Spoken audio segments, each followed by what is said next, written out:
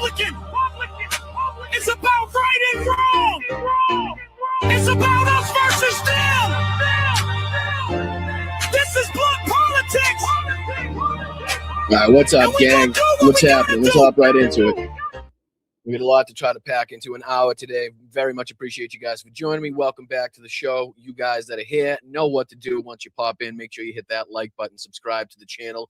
A big salute, as always, to everybody over there on this space, to which we are now simulcast to. Thank you to all the mods, and thank you to Matt over there, again, for including me into this coalition. It is the 1st of July. Thank you guys so much for being able to make it through another month. Like I said, we got a lot to try to squeeze into the show today. We're going to try to focus on primarily Donald Trump's corruption. There's a lot in there to try to unpack. His latest financial disclosures have revealed what everybody had suspected in the billions of dollars that he's been raking in through all sorts of different means, whether it be crypto, his tokens, Liberty Financial, whatever it may be. We're going to go over a few different clips, a few of the other lesser known things that Donald Trump and his family have been responsible for as far as corruption. We'll be going through all of that stuff. And then at the end of the show, I wanted to dive into, if I leave myself some time, what's going on in and around Konstantinivka. There's been a lot of talk between what's going on and what's being shown between the Syriac map and Deep State map. I've also pulled up the International Institute of War and their map, so we can kind of compare and contrast what's going on in and around there. We've been taking a look recently a lot at Crimea, obviously the Ukrainian strikes. Today, like I said, if we leave ourselves enough time. If not, we can always go over it this evening on our later broadcast, which we have at 8:30 p.m. So like I said, thank you guys for joining us this morning.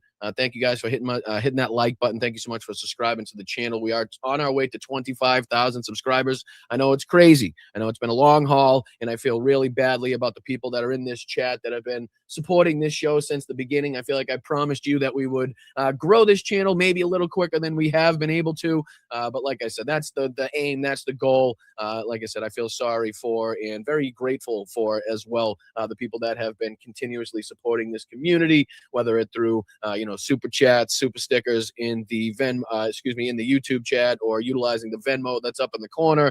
Again, all of the people that are supporting me through Patreon at patreon.com/BostonBrian. Everybody that's been heading over to bostonbrian.com and getting the merch at the Blunt Politics merch site to just do a little bit more, to just go that extra step to try to help this independent creator, this independent channel. We're trying to do things the right way. We don't charge for any of the content. There's no members only chats or anything like that. We're not going to fill the time that we do have with you guys with ads and shit that I'm selling from outside sources. There's no financial backers. It's just you guys in the chat that, again, really so fucking supportive and have been for the entirety of this program. So much appreciated. What do you say we'll let you guys have a little screen time, all of you fabulous people that are responsible for making this show go. What's going on, Wes? How are you, brother? What's going on, Will? What's going on, Dame? How are you, my friend? What's going on, Jackie? Good to see you, Roxanne. Good to see you, Black Dragon. How are you? What's up, Vicky, over there on Facebook? Thank you to everybody watching on Facebook. Obviously here on YouTube, Twitch, Instagram, Substack. Make sure you do hit that like button. Engage in the chat. Even if you don't like what you're hearing, if you don't like what you're seeing, throw it in there. So tell me I suck in the chat there. It all goes to help the old algorithm. Thumbs down. All of that stuff is fantastic. Goes a long way to help the channel. But yeah, like I said, thank you guys for making it possible. Thank you to DPD. Good to see you. What's up, Don C? How are you? What's up, Kathy? I see you over there on Twitch. No Money G. What's going on? Appreciate you guys. So like I said, just a couple other things that we'll be talking about. I brought up already Trump's financial disclosure showing the staggering corruption that him and his family are involved in. We have Ty Cobb, who is a former White House attorney, former White House lawyer, spoke on CNN about some of the staggering corruption. We also have a MAGA apologist on with CNN. I think he was on the Abby Phillips show. There's a clip of him basically tying himself in a knot to try to bring up Hunter Biden, Joe Biden, but also try to excuse and obfuscate for the blatant corruption, the most corrupt administration we've ever seen in our lifetimes, possibly in the history, probably definitely in the history of this country. And then we're going to kind of break it up a little bit. We also have a Good Liars video that I wanted to look at because he was at I think he was at the Trump speech at the American Fair there, and he was kind of speaking to people in line. And I just want to show you in detail the people that are still like towing this party line that are still heavily MAGA, that see no problems, no wrongdoing whatsoever. Again, I remind you of the people that were surrounding Hitler at the end of World War II in the bunker, as Hitler was kind of maneuvering and manipulating different armies that no longer existed on a map where everybody in the room knew it was ridiculous. Everybody knew that they had lost, but nobody had the balls to speak up. So these are kind of the same sycophantic mindset that are now with these people that are still wearing the MAGA hats, still out there cheering for Donald Trump like he's the best thing since sliced bread. And then, like I said, at the end of the show, if we leave ourselves some time, we'll take a look at what's happening around Konstantinivka, obviously the Fortress Belt in general. I have the Institute of War, Syriac, and the Deep State map that we're going to compare and contrast. So very much appreciated for you guys being here. If you could, like I said, hit that like button, share, subscribe to the channel. All of those things would be fantastic. What's up, Bill? How are you? What's up, Jim? How are you? Hey, Rocks, good to see you. Appreciate you, and thank you to all the mods that are with me and have been with me for since the beginning of this run. And again, all of the platforms. Alyosha all there over there on Twitch. Everybody over here on YouTube as well. Very, very much appreciated. All right, let's dive into a little bit of where we've been starting off this show consistently and will consistently start this show off until this is finalized. Again, it seems like every night we go up a couple percentage points here, and I just continue to be amazed and shocked and so appreciative of you guys making this possible. We're now at 83%. We're damn near $20,000 raised. I think 17,150 euro is somewhere in the neighborhood, the general vicinity of $19,500-ish dollars. If again my calculations are correct me in the chat if I'm wrong. But again, to see that we've done this in less than 3 weeks is just absolutely phenomenal. We have the Summer of Drones campaign that we're going to continue pushing. We're going to continue reiterating the importance of here. We've received 142 separate donations, which is incredible. And again, totaling 17,157 euro to go help and send the NAFO 3.0 truck to the 3rd Operational Battalion, the artillery platoon. And as this war has changed on its face dramatically, and as we see Ukraine making a concerted effort, a concerted push to try to cripple Russia in multiple different ways, getting around the front and being able to have that safe way to get to and fro, to be able to go and get your resupplies, to get back to your base or wherever you may be safely, so you're not exposed to the Russian drones and other things, obviously, is very, very important. So I continue to say thank you. I continue to appreciate everybody that's made this possible, whether that's, Help 99, the NAFO boys over at the 69 Sniffer Brigade, you guys here at the Blunt Politics community. Obviously, people have seen some benefit to utilizing and using our chat here to help raise these funds. So again, you can go over to help99.co, type in Summer of Drones or Boston Brian on the search bar there, and it should bring you exactly to this specific campaign that we have going on. Thank you to everybody. We got more anonymous contributions. Again, Tiff and Edmund and Gregory, all of you guys have been absolutely fantastic. And even if you can't contribute, even if you don't have a dollar, you can't do anything, that is understood, completely understood, especially in today's economy. But, you can share it out there. Just put it on your social media feed. Put it in some Ukraine chat rooms. I know you can hashtag Ukraine on like Blue Sky. Different people, random people may be able to pick that up and kind of, get it in front of different people that, may not be aware that this has been going on. So thank you guys again. A huge thanks to the chat for making this a possibility. Thank you to the mods, obviously, as well, for continuously putting that in the chat and making sure that everybody is aware of where to go if they do want to contribute. So again, thank you for getting us, and we're very close to $20,000 raised already in under 3 weeks. Last campaign, this is our second campaign, took about, I think, roughly 2 months. I think it was a little bit less than 2 months. So looks like we're kind of on the roll here. We're on the path to try to get this done in half the time that it took us for the first one. So very, very, very much appreciated for you guys for making that a possibility. And again, it's an honor and a privilege to be a part of this mission, to be able to, in even the smallest way, contribute back to this fight where, as I've said repeatedly, countries, especially ours and other countries around the world, have not stepped up to the degree in which they should be stepping up,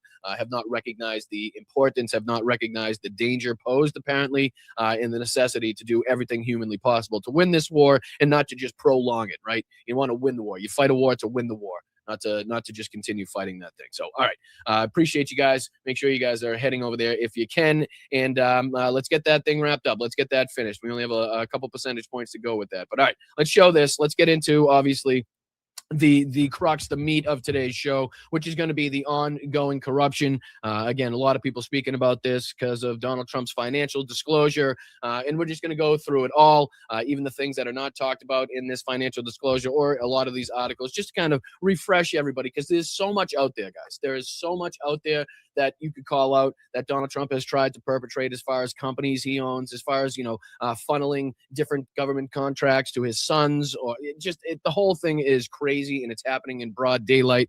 Again, we've brought up, and everybody continues to bring up, the ridiculousness of Jimmy Carter having to relinquish control of his peanut farm because he stood to make about 37 cents a fucking day. Now we got this guy raking in billions, which is leading to, articles like this. This is just one of many that I pulled up to kind of detail what's been going on. This is from The Guardian. It says Trump accused of, quote unquote, disgusting crypto greed after earning over $1 billion since returning to office. It goes on to say Elizabeth Warren and colleagues demanded tighter rules on political figures' crypto dealings, citing disclosures of large-scale Trump family profits.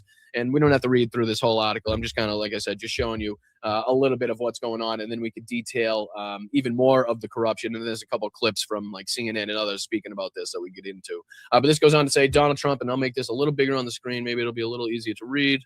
Is that a little better? A little better for you guys. All right. So it says Donald Trump has again been accused of, quote, brazen crypto corruption after financial disclosures revealed his family's cryptocurrency ventures generated more than $1 billion in the first year back in the White House. Top Democrat Elizabeth Warren on the Senate Banking Committee said the figures showed why U.S. Congress needs to act. The crypto legislation heading to the Senate floor must prevent the president, vice president, senior administration officials, members of Congress, and their families from profiting off of the crypto industry. If it does not, it will only turbocharge Donald Trump's brazen corruption, crypto corruption. And again, it goes on to disclose the reactions of his 927-page financial disclosure, which was released on Tuesday. Went on to show that Trump earned more than $2.2 billion last year in total from real estate, golf resorts, branded merchandise, licensing deals, and court settlements. But the crypto figures stood out. World Liberty Financial, a joint venture between Trump and the Middle East. Trump's Middle East envoy, Steve Witkoff, brought in more than $500 million from sales of governance tokens, while CIC Digital LLC took in more than $600 million from Trump-branded meme coins launched days before his second inauguration. And again, we'll go over the emoluments clause and kind of the foreign aspect to it, and obviously the domestic aspect to it, and again, how blatant this is. You can see here the cryptocurrency surpassed other sources of Trump's income. It says here that Celebration Coins licensed $635.1 million. World Liberty Financial token sales and awards, $526.8 million. Stablecoin transactions, nearly $200 million. World Liberty Financial's equity sale got him $65.6 million. $255 million on golf-related revenue. Mar-a-Lago Club got him $77 million. Trump watches netted him nearly $5 million. When asked about the financial disclosure on Wednesday, Trump waved off the scrutiny. I made a lot of money before I came president, he went on to say, and I have that clip here. We can go on. But, let's throw this on the screen because this was just, a quick recap from MS Now about this financial disclosure and what we learned from it. And then, like I said, we're just going to detail some of these other instances of blatant corruption and Donald Trump literally funneling either Pentagon contracts or general,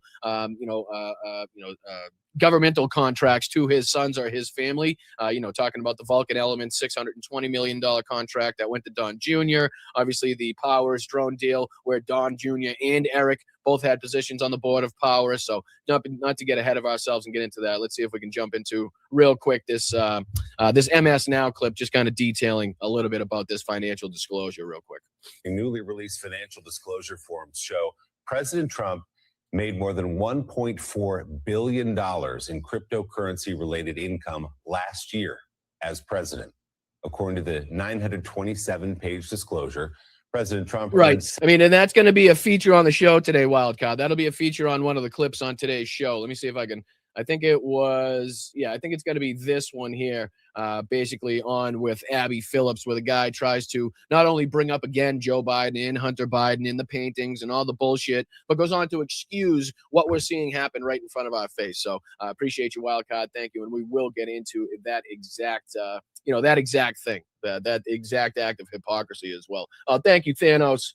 Thank you, my brother. I appreciate that. Trump can now pay E. Jean Carroll since he made $2.2 billion. Exactly. Whether or not that's going to happen remains to be seen, and I'm sure you're not going to hold your breath on it. But, with all this money that he's now making, he has no excuse as to why he can't fork over, again, all of the money that he's owed to E. Jean Carroll as well. So great point. Much appreciated for the $5 contribution, Bald Thanos. And thank you to everybody, again, utilizing this way of supporting these independent channels. Again, we don't have any other way of surviving besides you guys here. And I really do appreciate you making this possible. And hopefully one day we can expand this community to a point where it takes the focus off of all of you guys that have been helping us since the beginning. I really feel badly for the burden that I've placed upon you guys. And like I said, hopefully one of these days we can take off like a rocket. Next thing you know, we'll be at 100K. And again, each individual person will be, responsible for less of supporting this channel. So very much appreciated, Bald Thanos. So thank you to everybody that's in the chat that's contributing as well. But yeah, this is just a few of the things that we were going over as well. $635 million from his meme coin.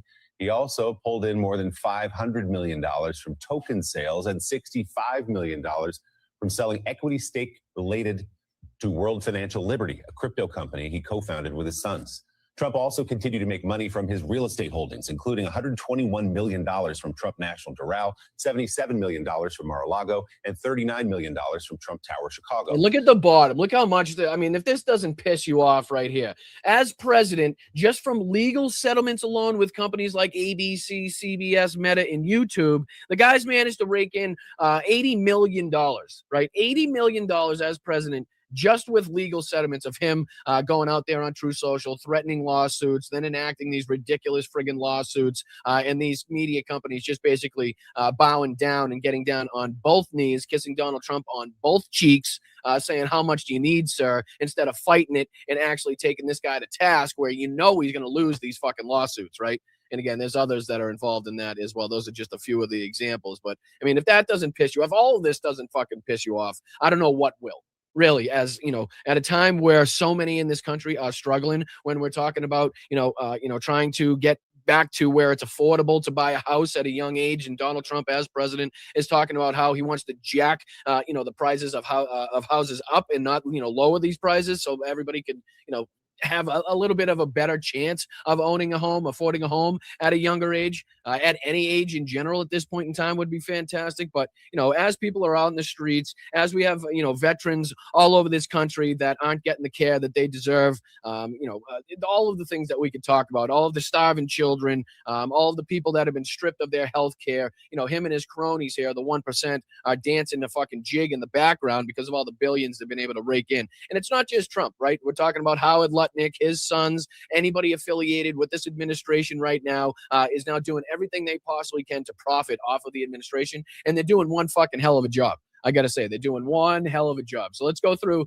just a couple of these other instances as well, right? So this is recent federal financial disclosures, investigative reports, and congressional documents outline the following confirmed Pentagon-linked deals and foreign country transactions from which the Trump family has signed or profited from. So again, we talked about this on the show, the $620 million Pentagon contract for Vulcan Elements, which went directly to, the Don Jr. company, because obviously everybody, the first thing you think of like Pentagon associated companies and people that are, have the genius for the Pentagon to be hiring their company to do whatever, it's obviously Don Jr. But this says the reports revealed that a venture capital firm tied to Donald Trump Jr. took an undisclosed stake in this North Carolina tech startup roughly 3 months before the Pentagon announced a record-setting $620 million federal loan to the company. So just 3 months before that contract came to fruition, Don Jr. just had like this genius idea that he needed to throw some money, and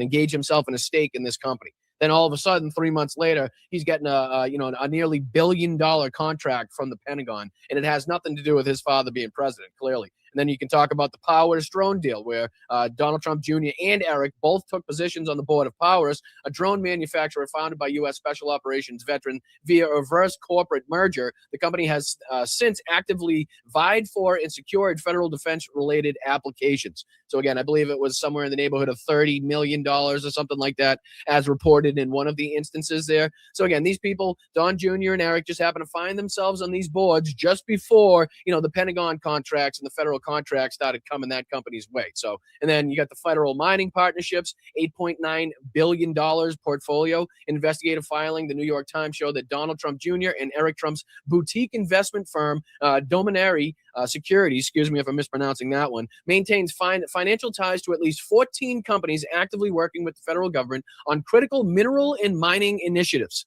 What the fuck do they know about critical mining and mineral initiatives? You know what I mean? These 14 entities collectively hold more than $8.9 billion in active or pending federal financial assistance and permits. I don't know how to more impress upon you the levels of corruption, the staggering amounts of corruption that we're seeing here, and just clearly this family profiting directly off of their father being president of the United States. Something that, again, the emoluments clause is supposed to directly prevent. You know what I'm saying? So we'll go over that in just a second too, but it goes on. It continues, right? So you got the UAE, which had $799 million plus a little bit of real estate. The UAE government purchased a highly publicized equity stake in the Trump's family cryptocurrency firm, World Liberty Financial, netting President Trump $799 million. Separately, Trump's 2026 financial disclosures showed an additional $10.4 million in revenue from UAE property deal. So again, the emoluments clause, and we can go to this right now if you want, right? So we can go to this, and it just talks about what it's supposed to be doing, what it's supposed to stop, and it's supposed to stop the opportunity for other countries to bribe or to blackmail the president or to enrich him based off any of these things. So that's exactly what's taking place right now. And I even have Donald Trump's actual disclosure pulled up, and you can go through this and detail all of the different foreign entities that are involved, that he's now profiting from, engaged in business dealings with, that it's exactly what the emoluments clause is supposed to stop. So going back to this, right, just a general overview, the U.S. Constitution features two primary anti-corruption provisions known as the emoluments clauses, right? One is for the foreign emoluments clause, dealing with the way in which the president, again, can enact or can have a relationship with, or what he's allowed to do, what he's not allowed to do, as far as, enriching himself through foreign entities. And then you get the domestic emoluments clause. These rules prevent federal officials from receiving untoward gifts, benefits, and financial gains that could compromise their independence or invite foreign influence, which is exactly what's going on with Donald Trump's cryptocurrency, right? Famously a shady venture, famously difficult to try to track who's investing or who's buying into or who's being paid out by these different crypto coins. Obviously, the use of his likeness for the different tokens is exactly what this is supposed to stop. Different countries being able to purchase this coin.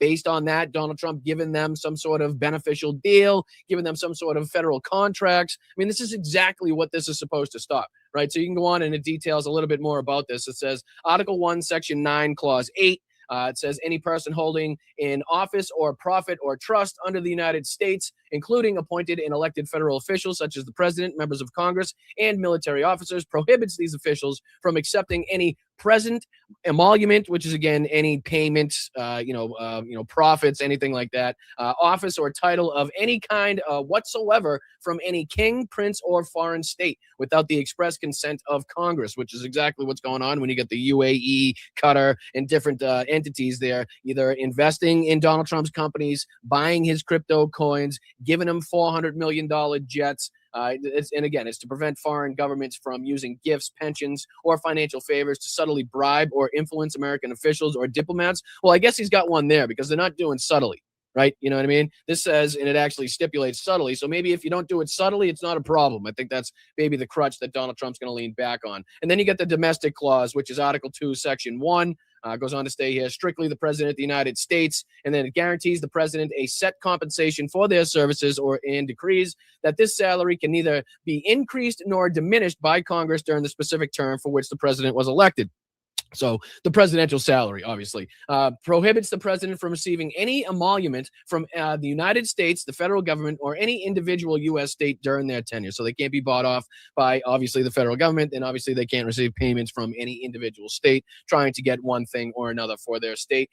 This is to ensure the strict presidential independence. It prevents Congress from using control over the president's paycheck as leverage to manipulate executive decisions, and prevents U.S. states or the federal government from offering financial enticements to a sitting president. But again, that's even opened up with all these crypto scams, right? What's to say that he doesn't have people from red states? What's to say he doesn't have Ken Paxton and other fucking corrupt assholes throwing money into these things so that they could receive some sort of benefit, so they could receive more aid than whatever it may be at that point in time. But what's to stop them from doing that? Because they're more than willing to do it in our face. They're more than willing to have it to the degree in which we're seeing it right now. So I don't see why would even think that it was going to stop at this point in time. So let me throw this. We'll go back to this and we'll keep going, because this is another one that a lot of people are talking about at this point in time, which is the Kazakhstani tungsten deal. Right? We talked about this on the show. I think it was probably a week or two ago at this point, worth $1.6 billion following direct negotiations between President Trump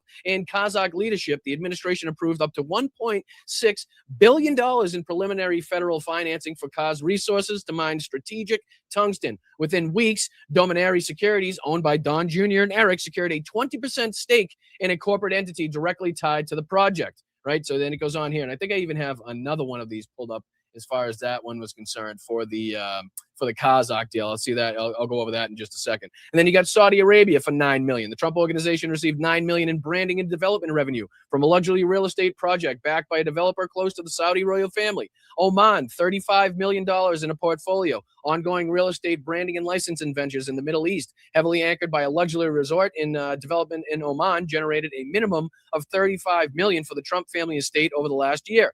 Vietnam resort project. So again, you notice in the foreign entity aspect of this, kind of like a through line, really, a trend of foreign entities here. So you got Vietnam project resorts. President Trump's financial disclosures recorded a $5 million licensing fee payout for a massive luxury golf resort development in Vietnam. The development drew controversy after the Vietnamese government approved zoning that displaced local farmers. Qatar. So you get Qatar Golf and Villa development for $5 million. They pulled in $5 million from a luxury villa and golf project being physically co-developed by a company owned directly by the Qatari government. Dubai licensing pulled in another $6.2 million. Romania resort deal, another $5 million. And again, it goes on and on and on and on. But what did the White House have to say about this after everybody's pointing this out? And even to an extent where Fox News is kind of, they don't know how to tiptoe around this. The look, the sound, the optics of this are really, really bad. There's no real way to say this is great, especially after the years of the Republicans and conservatives going after Hunter Biden,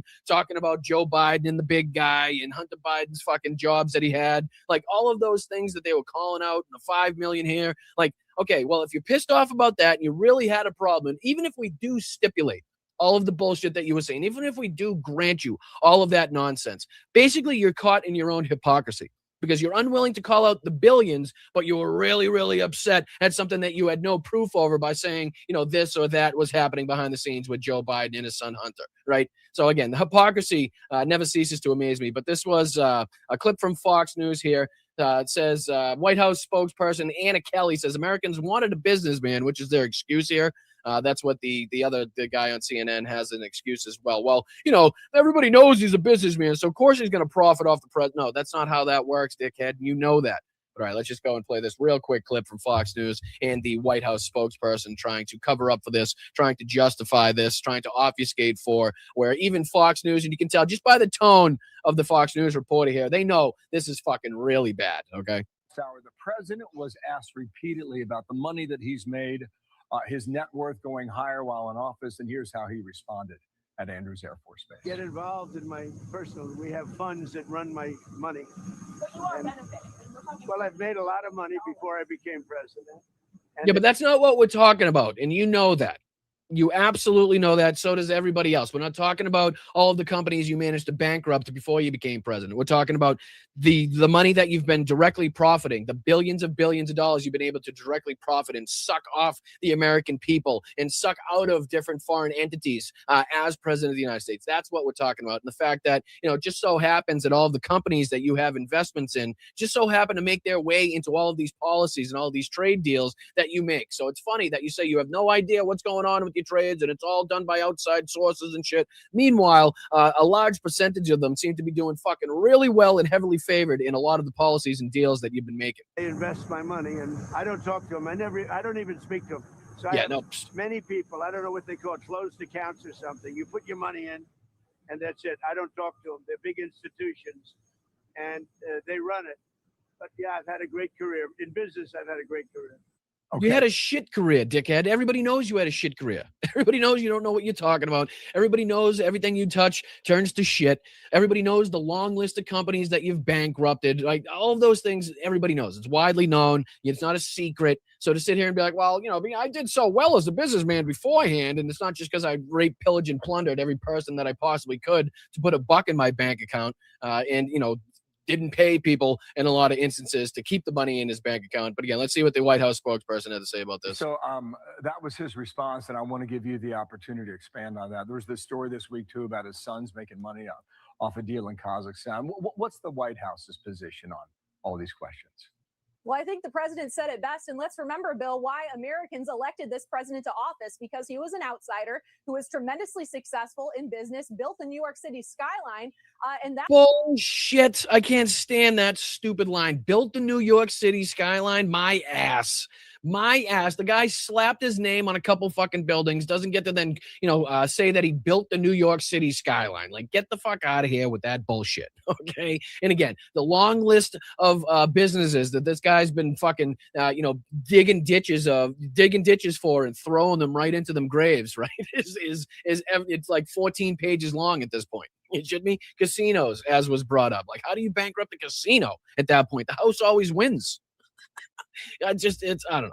These people, and they think that nobody knows at this point in time. They think that nobody remembers how shitty of a businessman he is, how many bad deals he's made, considering the Iran MOU, all of the other different ridiculous trade deals that we've, been on the losing side of, in Donald Trump's time in his second office here and in the first time as president. That's what Americans wanted. They wanted a businessman in office. So he has had a tremendously successful career. Of course, his assets are in a blind trust. He has no control of those trades. He's pretty busy as president. He's not doing those trades from the Oval Office as he's making decisions for our country. But look, as he said, all of his policies, historic tax cuts, the largest tax cut in history, which, by the way, every Democrat voted against, bringing investments into our country to create. So again, that's the White House spokesperson under KKK Caroline trying to justify all of the billions of dollars that Donald Trump assuredly knows exactly what companies he's investing in and exactly why he's putting them into different deals, that clearly are making them profitable as far as that's concerned. But there was other ones as well. You can go on for, to Howard Lutnick and his family as well. Because let's see here. There was World Liberty Financial. Let's see. There was this one as well. Yeah, let's go back to this real quick. Because Howard Lutnick and his sons are involved in a lot of this as well, right? The record Cantor Fitzgerald revenue, $2.5 billion. Cantor Fitzgerald posted a historic $2.5 billion in revenue for 2025, a 25-point surge from the previous year. Crypto deal making and Tether custody, the bulk of Lutnick's son's massive revenue spike stems directly from Cantor Fitzgerald, leaning heavily into the crypto boom. The firm manages the multi-billion-dollar treasury and bond portfolio for Tether, the world's largest stablecoin operator. And then that Kazakhstan tungsten deal, they're obviously got a piece of that as well. Brandon and Kyle Lutnick were directly implicated alongside Eric and Don Jr. in the $1.6 billion U.S.-backed critical minerals deal in Kazakhstan. The Lutnick sons controlled a corporate entity helping the lead investor raise capital, while the Trump sons' investment firm secured a 20% stake in the exact project that the Commerce Department was finalizing. They got Mar-a-Lago. The aggressive wealth accumulation by the Lutnick family using administration proximity reportedly caused friction. President Trump directly confronted Lutnick at Mar-a-Lago regarding how aggressively his sons were profiting from the administration's policy momentum. So they're actually profiting so much and so blatantly that it's starting to piss off Donald Trump. Like, he seems like maybe, Howard Lutnick and his sons are making way too much while Donald Trump's only profiting a mere $2.2 billion as he's president of the United States. But there was a couple of these different clips that I wanted to get into before I run out of time, because it was this one. I'll probably skip that one. Let's go into this one real quick before I run out of time, because I just want to show you what it's like to twist yourself into a knot, tie yourself into a pretzel shape, basically, to try to excuse this, as you have to bring up Hunter Biden, Joe Biden, and the rest of this bullshit. Again, Donald Trump's corruption stretches miles deeper than anything that any MAGA or conservative or Republican could even possibly hope to bring up as far as Joe or Hunter Biden was concerned. So let's just go into this. This is a quick clip, and I think this is posted by Adam in kind of his little his spot that he had on with Abby Phillips. Let's see what we can call out. There's a quick clip here where they go through one of the MAGA morons on the show, and he's trying to do his best to justify all of this. We're learning just how much richer the presidency is making Trump. According to a new financial disclosure, the president made more than $1 billion in his first year of back in office from crypto ventures alone. He made more than $500 million from the sale of tokens tied to firms managed in part by his sons, and another $635 million from a licensing agreement with Celebration Coins. And even Mar-a-Lago earned him more than $70 million in that 1 year. According to the New York Times, one of his biggest hauls in 2025. Oh, and don't forget, this is another aspect of this as well. Don't forget, because let me show you this, and we don't have to go into too much of this clip just yet, because this is the one where they talk to Ty Cobb. But check this out, and we'll go over this when we check out this clip. But this is the chart showing in which the amount that Donald Trump has profited and the amount that other investors lost as far as his investments were concerned. Yeah, go ahead. Play it on the screen. Anytime now you want to put it on the screen, that'd be fantastic. Today, Junior. Jesus Christ. There you go. There we go. So just to show you, we won't go over this right this second. We'll go over this in after this next clip. But this is Trump crypto family gains versus the investors' losses. Right. So the other people, the schmucks where the rug got pulled out from underneath their feet, this is showing that. So the blue, obviously, is the Trump organization making $2.29 billion. And then that red that you see there is what the investors not made. They didn't make anything. They lost. So that's investors losing $2.28 billion. So the exact amount that Trump and his organization and his family were able to pocket and profit from this is the exact same amount that the investors ended up losing.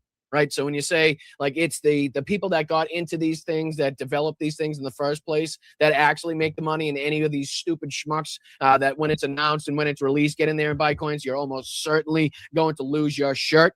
Yeah, well, that's exactly what this is detailing too. It really is crazy. You know what I mean? So to show you that it's the same grift over and over again on the same stupid people that continue to believe this and to continue to throw their money at that moron in a lot of these cases. Well, that's that. The almost $3 billion that Donald Trump's investors, again, maggots, people that don't have a ton of money to throw into these types of things, assuredly were the people that lost their fucking shirt in that thing. So, all right, let's jump back into this one. We'll go through that clip in just a second.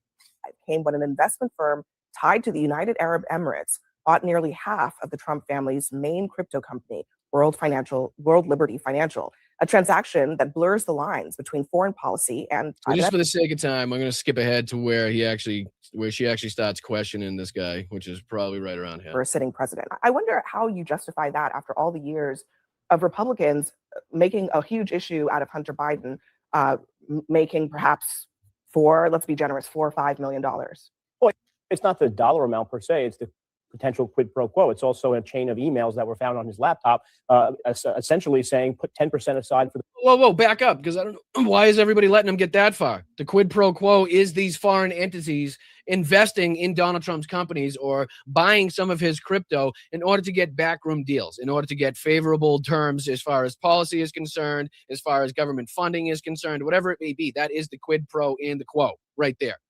So I don't know why anybody lets him get past that part. But, if he's mad about $5 million allegedly, then you'd think he'd be mad about $2.2 billion. But, they're not going to be. They can't be, because it's the dear leaders, the Fuhrer, that they'll be, that they'll be making fun of, that they'll be tearing down, and they just can't have that. The big guy, meaning the person in office, the person who's covered by conflict of interest laws, the person who's covered by public officers law, not necessarily Hunter Biden himself. I'm sorry. So you mean the president of the United States? So, like Donald Trump right now?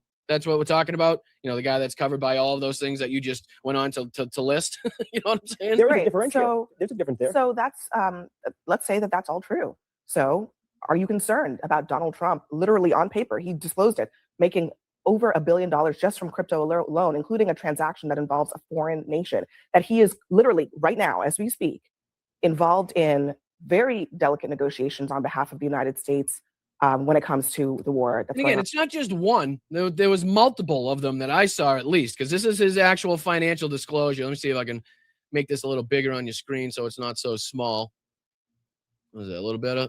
A little better there. So this is all his stupid companies. Look at all his stupid goddamn companies as well, right? So he's got Donald J. Trump Company, the East 61st Street Company, the Trump Corporation, the Trump Marx Real Estate Corp, the Trump Organization LLC, the Trump Organization Inc., the Trump Equitable Fifth Avenue Foundation, Tipperary Reality Corp, Travel Enterprises, Trump 845 LLP, LP LLC, Trump 845 UNGP LLC, Trump 845 UN MGR Corp, Trump AC Casino Marks, Trump AC Casino Marks Member Corp, Trump Acquisition Corp, Trump Acquisition LLC, Trump Books LLC, Trump Books Manager Corp. Like it's endless the amount of these fucking like ridiculous things that do absolutely nothing. But I have a couple marked down. So if you go to 165,280, right? So if you go 165,280, which is right here, and then you got here's Trump Korea. So you got Trump Korea projects. There's showing foreign investment. There's showing foreign money. Here's Trump International Golf Club in Scotland, which we know about. And then there was a couple of, and 155.94 as well, I believe kind of details the Vietnam one, if I'm not mistaken. So it was 94. Yeah, here you go. DT Marks Vietnam right here, 94, as you can see.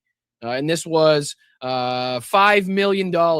So let me get out of the way and you can see exactly what. So you can see right there, $5 million, 94, DT Marks Vietnam. It says here, underlying asset, U.S. bank account and intercompany receivable in the amount of $4 million for licensing fees. New York, underlying asset, value not readily ascertainable. Vietnam, Hung Yen Hospitality Services.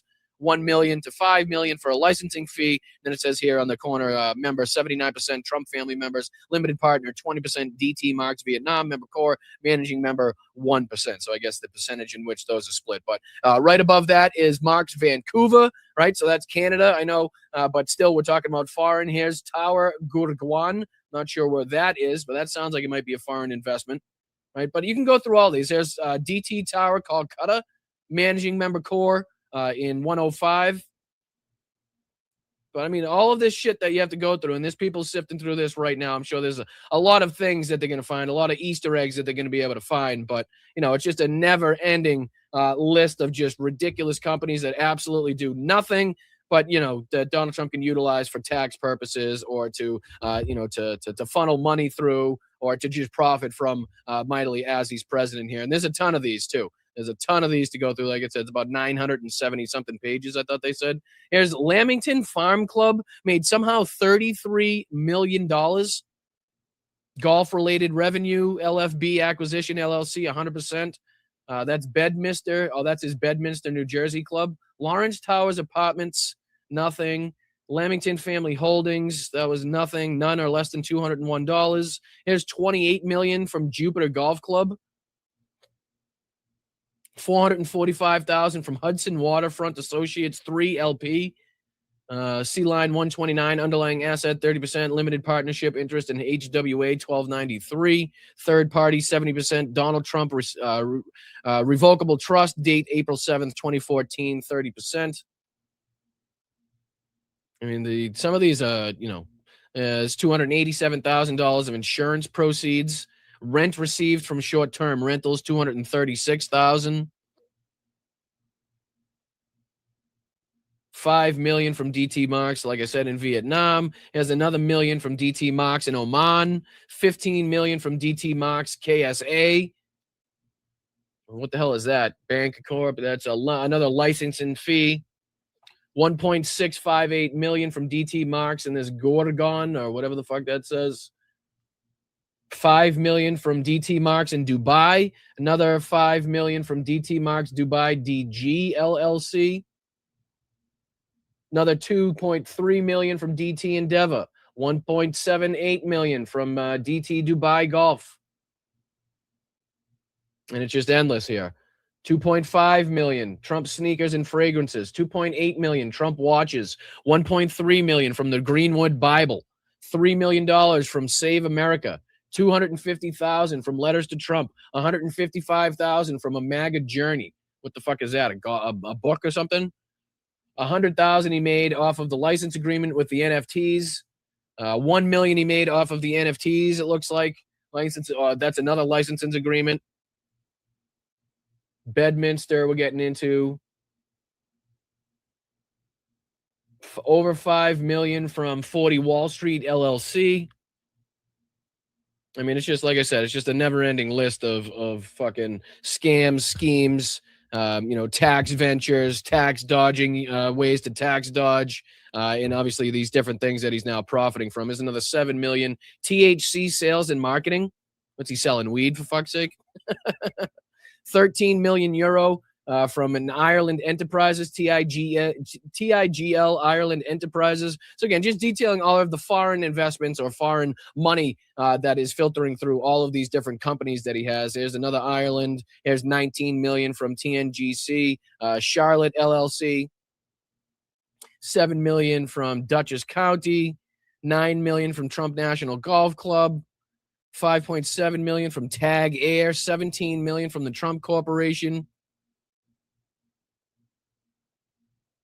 Unreal. Trump Chicago Hotel, Trump Endeavor 12. I mean, it's literally endless. Trump mattresses. What the fuck? Trump Mox Mattresses Member Corps, Trump Mox New Rochelle Corps, Trump Mox Panama Corps, Trump Mox Las Vegas, Trump Mox Jersey City, Trump Mox Istanbul, Trump Mox Hollywood. Jesus fucking Christ. Trump Mox Fine Foods LLC. Unbelievable, this fucking shit, really. And you can just sift through and laugh at this all day. It's just the companies that he has.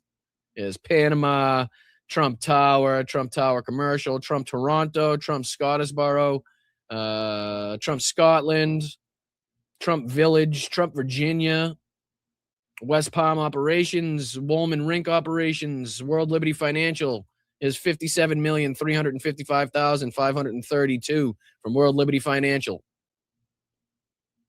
Fucking nuts.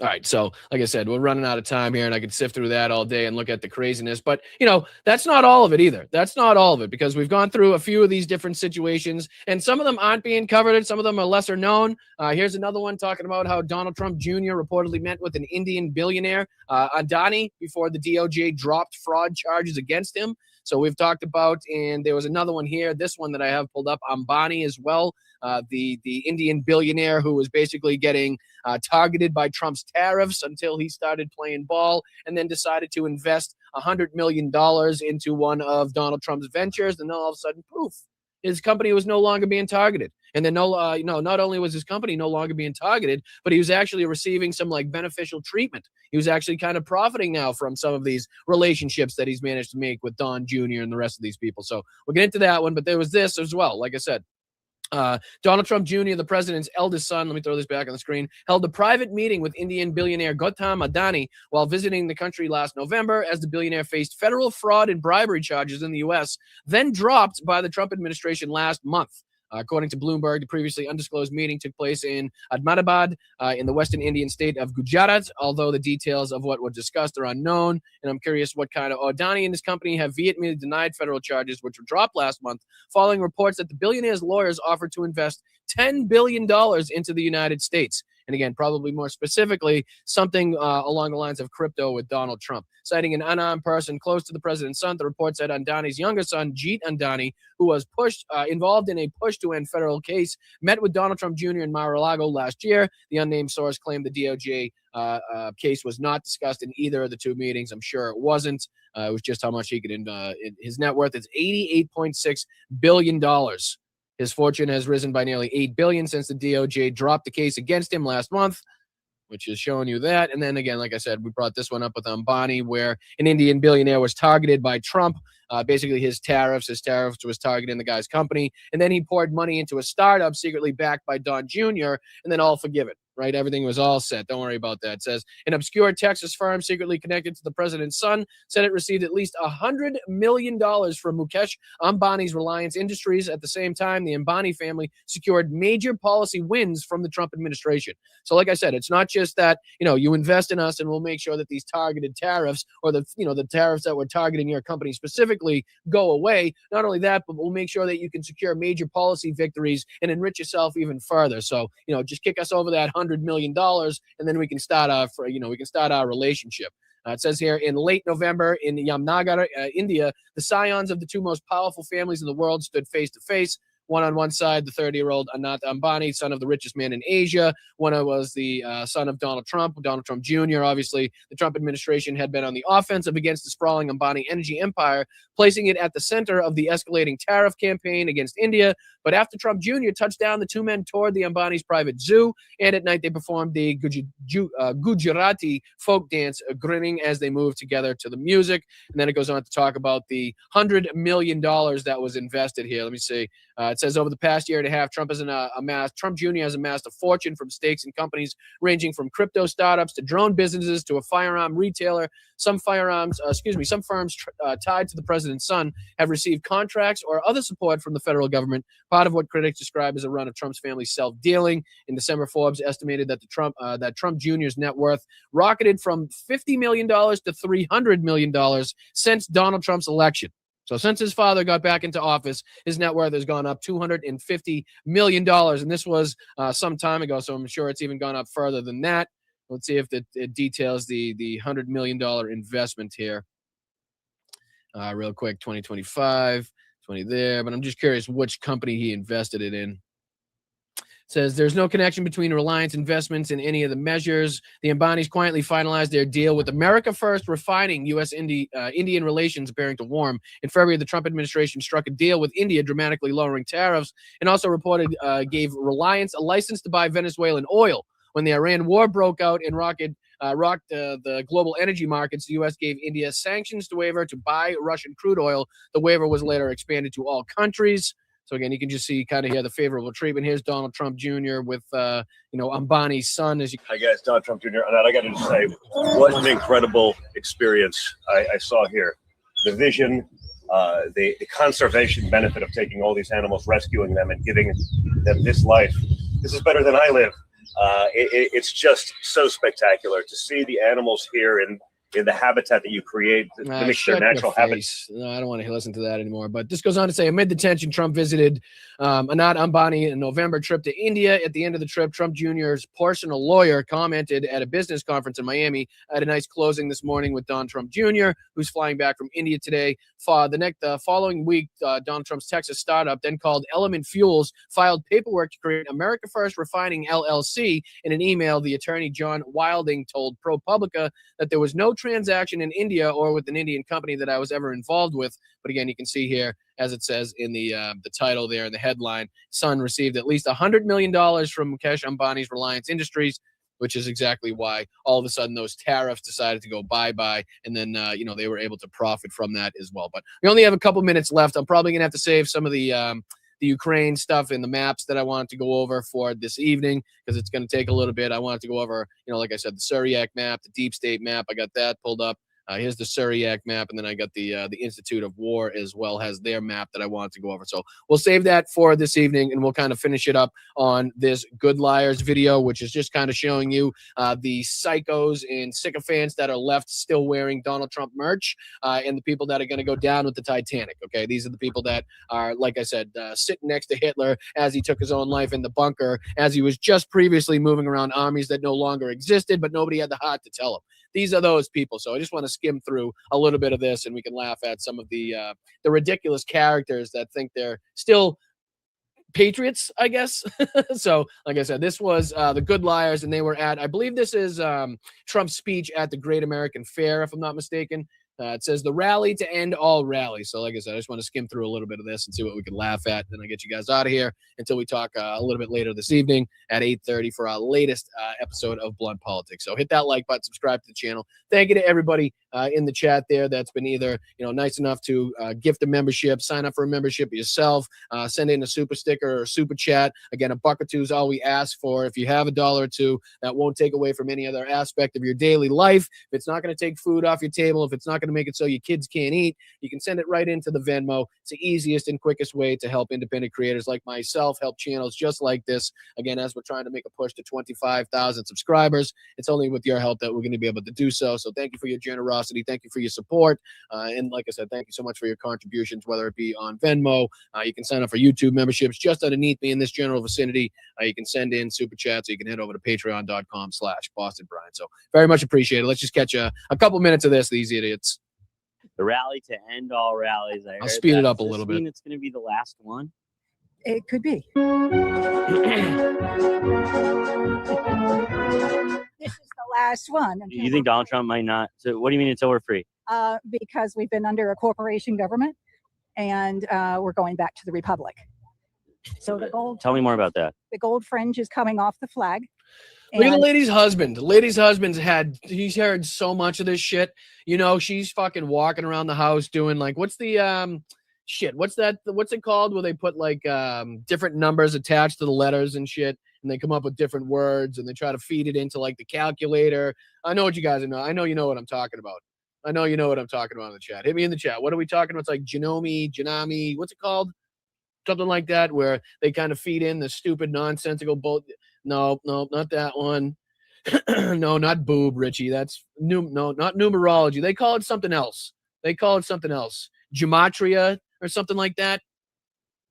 I did something along those lines. Anyway, this guy's fucking sick and tired. He's not even focusing right now, the guy in the background. He's heard this bullshit so much. You know what I mean? He's like, oh, Jesus. Again with this nonsense, Karen. Like, shut the fuck up. I know it's okay if you want to spit this shit out in the house when nobody can hear you, but the guy's got a microphone in front of you. There's a camera there. You sound like a lunatic, lady. We are going sorry. back to 1776. A lot of the musical acts canceled. Donald Trump is going to be here instead of some of the musical acts. Do you think we're going to see Donald Trump sing tonight? God, I hope so, because he's a great comedian. Don't you love the way he dances to the Village People? Whatever Donald Trump does will be entertaining. You said Donald Trump is the greatest president of all time.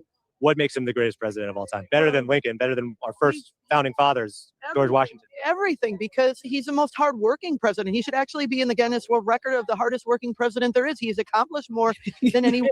Again, which is, and he goes on to ask this question: how do you actually, how do you justify that with all of the videos of him falling asleep in very important, Oval Office meetings, in front of cameras with media there, people like talking around him, and he's blatantly just falling asleep in front of everybody. Like, how do you pair those two things up in your mind, lady? One that has been around, and he's a hard worker, and he's incredible.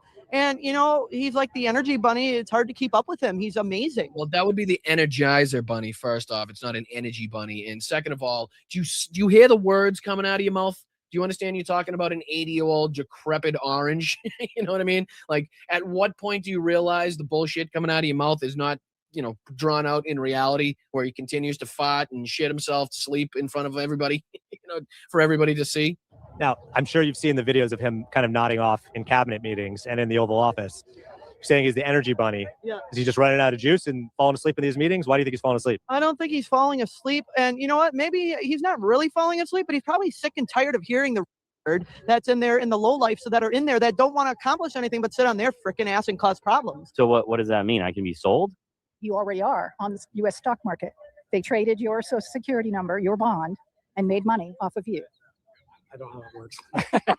You hear him? He's like, I don't know how it works. I'm just fucking, she wants me to tag along. She threw this fucking American flag shirt on me and said, just kind of stick nearby. I don't know. I don't believe in any of this shit. I want to go home. I'm starving. I'm actually really tired. My feet are killing me and I'd love a drink. But, Karen here loves 1776 and she's desperate to have me tag along. But I just threw that, I tried at least. I threw that link to Donald Trump's financial disclosure in the chat there in case anybody wanted it. If you want to check that out, I just threw that in the chat there, so you can go through his financial disclosure and check out all the little Easter eggs. Seem like you don't know quite as much about it as she does. Yeah. Where do you study this? Well, I've been researching since 2020 how to, something's wrong with COVID. something's really wrong. And so deep dive, 1,300 pages later. So deep dive on the internet? Or on Wait, you counted the pages you read? You counted the pages you read on the internet to come up with this, to come to this conclusion? And there's a bunch of other funny parts here. I mean, these people, this was another one coming up next where this lady didn't really fare too well. Not this one, but this one coming up. And then all of you were clicking around, click. How do y'all feel about Donald Trump? We love him. Yeah. We do. Yep. We're Love everything he does. He's doing an amazing job. And what's his greatest accomplishment thus far? I think he's tying our country together. I feel like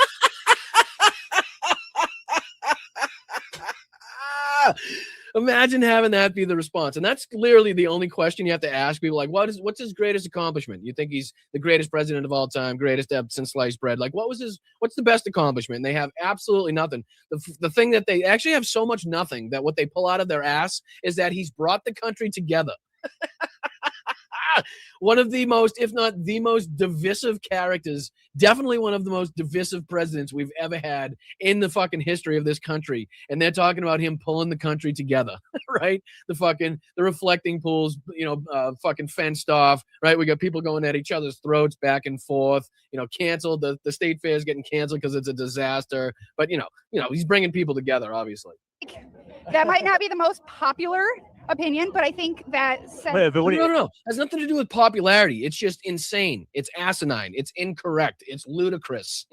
It's not what we see drawn out in reality, right? You know what I mean? That's kind of the thing. But unfortunately, we ran out of time. We can actually pick this up later on today, later on tonight for our next show. We got another broadcast. We got another show coming up tonight at 8:30. We got 2 hours to make sure we got enough time to cover all of these things. And like I said, we're going to get into a little bit of what's going on in and around Konstantinivka. And then I want to make sure, obviously, we can bring up that the Good Liars video, because there's a few more parts in that kind of detail very specifically what type of people are still left on that side, what type of people are still kind of obfuscating and defending Donald Trump. But I'm going to send it over to my main man, Jeff, I believe, over there on this space. Shout out to the mods. Thank you so much to Matt for including me into this coalition. And make sure you stick around over here on Blunt Politics so I can thank you for all the contributions. But take it away, Jeff. My appreciation.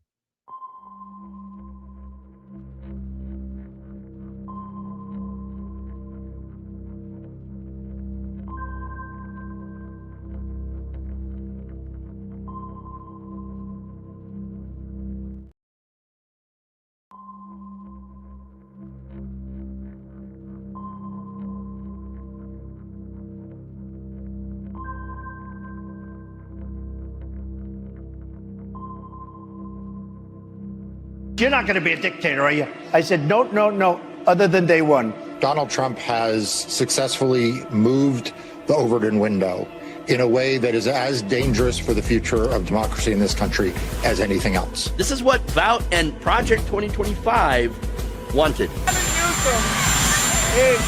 He's daring Tom Homan to come and arrest him.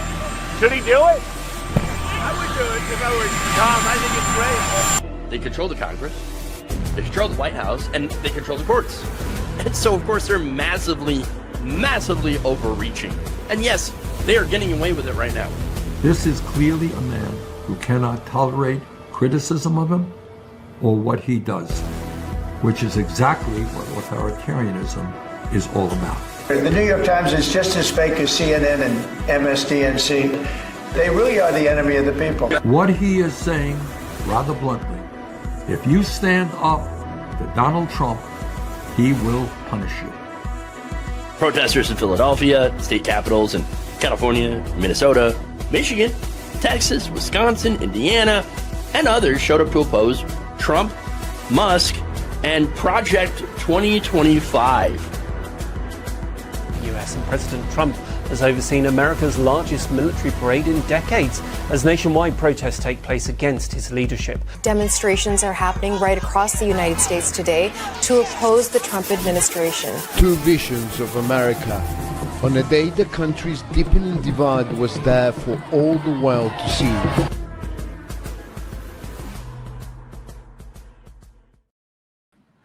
Good afternoon, everybody. Welcome to the show. I am the logical leftist, Jeff Waldorf, and I've got a great show for you today. We got good news. We got bad news, as always, because, I mean, look around. Just look out the window. Okay, bad news everywhere. But we do have the good news. I'm going to start out with that story. The establishment, they're on the run, and they're losing. Oh, yes. So we're going to start out with that story, of course. Then we are going to go in with New Yorkers, unfortunately, about 500,000 of them losing their health insurance. It's terrible. I've got some impacts on that one.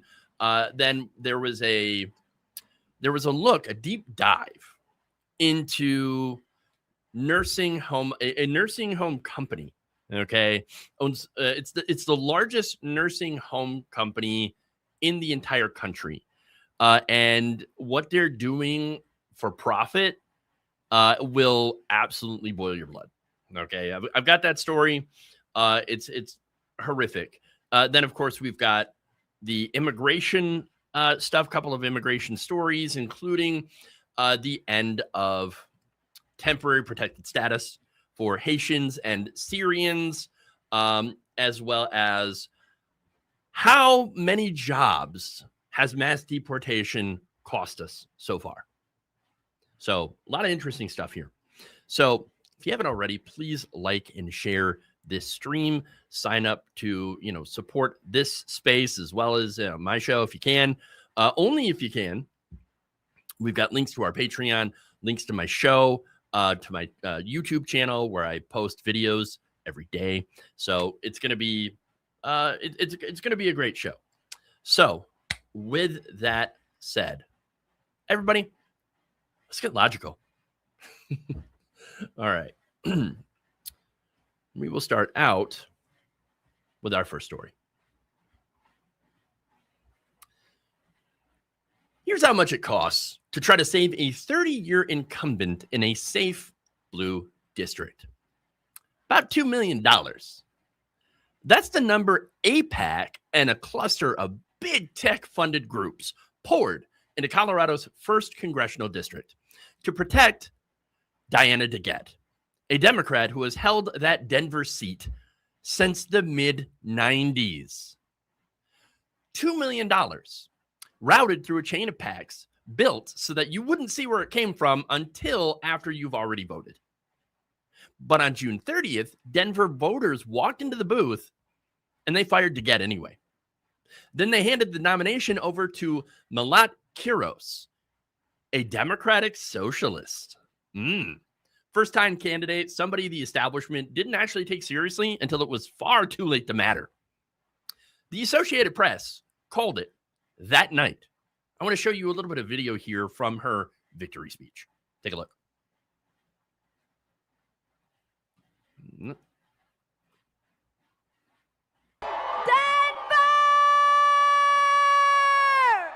I'm Malat Quiros, and tonight, this victory belongs to every single one of you. Denver voters of all ages, of all races, of all religions sends a clear message. We will not wait. We will not wait to take the fight to Donald Trump and the oligarchy. We will not wait. We will not wait to abolish ICE and pass Medicare for all. We will not wait to put an end to the politics of the past, to get big money out of our politics, and to reject corporate PACs and AIPAC. And no, we will not wait to end the genocide in Palestine. Oh, I love it. Absolutely love it. And there it is, by the way. So you had the most sophisticated dark money operation in Democratic primary politics that spent $2 million, and it brought them a gigantic loss. So let's talk about where that money came from, who moved it, and why they were so desperate to hide it. Let's get into it. So now this is the part that they built to be invisible. You've got AIPAC's super PAC, the United Democracy Project, who sent $350,000 into a group called the EDW Action Fund. And that happened on May 1st. And then you had another $400,000 on May 20th. EDW turned around and moved $876,000 into a group with a friendly, progressive-sounding name, Pro-Choice Majority Action. In 3 transfers, you had $626,000, then $100,000, and then $150,000, all in the last week of May. Pro-Choice Majority Action spent over $1.5 million running ads to prop up Deter and to bury Quiros. So AIPAC money became pro-choice money, which became attack ads. And by the time it hit your TV, the AIPAC fingerprints were like 3 layers deep. Look, that's not an accident, everybody. That is by design. And to understand why they spent this kind of money in a race nobody was watching, you have to understand who and what Deter is. She has been in that seat since 1996, the Clinton era. She was a fixture, a reliable establishment vote located in one of the safest Democratic districts in the country. And Quiros, she ran directly at that. A Democratic socialist who named AIPAC out loud, who called Israel's conduct in Gaza a genocide, and who built her whole campaign on the argument that a 30-year incumbent taking this kind of money does not represent Denver anymore. The establishment's response wasn't to argue with her, it was to try to drown her in corporate cash. So let's follow the rest of the money. Because the $2 million didn't come from a single place. It came from a coordinated flood of big donors. Separate from that first chain, the EDW PAC pushed another $380,000 into something called EDW Action across May. And then, of course, the ad buys, they came in waves. You had Pro-Choice Majority Action spending roughly $460,000 between June 16th and June 18th, another $530,000 on June 22nd, and $550,000 more on the 24th and 25th, right up against Election Day. And AIPAC wasn't the only donor that wanted to get saved. You have a group called Project 218, which is funded by Big Tech Cash. They dropped $400,000 into attack ads on June 17th. That money traced back to a dark money nonprofit that had taken in $3.5 million in contributions and another $630,000.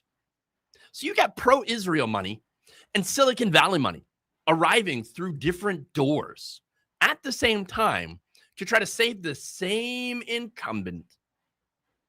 But here's the most insidious part. I already mentioned this, but every one of these groups has a name that is engineered to make it sound like it's on your side. Pro-Choice Majority Action, United Democracy Project. Well, I like pro-choice. I like democracy. You never guess from the letterhead that the through line is AIPAC. And then there, of course, there's the timing, which is the part that should make you absolutely furious. Under disclosure rules, any money raised after June 1st doesn't have to be reported until July 1st. The primary was on June 30th. So the voters of Denver's 1st district, they went to the polls without even being allowed to see the final wave of who was trying to buy their congresswoman. The disclosures landed a single day after it could no longer matter. That's not a loophole they stumbled into. That is the whole point. Now, here's what all of this is actually about. Underneath the PAC names and the transfer dates. $2 million is not what you spend on a sure bet. You don't flood a race with dark money and hide the trail 3 layers deep when you are sitting in a comfortable position. No, you do it when you're afraid. The establishment spent that money because Quiros represents something they cannot buy their way out of forever. A voter base that has stopped believing that the incumbent is entitled to the seat just because she's held it since 1996. Oh, and the person chairing the EDW Action Fund at the center of all this?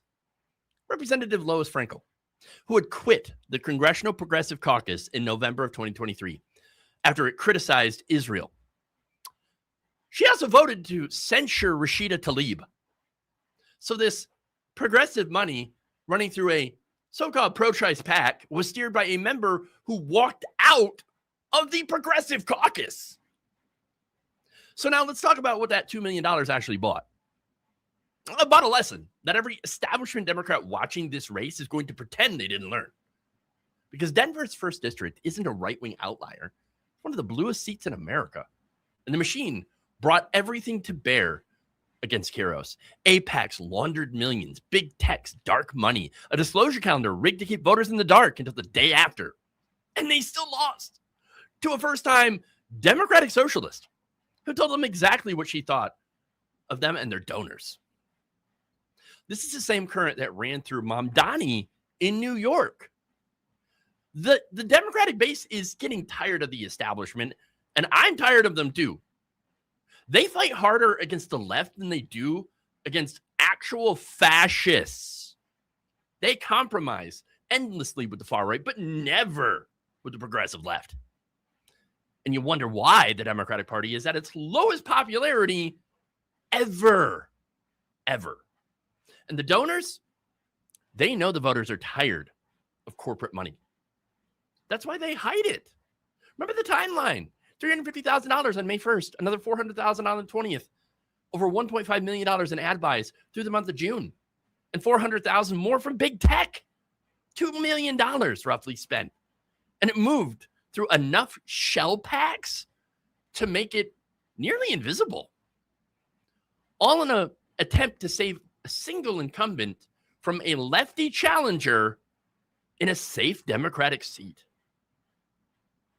Thankfully, on June 30th, voters made the one decision that no amount of this dark money could overturn.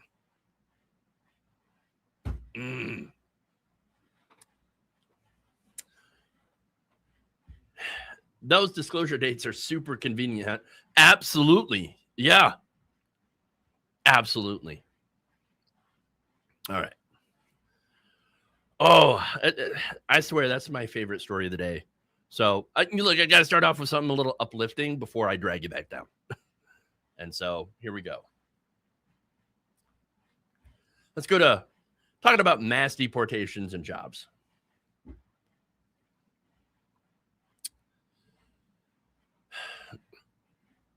Here's what Donald Trump promised you over and over and over from the campaign trail to the Oval Office. That mass deportations, they're going to give Americans their jobs back.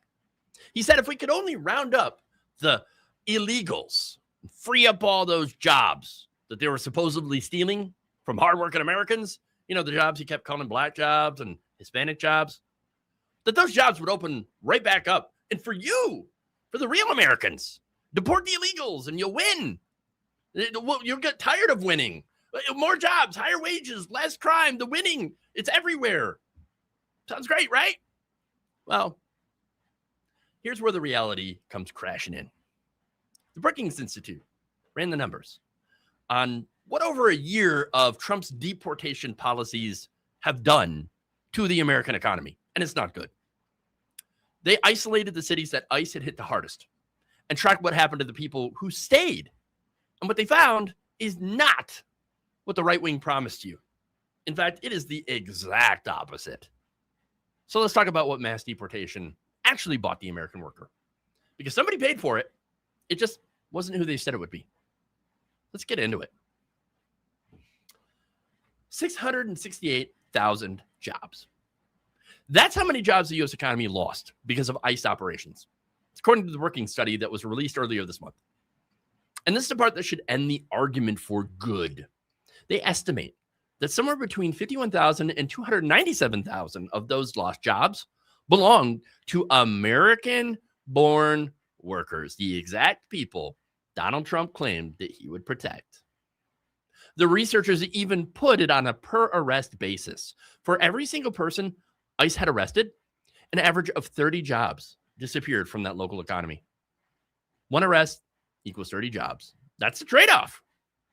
Wait, now you might be wondering, how the hell do you lose 30 jobs by arresting a single person? Well, Brookings pulled arrest data from 86 of the cities with the most aggressive ICE activity between January and June. About 52,000 arrests across those cities. In Laredo, Texas alone, monthly arrests jumped from an average of 6 to 803 once the operation had ramped up. Street arrests across the country went up 11-fold in Trump's first year back. That's not enforcement, that's a dragnet. And of course, the industries that were hit the hardest were construction, hospitality, and food service. These industries run on low-wage immigrant labor. And those jobs are chained to American jobs. You pull the framing crew off a job site, and the U.S.-born project manager has nothing to manage. The electrician has no walls to wire up. The building inspector has nothing to inspect. The house does not get built. Marcela Escobari, the Brookings VP who co-authored the study, shut down every single excuse before it could be made. She said, no, it wasn't tariffs. No, it wasn't because of AI. No, it wasn't because of the broader economy, because if it were any of those things, then every city would have moved together in the same direction. Instead, she said the employment trajectories diverge exactly when an ICE surge hits a city. The job losses show up precisely where ICE shows up and nowhere else. And that is not a coincidence. And look, if you want to see this up close, you can just go to Minneapolis because the receipts there don't come from a study. The people there lived it. Operation Metro Surge hit the Somali business corridor on Lake Street starting back in December, and the place still hasn't recovered. At Medina Mall, the owner says 12 of his 40 shops have closed and handed back the keys. Ismail Ahmed has run a halal grocery store in that mall since 2017. He and his co-owner are now 2 months behind on the rent. And they take turns driving Ubers to cover because the customers stopped coming the day the unmarked ICE vehicles showed up. Over at Carmel Mall, the owner says that his 650 businesses are sitting on top of $1.5 million of unpaid rent. There's a jewelry shop owner there. Dahabo Farah watched her business drop by 50%. Her explanation is the whole economy in one sentence. People lost their jobs, so people stopped spending. Then there's one restaurant owner on Lake Street, Safia Mounier, who said that when ICE turned her street into a hunting ground, her regular customers vanished overnight. The only people who kept showing up to support her were, in her words, just a few white folks. That's nice. So the American workers he was protecting were the ones crossing the police tape to keep the doors open. I guess that's what being a good ally looks like, supporting immigrant businesses. But here's the thing. Here's the thing that the far right is hoping that you'll never figure out. There are not two separate economies in this country. There's not an immigrant one and an American one sitting next to each other. It was always been one economy. The undocumented framer and the citizen project manager were never competing for the same job. They were holding up opposite ends of the same job. The University of Pennsylvania tracked this with cell phone and credit card data. ICE comes in, foot traffic drops, consumer spending plummets, even in industries with no immigrant workers at all. Fear suppresses demand, and suppressed demand suppresses jobs, and the whole thing falls apart. The arts and entertainment sector even lost jobs because people stopped leaving their houses. Like, you don't have to be undocumented to lose your paycheck in all of this. You just have to live in the city they decided to try to make an example of. So yeah, let's get back to the promise, right? Oh, if you deport them, the jobs are going to come back and you're going to keep winning. Well, they kept the first half. Trump deported them, 105,000 people in 5 months. People who lived and worked here legally for years, Native Americans, citizens, green card holders, they're all swept up alongside them. And the jobs? 668,000. Oh, they came back. They came back all right. They just came back as unemployment claims. For every arrest that Donald Trump made in our name, 30 jobs walked right out the door. And Brookings expects the number to only grow since they stopped counting. They stopped the count. And the researchers' parting gift was this. They said expect prices to continue to go up on groceries and on homes. I mean, it's not like we already haven't seen that happen. It's been happening. It's going to continue to get worse. But there it is. Hey, you were promised jobs and prosperity. And instead, What you got were higher prices and a Main Street that's been completely and utterly hollowed out. Well, he did say that somebody was coming to take what was yours. He just didn't mention that it would be him.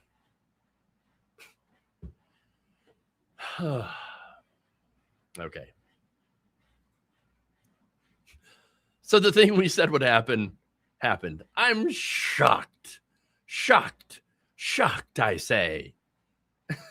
Absolutely. Absolutely.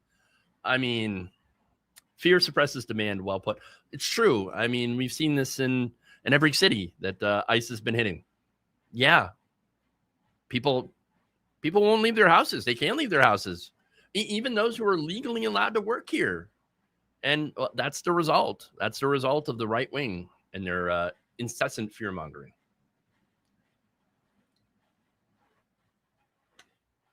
Okay, let's move on.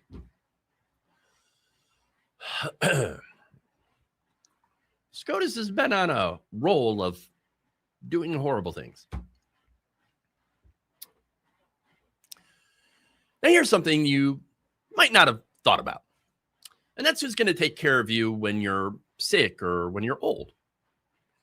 Because the Supreme Court might have just deported them. On June 25th, by a 6-3 vote, the conservative majority on the court handed Donald Trump the power to end temporary protected status for hundreds of thousands of people. No review, no appeal, and no breaks. That's the legal version. Now, I want to show you how that looks in human terms. You've got 330,000 Haitians who have lived here legally, worked here legally, paid taxes here legally, some of them for over a decade. They can now be stripped of that status and shipped out. And about a third of them, according to the people who actually work in the community, are in your healthcare system right now. They could be your nurse, your home health aide, the person changing your father's bedding in the nursing home. That's who the court just put on the deportation list. So let's get into it. Now, temporary protected status isn't a loophole. Congress had created it back in 1990 through a bipartisan law to let people live and work here legally when their home country is too dangerous to be able to return to. And we're talking about wars, natural disasters, economic collapse. And every president since, both Republicans and Democrats, actually used it without any fanfare or controversy. George W. Bush used it. The Reagan-era policy built it. This was never an issue. But then Donald Trump came back into power, and he moved to strip it from 13 of the 17 countries that had it. This particular case was about 2 of them. Haiti, with 330,000 people protected, and Syria, with about 3,800 people. Now, the State Department right now is warning Americans in the strongest terms possible not to travel to these countries because of the threat of violence and kidnapping and their collapsed healthcare systems. So the official U.S. position is it's too dangerous for you to go visit. Also, the official U.S. position is it's perfectly fine to send 330,000 people back to. Wait, both of those can't be true at the same time, can they? Now, here's when the majority had to do some real work to get where it wanted to go. Justice Alito, writing for the conservative side, didn't say the deportations were a good idea. No. He just said that the courts aren't allowed to look at it. The statute, he claims, bars any judicial review of how the president ends temporary protected status. So basically, even if it's illegal, even if it's unconstitutional, we don't get to check his work. In fact, no judge gets to check Trump's work. And then he went a step further. The Haitians argued that the decision was driven by racism, and Alito, of course, waved it off. He said, political speech these days is just increasingly couched in terms that would have scandalized the public a short time ago. That's the mock formal way of saying, sure, it sounds racist, because it is, but look, everybody talks like that now, so really, is it racist? Yeah. Now, Justice Kagan was not in the mood for that one. In her dissent, she said the evidence is plain to see in the president's own statements so ugly his own lawyers cannot bear to repeat them in court. And then she repeated them. She repeated Donald Trump calling Haiti a filthy, dirty, disgusting shithole of a country. And then she repeated his debunked lie that Haitians were eating the cats and the dogs. And then she repeated the line about Haitians poisoning the blood of the nation. And the by now familiar wish for more immigrants, white immigrants, to come from Norway, which, by the way, Norwegians watched that and were like, no, we like it here. We don't want to go to America because you guys are kind of a shithole country. Obama's Homeland Security Secretary, Jay Johnson, said the ruling comes about as close as you can to being racist. I'm going to slightly disagree with that. I think it's totally racist. It's not just close, it's racist. But the court decided that none of that was allowed to matter. So now let's translate this out of the courtroom and into the hospital, because that's where that's what I opened with, right? So you've got Krish Omara Vignaraja, who runs Global Refuge, which is the largest faith-based immigration nonprofit in the country. And she is the one who put a number on it.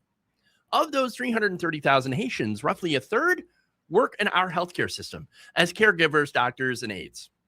The people staffing a sector that is already short-staffed to the breaking point. I think the only ones that are worse off right now in numbers of people who are working in that field are teachers. So now she also named why this had bipartisan support for years. Because lawmakers understood the local hit this would cause. When you pull a third of 330,000 caregivers out of our system, that care doesn't get redistributed. It just disappears. And look, those shifts can't go unfilled. You can't just leave a patient or a nursing home resident by themselves. No, the staff there, they end up getting stretched even further. I'm talking double shifts, triple shifts, 7 days a week. That's a one-way ticket to burnout. The homes stop taking new residents in, and people end up not getting the care that they need. Now, you guys, you were all told that this was about the border, right? About, safety and security, getting the people who came the wrong way out. But these people came in the right way. They came in the way the law told them to come in. And yet the reward for doing that is a deportation order. I mean, it's amazing. Now, here's the thing that they're hoping you're not going to notice. You see, the House of Representatives actually passed a bill to extend protection for Haitian folks. It could pass the Senate, but Trump has already made clear that he would veto it. So the one branch that does answer to the voters tried to stop this, while the unelected one cleared the runway, while the president promises to slam the door on non-white folks. And the 4 countries, by the way, that still have TPS, El Salvador, Lebanon, Sudan, and Ukraine, they all come up for renewal in the fall.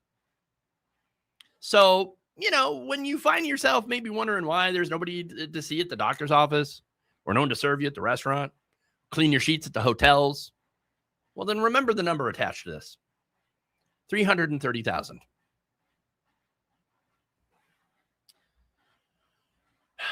Okay. Everybody loses here indeed. Yeah, except for the racists, apparently. Which, I used to say that racism was a mental illness, but in reality, that's unfair towards people with mental illness. Okay.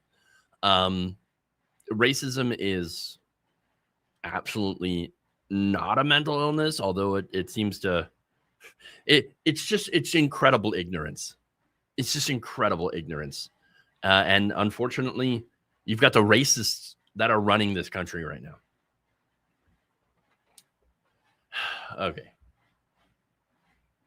So let's get to the next story here. And this is just absolutely upsetting.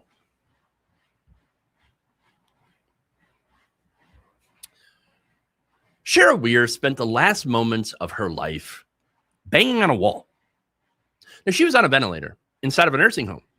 She couldn't talk. She couldn't scream.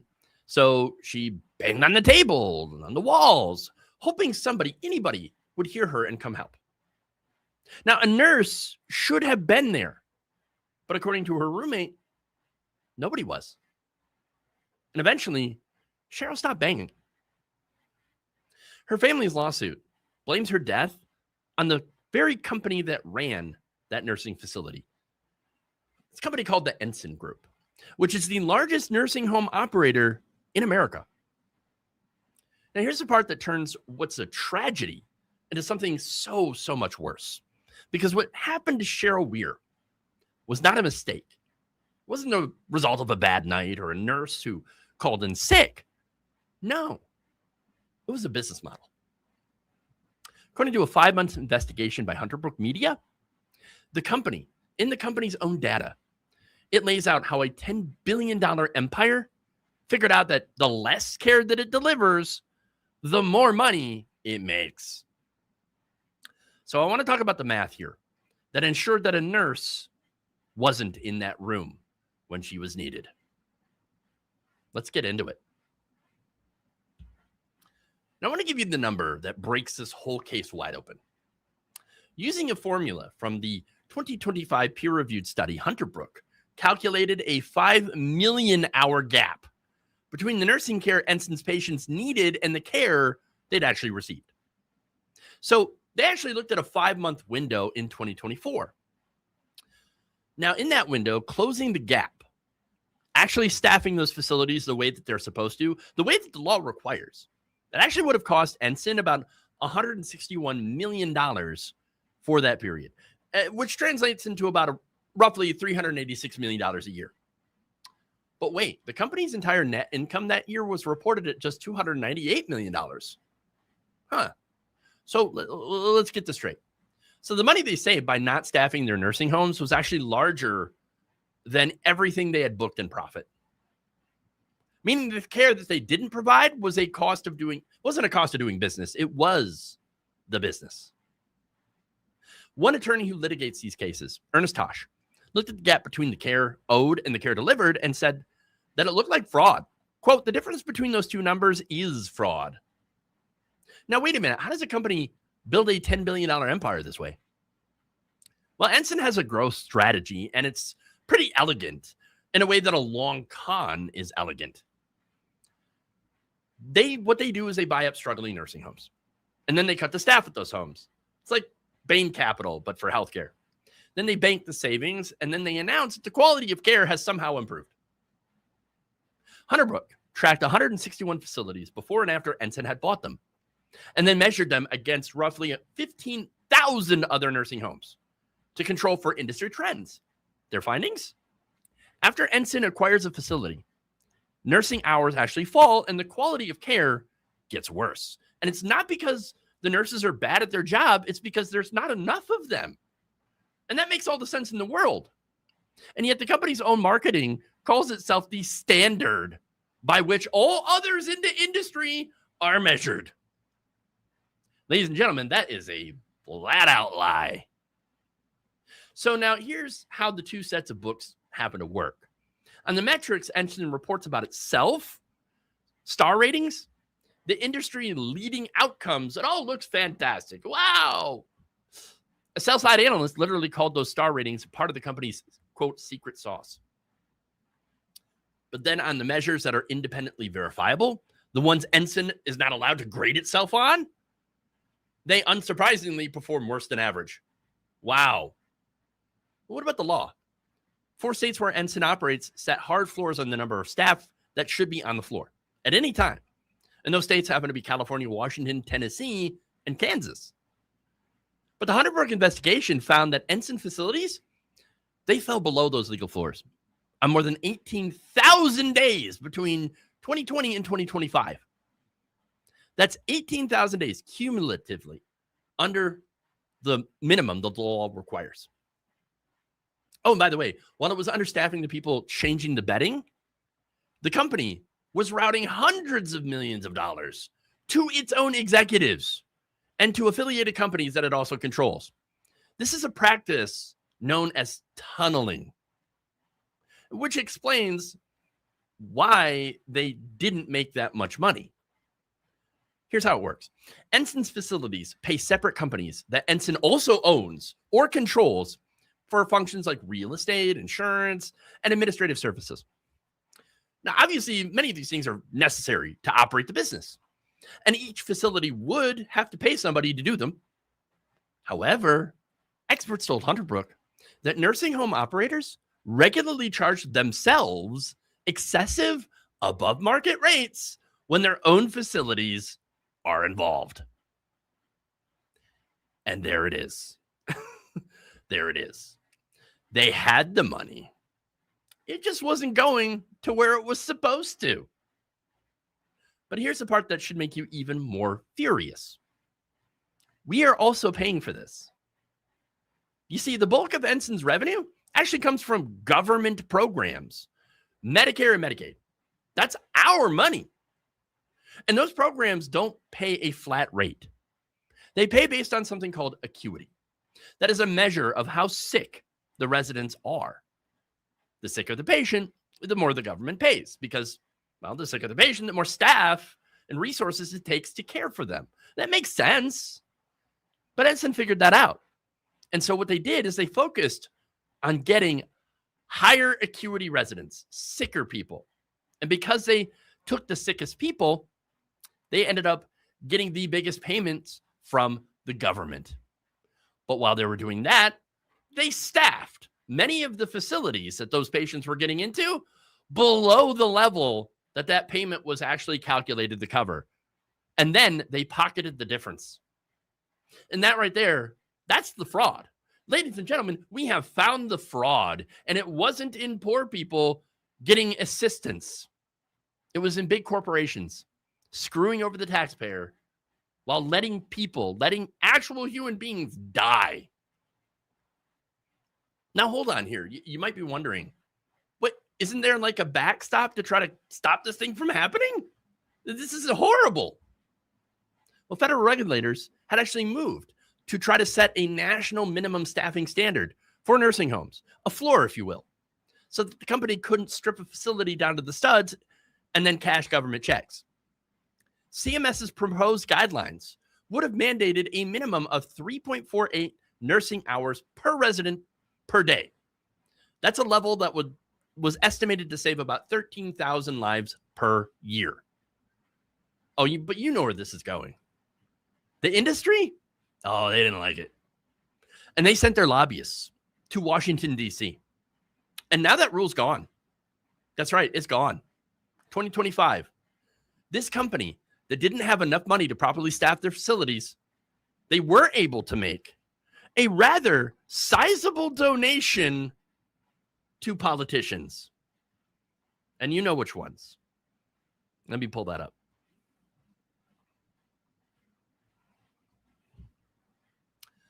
This is a Federal Election Commission filing showing contributions to MAGA Inc. Ensign had donated $750,000 to President Donald Trump's super PAC on August 8th of 2025. Not only that, but according to a report in the New York Times, industry representatives had met with the president for lunch at his golf club in the summer of 2025. Oh, but it gets worse, by the way. They claim poverty while paying their CEO, a man named Barry Port, over $13 million in compensation that same year. They also paid their CFO almost $12 million. And more than $9 million went to the COO. So the company spent all that money to elect the people who would kill that rule that would have required a nurse in Cheryl's room. The families, they're the ones that are left in court. Cheryl Weir's daughter, Hanukkah White, told Hunter Brook, we could have had so much more time, and it was taken away. Taken away isn't quite the phrase I would use. I think it was stolen with malice. Somewhere in a spreadsheet, the nursing care that would have saved Cheryl Weir's life was weighed against a profit motive. And of course, in this country, profit motive won. That's not a nursing home. That's a machine for turning our tax dollars into preventable deaths of our family. And this is why profit motives don't belong anywhere near healthcare.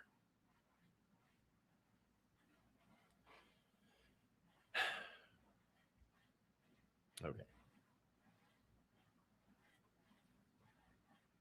Yep. 100%. You got it. They get more taxpayer money because they target the sickest people and then understaff and tunnel those funds to their subsidiaries. And of course, since they own all those subsidiaries, they make the profit. It is absolutely horrifying. Absolutely horrifying. How are they allowed to declare that quality has improved? Because they're basically doing what we had called out police doing, investigating themselves.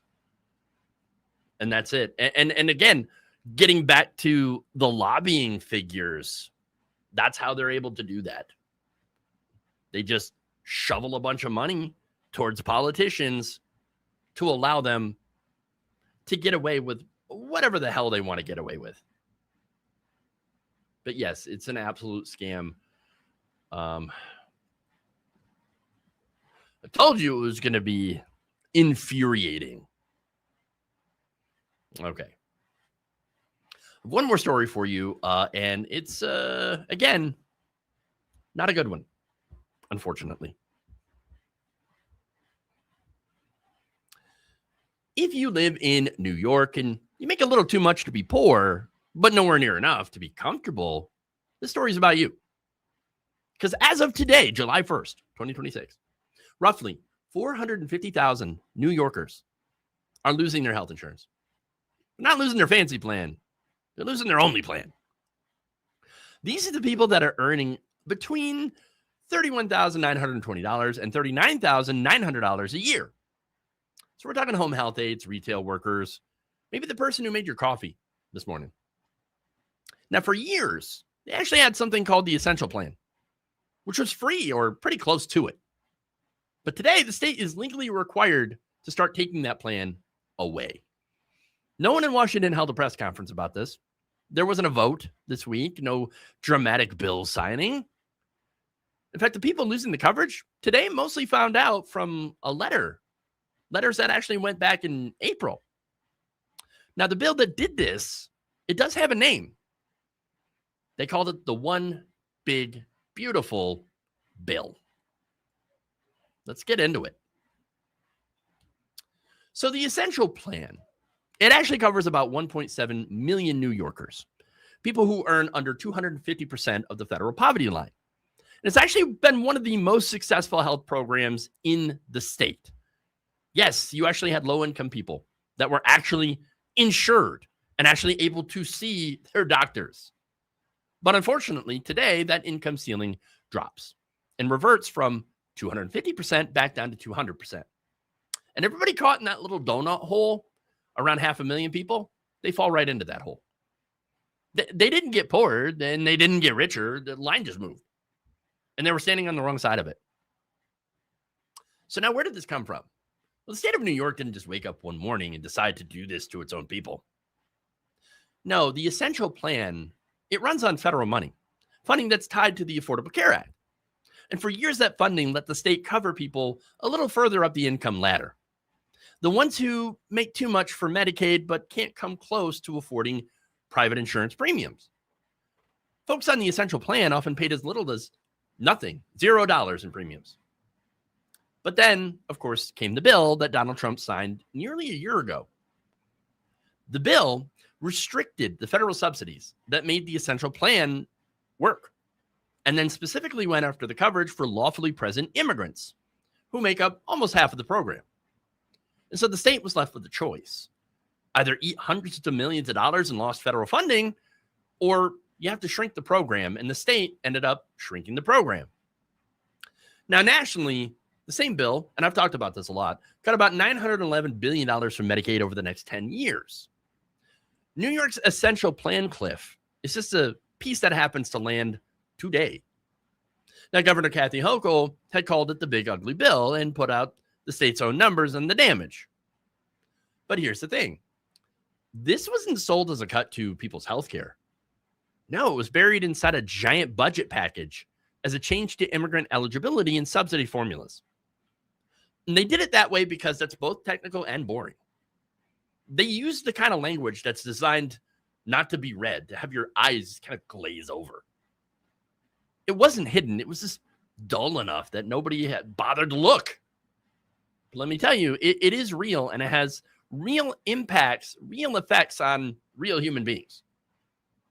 For example, Christina Hauptman, she has a 19-year-old son named Cody, and he had been approved for the New York Essential Plan. But about a month afterwards, she found out that Cody would be among the 450,000 residents that were going to be dropped in July. Now, she's a single mom, and she can't afford adding her son to her employer-sponsored insurance. And so now, as a result, she is considering relocating to a city with a lower cost of living or finding a new job that maybe provides more affordable employer-sponsored healthcare plans. Well, good luck with that. Now, there's another person that possibly could be impacted, and their name is Sam, 40-year-old artist and dog trainer living in Queens. Here's what she said. I didn't have health insurance for pretty much my entire 20s. Yeah, I hear her on that one. That would be a real burden if this went away. So her coverage, and she doesn't know if she's going to lose it yet, but it helps her access preventative health care and helps her stay up to date on her allergy medications and appointments. And so that's kind of what losing this actually means. It means that the diabetic patient has to start rationing their insulin this month. It could be a woman that postpones her mammogram. Or it could be a man having chest pains who does the math in the parking lot and decides, you know what? I'm just going to drive myself home instead. Now, what's worse here is there's a time limit. When you lose your plan, there's only a short window that opens up, about 60 days, for you to find something else in the marketplace. Now, for a lot of these folks, something else means a plan with higher premiums and deductibles that they already can't afford. And that means they're going to be uninsured. And the hospitals know that this is coming. When 450,000 people lose their insurance, they don't stop getting sick. They just show up in the emergency room, uninsured. And the cost of that care gets absorbed by every single hospital and every other patient in the state. Greater New York's Hospital Association warned everyone about this. The cut doesn't save money. It just moves the bill to someone else. So now this is the part where they really don't want framed, okay, in the way that I'm going to frame it. You see that $911 billion? It got moved right into the pockets of the very people who don't need it. You see, the same law that's taking health insurance from 450,000 New Yorkers today used those savings to help pay for permanent tax cuts for the wealthiest households and the biggest corporations in the country. And there it is. They took health insurance away from working people earning just $32,000 a year. And they handed that money to the people who will not even notice that they got it. That is a transfer of wealth from the bottom to the very top. Now, what's funny is that the people who wrote this bill will tell you that they were just trying to save taxpayer dollars. Well, you're a taxpayer. Check your policy and see if you feel like you saved anything. Okay, but what happens now? Well, 450,000 people will begin the quiet, exhausting work of figuring out whether they can afford to be sick in this country. Some might find new coverage, but I'm guessing that many won't. And a year from now, when the studies come out, counting how many people skipped their health care or went into medical debt, or maybe died a little earlier than they had to, well, those numbers will be real. And they'll trace right back to a bill that was named beautiful. And of course, here's the last part. Nobody in Washington who voted for this bill is ever going to have to look the woman in the Bronx, who lost her plan today, in the eye. And that is by design. The distance is the point. They make a cut in a building in Washington And the consequence of that cut lands hundreds of miles away in a place that they will never have to see, never have to visit. The Essential Plan was an example of government actually working. A program that took low-income people and made sure that they could see a doctor. Which, by the way, I think all of you are aware that it saves money in the long run. It is cheaper to manage any conditions or to do preventative care than it is to allow that person to get sicker and sicker and sicker to the point where they have to go to the emergency room for much more expensive care. Look, it wasn't broken. It wasn't fraud. It worked. And apparently that was the problem. They didn't cut Medicaid or these healthcare programs because they failed. They cut them because it worked. And because the people it protected are not the ones who are writing the checks that fund their campaigns.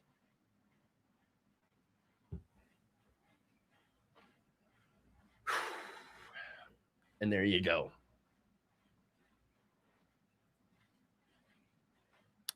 Hey, thank you for watching. I do appreciate that.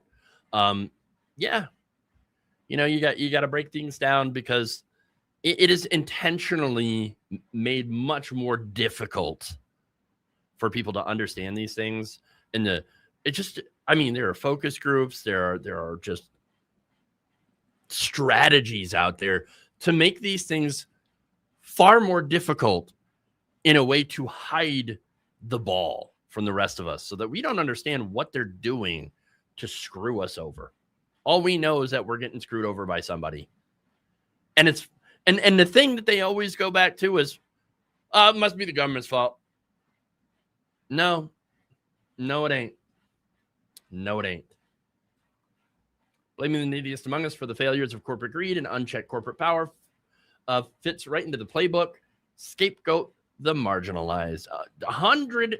100%. That is exactly what they do. Okay.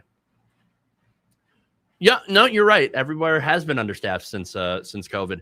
I remember all the different stories of nurses that have just got, completely burned out as a result of COVID and as a result of, seeing all those people that died or got extremely sick and the long hours and all that stuff.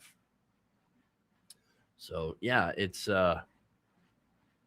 really is just a horrible situation. And again, why there shouldn't be profit motives in our healthcare system or in education or in any kind of public good, honestly. So, but there it is. That's my show today.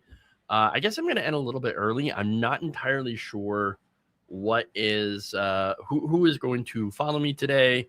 If it will be Andrea and welcome to Fville. Not entirely sure, but whatever is coming up next, hopefully they have a good show. But thank you, everybody, again, for watching. If you haven't already, please like and share this stream. It's very important that you do so. Also, check me out on my own channel, The Logical Leftist, over here, YouTube, also on Facebook. The links are, of course, in the chat. So check those out. All right. Subscribe, join our Patreon, help us continue to do these stories because I think they are really important. With that said, thank you all. Love you and have a great day. And we'll see you back here next week for another live show.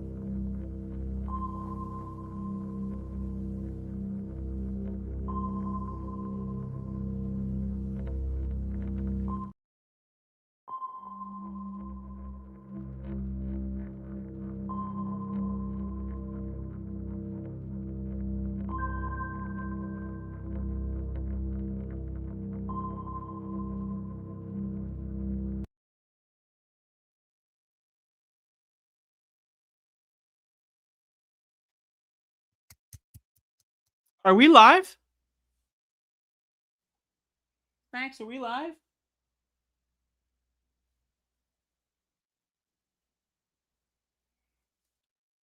Testing.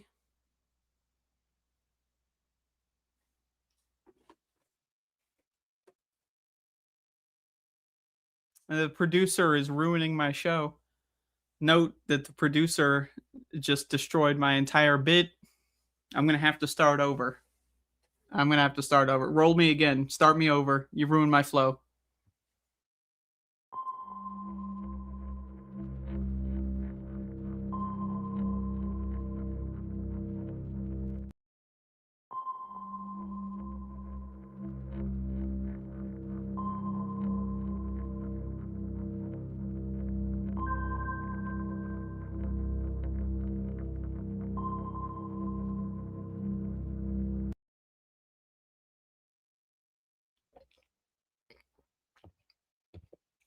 Hello? Can you hear me? Are we live? Today is a day that I'm doing a show. Today is Wednesday. Does anyone like Wednesday? Is that a good show day? Should I do Thursday? Should I do Friday? Should we start?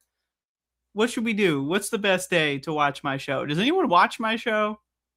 I constantly get people, just a little. I have another YouTube channel that I used to do a show on, and I don't post there anymore. But every once in a while, I get people go like, I wish you would do a show again. Like, they don't look up that I do a show once a week on this space. Granted, I don't tell them. It's not like I'm advertising it, but I feel like if anyone wanted to watch the show, it's pretty easy to find. But anyway, I'm doing a show. Is Wednesday a good show day? Should I go Tuesday? What's today? What show should I do? I'm not sure. I would like to apologize to our producer for having to look at the show material that I have queued up. We have some show material that I had. It's at the bottom, so I apologize to the producer for having to lay your eyes on that. But we'll get to that later. But we're going to do a show today. Today is show day. And so I'm here to do a show. Thank you to Jeff for doing a show also. Thank you, Jeff, for that. And so we're going to have some more shows later. So subscribe. Also, we got a sleepy doggy here. Look at me. I'm petting his head. Don't look at it's the depth perception. Look at that. Yeah. That's a good dog. Anyway, so today I am going to debase myself. I'm going to do the debasement of myself. And so because frankly, and there's a lot of great people around, but I don't trust the other people to do this one right. So I'm going to talk about transgenderism today. Does anyone know about transgenderism? Here's a picture of transgenderism that I found on the internet. This is but we're going to be talking about transgenderism today. Today is Transgender Day. Actually, I think there's other transgender days, but either way, we're going to talk about transgenderism today. So the Supreme Court, there's news. The Supreme Court said that you can ban the transgenders from sports and it's no big deal. So that's great. Because transgenders in sports, that's something to me, this is one of the great crises of our lifetimes. I don't really trust other people to talk about it with a level of fairness and realisticness, so I'm going to do it myself. Transgenders are what? They're 0.6%. Maybe they're 0.7 now. I don't know. They're on the rise. Maybe 0.5. I don't know. But of the population, I should finish that sentence. And yet, for some reason, the Donald Trump 2 administration is making the transgender race an enemy of the people. Now, in the first administration, he was, in the first campaign, he was pro-trans, and he was talking about how much he loves Caitlyn Jenner or whatever the fuck, stuff like that. Then, he banned transgender people from the military, which to me, that's a pro-trans move. I see that. I say, oh, trans people banned from the military? Like, we got allies, that's what I'm seeing. Anyway, so Donald Trump is making the transgenders the enemy of the world for some reason. And yesterday, or was it Monday? I'm not sure. I think it was yesterday. The Supreme Court said that states can legally discriminate against the transgenders, and it's all good. Everything's fine. Now, I'm not going to sit here and tell you like the legal bullshit about why that's not true or is true or whatever, because honestly, you don't care. I don't care. I think these justices also don't give a fuck about the law. They're just kind of legislating from the bench, as it were. They're doing whatever the fuck they want. And so the legal arguments don't matter. The Constitution, which is a shitty document, it's a terrible constitution. Out of all the paper written constitutions that exist from all the countries, ours is probably the worst, maybe at least top 5 or bottom 5 constitutions. It's a shit ass constitution. So let's get that out of the way. It's been amended like fucking 30 times, whatever, 28 times. I don't know. And so it's a sucky constitution. It fucking sucks. It shits. It sucks. And it certainly does not fuck, right? So, it's a terrible constitution. And so the Supreme Court, they feel that it is their job. It is their holy job, their right, as it were. I'm going to make my face not that big. That's a little too big. How's that? Is that? It's a little too small. How about that? I'm still too small. What about this? Just clicking all the buttons. Okay, this is good, actually. I like this. Okay, check this out. Hold on. This is great. I don't even know why this is a feature, but I like this feature. Okay, so this is amazing. So anyway, so the Supreme Court is just a bunch of old, dumb fuckers they're just like doing whatever the fuck they want. And they're paid to basically pretend that they read the Constitution like every morning or whatever. They're just like reading the Constitution. They pretend to do that, and that's their job. Now, I don't believe in the Supreme Court. I'm just going to go out there and say that I just don't believe in the institution. I think it's fake. It's not real. These are a bunch of grown men, some of which are women, I suppose. And they walk around wearing like a Snuggie. Does anyone ever like they wear this like giant bed sheet? It's like a Mormon thing, I guess. I don't know. Like they wear this like fucking like they're at the barber shop. You ever fucking get your hair cut and they put this like thing around you? Like, and then that's what they wear all day. Like they go to meetings. They go on television like wearing like a bed sheet. Like, what the fuck? Like, like, am I weird? Is this like a weird thing to point out? Like, that's fucking weird. Like, I know, like clothing is a weird thing, right? Like, what is transgenderism but for yelling at people for wearing the wrong clothing, right? But like, we're like the people that hate people who wear clothes the wrong way are also walking around wearing a Snuggie 24/7. Like, that's just... It's fucking weird. It's weird, man. Like, that's some weird shit. I'm just being honest.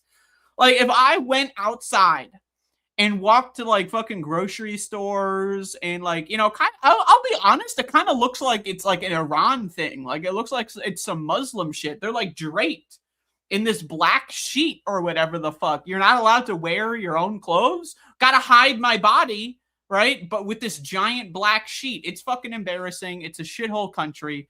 But that's not what we're here to discuss. We're not here to discuss that the Supreme Court wears bed sheets and they pretend like it's a work uniform. That's not the topic of discussion here. We're talking about how as much as it really should be the topic of discussion, but really we're talking about how the Supreme Court is continuing to chop away people's rights. Now, what is a right? Well, rights don't exist. I hate to be the one to break it to you. I hate to be the bearer of bad news. But they're not real. Rights are not real. So when we're discussing like rights in the context of law, like it's kind of we just made this fucking shit up. Like we made up the rights, we made up the law, we made up the government, we just made the whole thing up, right? So this idea that someone's job can be to like read a piece of paper 58 times a day, and then like on the 715th time they read it, they go, "Oh, I get it. We should send cross-dressers to jail." oh, I don't know why I didn't realize this sooner. You know, like to me, it's just strange. It's fucking strange. Like that's like, oh, it's on the 9,415th reading of the Constitution. That's when we realize, oh, birthright citizenship, it's not actually a thing. You know, oh, fuck, I just realized. I don't know why the 9,410th reading did not clarify that, but still. And we're supposed to just pretend like it kind of reminds me of like the fucking the Pontifex Maximus in ancient Rome, right? This fucking cocksucker, like that's what they, I mean, they're all cocksuckers in ancient Rome. They were sucking cock 20 times till Tuesday. They didn't even have Tuesday and they were still sucking cock. But there's this guy called the Pontifex Maximus, and his job is to like fucking go into this library. It's like sealed from the public. No one's allowed in there.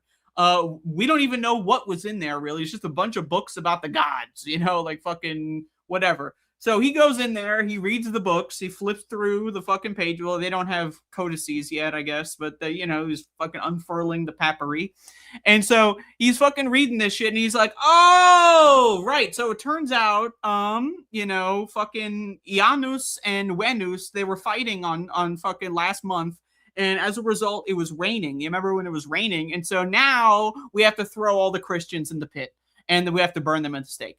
So like that's basically that's what it feels like when the Supreme Court's doing this shit.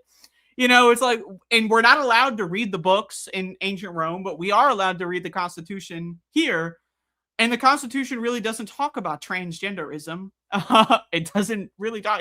So it doesn't, like, I don't know. It's just, this is a weird thing. Like, this is like, it's like Groundhog Day. I'm not talking about the movie. I'm talking about the actual phenomenon. That's what it feels like. We're all just kind of like waiting around. What's the guy wearing a bed sheets think today? I'm like, oh, great. Now I don't have rights. Like, what? Like, I'm just saying.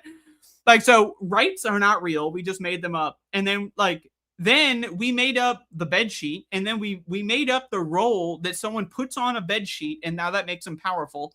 And then they get to tell us whether or not we're allowed to play basketball.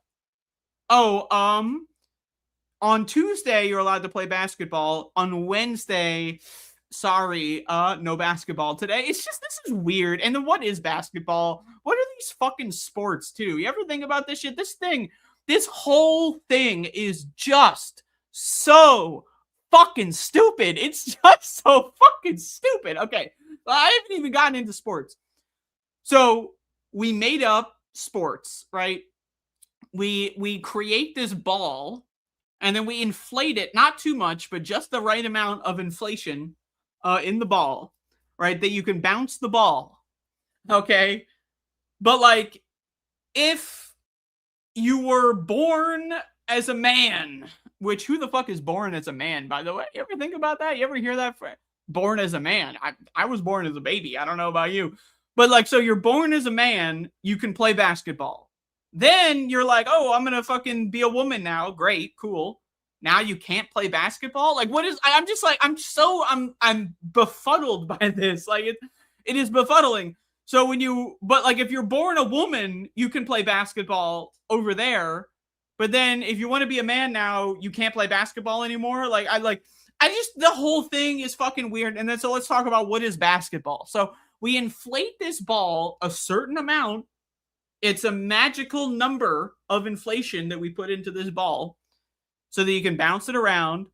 And then, like, you bounce the ball around, but, like, you have to bounce it when you're walking, right? You can't just hold on to the ball. You have to bounce it, right? And then, you know, you have to throw the ball inside of a net, but the net has a hole in it. And so then the ball goes back. Like, does it sound like I'm a fucking idiot to you? Like, this thing sounds fucking stupid. This whole thing is fucking ridiculous, right? So if you're a transgender, you're not allowed to bounce the fucking ball, right? Now, I don't know much about basketball. I will be honest with you. I'm changing my sitting posture. That's how you know I'm about to throw a doozy at you. I don't really know too much about basketball, but recently I discovered that there's this thing called traveling in basketball. And that over the last 30 to 40 years, like, basketball referees have basically gotten softer on traveling, right? So, like, you have to bounce the ball while you're walking, but there's no exact formula for, You know, like for how many bounces yet? Like the whole thing is dumb. This is a dumb fucking sport. We're a dumb species. Okay. So there are people that will bounce the ball too little amounts of times. You didn't bounce the ball enough. And they used to get fouls, which is like you get put in the corner for timeout or whatever for not bouncing the ball enough. But then over time, people were like, well, you know, the fewer bounces, then the less amount of opportunity for someone to steal your ball, right? So you want to bounce as little times as possible. So then people, they shift the Overton window, if you will, of bouncing. And so now this is this thing called traveling, right? So let me get this straight. They're fine with changing the rules of basketball on a whim, right? The amount of bounces you need to do, the amount of steps you can take per bounce. They're totally down to rewrite this shit every once in a while. That's fine. But we're not allowed to have someone on testosterone. Well, actually, we are. I mean, everyone's on testosterone. But we're not allowed to have someone inject testosterone. Well, they're all injecting testosterone too. But we're not allowed to have someone injecting testosterone who, I don't know, doesn't have like fucking a certain body part or whatever. To me, this whole fucking thing is dumb as fuck. All right? There's a bunch of stupid fucking monkeys fucking throwing shit at each other. Oh, the sports team, my sports team bounced your balls. Your sports team threw my balls. You ever see these fucking morons, these dumb pieces of shit do the parade in New York City? When this New York City basketball team wins the event or whatever, they're all down to parade. Let's go do a parade. Everyone, let's get outside and fucking parade around in our fucking stupid fucking orange and blue or whatever the fuck. You all saw the pictures. It's embarrassing. These are a bunch of low information, zero personality losers. Every single person who likes sports, in my mainstream, if you like sports, right, you wouldn't be watching that shit. You would be like watching like some obscure fucking like recreational teams in fucking like, you know, Montana or whatever. Those are the real peak performers. This whole corporate bought and sold fucking sports thing is just fucking ludicrous. And that's the basis for stripping. I know, like, what is this fucking thing? What am I talking about here? We're talking about stripping the transgender rights away, right? The basis is that a bunch of fucking like monkeys in suits are these monkeys aren't even wearing fucking suits. They're wearing goddamn bed sheets to work. They're just deciding like that if you throw the ball and you have testosterone in the wrong organs or whatever, then that somehow is magically bad. But also you can change the rules every year and it's fine.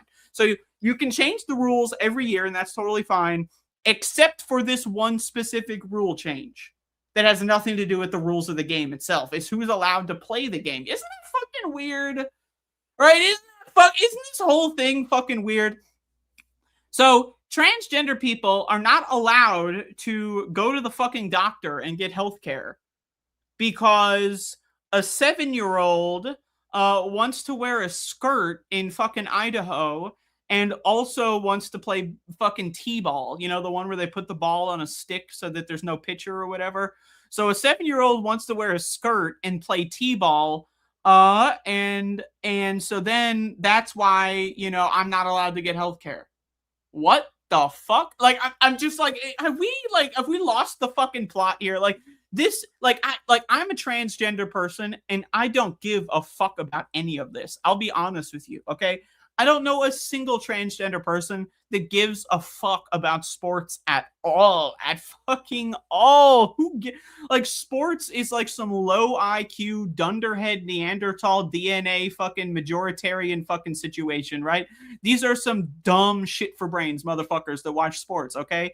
I'm sorry, but the average IQ of a transgender person is like double or triple the average IQ of a cisgender person. And there's a lot of dumb fucking trans people out there. I've met them. I've seen them, right? So there's a lot of dumb ones out there. But again, we're just so much smarter than the average cisgender motherfucker. I've never met a trans person that gives a fuck about sports. I haven't yet. Somehow, I have to live my life being asked the fucking sports question.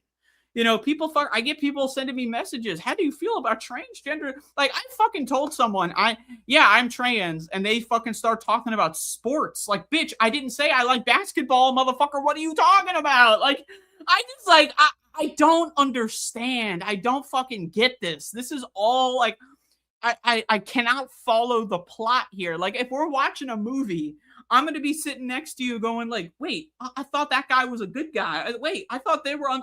Like, I'm just confused. I'm fucking confused.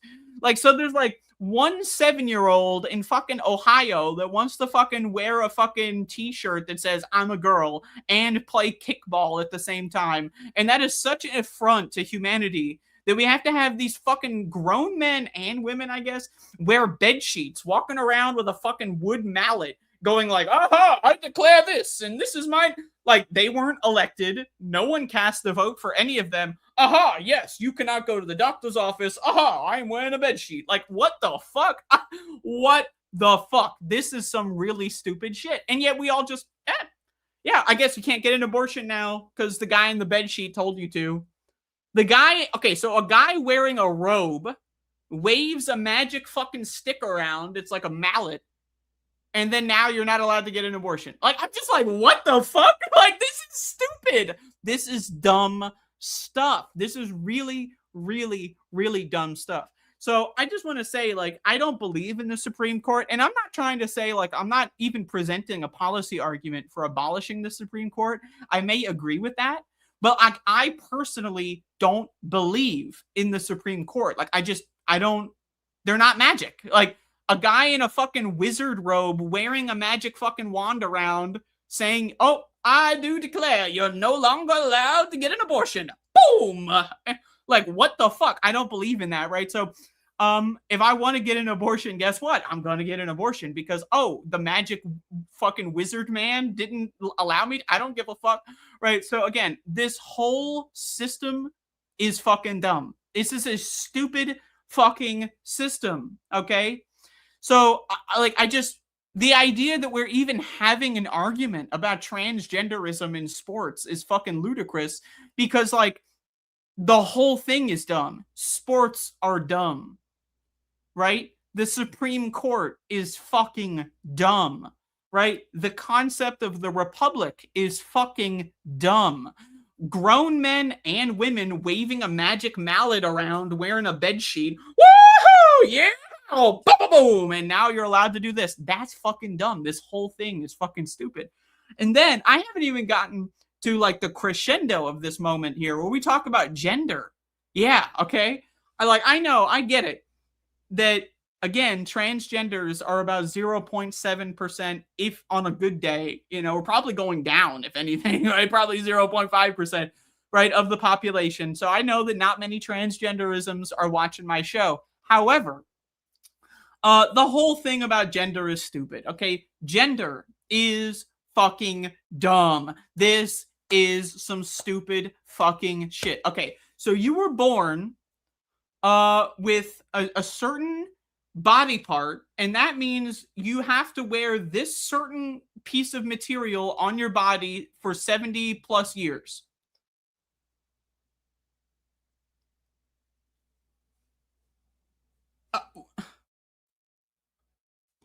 So, okay, a lot of people will make fun of the Iranian women that wear this thing called a hijab. They're forced to wear a hijab by the government. The government says you have to wear this clothing. You cannot wear other clothing. And if they wear other clothing, they get sent to jail. A lot of people, they don't like this. The Iranians seem to be okay with it. At least, you know, the religious freak, dumb fucking low literacy ones, they seem to like that. But we have the same system in the United States. Like in Texas, for example, if you are the wrong type of person and you wear the wrong type of clothing, you can be sent to fucking jail. You can be accused of fraud if you're wearing the wrong type of clothing in the wrong state, right? So it's just a different, like it's the same fucking policy of you were born with specific genitalia, which means now we get to dictate your wardrobe 70 years down the line. What? Just think about it for a moment. Just think about how dumb this is. Now, I know a lot of people they're born and raised in gender. Okay, so to them, they actually like those clothing types. I get it. They actually like that stuff, right? At least they feel they actually like that stuff, right? So, and I understand, right? You know, there's stuff that I like begrudgingly because I was born and raised in a certain time period, in a certain area, in a certain household that had certain access to certain types of things. And it's not, I didn't really choose to like, you know, to like SpongeBob SquarePants, for example. It's just, I was born in the 1990s and that shit was all over TV when I was like 5. I didn't, like, did I choose? I mean, it's a good show. I choose to watch it sometimes as an adult. But did I really choose to like SpongeBob SquarePants? I mean, not really. I mean, like, so like I understand, but I still like it either way. So like my point about gender is that I get that, like, you know, you're born into a certain era, certain time period, a certain place, and you feel like a certain actual genuine, it's a real actual affinity you have toward these certain pieces of cloth, fabric, right? But like the idea that like you would go any further than that and say that like, you have to wear the same clothes I like is just, it's fucking weird. Like if I were to institute a law that says you all have to watch SpongeBob SquarePants every day because I like it, you know what? I'd say personally, I think it sounds like a fair law to me. I think, you know, only season one, maybe season 2 and 3, maybe, but season 1 of hey, I mean, that's better than the Bible. If they're fucking teaching you the Bible in Oklahoma, I'd rather them teach you SpongeBob SquarePants. I'm just saying, so it sounds good to me. But like my point being is, do you really like wearing skirts or fucking jeans or fucking t-shirts or blouses? Do you really like doing that stuff? Or is it just that you were born in a time and place and all that, and it's just kind of part of you and you don't really have free will? And you know, are we really going to talk about transgenders in the Supreme Court? And I'm getting into a philosophical discussion about free will? You're goddamn bet your sweet ass bippy I am, because gender proves that there is no free will. The concept of gender just proves that we don't have free will. All right? So I'm just throwing that one out there. So people, they will literally base their career choices on what genitalia they were fucking photographed with at birth. You have a certain item on your crotch, and now that's going to influence your career path? What the fuck? Like, this stuff is fucking stupid. This is dumb. Then I'm not even like, I don't want to even get into the whole intersex thing where you can like be born with a penis, but you have like XX chromosomal structure. Like, I'm not even going to get there because like, I understand that the average cisgender person is frankly just too stupid to even understand that. Right. Like, so I'm not even going to get there. Right. So like gender in like sex is not even like real. Like it's like, that's not even a real thing that you can strictly define. Gender is a whole different level of not fucking real. And yet there's a bunch of dumb fuckers bouncing a ball, wearing bed sheets, casting spells with their magic mallet, all because someone wants to wear a skirt at fucking kickball. I'm just like, this whole fucking thing blows my fucking mind. Like I feel like I'm an anthropologist studying an ancient civilization. That's what it feels like going outside. You know, like in here we can find the trash cans strewn about under layers of soil. People would just throw their trash out the window. Oh my goodness, what a time to be alive. That's what it feels like when I leave the house. I'm a fucking like a British archaeologist uncovering an ancient civilization of dumb motherfuckers. That's what I feel like, because you're telling me, again, I have to restate it just for the end point. A bunch of dumb motherfuckers wore a bed sheet to work, waved around a magic mallet, and fucking you know, smacked it down on their desk out of anger. I don't know. It seems like you should see a fucking anger therapist. And so now you're not allowed to get an abortion. You have to wear pants when you're playing kickball, or shorts, but they can't be too short unless they also have "I'm a man" written on them just to make sure. Like, I'm just like, what the fuck? Like, this whole thing is fucking dumb. And they treat it like it's a real thing. Oh, it's the Constitution. Yes, the Constitution says this and all. I frankly, I don't believe in the whole thing. I think the whole thing is rather silly. So there you go. The Supreme Court is legislating from the bench yet again. Those motherfuckers. Can you believe it?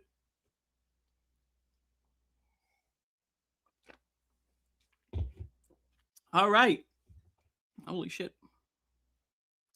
With that in mind, it's a little hot in here. I'm going to go open up a window. I will be back in a moment. A quick message from our sponsors. Hi. I support my country. I love the United States of America. I would like to present, as an American, my top 5 moments of the United States of America since Donald Trump has been elected fairly and squarely with no funny business whatsoever president in 2024. Number 5. The Department of Governmental Efficiency. I love when the president got the smartest man on planet Earth to enter the government and basically give him a blank check and how to check fraud, check efficiency, and so on and so forth. Now, I know that my local hospital went down under, but you know what? I don't mind having to go another 10 minutes to the next nearest hospital when I have my heart attack. It's all good with me because I've been getting the savings. The savings from the Department of Government Efficiency have been making my life better. Groceries are more expensive, but with the savings, I'm actually net pocketing my money. So it's a great deal. I love the Department of Governmental Efficiency. Number 4 of my top 5 moments, America. Number 4 is the war with Iran. And I'm talking about this one. I'm talking about the first one, the 12-day war. That was my favorite, my 4th favorite moment of making America great again was when we went to war with Iran for 12 days. It was the 12-day war. And it was great. It was over quick and it was efficient. To the government of the Department of Government. It was very efficient, very clean. I loved that real bad. I loved it very much, almost as much as I love America. 3, and you might not expect someone like myself to go out there and tell you this, but number 3 is the destruction of abortion rights, transgenderism rights, and all those other things with the Supreme Court. Now, I know technically a lot of this stuff happened before Donald Trump came back into the White House, and I know he set up a lot of those things in the first term, but still, a lot of it's coming into effect. And it's just great to see. I saw that all the transgenderisms in Kansas, they don't have IDs anymore. They took away their passports. And I love Donald Trump. I love America. And it's just making America safer. America's culture a little bit more cohesive. And I find that to be very, very good. Number 2, top 5 moments of number 2, this one is going to be a little bit controversial, but I like how Donald Trump has been handling the Epstein files. Now, I know Epstein's a Jew, and I know we love Jews and we love Israel, but let's just be honest, he's kind of a bad guy. I wouldn't want to be around that guy, at least for any extended period of time. And Donald Trump actually was one of those individuals, and this is why he's brave, is because he bit the bullet. And he went around Epstein as a way to find out what he was up to. And he found out he had links to Democrats, but he also had links to some rhino Republicans. And you know what? I think we've been doing this Epstein thing for a long time, and I think bad guys are the Clintons. We know that some of those Bushes, and the Bushes are pretty much all gone. So I say I support Donald Trump and his efforts to cover up the Epstein files, because we just had enough. of Epstein. Epstein's dead. Donald Trump killed him in the first term, right? So, I mean, I feel like, hey, what's better than killing pedophiles in the first term than making sure we don't need to talk about them ever again? And my top moment, my number one moment of America in 2025 and 6 and whatever is when Donald Trump sent down that Tomahawk missile on the little girl's school. I saw that there was this drone footage of the little girl's body in the air, and I said to myself, yeah, that's why I let it out. I couldn't help myself. And I was like, well, goddamn, Donald Trump did it again. He said he would kill him, and he killed him. And you know what? That's the thing about those little girls now, you see, is that they're just going to grow up to be terrorists. Now, you're thinking, you know, are all Iranians terrorism? And I'm thinking, yeah, because Donald Trump told us that they're going to grow up. They learn about jihad. They learn about all this kind of stuff. So I say bomb the schools. That way you can't teach them jihad. 200 or something kids died or whatever, but there were going to be jihads, and the school's teaching them jihad, so, you know, now the next generation of kids ain't going to learn about jihads, and I think that that's just a net positive for humanity. And anyway, I love America, and I love Donald Trump, and I hope you love both of those things as well. I would say the only thing I love even remotely as close to America and Donald Trump, and maybe even more than some capacities and some is Israel. I love Israel. I love what Israel's doing. What is it now? Like 1 million dead kids in Gaza. I mean, again, they're learning about jihad. So I mean, I say kill them all. Let God sort them out. That's what I'm saying. So anyway, I'll come back to you all later on with more updates. But those are my top 5 American moments of America. All right.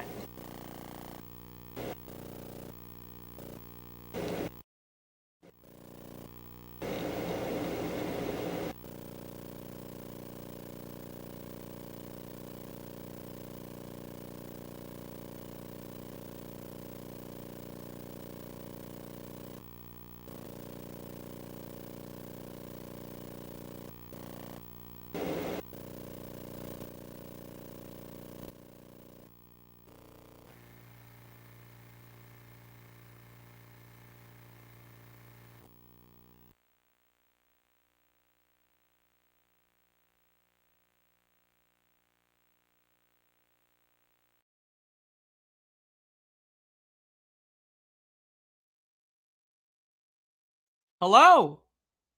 Welcome back to the show. Today, I would like to offer, before I get into this following story, I would like to offer some sort of warning. If you have kids around, I mean, just steer them clear of the room.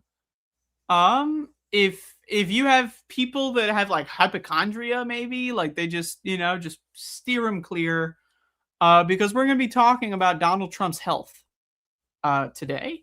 I'm going to make that decision right now to discuss Donald Trump's health.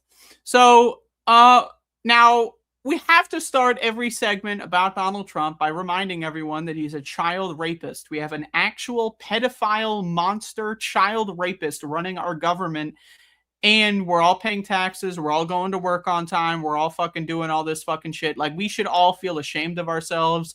Every single American is a monster for allowing this to happen. Every single day we wake up and walk around and do our thing while a child rapist, pedophile, war criminal monster is in the office of the presidency. We are all to blame. We are all disgusting. We all have blood on our hands, and we're all culpable, and we're all part of the problem. So now that I have that out of the way, let's talk about his fucked up face. All right, so look at that fucking neck. Now, this is like I don't know. This is like, we're talking like these, the timing of these pictures don't matter.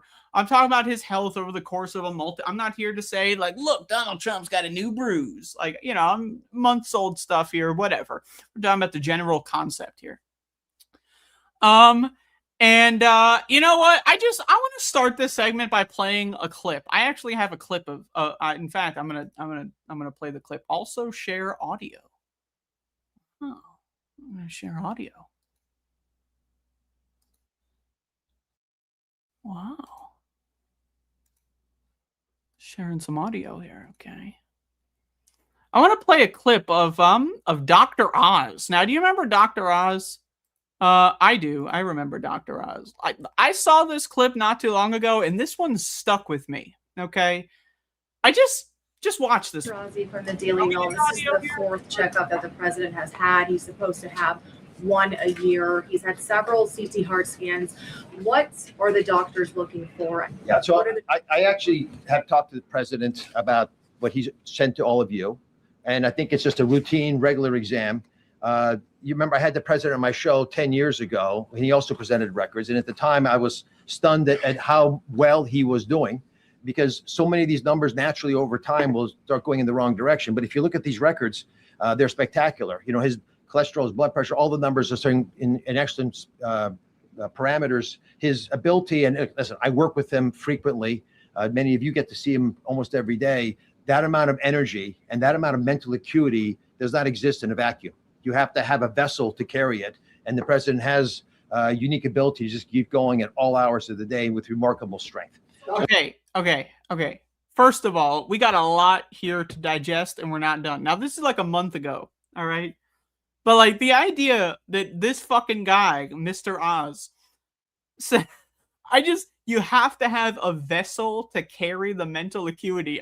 Let's just play this again. You have to have a fucking vessel? Whoa.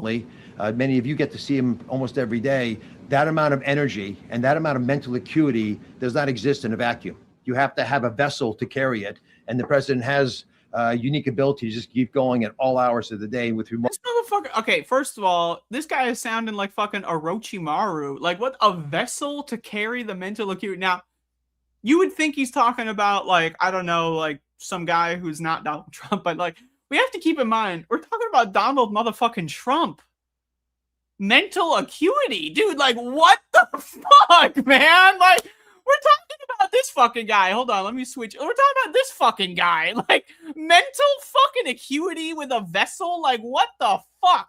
What the fuck, Mr. Mehmet, okay? I'm like, what in God's name? I just want to do this one again. This clip, I saw this a while ago, but I can't get over it. So I'm playing it for you all in case you missed it. This is like a month ago, I think. 4 weeks ago. All right. I work with him frequently. Many of you get to see him almost every day. That amount of energy and that amount of mental acuity does not exist in a vacuum. You have to have a vessel to carry it. And the president has unique ability to just keep going at all hours of the day with remarkable strength. Okay. So now that we're done discussing the fucking vessel, there's a follow-up question. This clip, I gotta say, this might be the best clip I've seen of the Trump administration. And it's not even Donald Trump. Like, let's go. Hey, I just wanted to follow up on her question behind me. If the president's in such perfect health, why does he keep going back in for checkups? I think he likes the results. He does really well. He aces the test every single day. And I do actually believe that he is curious to make sure everything is going in the right direction. He's a very okay. I think he likes the results. I'm losing my shit. Okay, he likes the results. Check this out. Hold on. He's in such perfect health. Why does he keep going back in for checkups? I think he likes the results. Like, okay, now there's an argument to be made about, you know, I guess you could say prophylactic healthcare, you know, preventative screenings, all this kind of stuff. But he likes the results. I can't get over it. I just one more time. Hold on, just strength. Such perfect health. Why does he keep going back in for checkups? Hey, look at this fucking guy, by the way. Can you see my cursor? This fucking guy, like, praying to Jesus right now. Why is this guy praying to fucking Jesus? Or at the press pool here, buddy. I think he likes the results. He does really well. And also, you can see that, like, or you can hear rather, someone like has to almost like they start laughing. Like, you can. You keep going back in for checkups. I think he likes the results. He does really well. Okay, so now back to this guy. So he likes the results. I'm losing my fucking mind at this administration because these people are just they're fucking absurd. Like this is an absurd situation to be in, to be alive right now. It's embarrassing. And it's not like a lot of people, they love doing this it's their problem bullshit. Like, oh, Americans should feel so embarrassed, but all of us. Yes, the random farmer in Bangladesh. Yes, the random motorist in India. Yes, the random whatever. The fucking guy fucking piloting a fucking kite in fucking Indonesia. Do they have kites there? Probably. So we are all of us, a part of the fucking problem. Okay? It's not just the Americans. In fact, I would say the Americans are getting the least of America's wrath. Now, Americans, we're getting fucked. We're getting fucked in the face 15 times till next week, okay? And it's not even like it's not that good. Okay, let's just put it here. In America, this is bad stuff. But look at Iran. This motherfucker dropped a Tomahawk missile. By the way, naming it after indigenous cultural stuff. Like that's how fucked up is that? So we appropriate, steal, and genocide, take their name, and then drop a missile on a fucking little girl's school and kill like 200 little girls, body parts flying in the fucking like imagine you're looking out your window, you live in like a 6th floor apartment, you're just looking out your window and it's like you just see like a fucking ankle just pop up, woo, woo, like a fucking couple fingers, like a fucking maybe a toe lands on your windowsill, like you open up your window and you gotta like swipe the toe off, there's body parts flying in the sky, and this guy is like he's fucking like I don't need to describe it. I mean, just look at the fucking screen. Like this is not good. Okay, like this is good. It's not like we're so far away from good that I don't even know if anyone could use the word good to describe anything in the modern age because like it's all relative to this. What the fuck? He likes the results. Now there is something to say for Donald Trump's age. Should we be letting 80-year-olds run the country? That's a question that I don't really care to talk about because when it comes to Donald Trump's mental acuity, as Mr. Oz said, this guy has always been a fucking idiot. As far back as you could possibly ever even think about hearing his name for the first time, he has been a laughing stock. He is a fucking low IQ, dunderhead, moron motherfucker, okay? This guy's got an IQ that is so small that they need to develop multiple kinds of new faceted instrumentation technology to be able to even get a reading whatsoever, okay? We're talking about an IQ probably that spends most of its days in the negative region, okay? This guy's brain is negative space. And I'm not just saying that as in there's no brain there. I'm saying that as in his brain is like antimatter, all right? There's no even matter. There's no oxygen. There's no airflow. There is nothing there. It's like a fucking, you just like you plucked the inside of his head into a different dimension, right? And there's no connection. There's no flow whatsoever, right? This guy has always been a motherfucking dumbass, okay? He is a fucking idiot. So the idea that like even in his prime, he's dumb as shit. The idea that somehow as an 80-year-old rotting corpse walking around, falling asleep during meetings on live television, that he's like getting smarter and smarter and smarter as time goes on. What the fuck? Like, I know that Oz doesn't believe it. I know that Donald Trump doesn't. Maybe he believes it. I know that no one believes this. Nobody on planet Earth. I'm not even joking. Like, nobody believes this, okay? Your fucking uncle, who's like a 5-time Trump voter. I don't even know how he did it 5 times, but he found a way. Like, he doesn't even... Nobody fucking believes it, right? But that's not the point. The point is to make you do the humiliation ritual. The point is to make you go like Oz and go up there and go fucking, maybe he likes the result. Likes the result. That's the point. When Donald Trump sees you out there sucking his metaphorical cock and embarrassing yourself on live television, That's what makes his dick hard. If there's anything that can get his dick hard, it's certainly not Melania. It's certainly not Epstein, because he killed him a long time ago. If there's anything that can get Donald Trump's dick hard, it's seeing someone like Dr. Oz, or Mr. Oz, I should say, go out there and come up with shit like maybe he likes the results. Because, again, the whole project behind the Republican Party it's an anti-fact project. They are against reality. Now, you could argue that religion, such as Christianity or Judaism, you could argue that these religions are also fundamentally against reality, right? And that people can, the idea that we would use Christian law in schools, like in Oklahoma, they're mandating the Trump Bible be used in schools. It's got to be Trump Bible, 7,000% markup, or fucking Judaism, you're not allowed to question Israel or whatever. They can kill 1 million babies. It's fine. You're not allowed to say anything about it. That's an anti-fact movement that has been around for, 5,800 years now? Getting close there. That we've had these anti-fact movements since the dawn of humanity. We've had anti-fact movements, right? But 6,000 motherfucking years ago, we didn't really have the scientific instrumentation to be able to learn a bunch of stuff about the universe, It took a couple thousand years to us to even be able to start doing things like measuring the earth and stuff like that, right? And we're still learning all this kind of stuff, right? But, there is something to be said about the modern Republican Party of the United States and how desperate it is to just make you embarrass yourself on a daily basis.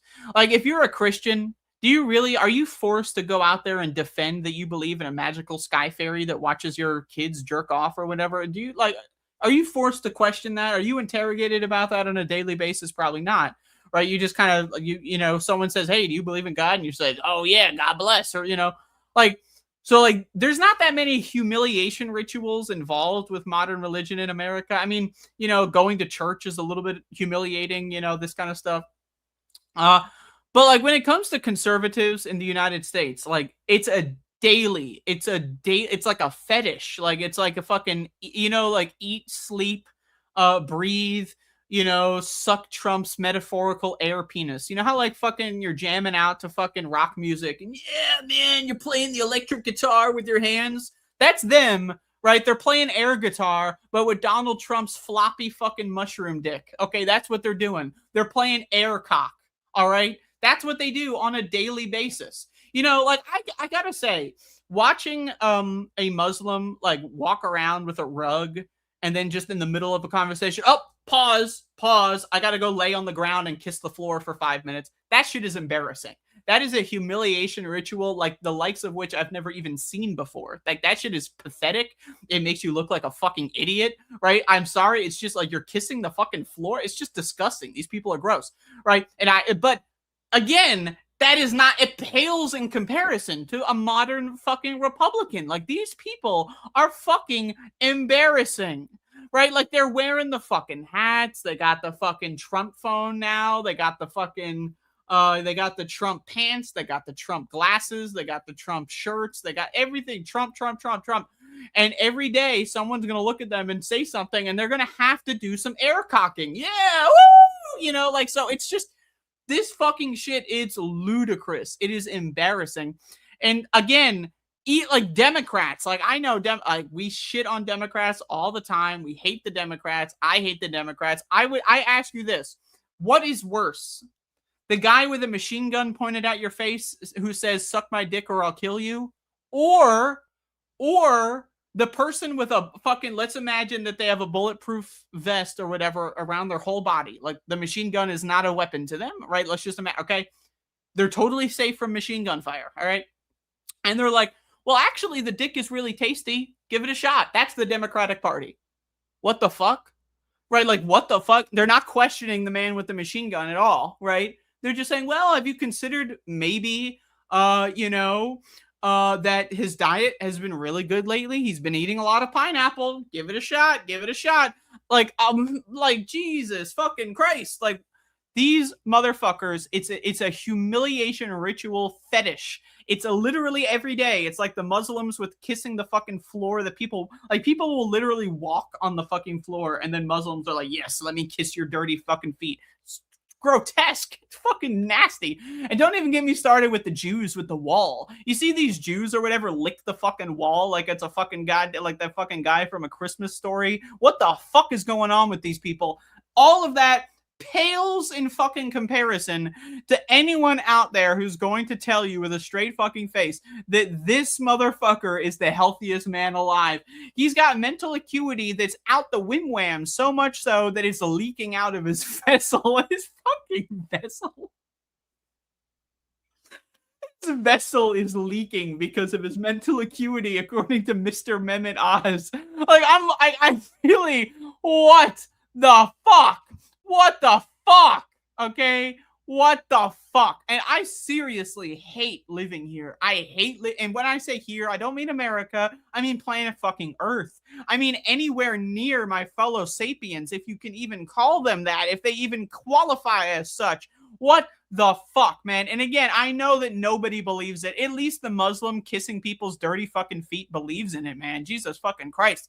At least the Jew licking a fucking disgusting, putrid, fucking filth-ridden wall. At least they believe that shit. You are telling me that a conservative fucking uncle believes in this fucking shit?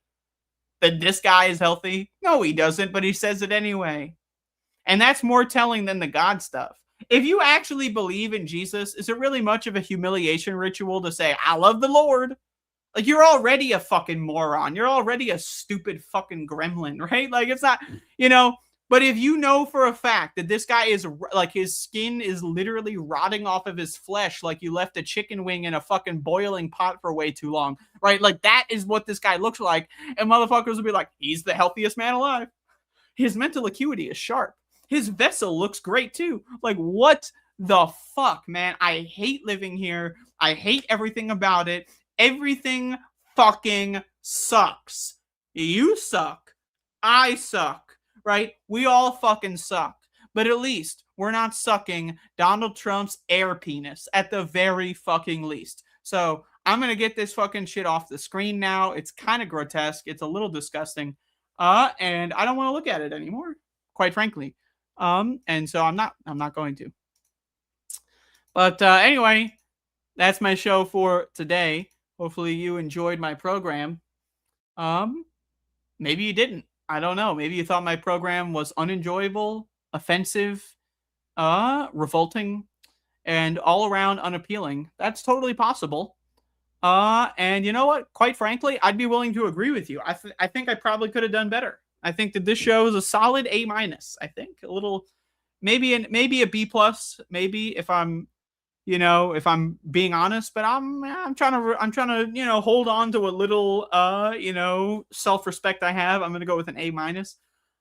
But either way, thank you for watching. Subscribe to thisspace.television. If people out there are sucking Donald Trump's air penis, right? At the very least, what you can do is suck our air penises, right?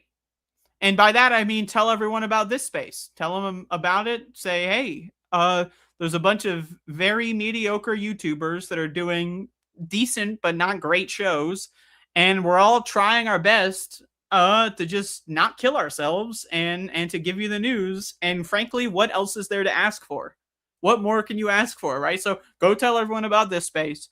Humiliate yourself in public with your friend groups and risk your reputation for us and not for them, because them is bad, but us is good.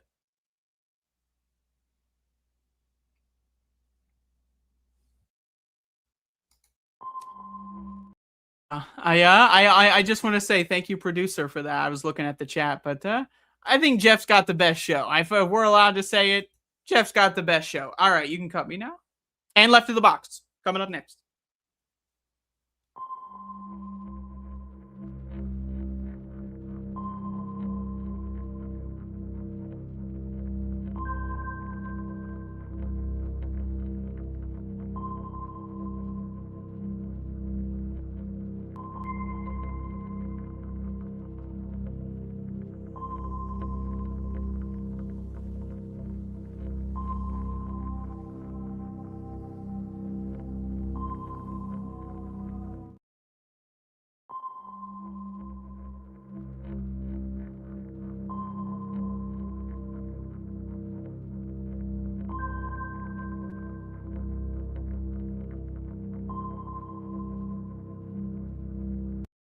Do do do, theme song. Do do do, I'm broke, so this is my theme song.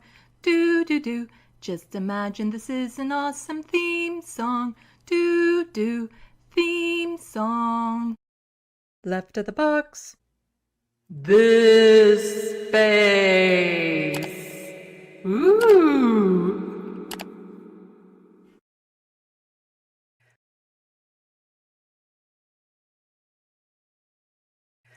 I am Canadian. I live in the best country of the world. I'm so glad I was born here. That way, I don't have to worry about passing the citizenship test. Here, we care about our neighbors, unlike those Americans. Ontario, Canada, Ontario? Ugh. Well, unlike those Americans, we have universal health care. Okay, but it's still better than those Americans. Our land is full of natural resources and clean water.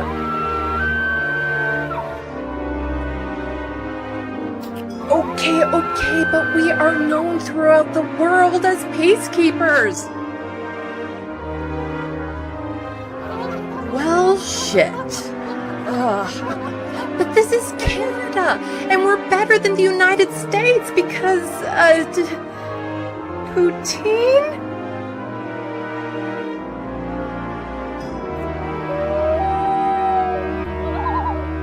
Happy Canada Day, eh? Hello, welcome to This Space with Left of the Box. Bonjour, bienvenue. I'm Sandee. Like token Canadian here on Canada Day. Oh, welcome everyone. I put that together this morning, and don't you just love the totally unintentional way that the flag would wave behind me? It has absolutely nothing to do with all the fans I have going just to keep me at a decent temperature.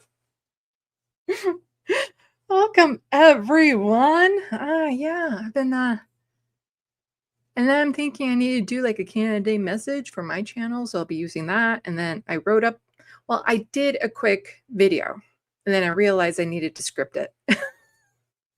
So I used what I said just off the cuff, but then I wrote it out and added and changed, because yeah, I have a hard time doing off the cuff when I'm not doing like live things like this. Anyway,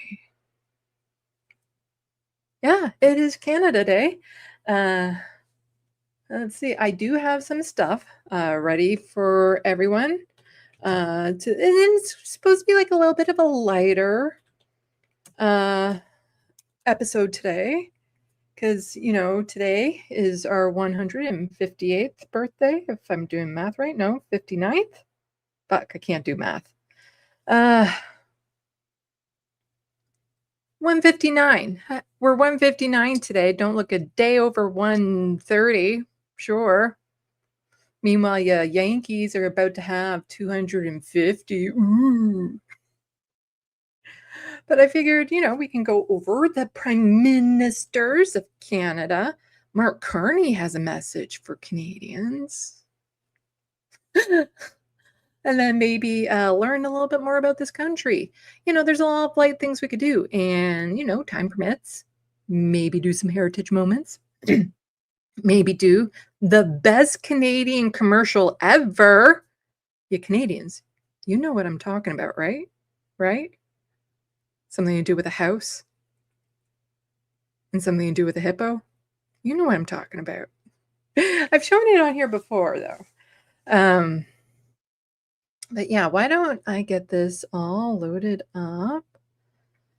There we go. That one. Okay, so it's all ready to go. Yeah, so I'll probably get that done. Been working on that TYT essay. And I started a new drawing. I showed it off Monday, the progress, because I was worried that it wasn't quite looking right. It's looking right. Everyone guessed who he was. And it looks even better now. If I get a super ton of a lot of love, I'll actually run into the other room and get it, because I totally forgot to bring it in here with me. Let's see. The Wild West is saying, but Canada Day is basically canceled. At least the storm chasers are having fun. Ugh. Yeah. Yeah. It wouldn't surprise me if there's tornadoes and stuff in Canada, and actually ones that hit Ottawa, where the main celebration would be. Ottawa has been hit with tornadoes before. It's kind of like on the outer cusp of Tornado Alley, but it has been hit. I'm going to check my phone app. They tend to skip over me a lot, I find. This area in particular, they hit all the surrounding areas. But that's because, okay, let's put on my special interest little cap. You see, even though my area is technically in Tornado Alley, which, you know, it's still on the fringe of it, but it's in it. In my little tiny nook, tornadoes are very unlikely because it's very hilly here. Lots of drumlins and eskers and things of that sort. And it's not that they can't be created on hilly surfaces, it's that they're less likely to. So we do get a lot of downbursts and things of that sort of stuff. But right outside my area, there's a lot more flatter area plains, and they do get hit more often. Yeah. Ottawa's been hit a few times, but as far as I know, I don't even have a storm warning here because Ottawa is like a 6-hour drive from here. So that's a lot of weather difference changes that could happen. Anyway, I'm getting distracted by subspace. As always, my ADHD is all over the fucking place lately. The heat and lack of sleep isn't helping because even though I have the AC and fans blowing on me, the AC is not in the bedroom. So I have to kind of force in cooler air, and it just makes it manageable. It doesn't, it's better than nothing. I'm not complaining. I've had nothing. Let's see.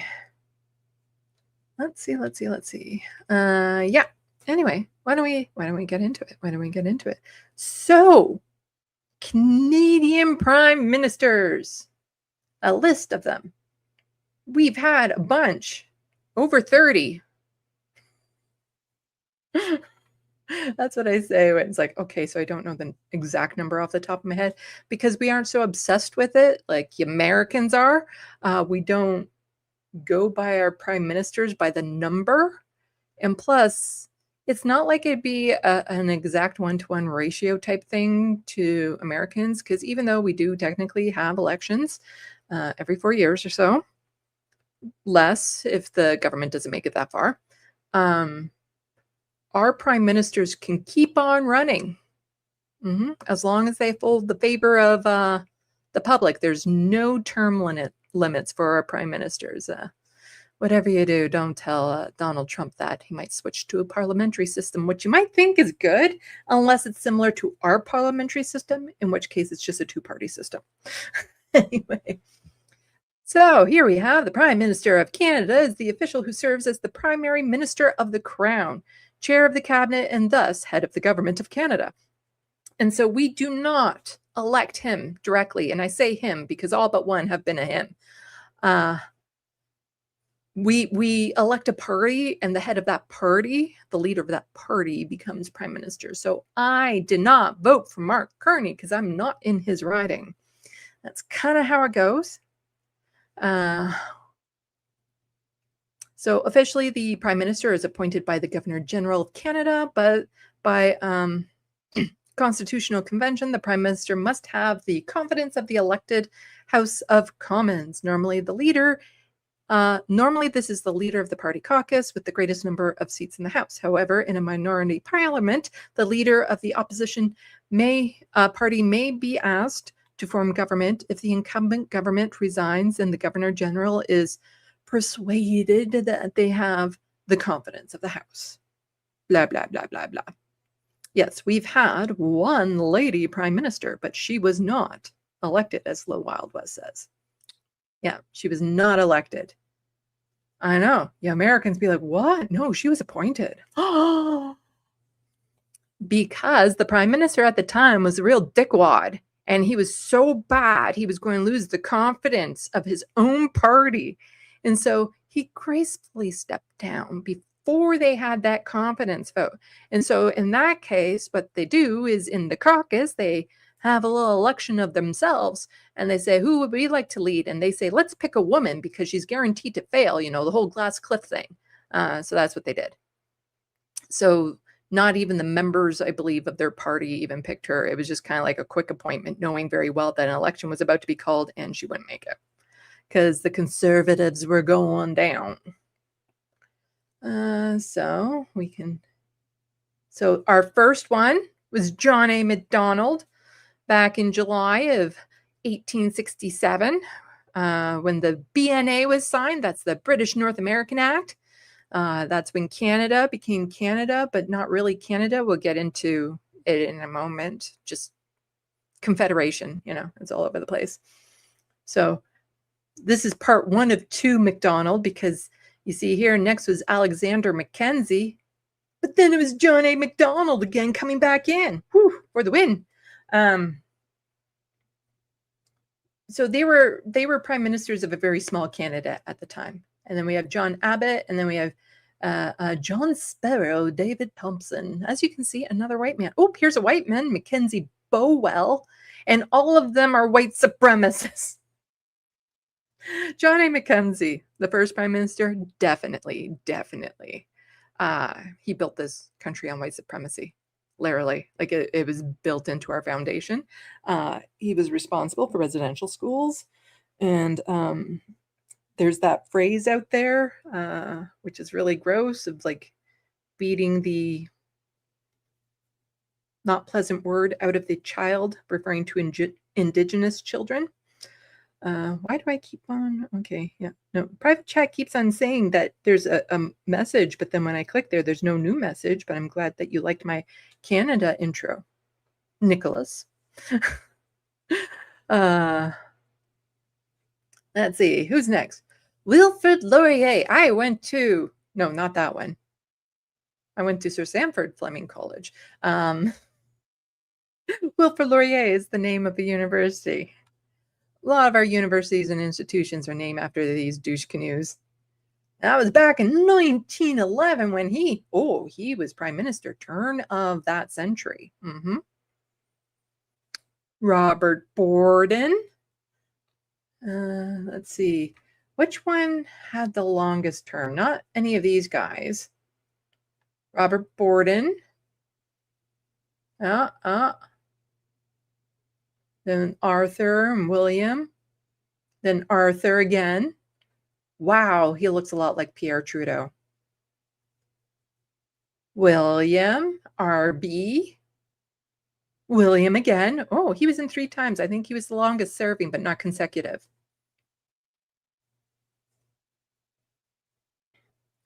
So then we have Louis St. Laurent. And then John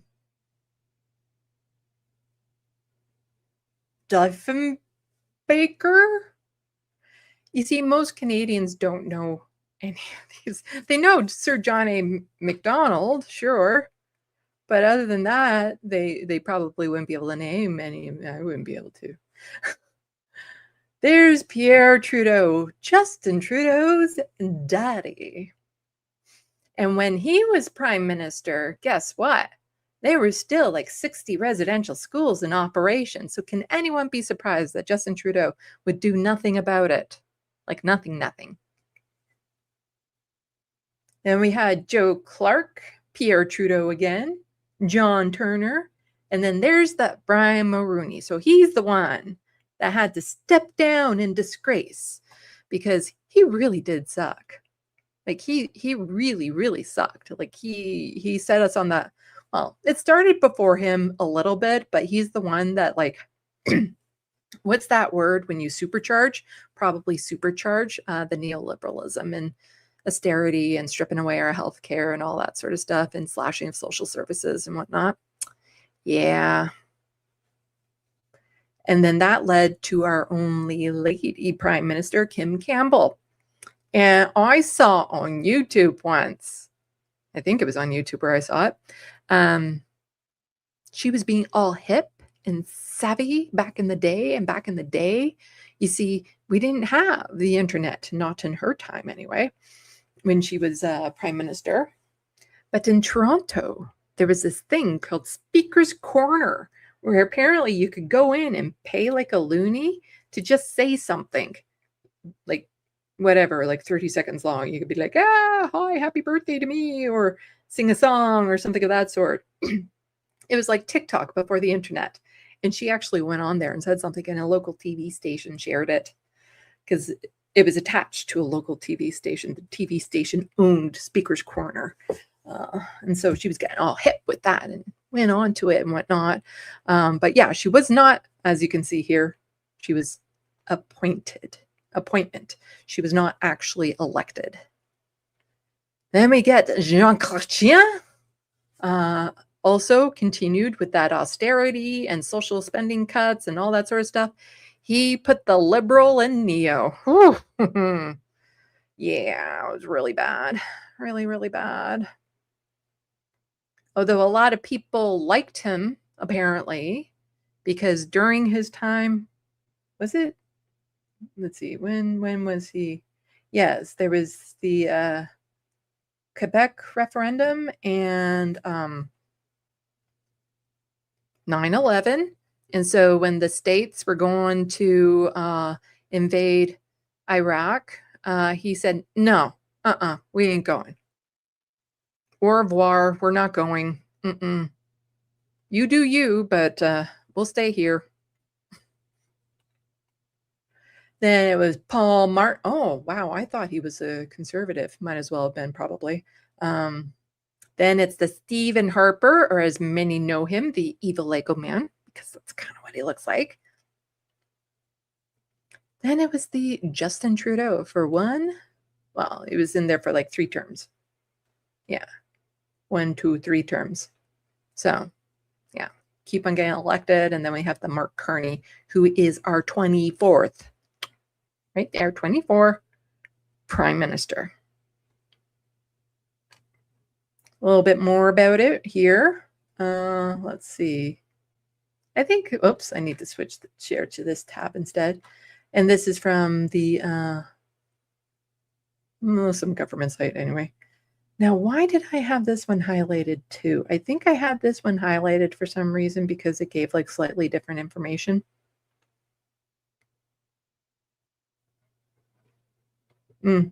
Has their occupations off to the side. I'm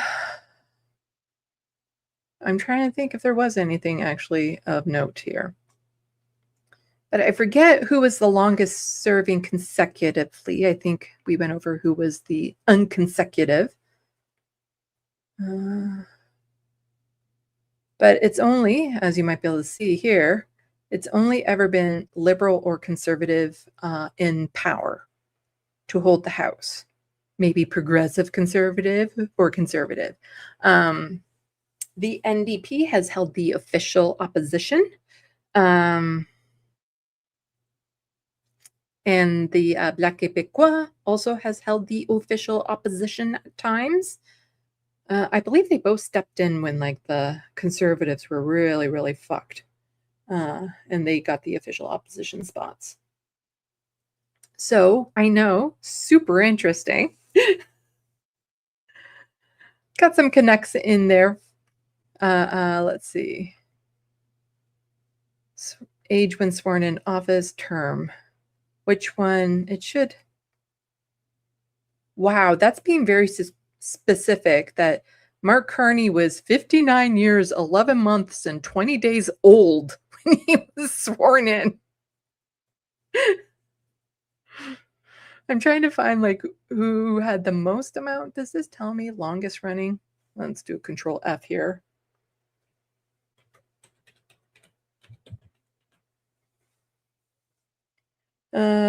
Charles Tupper, oldest Canadian PM to take office. Okay. How old was he?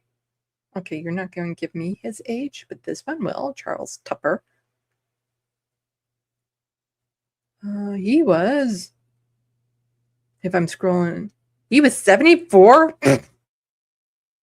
And you think you have it bad, but here, he was 74, 9 months and 30 days old. Back in the 1800s? Damn. That's like 130 in today's terms. And the one before him was 70? My God, what kind of crack were they on? Wow, that's some really old geezers, considering the times. Most people did not make it that long, let alone run for office. Holy shit. Even Abbott was 70 years old. Wow. Let's go back to this one. Longest single term for a prime minister was Wilfrid Laurier. Okay, that's what I was wondering. And then longest cumulative, is William Mackenzie King, not the other guy that I thought. There we go. We're learning stuff. We are learning stuff. I'm sure you're all super stoked and interested in this. Why does it keep on saying that there's a private chat? And when I go there, there's no new chats. Do I have to do something to make it go away? I hate when there's a notification, but there's nothing there because it always throws me off. Because then I think there's something there that isn't. You know? Anyway, so then we have the Confederation. Share this tab instead. So if we go up here, Canada did not look like Canada when Canada became Canada back in 1867. Nope, it was actually kind of small. So Canadian Confederation was the process by which 3 British North American provinces, the provinces of Canada, Nova Scotia, and New Brunswick, were united into one federation called the Dominion of Canada. Not of Deep Space Nine. That would be so cool in a way, in a bad way, but kind of still cool. On July 1st, 1867.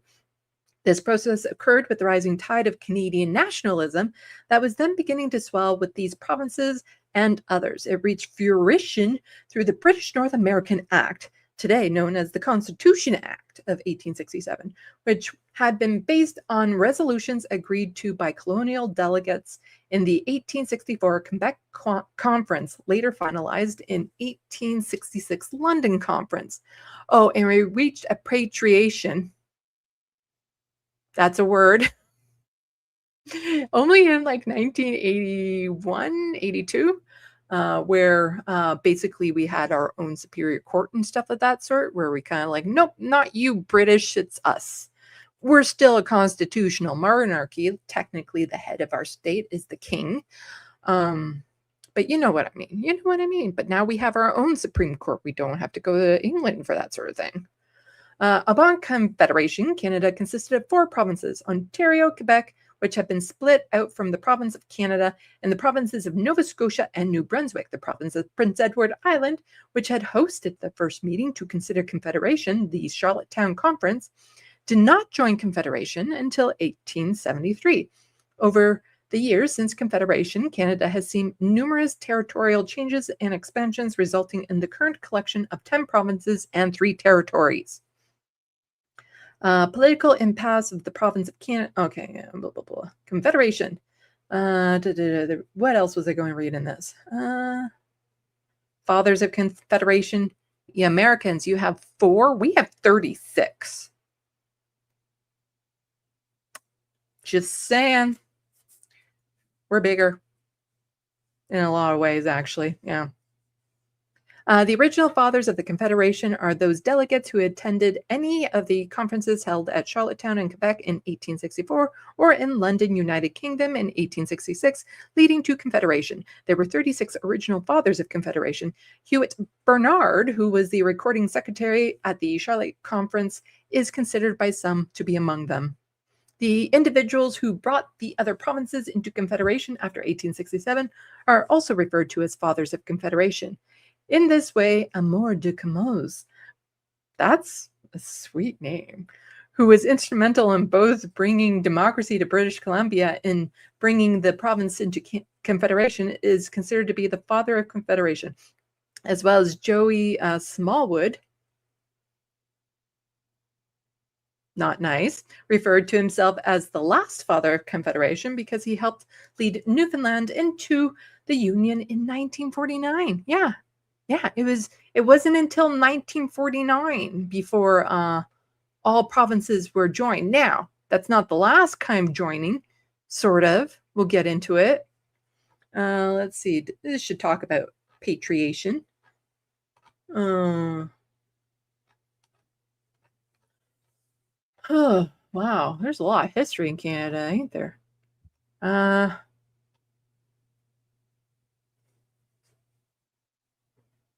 Let's do Control F. 198.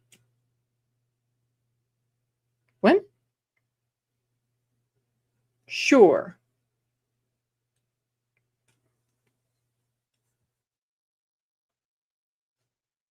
Oh, history of Canada Act.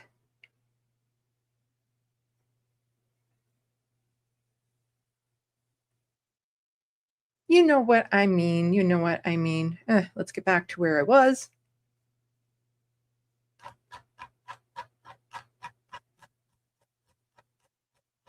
Somebody else in the chat who's not suffering from heat stroke can tell me it was 1982, says the reference frame. Okay. And Quebec did not sign off on it. Even though we have our whole section of, what's it called? Notwithstanding clause because of them. So here we have, on July 1st, 1867, Ontario, Quebec, Nova Scotia, and New Brunswick. And then later on, not too far long after that, we had Manitoba, Northwest Territories. And then it was British Columbia, then Prince Edward Island in 1873, and then 1898, Yukon Territory. So that must have been making the Saskatchewan and Alberta feel a little weird because they were kind of in the middle, surrounded by Canada and then the United States. You see, that's where they should have stayed, at least Alberta. If they really, really did not want to be part of Canada, they just should have been surrounded on all borders by other countries back then. Then the last province to join was Newfoundland. But then we have April 1st, 1999, Nunavut, with the capital Iqaluit. Now, is it a new territory? It was a territory, not a province. Well, yes and no. You see, up here we have the Northwest Territories. And that was kind of split in half to make room for Nunavut.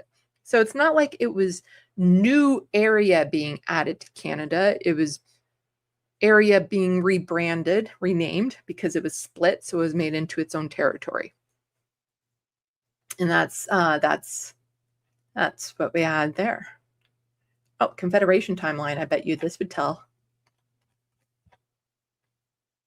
Was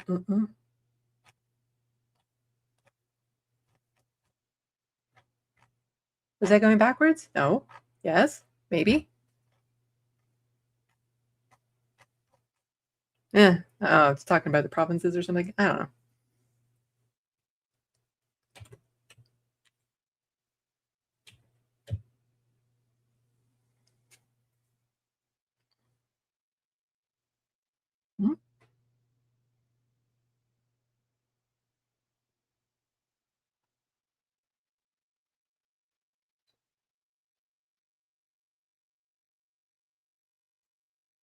Oh, here we have. Okay, so while the BNA Act eventually resulted in Canada having more autonomy than it had before, the country was still far from fully independent of the United Kingdom. Foreign policy remained in British hands. The Judicial Committee of the Privy Council remained in Canada's highest court of appeal, and the Constitution could be amended only in Britain. Gradually, Canada gained more autonomy. Defense of British North America became a Canadian responsibility. According to the Supreme Court of Canada, Canadian sovereignty was acquired in the period between its separate signature of the Treaty of Versailles in 1990 and the Statute of Westminster in 1931, which gave the country nearly full independence. It was only because the federal and provincial governments were unable to agree on a formula for amending the Constitution that the power to do so remained with the British Parliament. Once that issue was resolved, the Constitution was patriated when Elizabeth II gave royal assent to the Canada Act in 1982. This is why we probably won't break from the monarchy, because of this. Governments were unable to agree on a formula. That's why I suspect we won't be breaking from it anytime soon, is because whichever party proposes it, the opposition will be like, no. That's pretty much it. That's pretty much it. There'd be too much arguing over how we're supposed to run things and all that sort of stuff. I'd be fine no longer being part of the monarchy. Yeah, I'd be fine. I'd be fine. So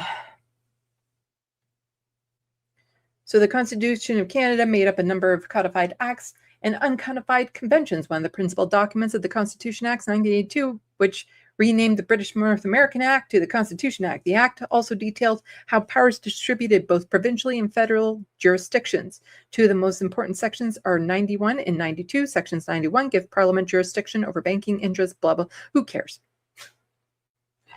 If you're not living in Canada, you don't care about that part. Now, let's get back to me. Boom. Here we go. The next one, I'm not going to be showing on screen, and it's just going to be a whole bunch of shits and giggles. Maybe. Oh, right. I was going to do that. Mark Carney had a message for Canadians. Let's do that one instead before I get on to the next thing. Let's go here. There we go. Mark Carney, current Prime Minister of Canada. What does he have to say? And is he going to say it with funky music? No, he's going to say it with an AI-looking background. Today we celebrate and... Oops. You know, I put in the headphone, but I didn't actually plug it in, so that seemed really loud.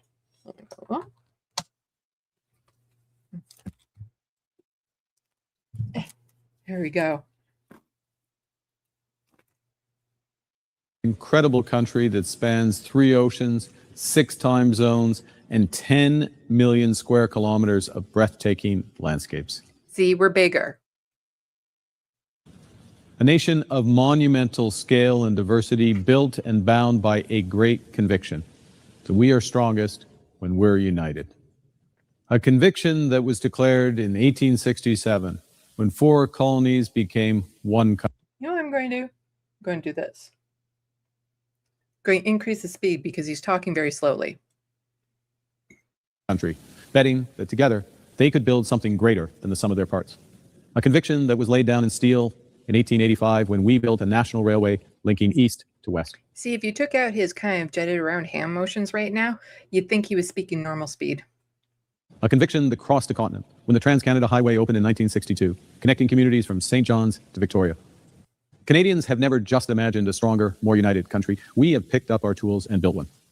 And at this decisive moment, Canadians are once again turning our conviction into action, choosing to build big with Canadian workers, Canadian materials, Canadian values, choosing Canadian produce, rediscovering our country from the Cabot Trail to the Columbia Icefield, from the Bay of Fundy to the Northern Lights.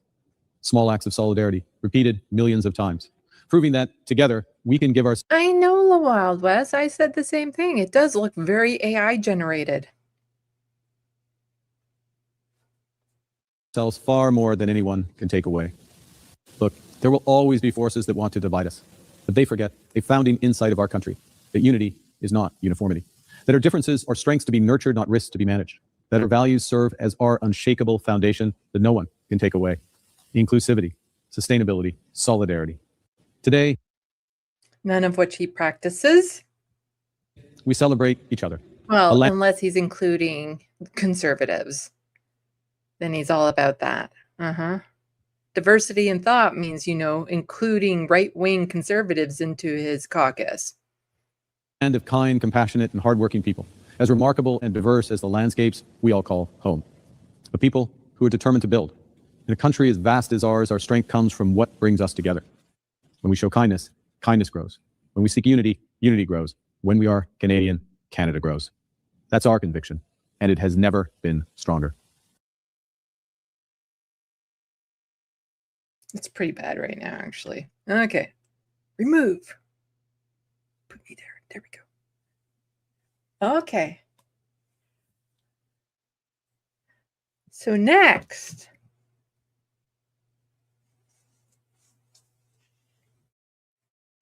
I just have a list of Canadian dad jokes that I thought would be fun. Some of us Canadians will get it a little bit more than others.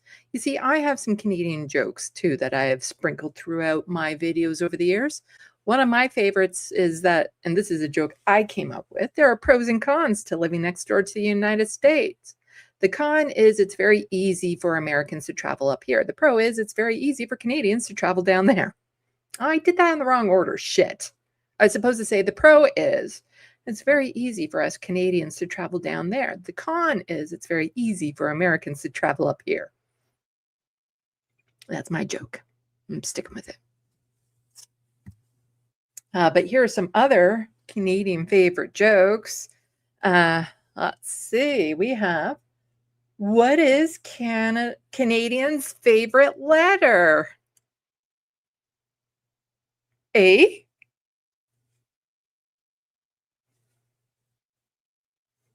Get it?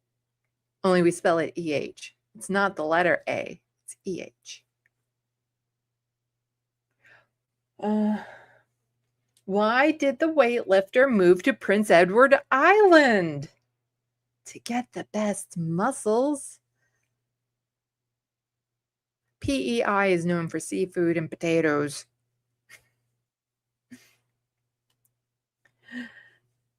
How do you get 50 Canadians out of a swimming pool?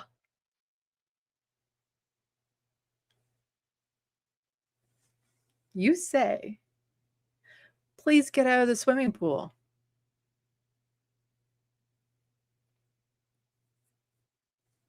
Because we're polite and we follow orders like that. Just ask all the trucker convoyists. Just ask politely and they'll fall in line. What does Canada produce that no other country in the world produces? Very attractive Ryans. That's not the answer on here. The answer on here is Canadians.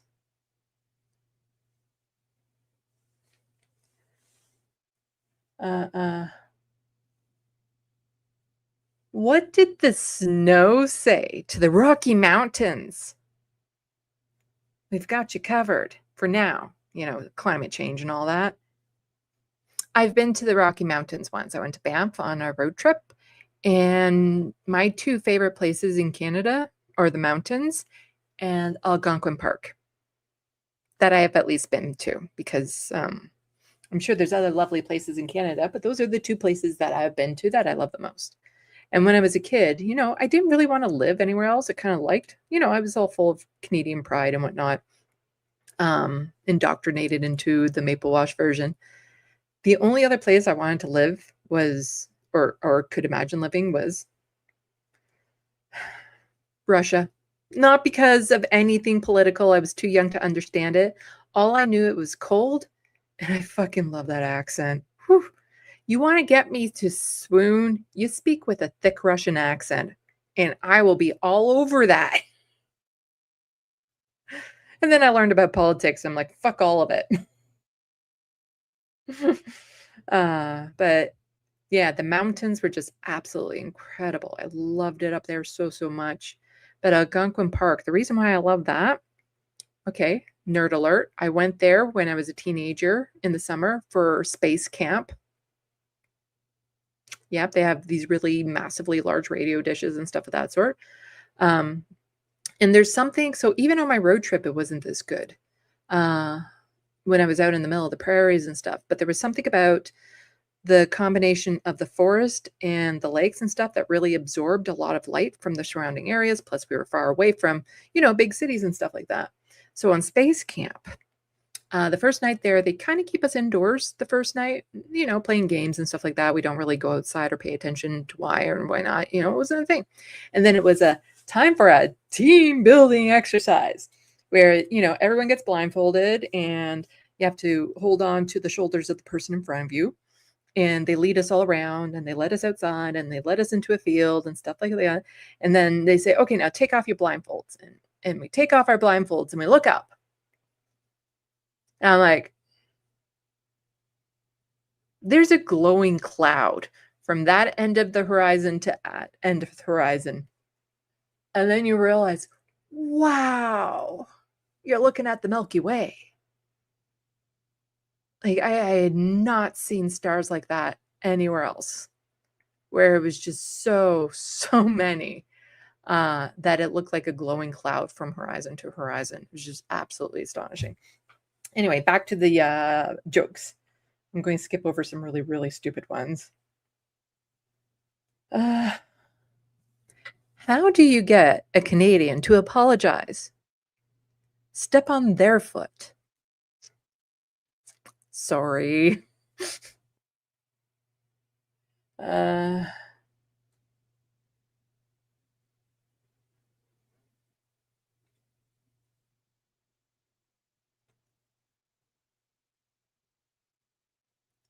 So the US and Canada are combining their space programs to send a spacecraft to the moon.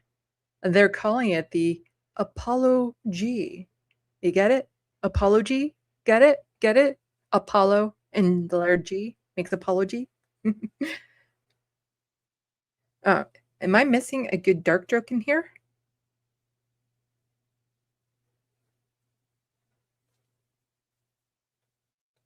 There we go from, oh, no. It moved. Where, oh, no. No, Lovas, how do you get a fox to run across Canada?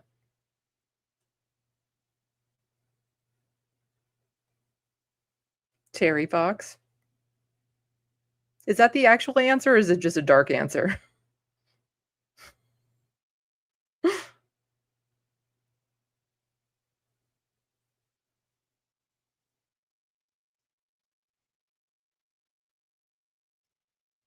Yeah, non-Americans probably don't know that.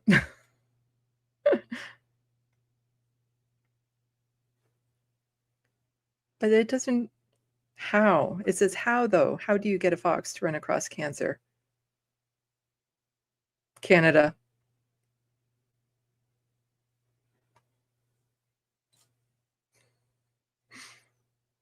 Oh, the Wild West. There we go. You cut off its leg and give it cancer.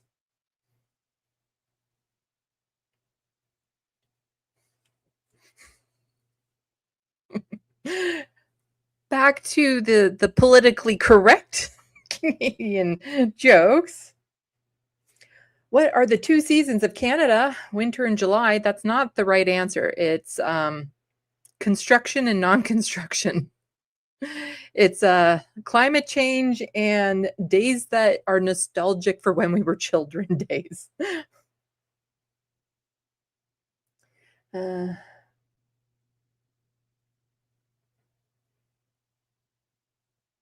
In what way is the US better than Canada? It has nicer neighbors, eh? It has nicer neighbors, eh? Kind of like that joke that I made about, you know, pros and cons to living next to the United States.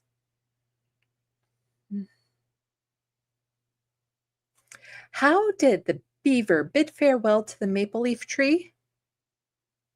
He said, it was really nice gnawing you.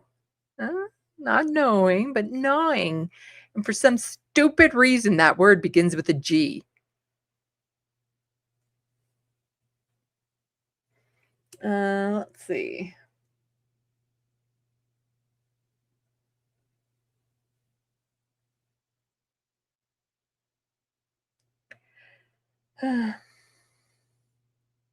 What was my... No, I'm skipping over some of them aren't that great.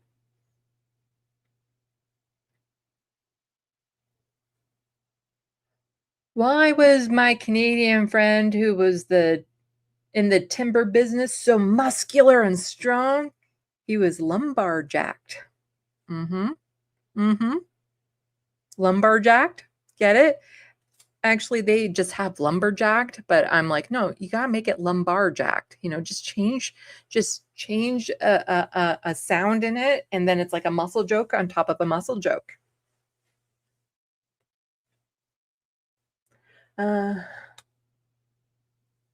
What is the name of the city in Canada that is filled with wild cats? the city of Vancouver. Mm-hmm.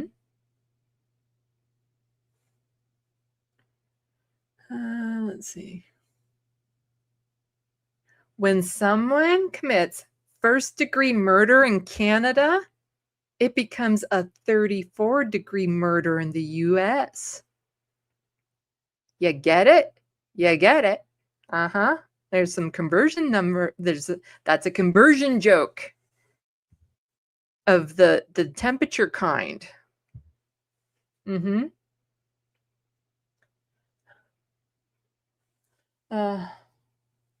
Let's see. What's an example of a Canadian tourist advertisement? This is a land where frostbite and sunburn happen in the same week.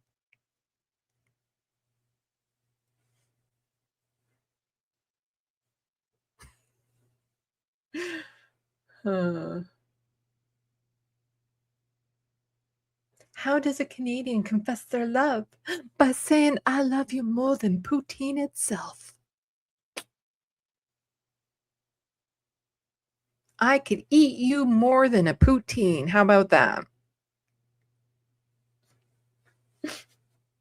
I'd rather eat you than poutine. That's how you confess your love in Canada.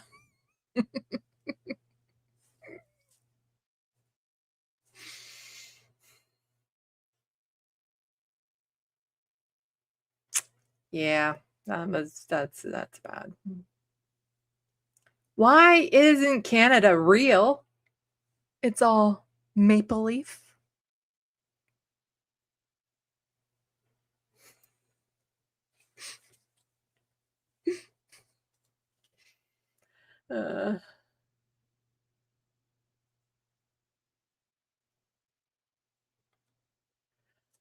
While we were on a hunting trip to Canada, there was this deer that we kept tracking but couldn't catch. It led us on a wild moose chase. I could really go for some poutine right now. There's no one around here for me to eat. Anyway.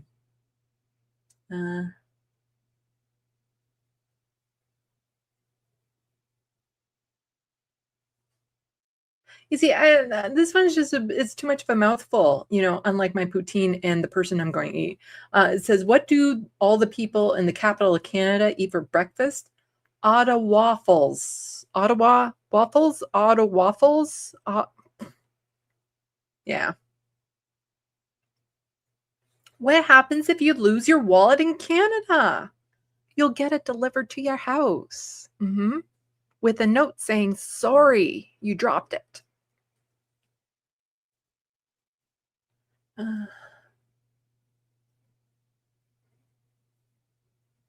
This one I think is just way too dated. Like, I wouldn't have got it. It says, what happened when two Canadian musicians met during the fire and gaming stop? They formed Arcade Fire. Was that band ever really that popular?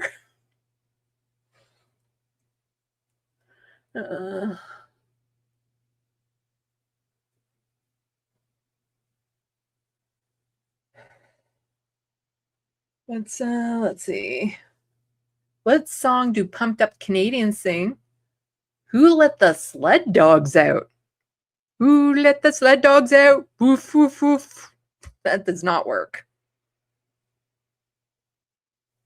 How does Canada respond to coin shortages in the US? They gave us Nickelback.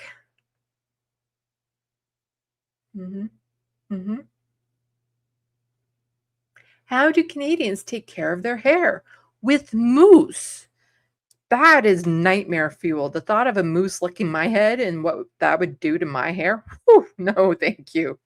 Like, a moose tongue would probably be the size of my head. Those are some big creatures. You don't know how big they are because you know what a horse is, you know what a cow is. But if you've seen a moose, you're like, that's on a whole other level. That's why when people are driving the The fear is hitting a moose, because the moose will look at you and then get mad at you. And if you survive the crash, will eat you because you bothered it. I just got these jokes off of a website. Don't blame me if they're not the greatest Canadian jokes. You could always make your own list and post it.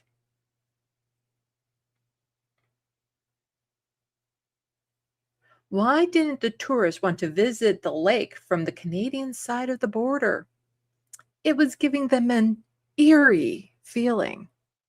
You get it? Because one of the Great Lakes is Lake Erie. Yeah, Lake Erie, Lake Erie, Lake Erie, Lake Superior, Lake Ontario, Lake Huron, and Lake Michigan. All 5.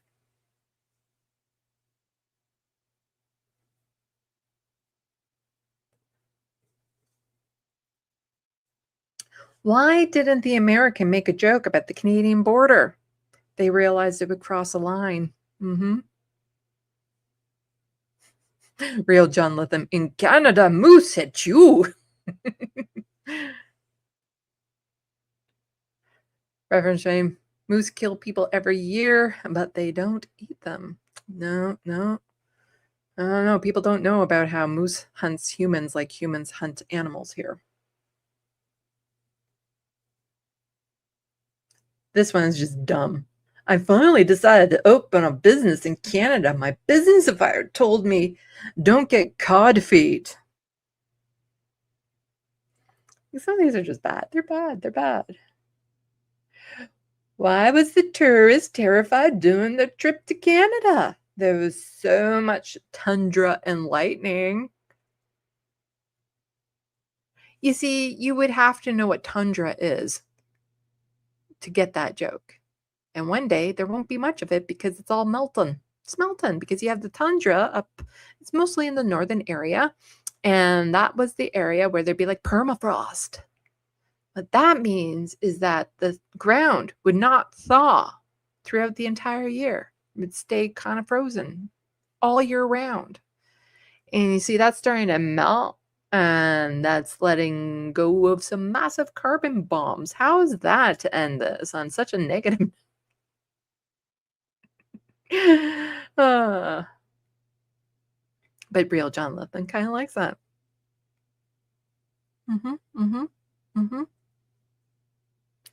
Oh, Canada, baby.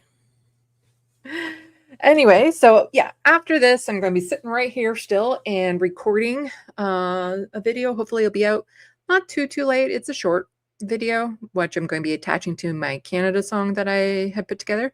I do have other songs like that or videos like that on my channel.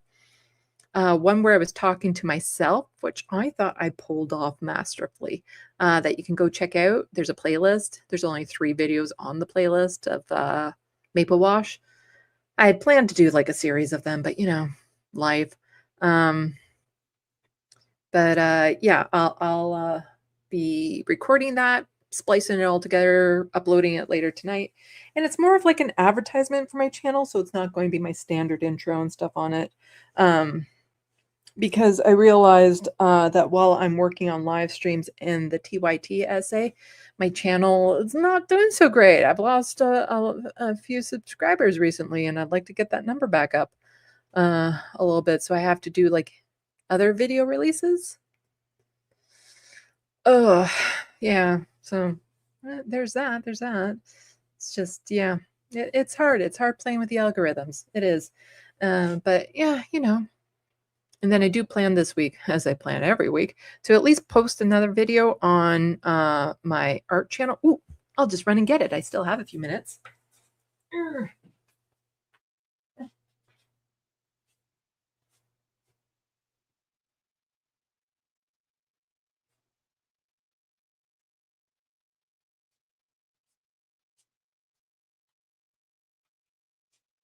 Holy shit. I just looked outside. It is dark and windy. I might hold off on recording my video. But here we go. This is what I'm working on. It's going to look a lot better when it's done, obviously. but he'll look a lot older when it's done too, because I still need to darken his skin a lot. That's the part where I hesitate the most. Like my portrait that I did of Emma, I feel like I actually did overdo it. She looks way too tanned in it, but his skin needs to get a lot darker, especially for this area here, because that's white hair. So there has to be like a contrast. Plus, the nice thing about his speckling of a beard is that it's all dark hair. And so I don't need to worry about leaving space for blonde or white hair. And so then I can add in the speckles afterwards of his, and it's not a full beard. It's like, oh fuck, what's the word when men leave their, it's not really fully shaven or not. There's a word for it, isn't it? Oh, but it looks like we're about to get a storm here. Let me just check my phone app to be like, yeah, head indoors, you're gonna die. Stubble, that's it, reference frame. Now I'm just getting the orange warning of heat, but then it does say that I'm going to get thunderstorms right now. So we'll see, because I don't want everything to shut down while I'm recording. I'll go check the weather, look out the window. But the trees were really blowing around. It's a bit nerve-wracking. And it's just times like that that I'm reminded of like all the unhoused people, you know, that they have to deal with this intense and little makeshift shelters and whatnot. So, you know, my heart always goes out to them in times like this. The Wild West says that there's good progress going on in this, yeah. And then I'll plug his name with it when it's all done. And yeah. You see, I do them of people I like. Also because I'm trying to get their attention. It'd be nice. It'd be nice to get noticed. That would help my channel. If I got a shout out from Mehdi Hassan, that would definitely help my channel. Just saying, they just expanded to, you know, Zeteo UK, while here it can be Zetato Canada. Reference frame thinks it already looks so good. Are you talking about my drawing? No, it's very dark outside. Yes, it's very spooky right now. It is. The trees were just, you know, the trees are moving around, but it's when they suddenly stop that you're like, oh shit, get indoors if you're outdoors. Yeah, so everyone stay safe with the weather and whatnot. Oh, I know some friends that were going out to a pool party right now. I don't mind pool parties, but I don't go there to swim. I don't like being in bathing suits in public. I don't like showing off my body at all. Not at all. So I don't indulge, even though I desperately want to, because I love swimming. I love being in pools. But there's some pools around my area that will have like queer days. So it's days that are devoted to people who are like in the queer community, trans and stuff, people who might have body image issues and would feel more comfortable. So yeah. Reference frame, I was in the park for a show when it started. Yeah, looking outside, it's looking very disconcerting right now. But, you know, it is what it is. Again, everyone, pick up this book, although don't if you haven't. I realized that the new edition, there's going to be more updates in it than I had originally planned. So even though if you get it now, it'll be a collector's edition, the new edition will have more stuff. And if you've already bought a book from me, what I will do with the new edition is I'll find a way of getting to you like just cost of shipping or something, because I don't want people to have who have already bought the book to rebuy it if they don't have to. Or you could just email me and I would tell you all of the changes that I made in it so that you would know for the future. Because I do want to make a few more changes than I originally planned, just because the world has expanded in my brain. And so it's like, okay, well, if I really wanted to then flow with the prequels and sequels, I have to make these changes. So yeah. Oh, the snowbirds got to fly before it started. That's good. That's good. But yes, like, subscribe, everyone. Give a huge shout out to Nicholas. I don't know how he does it. Like, does he actually sit here the entire time while we're all doing our stuff? Like, that's dedication. So thank you, Nicholas, for all your hard work in doing this. And it's starting to look dark in here, even with all my lights on. Not good. Because I walked into the living room to get that picture, and it's like, wow, It's dark. It is super dark. Like the street lights are about to go on dark. But yeah. Well, I'll review my script. But usually when it's like this, I even like to turn off the AC because I get paranoid that the power's going to go off and fuse will blow or something, even though a lot of, electrons and stuff have been updated. So that's not an issue, but I just worry. Okay, 5 o'clock now. I can finally quit rambling. Thank you everyone for coming out. Like and subscribe to this channel, my channels. And I'll see you all next week and this Sunday for my regular news live stream. So, salut, à la prochaine. Thank you for watching and stay tuned. I'm Sandee, wishing your tomorrow is better than your today.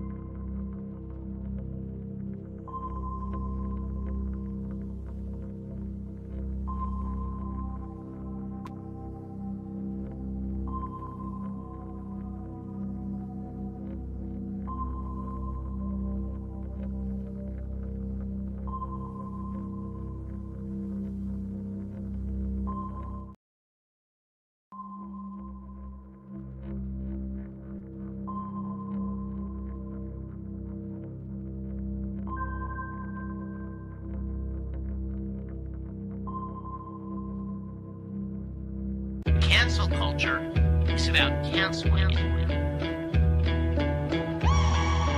Up yours. Woke moralists. Up yours. Systematic bullying that's happening. And they believe that Cocaine.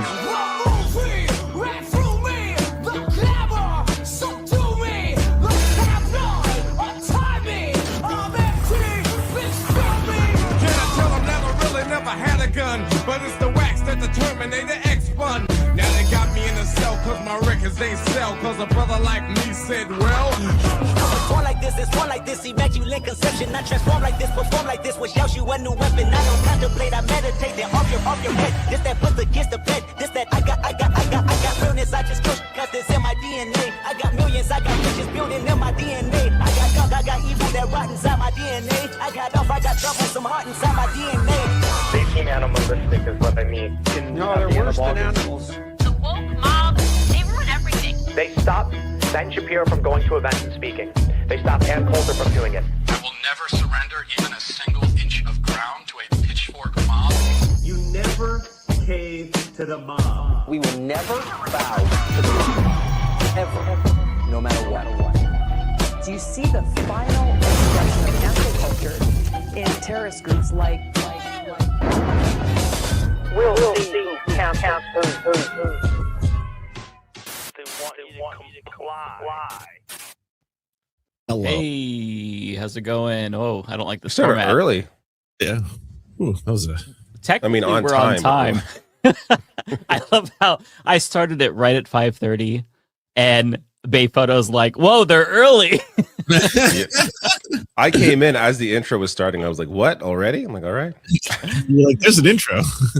Yeah, I know that folks were probably going to be a little bit late, so I'm like, "Fuck it, I'll just start. Why not?" You know, we were gone last week, so we'll give them a little bit of extra time of us rambling in the beginning while people show up. I like rambling. My favorite. I love rambling. How are you two doing? Doing great. Doing a little better this week, I would think. I mean, Good. I guess based on some positive things happening. Yeah, me too. I'm get feeling to a little bit rejuvenated, if I'm being honest, which is, I know, very fleeting.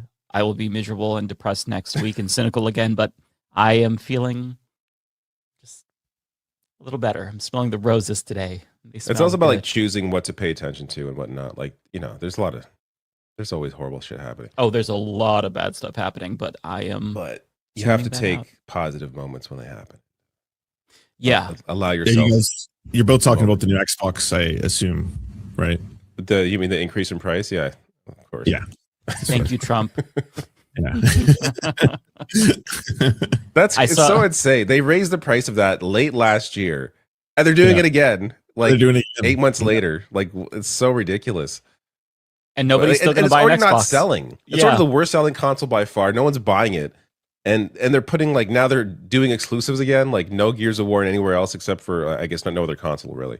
So just Gears exclusive and that other, I forget its name now, but it looks really good. The other game actually looks really good, but that's also an PC Xbox exclusive. Like I don't know, like what are they doing over there? And while laying off a bunch more studios, like Yeah. not I a know great time in Bungie the game is industry. too. And today Bungie got layoffs too. Yeah. Which saddens me as I really enjoy Marathon, and I I don't never know if got they into said, Destiny, Lance. but I heard good things. Destiny is a bit of bullet sponges. I don't know if you're into those kind of games. Like, it's okay if you have a friend that you want to talk to for a long time. Like, I had a friend that was living in a different country, so it was fun to just use it for the voice chat. But in terms of a game, you just run around shooting thousands of bullets into bosses forever. Like, that's just it. Yeah. Okay, yeah. Like I like the Bungie style gunplay, like how the guns, like how the games play. But in terms of the sponge stuff, yeah, I'm not super into that. But Marathon, like I really enjoy Marathon. And I play it mostly solo. I just go into solo queues. It's almost like a horror game. Like you have that's a game you have to wear headphones, and I kind of just creep around, listen for footsteps, like try to decipher is that a robot or is that another person playing, and then just kind of like I know I have my own way of playing. Like I tend to wait out the entire map. Like I'll wait 20 minutes to extract because by that time usually the other players are gone. It's a little safer. Like I'll come out of hiding and do my thing. And Oh, that's smart, David. That's what I would do. Yeah. The But bitch it's ass just like a pussy very hide different kind of strategy. game. Like I haven't played a shooter like an online shooter like that. What'd you say? No, that is my strategy. The bitch ass hide strategy. I played Fortnite You like would one or pick two odd times. job, wouldn't you? You're an odd job player. You're someone who would pick the character that everyone hated. Oh, Odd Job, yeah. Yeah. No, I never really played that. The one or two times that I played like Fortnite, I just hid the whole time. And as soon as I came out, when there was like 20 people left, I got blotted immediately, just like right in the head. And I'm like, this is boring. I just sat here for 20 minutes and then I didn't even have a chance. It was brutal. I feel like you would like Marathon. Like I know you say you're not a shooter person, but I think that's why you would like Marathon because it's a very different kind of game, and it's a game that is I've played it in teams occasionally, but like with randoms. But it's a game that's definitely fun in teams. But if you just want to play it as like a single player horror game, like it's a lot of fun. If it's on sale, maybe I'll check it out at some point. It's if probably like, going to be super on sale cheap. again, considering the state of that developer. Yeah, on the subject of video games and how shitty the industry is, did you all hear about Grand Theft Auto 6 and the Why is fuckery everyone there? talking about what happened? Did it get delayed again? No, so you can tell it. yeah. So it's going to be $80 for the base game, but if you don't pay for the $100 premium edition, then you're going to be locked out of certain in-game stores. Seems like quite a bit, like a tattoo shop, different clothing shops, barbers. And if you buy the physical edition, you get a code in the box. So there's no disc. Straight up just at launch, which I think they're doing purposely because they don't want leaks to go out. And usually games are leaked because the disc gets out early, the print gets out early. So there's still it sounds like they're going to have a disc later on, but just not at launch. But yeah, to pay like for the physical Ultimate Edition and not get an actual disc in the box is a little. This is not the path I want us going down. That's the gaming industry. Because Nintendo already does that, right? Like they did that with the Switch 2. Like, don't the games now come in codes? They at least have carts. Like those are so there's they're called key cards. So like basically like basically half, if not most or more than half of Switch 2 games are you have to have the cart in and then it downloads the game. So it's still like it's still something. Like you could still resell that. It would still be worth something because you wouldn't be able to, if you sold your copy of that game, you wouldn't be able to use it without the cart. But it bothers people because if there's a time in the future where, I don't know, the Nintendo store is like ceases to exist or things go down, like you don't have access to the game anymore. Like that's why people like having physical carts. Like Switch especially, because I feel like when it comes to disc drive based stuff, like my PS2 disc drive doesn't work anymore, that kind of thing. But when it comes to cartridges or game cards, I've actually bought more physical Switch games than bought on the store than bought digitally because I feel like those are going to last a while. Then again, there's talk about the 3DS carts are apparently they're starting. It's possible they can actually disintegrate or just stop working, Really? which is really unfortunate because I have a bunch of 3DS games that I hope are going to work in 20 years, but we'll see. Oh no! Yeah, I don't like, as somebody who is one of those stubborn millennials who refuses to adapt and still likes to buy physical media. I am considering just maybe waiting to get GTA because I don't want to spend $80 on a game that is not physical. It just. But are you like a PC player? Like that, I always find it weird with like PC gamers talking about this. It's like you buy all your shit on Steam. PC games have no physical edition. Hello, man. Yeah, I'm gravitating more towards Steam, but I've kind of gotten a little bit scared about all physical media just because even though I like Steam, just as far as corporations are concerned, they have their issues, but comparatively speaking, they're better. The problem is that like if Steam ever gets bought out by some different company, all those games could go away. And like, I forgot, I don't know which company it was, but there was a digital movie company that you could buy movies from them, and then they were bought out, and then people lost access to the movies, or one of the licensing deals fell through, and so people couldn't get access to the movies, and there's just no real way to protect the things that you purchased because you don't technically own them. You own a license to view them, and I don't like that. So I have been getting back into like physical media. I just bought Shrek 1, 2, 3, and 4 on Blu-ray, and I'm like, fight the system. Consume again by buying physical media because Shrek? That's your that's his revolution right there. He's fighting. That's how it's praxis. If you want to show folks that you're not show corporate media or not corporate media corporations rather that you're not fucking around, you buy media that's physical, and so I chose to support Shrek, Comrade Shrek. But yeah, I'm buying physical in general. I bought like some anime too, just on physical because I don't know. I want to be able to have things that I like forever.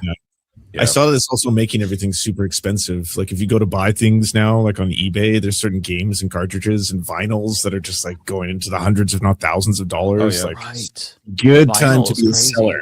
If you have a lot of analog stuff at your house, you might have some money if you're listening to this. So go check it out. My childhood GameCube collection, which I still own, by the way, like some of those games, like Def Jam New York, they are worth hundreds of dollars. Apparently, I think Def Jam New York's worth hundreds. I think that one of the Def Jam games is apparently really rare. My copy I bought used, and it's super scratched up, so I don't think that I could actually get that much for it. But I do own it. But yeah, apparently GameCube games have gone up in price. There's another console. I can't remember which console. There's another one that's going up in price as well. It might be one of the handhelds. I'm not really sure, but yeah, the physical like retro games, it's a pretty growing industry, and it really took off during COVID when people were stuck at home and they wanted the. Oh, that one's probably expensive, wow. David. Damn, it's probably very I got a valuable. few GameCube games. How are you doing, Matt? I'm all right. How are you? I'm doing lovely. I'm watching a lot of World Cup games. Oh, nice, nice. I've been basically just watching Portugal and Canada. That's all I care about. So. Yeah, Canada were the only games I think I watched, and Brazil because it was going on everywhere. Oh, I've been watching them all. You better believe I was up last couple nights ago watching 11 p.m. game between Jordan and Algeria. You better believe I was watching it. I have a hard time watching. I shouldn't say that. Most sports, not all sports, but I have a hard time watching sports when I don't have a team to care about. I'm like that for most except for sports, hockey. I can watch the playoffs, except for soccer for me. Yeah. Other sports, I need a team. Yeah. But that's because I get soccer very much, like the game itself. So I'm able to like analyze and get into the plays and things like that. I can't do that for other sports. Yeah, that makes sense. Your video, by the way, is like out of sync with your face. Oh, I thought that was me, David. I'm glad you said that. Oh, I thought that was me too. Yeah, Bender. Yeah. Yeah, it's you. Yeah. Oh no! Why is that happening? Let me leave and come back. Yeah, do that. Yeah, show yourself out. I didn't mean to sound like that. Yes, I just wanted to be fixed. Now that he's gone, guys, real quick, can you believe that guy? I know. Oh, God. Jesus. Watches every soccer game. Oh my God. Soccer. Loser. God, an American that likes soccer. I can't believe that. Yeah. I'm just glad Canada's on to the next round, which was definitely not guaranteed. But I am happy for you. It's all. weird. It's weird to have the World Cup in like North America. It's like I'm not really. I'm in the host. Feel real. It's like I guess you're in the host city too. Yeah, we're both in host cities. Yeah. Interesting. What did they do with all the poor in your area? Because for me, they kind of disappeared them, but there's too many, so they're just cracking skulls, and it looks like a war zone on the street now. I'm just seeing, like, when I step outside of my house, I literally see police officers tackling people and like zap strapping them and stuff like that every day. Yeah, it's. I haven't heard much about this at all here. I don't. Maybe there's just not. Wow. Like you have like an actual big stadium there. Like here, they play it at BMO Field, which is normally like it's very tiny, so they had to add like a bunch of bleachers on top of where the where the seats were to give it like somewhat more. Yeah, it's just a whole weird setup. Like, and it's like an exhibition place. It's like it's not even really. I mean, it's near downtown, but it's not near like the Sky Dome. So it's just an odd setup. But so I have a question for you both with regard to World. It's like tangentially related to the World Cup, but apparently there's a lot of people coming to the U.S. for the World Cup. They are discovering ranch, and I did not know that ranch dressing was just like a North American phenomenon or an American phenomenon. Did you all know about this? Because I'm completely ignorant. Canada has ranch as well. We are ranch educated. Have been for some time. I did not know it was not international, but that makes sense to me. It kind of feels like a North American thing. It is a very just like brown sauce is in the UK. Or at least, England.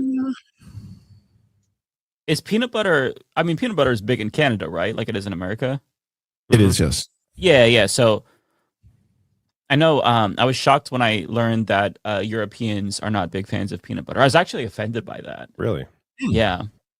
Because that's because they're racist, as it was invented by a black man. So shame on all of them. Yeah.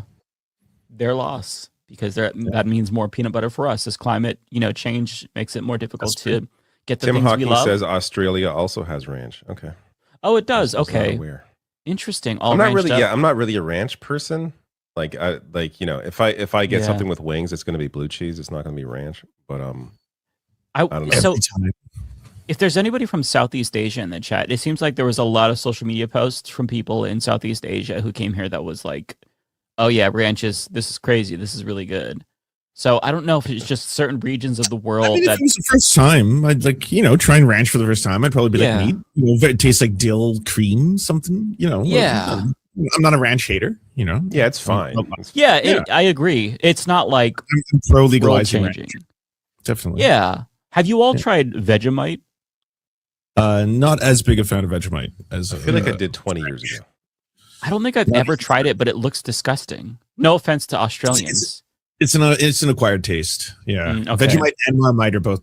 I mean, if you like fermented yeast paste, that's the thing. It doesn't sound appealing to me, but if you all love it, I'm happy for you. Else. Yeah, no, I haven't had it. What does it taste like? What does it taste like? Me? Yes. You would know more. It tastes like a very salty fermented, like the closest I could compare to is maybe soy. Like, have you read a soybean paste? A little bit like that, but not as salty. Okay. Soybean paste is very salty. Yeah. It's different. It's strange. It's one of those things I tried to be polite, but I would not go out and buy a jar, kind of thing. Right. So they put it on like toast and stuff, right? Am I wrong about that? Yes. Yeah. Toast in the morning. Oh, that doesn't. I mean, hey, if they like it, they like it. But that to me sounds really.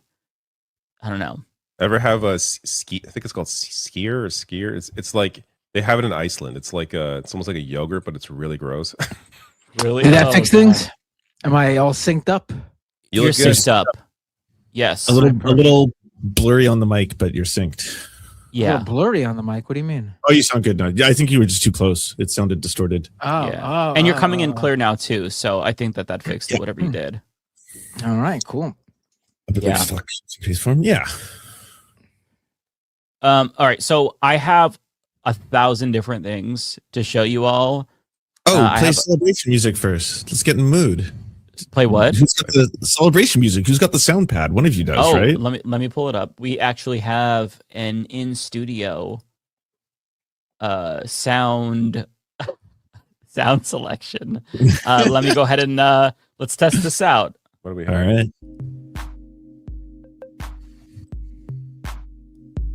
It's a little mellow. Oh yeah. Okay, let me try it.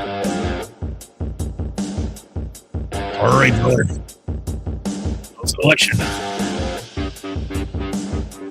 Oh, I don't like that. These are all definitely royalty free. I can tell you that. This one's called Night Driving. I can picture it. Waiting for the beat to drop. We should do the whole podcast over just a sound bed. Yeah, that could be fun. Copyright clear music. Why are we doing this? Because we're setting the mood. Does anybody want to start freestyling?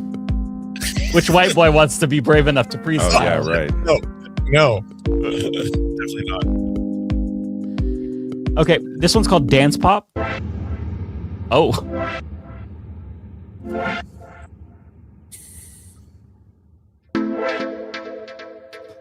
This sounds really gay. Peace Pride. You just tuning in. Happy Pride, y'all. Welcome to the gay stream. Final show of Pride, everybody. Oh, this is so gay, yeah. And I mean that in the homosexual way. Like, I'm not calling it stupid. I mean, this sounds very gay. We've got a lo-fi also.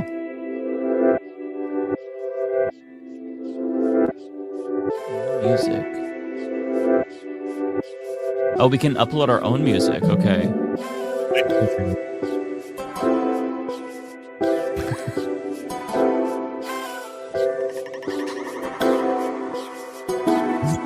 Not good. Not good.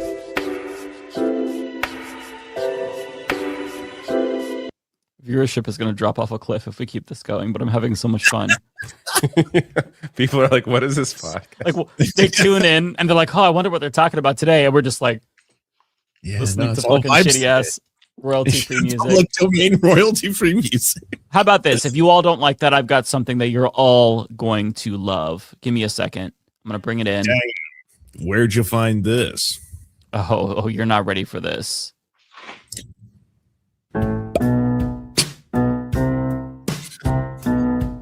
Hey, Utah District 12, listen up right here. There's a new name on the ballot for the Senate this year. My name is Linda Paulson, Republican and awesome. Love God and family and the Constitution. I tried to get another conservative to run. Nobody could do it, so I'm getting it done. I'm pro-religious freedom, pro-life, pro-police, the right to bear arms and the right to free speech. I want less government and fuck the control police. And regulation. Want to stop and expose all political corruption where there's integrity, morality, Those moves are so sick. Government programs should lead to self-sufficiency and support traditional family as the fundamental unit of society. But in schools, they're pushing for new beliefs. And just to clarify, as a female adult, I know what a woman is. Yeah, fuck trans people. Just had to throw that in there. Doesn't even rhyme.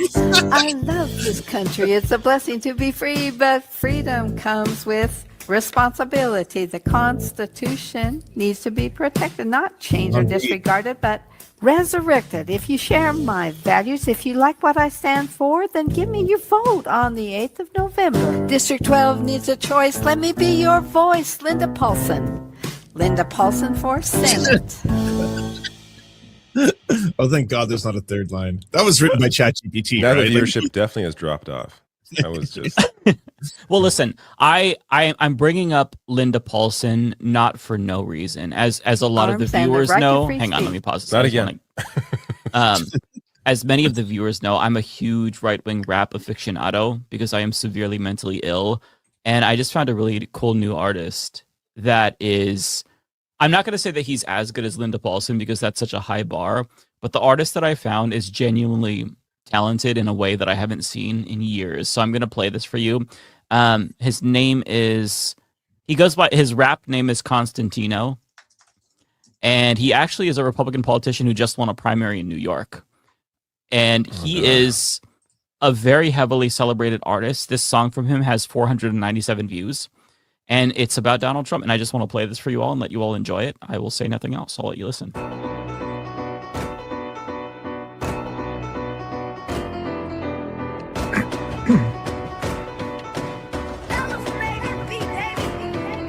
He's up and at it early, always fighting the good fight. All I can say is thanks for doing what's right. Thank you for your sacrifice and thank you for my freedom. Thanks for making us great again and thank your family too. You made America great again, you made us proud to live here. You inspired us to dream again, I must say thank you. Thank you for stopping the wars, thank you for succeeding. Thank you for closing the borders, thank your family too. I know the Democrats are always out here scheming. Ever since you first announced they wanted to kill you. Thank you for defeating them and thank you for succeeding. Thank you for exposing corruption. Thank you, family, too. We're going to keep it going now. We're going to keep believing. We're going to fight for our beliefs, and it's all thanks to you. Oh my God, that's terrible. Is that not amazing? That is unreal. I actually like that one. I think it's so good. It's rare that one of these actually comes from a place of love instead of hate. Normally they're just like I hate pronouns, I hate black people, but this one's like, just like thank you for all the bad things you're doing. Oh, Lance, Democrats Lance, you sweet summer child, you haven't heard the other songs that he's put out. He's multi-genre, you say. He actually released a couple of music videos. One of them is AI generated. One, you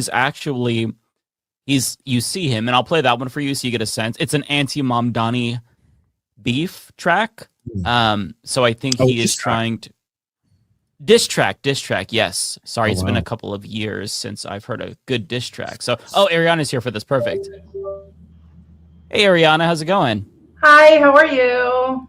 Doing wonderful. We have a present for you. Congratulations on working through communism. You guys did a communism. Good for you. That's exciting. Well Thank done. you. I'm kind of sad because this used to automatically stream to my YouTube channel. Oh, it's not doing that? No, it's not doing that, but it's okay. Oh, it says that it's linked to your YouTube channel. I just linked it right now. Oh, okay. Yeah. That's weird. By the way, I don't think it's your microphone that it's coming through. I want to say it's your computer. Yeah. Okay. It was crazy. I just came back from Gracie Mansion too, which is where the mayor lives at.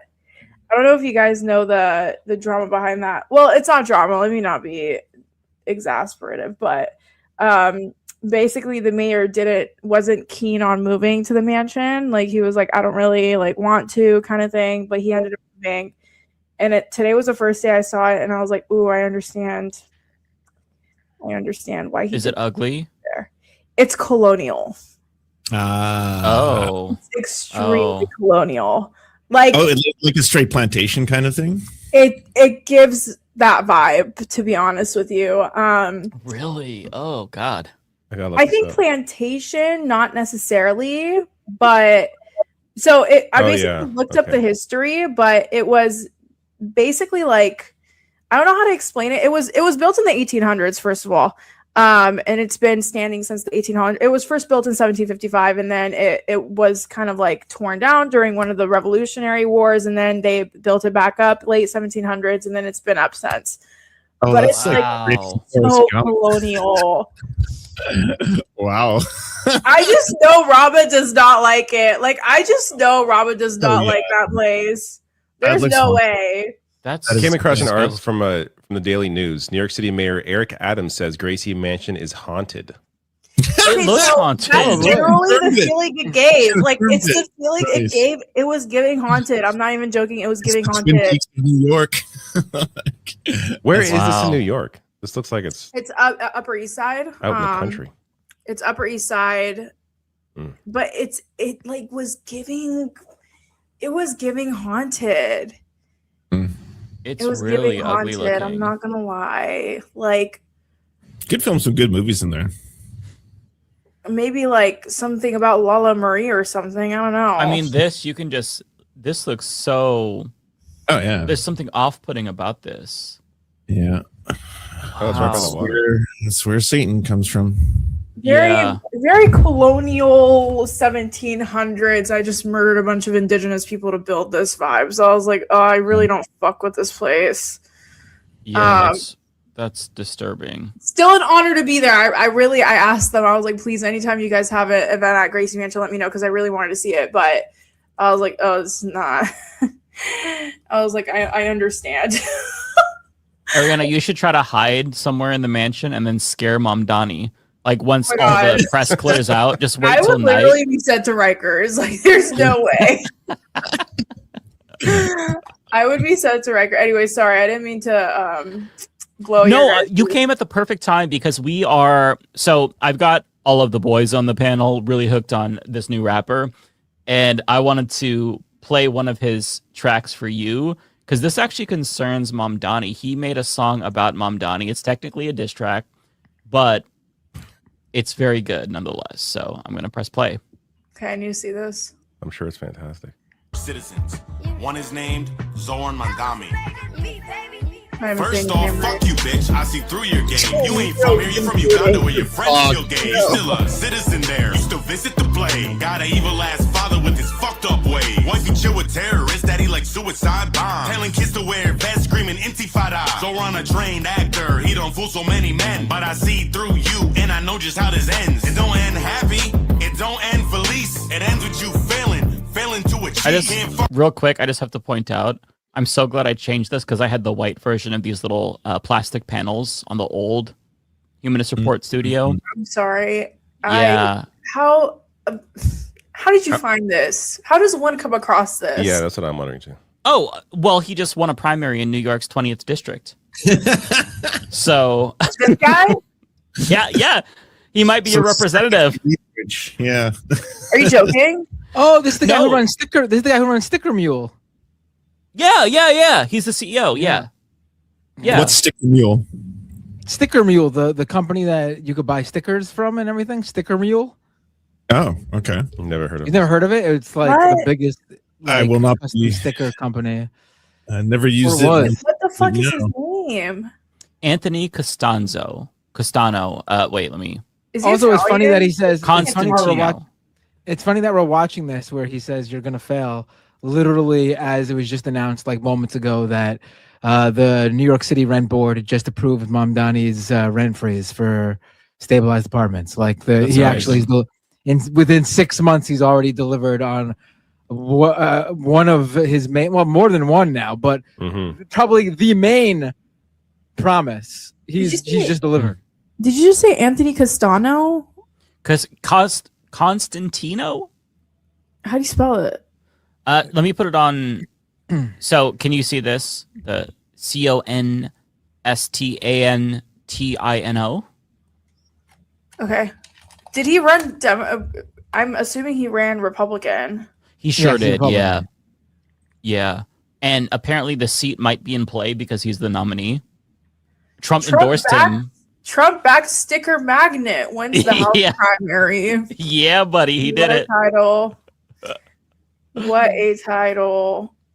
Can you send me the link to this video? I need to make a reel about this. I'm sorry. This is absolutely. Oh, Ariana, there's other songs from him as well. I'm going to put this in the private chat, but there's a song called Thank You that we listened to. That's my favorite one from him. It's very, very good.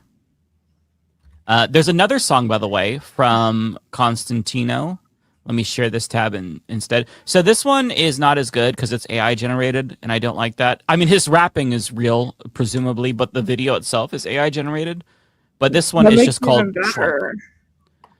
I just think that his like mannerisms and his idea of like what looks cool is very fascinating to me. But this one is, if I'm remembering correctly, this is the one of Trump parachuting in after skydiving. I think it is, yeah, because like it's in the clouds. I'm pretty sure this is the one I'm thinking of, but not as good as Thank You. Oh yeah, why this is still good. Fry the fucking earth for this kind of shit, man. Yeah, that's a good point. You know, towns are being drained of their water, so we can get music videos like this. Let me press play for you all. It's totally worth it, if you ask me. Oh yeah. Trump. Everywhere I go, they love Donald Trump. Trump, Trump, Trump, Trump, Trump, Trump, Trump. Everywhere I go, they love Donald Trump. Down in Mexico, they love Donald Trump. Flew to Italy, they love Donald Trump. In the Middle East, they love Donald Trump. Men, some Africans, they love Donald Trump. Even in China, they love Donald Trump. Man, these Indians, they love Donald Trump. Trump, Trump, Trump, Trump, Trump, Trump, Trump. Everywhere I go, they love Donald Trump. Trump, Trump, Trump, Trump, Trump, Trump, Trump. Everywhere I go, they love Donald Trump. Trump, Trump, Trump, Trump, Trump, Trump, Trump. Everywhere I go, they love Donald Trump. He's definitely walked out with this song before, right? I could see him playing this around. They love Donald Trump. In the Middle East, they love Donald Trump. Yeah, the beat's not bad actually. It sounds a little bit like Party Rockers. No, it sounds like rave beats. Like I would at best. It is LMFAO, yeah, for sure. That like you could almost hear Party Rockers like during the hook. Accidentally has Trump. That must have been expensive. That's a lot of AI video. It's like a lot.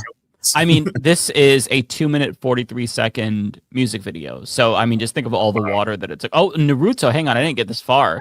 Wait, is that the Gangnam Style? That's I would hate this dude. He's like a radical communist. Like no one really? No one knew that about him. You should look up some of his quotes. They're like, wait, this is Kim Jong-un and the Gangnam Style. Oh my god. Okay, let me just play a little bit more. Wow. I think it's North Koreans, they love Donald Trump. South Koreans too, they love Donald Trump. Yeah, that's what she's I forgot Japan, they love Donald Trump. Shinzo Abe was the man, he loved Donald Trump. Oh my god. And I gotta say, I love Donald Trump. Might be president one day, just like Donald Trump. Just like Donald Trump.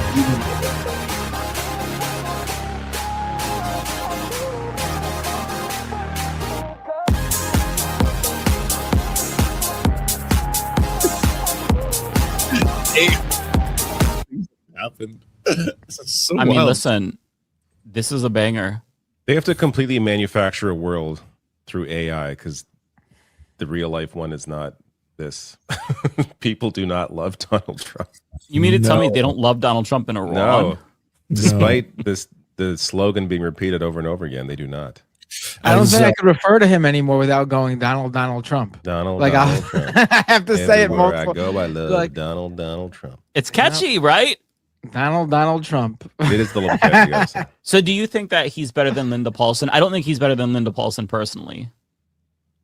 She gets number one because it's real. Like she actually, unless the lyrics were written by ChatGPT, which they probably almost certainly were. Because this was a couple of years old, so. Oh, okay. I don't think she could use a computer, if I'm being honest. I think that. Fair. Well, then she's the only artist amongst the entire crew, I guess. She is. Yeah, Donald Trump. I think that her rhyming is like she's trying to rhyme. She's trying to write clearly. Her lyricism is truly top notch compared to Constantino. It's just So that's the little right wing rabbit hole we went down. Schools Constantino. Donald Trump. I'm gonna sue Mike for getting Donald Trump stuck in my head against my will. I'm so sorry. Listen, I heard it, and now you have to hear it too. If you really want to get that out of your head, listen to Linda Paulson. That song lives in my head rent free to this day. Honestly, do you know how long it took me to get the Baked Alaska song out of my head? I don't remember the Baked Alaska song. You don't remember the Baked? I remember he had a song about loving cops, but I don't remember. That's the one that's stuck in my head. There was another one that he did too, about Build the Wall, but the cop one was really good. Let me see if that's still online. Bootlicker anthems. What a waste. Let me see. Is this? Oh, there's a live performance. I've never seen the live performance. Hang on. Let me go ahead. I wonder what this guy's doing. Is he in prison or? Baked Alaska, he was one of the people I think who almost got in trouble for January 6th because he live streamed it, but I think he got pardoned or like something. He's not in jail. He's fucking still being a maniac. Still a Nazi, I would assume. Yep. Donald Trump. Let me. Okay. He's probably going to say slurs. Is he? I just it's baked Alaska. I'm just saying you might get slurs. Just so you know, that's what this dude's all about. So if he just sings the song, then I think the song doesn't have any slurs because this was an anthem for grandmas in the 2010s.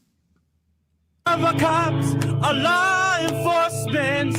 Oh, we Lord. love the military, they're important. We love our cops, a law enforcement.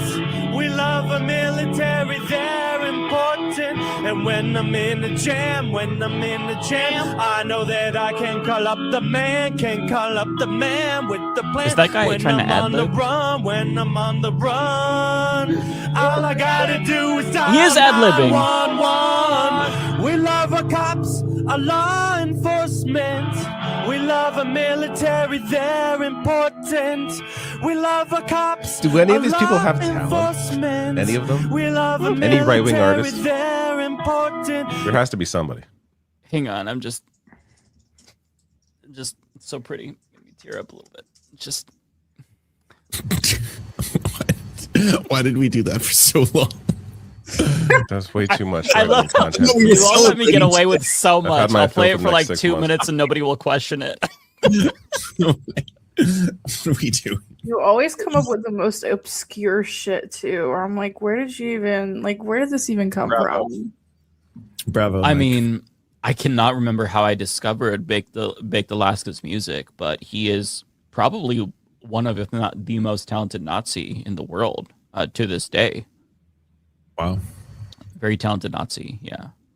Yeah. Okay. I've tortured you all enough. We should celebrate. I want to celebrate communist New York. They went commie, and then socialism reigns. And the what is it? The Mamdamistan Caliphate? Is that what people are saying online? Begin. Yeah. All that as well. As far as I know, and Ariana and Matt will have to correct me, but they have full blown Shakira law in New York right now. That's what I saw online. We're getting there. Okay. Let's Okay. see. I think once we get universal health care, then it's over for all you hoes. Well, he already freezed the rent today. He that made that official. Went through, eh? Wow. I gotta say this as like a Canadian, especially. America has looked like a flaming dumpster fire of fascism, but what's going on in New York? I'm so jealous of y'all. I'm like, because we're stuck Why in like are you jealous? You have shit. We have healthcare. We definitely have healthcare. I'm not saying like I'm jealous of the healthcare. I'm saying I'm jealous of your government. Like the fact that you're actually electing like real social democrats to a variety of different positions from like low tier all the way up. Like from the mayor on down now, you've actually gotten like that. The fact that it was not one, not two, four different DSA candidates got elected in the same night.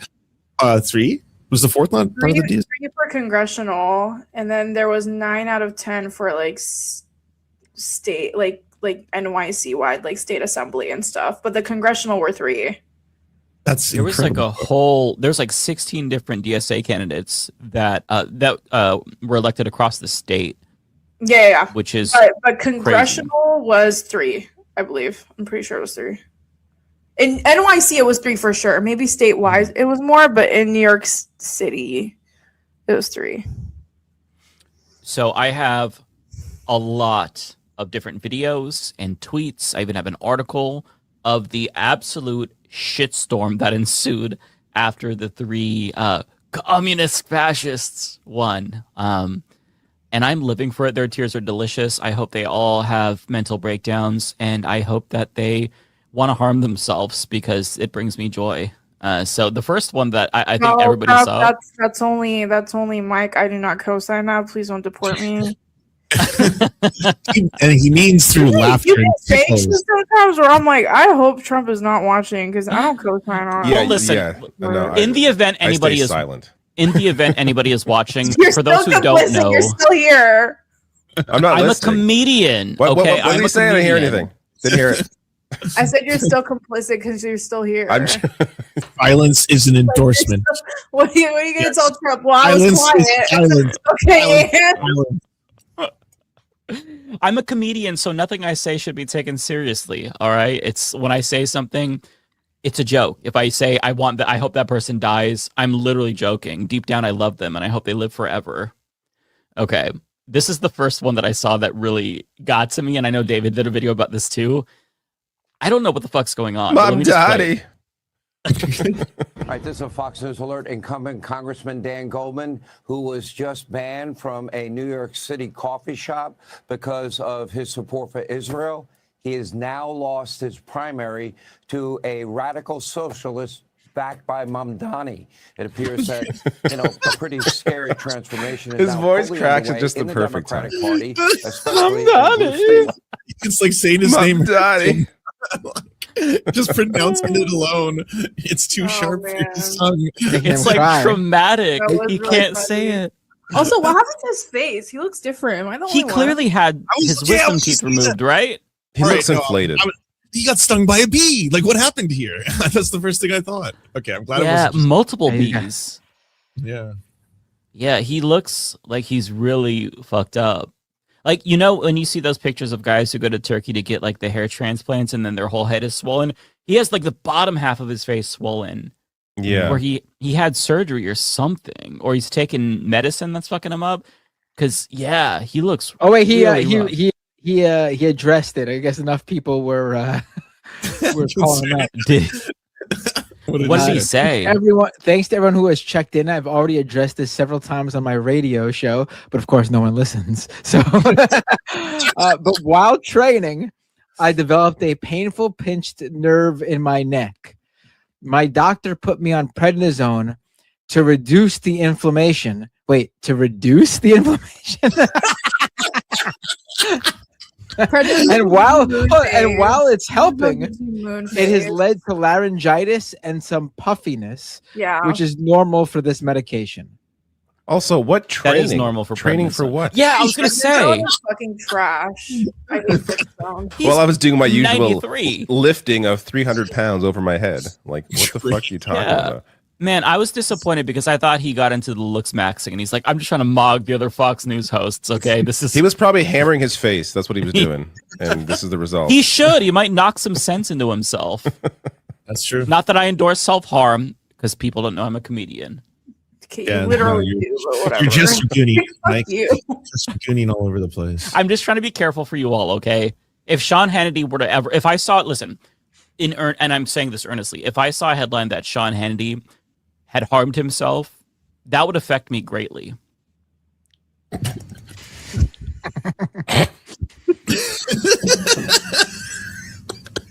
Just You don't have to keep digging the hole. yeah, right. Like we can. You are assuming bad. Just don't say anything. You're all assuming that I would be like.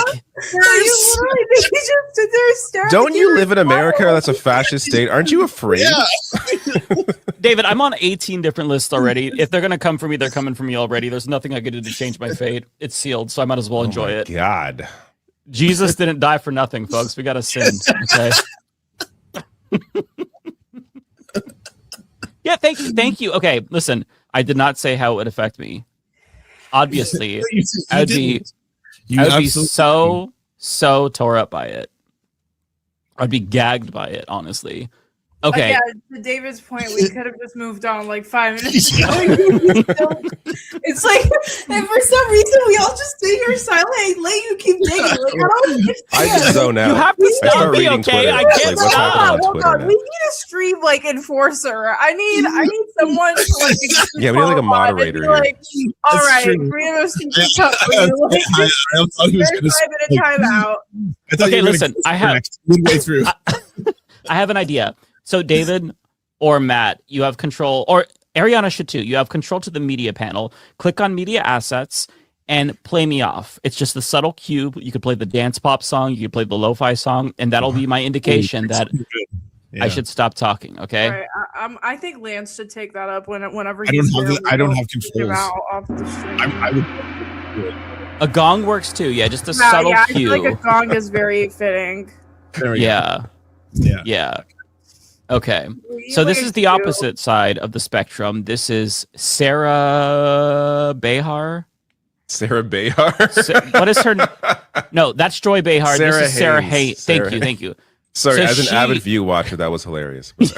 Sorry, I didn't know we had a view head in the chat here today. So she was very mad about Daria Lisa in particular winning. So let me press play here. Pro-Palestinian and no, there were pro-Hamas. It was on October 8th. October 8th, the only thing that had happened is that Israel had been attacked and people had been brutally This murdered shit and raped. hurts my brain. So Even on hearing October this, 8th, like, I this is don't think crazy. there needed to be rallies cheering on you're Hamas. calling her an anti-Semite? Oh, I'm going to yes, full-blown call her an anti-Semite. She would proudly call herself that. Trust me. And I So I'm recall gonna a wait. lot of I just have to I have to pause for a second. The fact that she's like, she would proudly call herself an anti-Semite. Girl, you have brain damage. You sincerely need therapy. You have money. You can afford any therapist. Why don't you seize that opportunity and get help? That's crazy to me. Beyond therapy at this point, I think she needs a psychiatrist. I mean, something needs to happen because that is not a normal response. Like Sean Hannity, she was emotional. She actually thinks that Daria Lisa is actually anti-Semitic because she doesn't think little kids should be bombed. That's crazy to me. I saw somebody bring up her husband. And if you look up that guy's tweets, you begin to understand maybe why she's thinking this way. Wait, how okay, bad? I haven't seen that. Oh my God. Yeah. Like today there was a retweet, complete genocide denial, denying that Israel is killing like Palestinian children. Like it just, just living in a completely different world. Like it's, yeah. So that makes sense then that she. I mean, that's crazy given that a report literally just came out by the UN detailing sexual abuse and the intentional murdering of Palestinian children. Not even adults, but children. So it's like, I don't really understand what kind of delusion you got to live in to believe that. It's just, they're fascists. Like, there's not really any other way to spin it. That's what you are. Yeah, you're They're a just fascist. straight up fascists. They think that No it's one okay. really pushes back, right? Like no one pushes back on The View or any of these shows. It's not as if it's like what you're saying is abhorrent. They should say that. I mean, I'm just saying the people on The View know better. Like Javier Bardem has been on there and he's explained everything in very clear terms. And you can just tell, like, all right, he's crossed over. They're having an emotional moment. They're listening to him and they're receptive to him being very, very heartfelt about this. And now it's just like, well, someone's just going to get on and say that. That's fucked. There was pushback from Sandee. I did see that. That's good. Oh, okay. Yeah. That is What about Whoopi, though? Is Whoopi just sitting there? Probably. She's not very good. There's a little bit more. Her politics are not great. Yeah, there's a little bit more from this. I'm not sure what Whoopi says. I only heard what Sarah said, so let me press play. people talking about Mondani and what a terrible mayor he was going to be and what an anti-Semite he was, and he has proven to be quite the opposite. And he's proven to be a kingmaker, a leader. Great for this city. So that's your opinion. Yeah.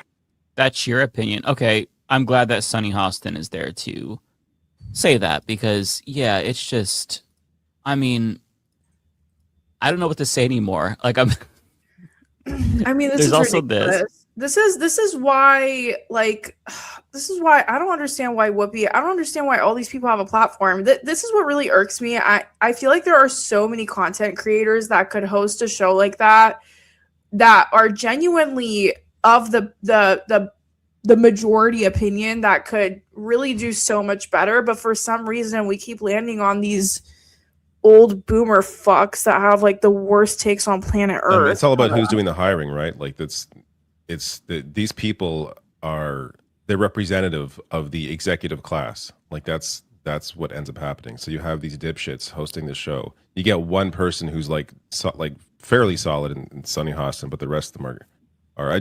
Joy has moments too. Like I think she defended socialism on that panel as well. But yeah, no, it's just that you're right. Like there's so many shows like this that whether it's like CNN panels, like people like Scott Jennings have massive platforms, it's been completely fucking ridiculous. Yeah. They're horrible. Like they don't resonate, and they still keep airing them. And I'm like, who's watching this? The only times I see them is when they have such a horrible take that it goes viral. Who's genuinely watching this? Yeah, I don't know. It also doesn't do good when they upload it to YouTube. It's not like these segments are just like blowing up on the internet, so it justifies running this stuff. I don't know. Actually, on YouTube, they're getting torn apart in their own comments. I saw some really? about that. Oh, good. Yeah, you love to see it. Yeah, I don't get it. Well, everyone's sick of this shit, to be honest. Like, I don't know how much longer everyone's going to be able to keep pretending either nothing that bad is happening or this is status quo. We can just like move on. It's like, no. Like what? Anyways, go on. Sorry. Also, what she said is, been proven time and time again to show how pro-Palestinian activists knew exactly how this was going to pan out, while all these other people had their head in the sand. The idea that, they were, October 7th happened and they were out in the streets celebrating on October 8th. No, that's not what happened. What happened was everyone with half a brain knew that Israel, if you just look at history, Israel was going to have a disproportionate response to October 7th. So everyone immediately could call out, could envision the mass casualties, the absolute slaughter that was going to occur in Gaza before it happened. And so they were out in the streets on October 8th protesting what was going to come. And guess what? Each and every one of those people were proven right. Yeah, we saw what happened less than 10 years earlier in 2014. We saw what happened a couple of years ago in Sheikh Jarrah when they were evicting people in the West Bank at gunpoint. Every single person knows that this settler colonial apartheid genocidal ass regime was going to do the most heinous shit imaginable. And yeah, like you said, we were correct. We were right to think poorly of Israel because they are inherently violent. They are psychotic. And, at this point in time, the people that are still denying it, they are they're seriously just either mentally ill or they're fascists. Like this is psychopathy. Did you see the woman who tried to blame an anti-Semitic attack on Hassan? Like, and in the middle of the interview, she's like getting waved off, like as if like, don't do this. That's Mallory McMorrow. That's who's running in Michigan Senate race. Oh, right. Oh, yeah, I saw that. That's who's running. Yeah, that's who's running against Al-Said. Yeah, that was ridiculous. I was like, wait, yeah. It's like, actually, we should find that clip. Let me see if we can. I can grab it. I don't know if you saw. I have another. Let me see. Oh, let me share this too. So Deborah Messing is tagging the FBI on Twitter over Hassan because in this video, Hassan is calling out Richie Torres, saying, "I'm coming for your ass in 2 years," saying he's going to primary him. Oh God! And she says this is threats against the public official, FBI, and YPD. Dude, do you know how many times people have done this to me and tagged my shit to the FBI? You want to know how many times the Secret Service or FBI has showed up to my house? 0, because they have nothing to land on. What is the FBI going to do? Come to my house because I said ICE agents should be filmed? Like, what the fuck? Also, I can't wait until Richie Torres gets primaried because that motherfucker stopped tweeting about Israel. Like I feel like he's eating shit right now because he knows what the fuck's about to come for him. He has ever since he did the Adam Friedland podcast, he hasn't been the same. Like that rattled him. Oh yeah, I'm serious. He has not been the same since. He's been so rattled by that, where he just got served up on the internet. I've noticed he's tried, like, even when he talks about Israel, he takes it kind of a more like, I have very strong critiques about Benjamin Netanyahu. Okay, I'm not above saying that, and it's just like, oh, that's right. New okay, and a tomato is a tomato. Like, I'm sorry. Honestly, the best way to suss out a Nazi nowadays is if you ask someone a question, they say, "Oh, well, Netanyahu has his problems." Like, no, bitch, I didn't ask you about Netanyahu. I asked you about the existence of the state of Israel as a settler colonial state, not fucking Benjamin Netanyahu. I don't care about him. Yeah, of course, there's bad people like that are a part of that project. Like, oh yeah, that makes also sense. His disapproval rating is 80%. So you ask any average Israeli, they're also going to tell you they don't like Netanyahu. Like, you're not special. You're not special for saying that. It's not a crazy take. Yeah, there has been a lot of support on the left for Abdul El Sayed. He's been endorsed by Hassan Piker, who has millions of followers on social media, mainly people under the age of 30. I mention this because he is a very controversial figure. And in March, you compared him to white supremacist Nick Fuentes. Now, Piker spoke to Detroit Public Radio about that yesterday. I want you to take a listen and respond. There's so much diversity of choice in where people can get their news from, so people can come to me directly and figure out what I'm actually about. So that was one of the reasons why that smear campaign failed spectacularly. People started looking at Abdul's campaign. People started hearing what he was saying, and they liked it. And lo and behold, he was in third place before this smear campaign started, and now he's comfortably in first place. I want to give you a chance to respond to that. Certainly. There's a responsibility for whoever we nominate as our next U.S. Senator to recognize we have to build and expand a big tent. My opponent made a decision to bring in Hassan shortly after there was an attack on a synagogue here in Michigan where a man drove a pickup truck into a synagogue where 140 preschoolers were at school that day. And had it not been for the security measures the bollards, it could have been the largest mass killing of kids in this country's history. And to bring somebody in to represent your campaign, in my mind, is a very different decision than going on somebody's stream and talking to their audience. What an insane what person. answer was? What is she talking about? She doesn't. I pointed this out in the majority report. She never even attempts to address the what she's trying to convey there. Like, she just brings up this terrorist, this or potential or the stopped incident, this incident that didn't occur, and then she just says to bring him in, but she never even attempts to explain what the relevance is, because there is no relevance. There's no relevance at all. There's no connection at all. That's for you, the viewer, to obviously make that very close inference, right? You're going to be right. that is, 1-to-1 right there. But that's so fucked up.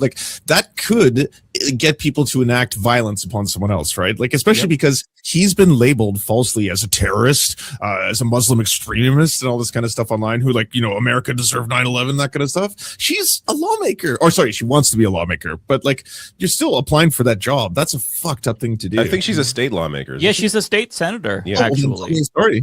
Well, then never mind. Yeah. Well, then even worse. Yeah. And she's just the racist white lady. She sees a brown man and she says terrorist, and anything that happens is his fault because all the problems are the fault of anyone who's brown in this country. She's basically doing the Republican thing right there. In the same way that Republicans will blame all immigrants for what one individual does, she's doing that, but she's doing it to Hassan. She's saying maybe she's inadvertently legitimizing the Republicans' point about how, hey, maybe these brown people are bad. It's fucking insane. These people are actually just right-wing fascists. It's fucking crazy. I wanted to play this. It's from James Carville.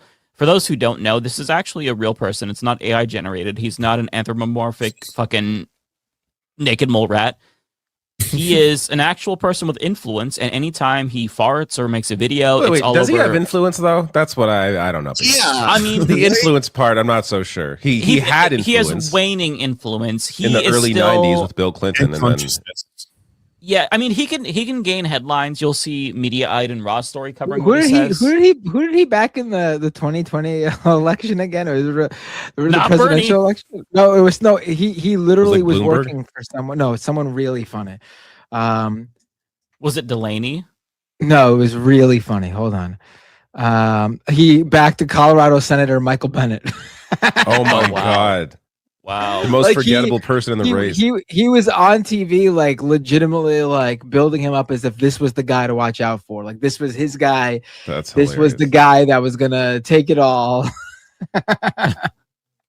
So what he says is actually insane as well. I mean, I'm saying insane so much it sounds so redundant. I need a better vocabulary, but I don't know how else to describe these fucking people. The shit that they say is truly beyond the fucking pale. Yeah. Mr. Valiant, I'm in the New York Times reported, and I have the quote right here. I'll get to it. She is against passed off all her views. She has attacked interracial relationships in the American flag. I'm sorry. I think he's talking about Daria Lisa. No, I know, but what? I don't know how he gets that. But I do know about the American flag thing, and she tweeted about how her hands were dirty and she didn't have a napkin, so she used the American flag behind her. A hilarious tweet. That's just objectively funny. I'm sorry. Oh my god. Sorry, the suitcase in the background is like pissing me off. Is it bad? I didn't even notice that. Now I can't unsee it. Oh yeah, what the hell? Like, it's pissing me off. If you ever look at this guy's mansion, it is as tacky as he dresses. It's I imagine outrageous. And he, for some reason, he's portrayed in the media as this like everyday guy. This guy's a fucking multi-millionaire. He's so rich. He's not in touch with the average person. He sucks. But listen to what, like, he goes on to say something about, I just can't be part of a party that abandons Israel or something like that. Like, I'm paraphrasing. I don't remember what he said specifically, but what he says is fucking crazy. Yeah, I guess not. And I actually do think it's time for Democrats to talk the S word, schism. I really do. Everybody's always said, no, we're coalition, we're big tent. And there's just some shit that I can't be in the same tent with. And we talk about what Mondami was 3 for 3 last night in Manhattan. They call it the Commie Corridor. Fine. Jason Crow's service pack, vote bets, 10 for 11. You wouldn't know Jason Crow exists. Okay, you wouldn't. You wouldn't know. You wouldn't know Abel Sandberg exists. You wouldn't know. And I want to be very specific. I understand the free press for being here because if they nominated David Duke or something like that, we'd be the same way. I understand all that. To the extent I understand the Times, because they are the New York Times, so they have to cover. They are the hometown newspaper. But the idea that we must neglect everything else that's going on, all of these other primaries, all the recruits Jason has, all huge, phenomenal successes we've had, and declare that the party is now under the control of the Democratic Socialists of New York City is insane. But and understand, these people do not like Democrats. Not only are they not Democrats, they wish Democrats poorly. So I just cannot. Maybe there's a way that you can say to, I guess Mondami is the leader of it, is, you insist that, try to insist that the people that run under your banner run as a Democratic Socialist and don't use the Democratic Party as your guideline, and let's negotiate the terms of a schism here. Maybe we can part under some kind of advantageous terms for both of us. But I'm done. I'm not in that fucking party. None of these people I am totally comfortable. Acknowledge it's the voters that did this. The voters chose these people. Right. These are Democratic voters in Democratic primaries choosing these candidates. So these people can go fuck off. Dude, it's really funny though that it's really funny that that James Carville saw a bunch of Democrats win races, and he goes, "I can't take it anymore. I'm done. I'm not part of this party anymore." Yeah, let me play the last bit. I don't want to win, dude. Like, okay, it's not like you got that many people. This is the part I was talking about. He just says it at the end. Sorry, can we just all acknowledge how none of these people can pronounce Mamdani's name? I'm sorry. I mispronounced Kamala's name wrong, and so many people lost their shit. Okay, I get it. Understandable, right? But it's like all of these people are mispronouncing Mamdani's name. And I'm just like, at what point are we going to realize that it's Mamdani and not Mandami? Because a lot of these people do say Mandami, and it's really pissing me the fuck off, honestly. Because they have no respect. Like the respect that they expect from everybody else, they do not give in return. They feel like they are entitled to our respect and not the other way around. It's asymmetric, right? Like we have to vote blue no matter who. They don't get to do that. We have to on behalf of Israel too. Like on the behalf of Israel's doing. Like this all comes back to you defending. If you're getting this mad and you're this upset, and you're like, I'm leaving the party. I can't believe like the voters want this. It's like to slaughter babies. Like what? Right. That's good actually. I'm glad the majority of the world isn't as insane as all these weird freaks. Like that's nice. That's good to see. If you can pronounce words like Mississippi, Massachusetts, or Czechoslovakia, and you're over here saying Mandami, like fuck you, dude. You know what I mean? You're not even trying. To be fair, Ariana, I don't think he could pronounce those states either. I mean, listen to the way that he... I would doubt if he was literate. Let me just play the last few seconds because he actually says that thing that is crazy to me. That spends time questioning the policies of the government of Israel. In fact, I'm enthusiastic about that. I don't want to be in a political party that denies the right of the state of Israel to exist. That's just not, I just can't do that. I'm sorry. It's just not doable. Well, then you can get to the curb and fucking, or leave and double the door, hit you on your ass, just fuck off. I mean, you're literally are supportive of, I mean, you yourself probably believe and are supportive of candidates who believe that a state of Palestine should not exist. Why is that acceptable? Why is that acceptable? I mean, that's literally one of the main reasons why your guys are losing and the Democratic Socialists of America are winning. That specific topic. Yeah, and like they are gonna learn really quickly that the base, they don't agree. Like they think that they still can just get away with saying shit and the base follows along like this is 2016 or even 2020. That's not the case anymore. It's fuck Israel all day, every day.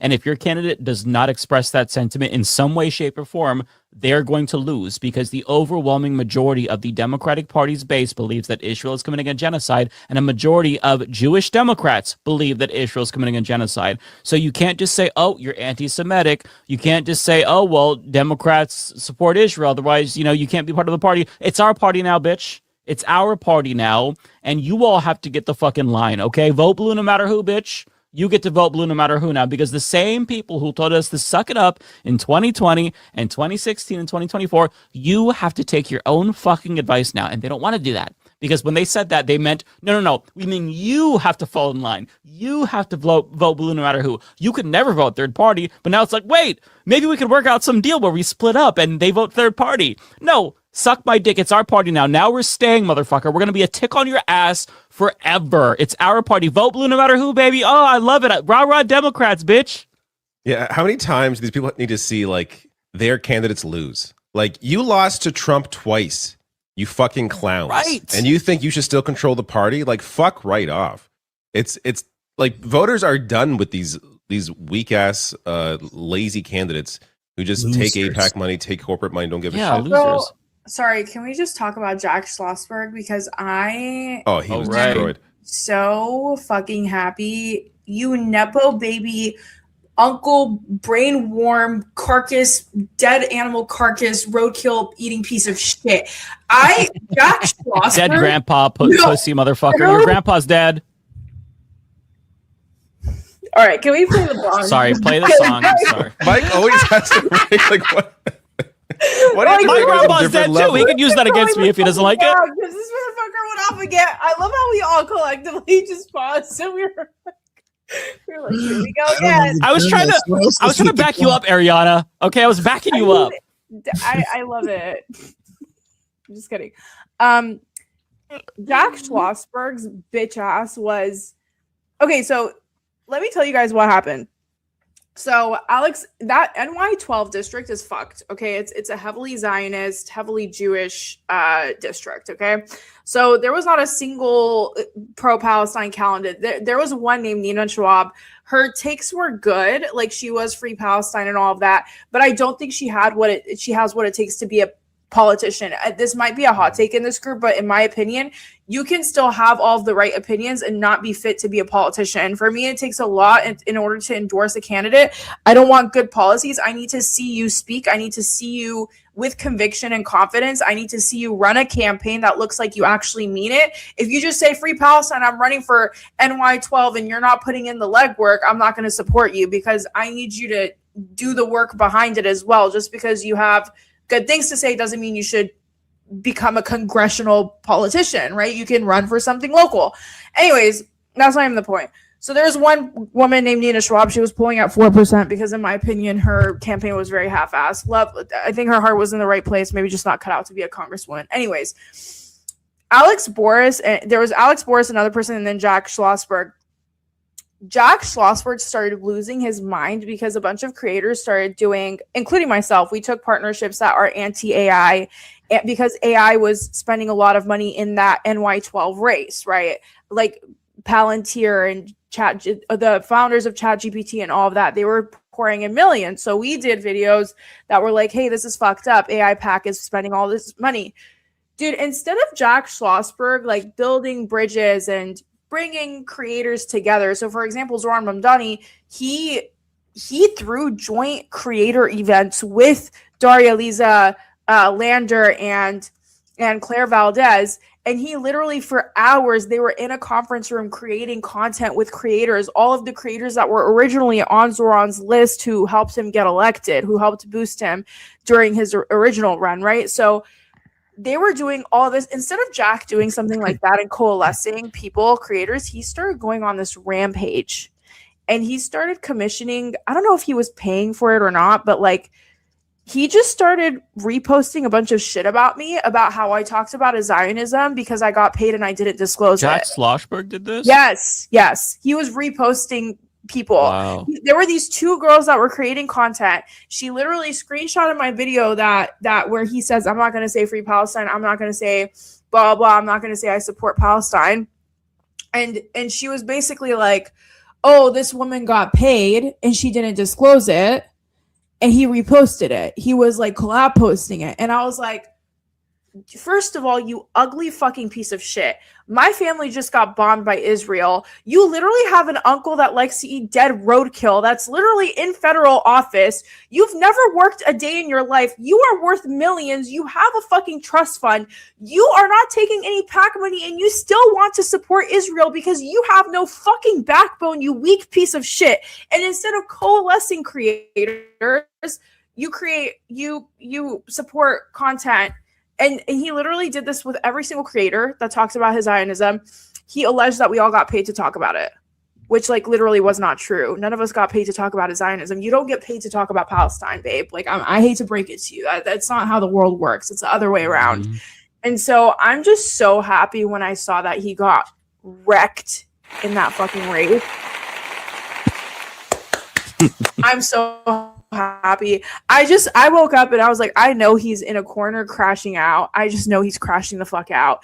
And Jack Schlossberg, you fucking deserve that loss. Fuck you. Like honestly, instead of like, how are you a Kennedy and you lose a political race as a Kennedy?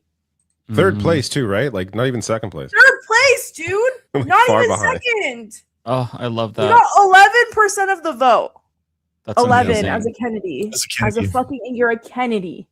Fuck all of the Kennedys, by the way.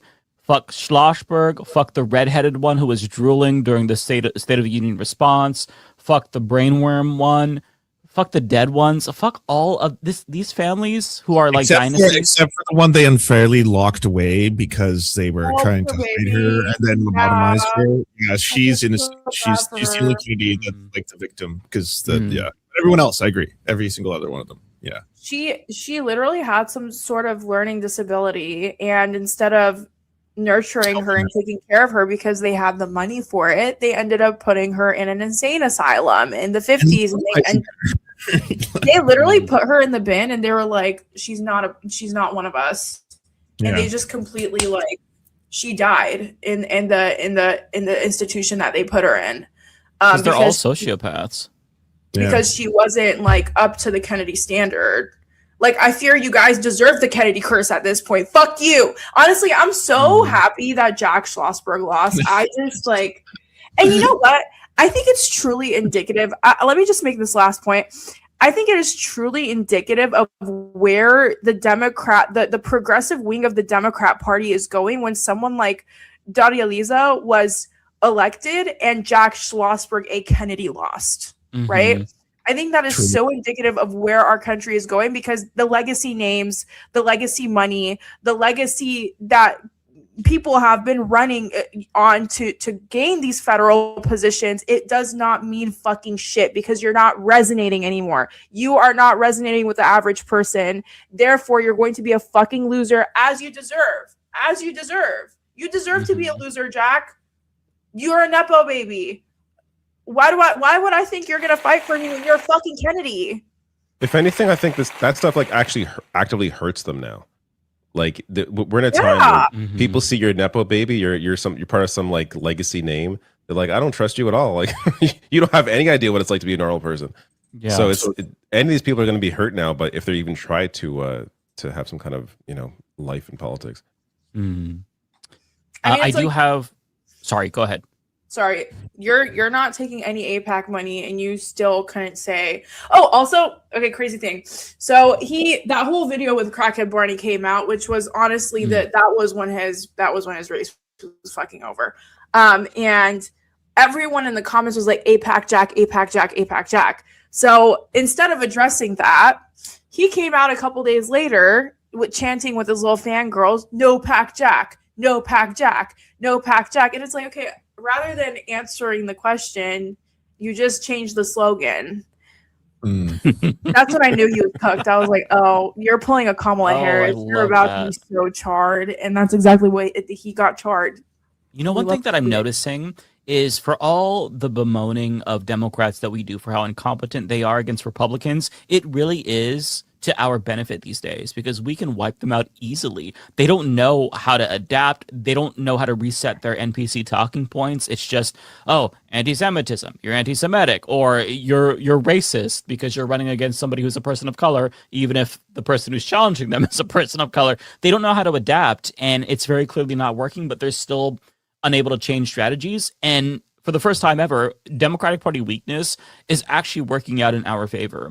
And it's not just like an institutional thing. I need people to understand when I talk about Democratic Party weakness, it's something inherent in their being. Like, the party has been run by people who just don't have spines, or if they do have spines, they're made of jello. So these pussies are going to get kicked to the curb and steamrolled, and they're going to cry about it, but it doesn't matter because we're going to take over and they're going to have to shut the fuck up and vote blue no matter who. And then we're going to rig it against them when we have the primaries, when we're in control, like they did to Bernie. But speaking of Democrats, this motherfucker who is the favorite person of Ariana, I didn't watch this whole thing. I don't know if it's super copy, but he's not happy because three socialists won. Actually, I didn't hate what he said here. He was actually kind of right, to be honest. Okay, I fucking hate Van Jones though. Like, he can eat a dick, but I actually like it in the most non-offensive way possible. But I don't. I mean it both offensively and inoffensively. He could eat a dick.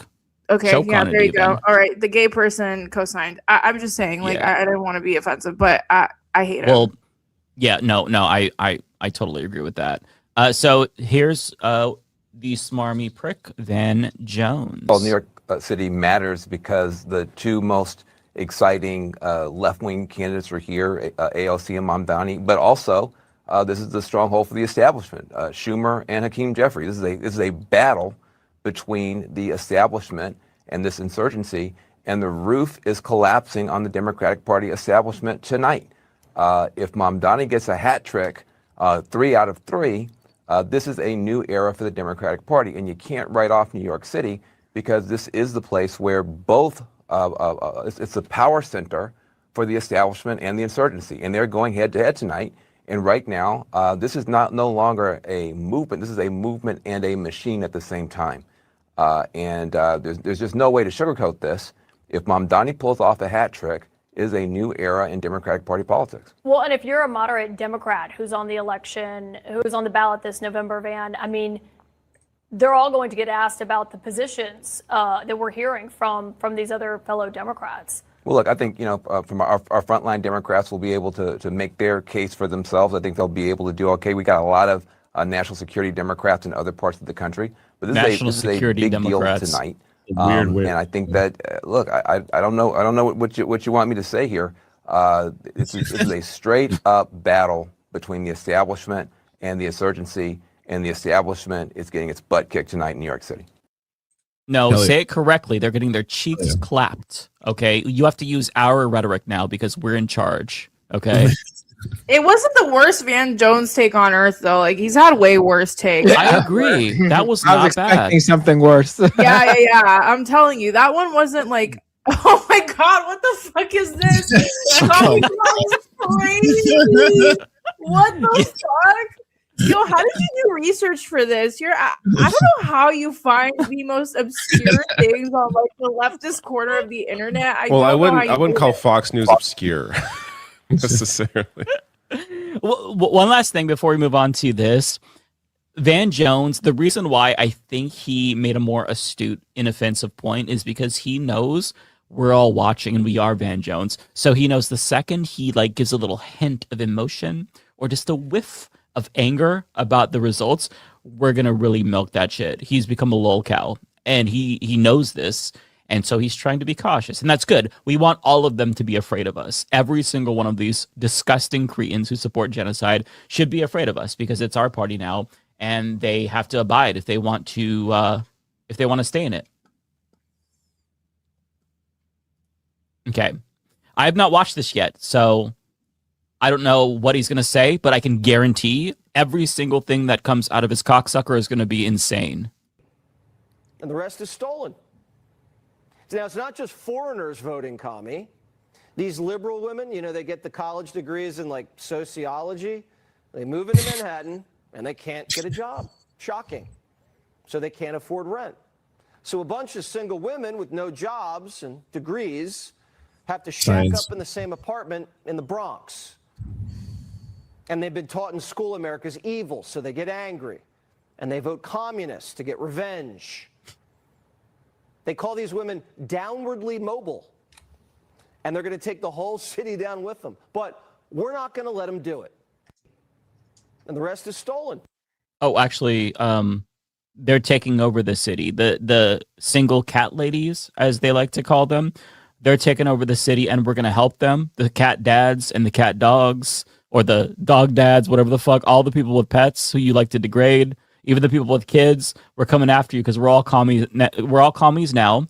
And in 2028, you motherfuckers are going to vote for the fucking immigrant, trans, commie, outer space fucking alien that we elect. We're going to elect the most crazy fucking person that drives you all insane, and we're going to force you to vote for them. Fuck you. With infinite pronouns. Infinite fucking pronouns. You won't even know how to address them. You'll be so fucking confused. Your head will be spinning. Also, if Mamdani was so terrible, then his endorsements would have hurt the candidates. Clearly, New Yorkers like him, so those not just him, endorsements hold Hassan weight. Piker too. I don't know if you guys saw that, but Daria Lisa, like she was not doing well. She got establishment. I met Daria Lisa 2 weeks before she got establishment recognition, which was Zoran, and her campaign was struggling for most of the time.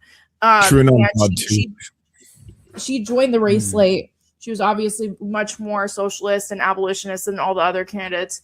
And Hassan came in at the last hour and got her 90,000 more phone calls, which landed her the extra 2,000 votes that got her on the ballot. She literally won by only 2,000 votes. And Hassan Piker executed, he got 600 people to sign up to call that day, last minute. Damn. So we can honestly really easily infer that must have been Hassan that sent her over the edge. So it's not just Zoran, it's Hassan too. Like, it's a whole new wave of politics, to be honest. And TrueNon podcast was pumping her really a lot too at the end. Yeah. Shout out to them.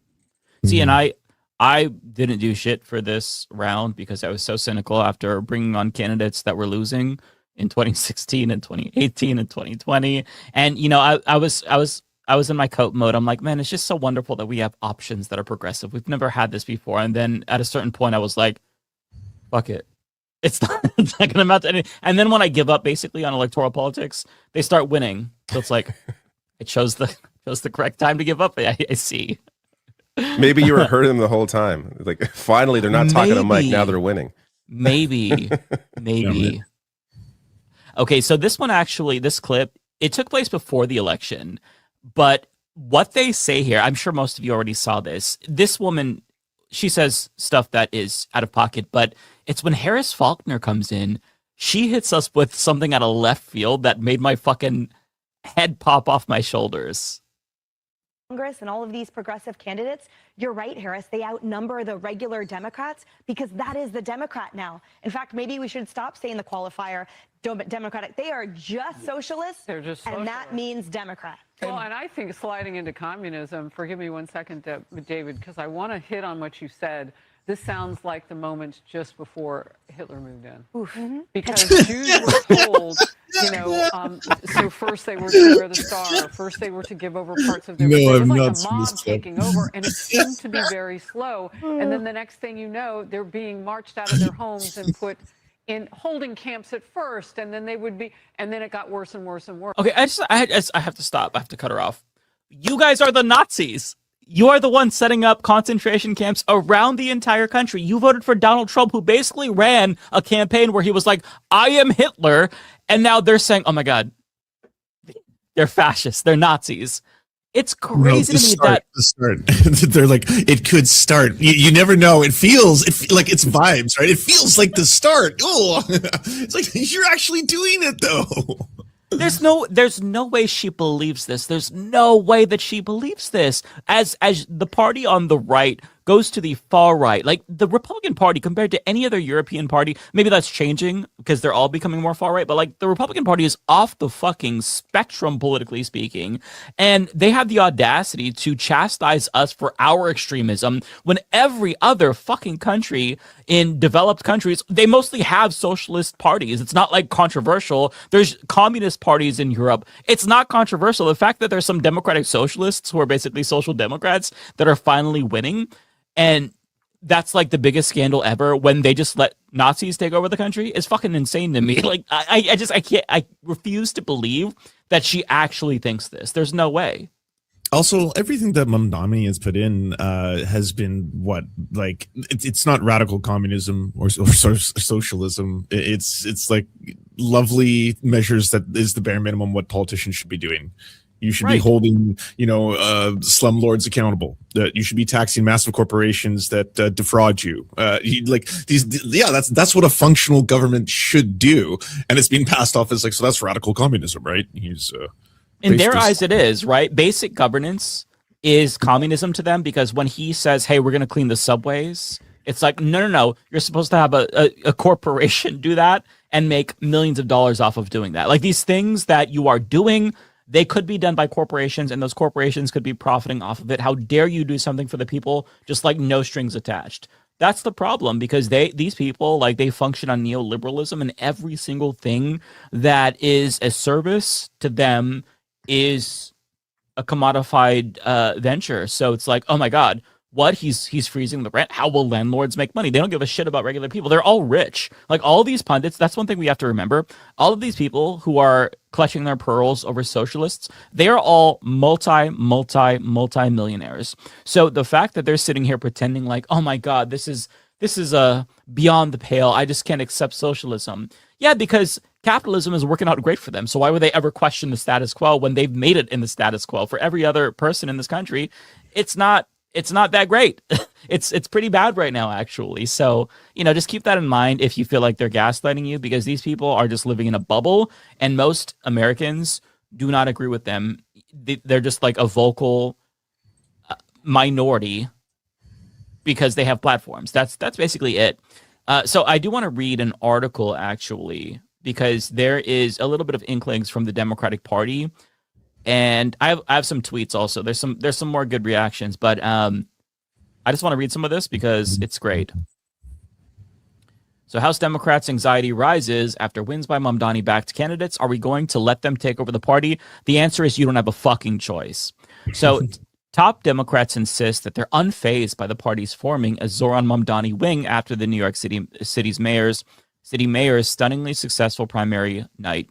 But there is growing angst among many sitting congressional Democrats after Mamdani allies won 3 primaries, including defeats of incumbent representatives Adriana Espaillat and Dan Goldman. And most immediately, they worry it will make it tougher to flip the House this year. This is such bullshit concern trolling, with Republicans eager to tee up the Mamdani slate's most controversial positions for attack ads in battlegrounds across the country. Okay, we saw what these most controversial positions were. They were talking about on Fox News, like Daria Lisa, she supports abolishing ICE, free healthcare, free education. Like, it's crazy that they think this is something that most Americans would not want when everybody is so poor right now. Obviously, the socialists had a big win last night. The question is, are we going to let them take over the party, or are we going to stand up and fight back, said Representative Josh Gottheimer of New Jersey, a moderate Democrat who has criticized Mamdani's politics and how he's addressed allies of Israel. Many of us believe, as I do, that if you're a socialist, you're not a Democrat. Well, if you're not a socialist, you're not a Democrat now, Josh Gottheimer, so get fucked. Gottheimer and others worry that Republicans will try to yoke their most vulnerable members to what they see as far-left ultra-progressives, and they worry that it will only highlight Democratic divisions in a must-win election year. Okay, I'm sorry. We started this fucking podcast talking about Constantino, a right-wing rapper who's the CEO of a sticker company. If you're so worried about Republicans doing that, you have so much ammunition. Do that to them. Stop worrying about what Republicans are going to say, you stupid fucking people. Like, it's so annoying how they're such pussies, man. Every little thing that we do, they're worried about how Republicans are going to spin it. Just do good things for people. Deliver on policy, and you won't have to worry about the fucking smears. The party that isn't popular. Like, they're worried about the party that has super low approval rating. People fucking hate them. They hate both parties, but they hate Democrats because they're not fucking fighting. Like, there's no... They're not being proactive. Like, these candidates in New York are actually being proactive with an actual, like, campaign, issues they're fighting for, specific things they care about. They have a real principled base for why they feel about, or how they feel about issues, and can explain why they take the positions they take based in reality, based in human rights. And these Democrats are just so reactive to like what the right is doing that it prevents them from having any actual message, which really, I mean, the reality is they're just corporate PACs. Like these candidates are all these Democrats are all just corporate Democrats. They're all just APAC candidates. They have no actual, basis for anything because they don't actually care. Yeah, well said. Yeah, and Daria Lisa actually made a really great point about that, David, where she was asked on CNN or MS Now, I can't remember which network, but they asked her about whether or not her old tweets are going to hurt her and whether she feared that Republicans would use it against her or against Democrats. And she was like, we have to stop being so reactive and stop worrying about what Republicans think or what they're going to say or how they're going to attack us, and just deliver. And that really is the key. If you actually deliver, you can get away with whatever you want. And these things that they think are going to be attack pieces and whatnot, like Trump showed in 2024, you could literally get away with anything so long as people think that you are going to deliver for them. Trump was fucking dick sucking a microphone and swaying back and forth to Ave Maria for like 30 minutes on the campaign trail. This dude is very clearly demented. He's idiotic, and he still fucking won because people were like, yeah, whatever. He hates democracy and tried to overthrow the government, but fuck it, he might make the gas cheaper. Yeah, which is why like all these, like if there's one benefit of Trump being the president or having been the president, it's that the idea of old tweets hurting a good candidate, I think, is those days are gone. Yeah. Like, you can no longer be like, oh, look at this tweet where she said she wiped her hands on the American flag, or where she said fuck Kamala Harris. Yeah, well, how about fucking Donald Trump having a UFC fight on the White House lawn? Like, are you out of your mind? Right. Like, who cares about an old tweet from 7 years ago? It's so like this shit doesn't matter anymore. We can actually have, if anything, like you can actually have now real people running for Congress that may have had some bad tweets in the past, because who gives a shit? That's not going to hurt them anymore as long as they're actually going to fight for people. Mm. I just want to say two things. I was talking to two strategists and they said it literally doesn't matter. Like, you could have committed murder and it doesn't matter anymore. Like, it just doesn't matter anymore. You could have the horrible tweets, you could have the crazy past, like it just does not matter anymore. It's not like 50 years ago. But I do want to say something else. I don't know if you guys saw Hunter Biden put out an analysis, and I thought his analysis was actually better than 99% of people in our field. Genuinely. Oh yeah. I sent it in the private chat. I think we need to talk about it because he said one thing that really struck out to me that I haven't seen any other Democrat acknowledge. And he said, cost of living is the only thing that matters. Point blank, period. And I was just like, there are people saying though that this looks like AI to them. That's why I'm like, oh really? I saw this too. Like, this looks good. Looks like AI or not, he's given a better analysis than I've seen most people that do political commentary do. Like all of this, I was like, yeah, I agree with literally everything he said. One, authenticity is measurable. Voters can smell a focus group from a mile away. I totally agree with this. Even like, you don't have to be put together 100% of the time. It's okay if you trip over your own words. Just be a human and tell us your thoughts, not what is polling well, not what you think we want to hear. Just be you. I agree with this 100%. Two, endorsements from the current Democratic leadership now read like warnings. The establishment wing of the party is no longer a sword. It's a question mark. I agree. Three, conviction beats. This does kind of sound like ChatGPT, by the way, but yeah. Three, I mean, it's conviction definitely beats caution. ChatGPT. Yeah. It's just, I don't know, because he doesn't really, he doesn't type like this or talk like this normally, but conviction beats caution. The candidates who said hard things about rent, about who pays for what, about Gaza, they won. The triangulators lost. Yeah, I agree. I mean, it's a little bit awkward given your dad is a genocidaire, nonetheless, but he's right about this. Four, cost of living is everything. Everything else is just wallpaper. Five, the middle is not a strategy. It's an empty room. Voters reached past the establishment to grab someone who actually believes something. Totally agree with this. There's in a hyper-partisan environment, I really wish people would understand that there is no middle anymore. Maybe the Republicans for Trump account has like a big Twitter following, but that's not the average voter. They're either in one camp or the other, or they're not voting. And that's really it. You're not going to win them over by trying to, pander to them. Democrats aren't going to win over Republicans and vice versa. And I'm glad that he said this because people need to hear it. 6, don't fear the base. Court it. The Democrats who ran from their own voters lost. The ones who ran toward them won. Excellent point. Yeah, I mean, this is a good analysis that they need to hear. 7, if you want to lead a party, you have to be willing to fight inside it. Mamdani didn't ask permission. He took the field. Yeah, one thing that I will say, and I brought this up as well after Kamala lost in 2024 when Chris Murphy put out a really good video where he was like, yeah, the establishment is defeated and Bernie was right. One thing that was clear to me is that there are going to be a lot more politicians in the Democratic Party in particular who are cynically going to LARP as progressives. They're going to say the right things, but they're going to get in office and they're going to be bad. So, I mean, it's good that they're adapting and trying to placate us in at least some sense. It's different than them just telling us to go fuck ourselves, but just be cautious of that because you are going to have people who are more savvy that will be able to adapt, but they're not actually going to give us real change. It's just going to be more neoliberalism. Say, though, on the issue of Israel, I feel like it's hard to fake anger at Israel's genocide because you're not going. A lot of these people realize how much money will be spent against them if they're anti-AIPAC, anti-Israel. Mm-hmm. That even like a lot of these, the fake people you're talking about, I feel like a lot of those people are scared of being clear on that position because of the money that would be spent against them. But then again, we are seeing campaigns overcome that. So if somebody is able to embrace that in a way where it's convincing, even though they're lying, I find it hard to imagine that. I think you kind of, pinpoint if someone's pretending to care about that issue. Like, I don't know, that'd be a weird one to fake. But you're right. There are going to be candidates for sure that are going to try to pretend to be, a certain left wing or have left wing positions when they really don't. Mm-hmm. Yeah. Just something to be on the lookout for.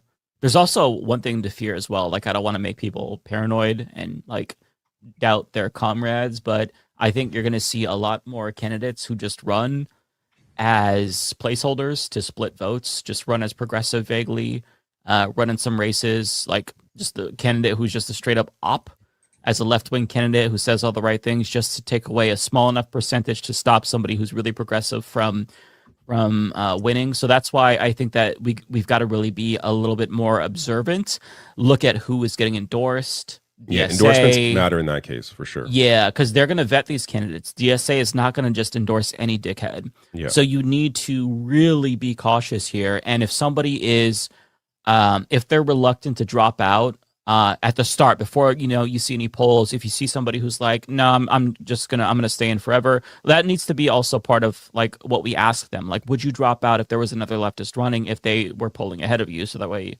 we don't split votes.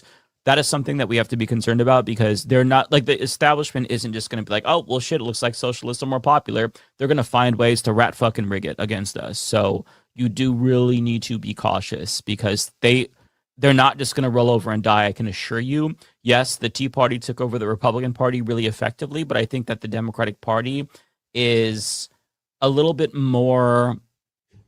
They care more about power. That's not to say that Republicans didn't care about power as well, but like the Democratic Party is much more.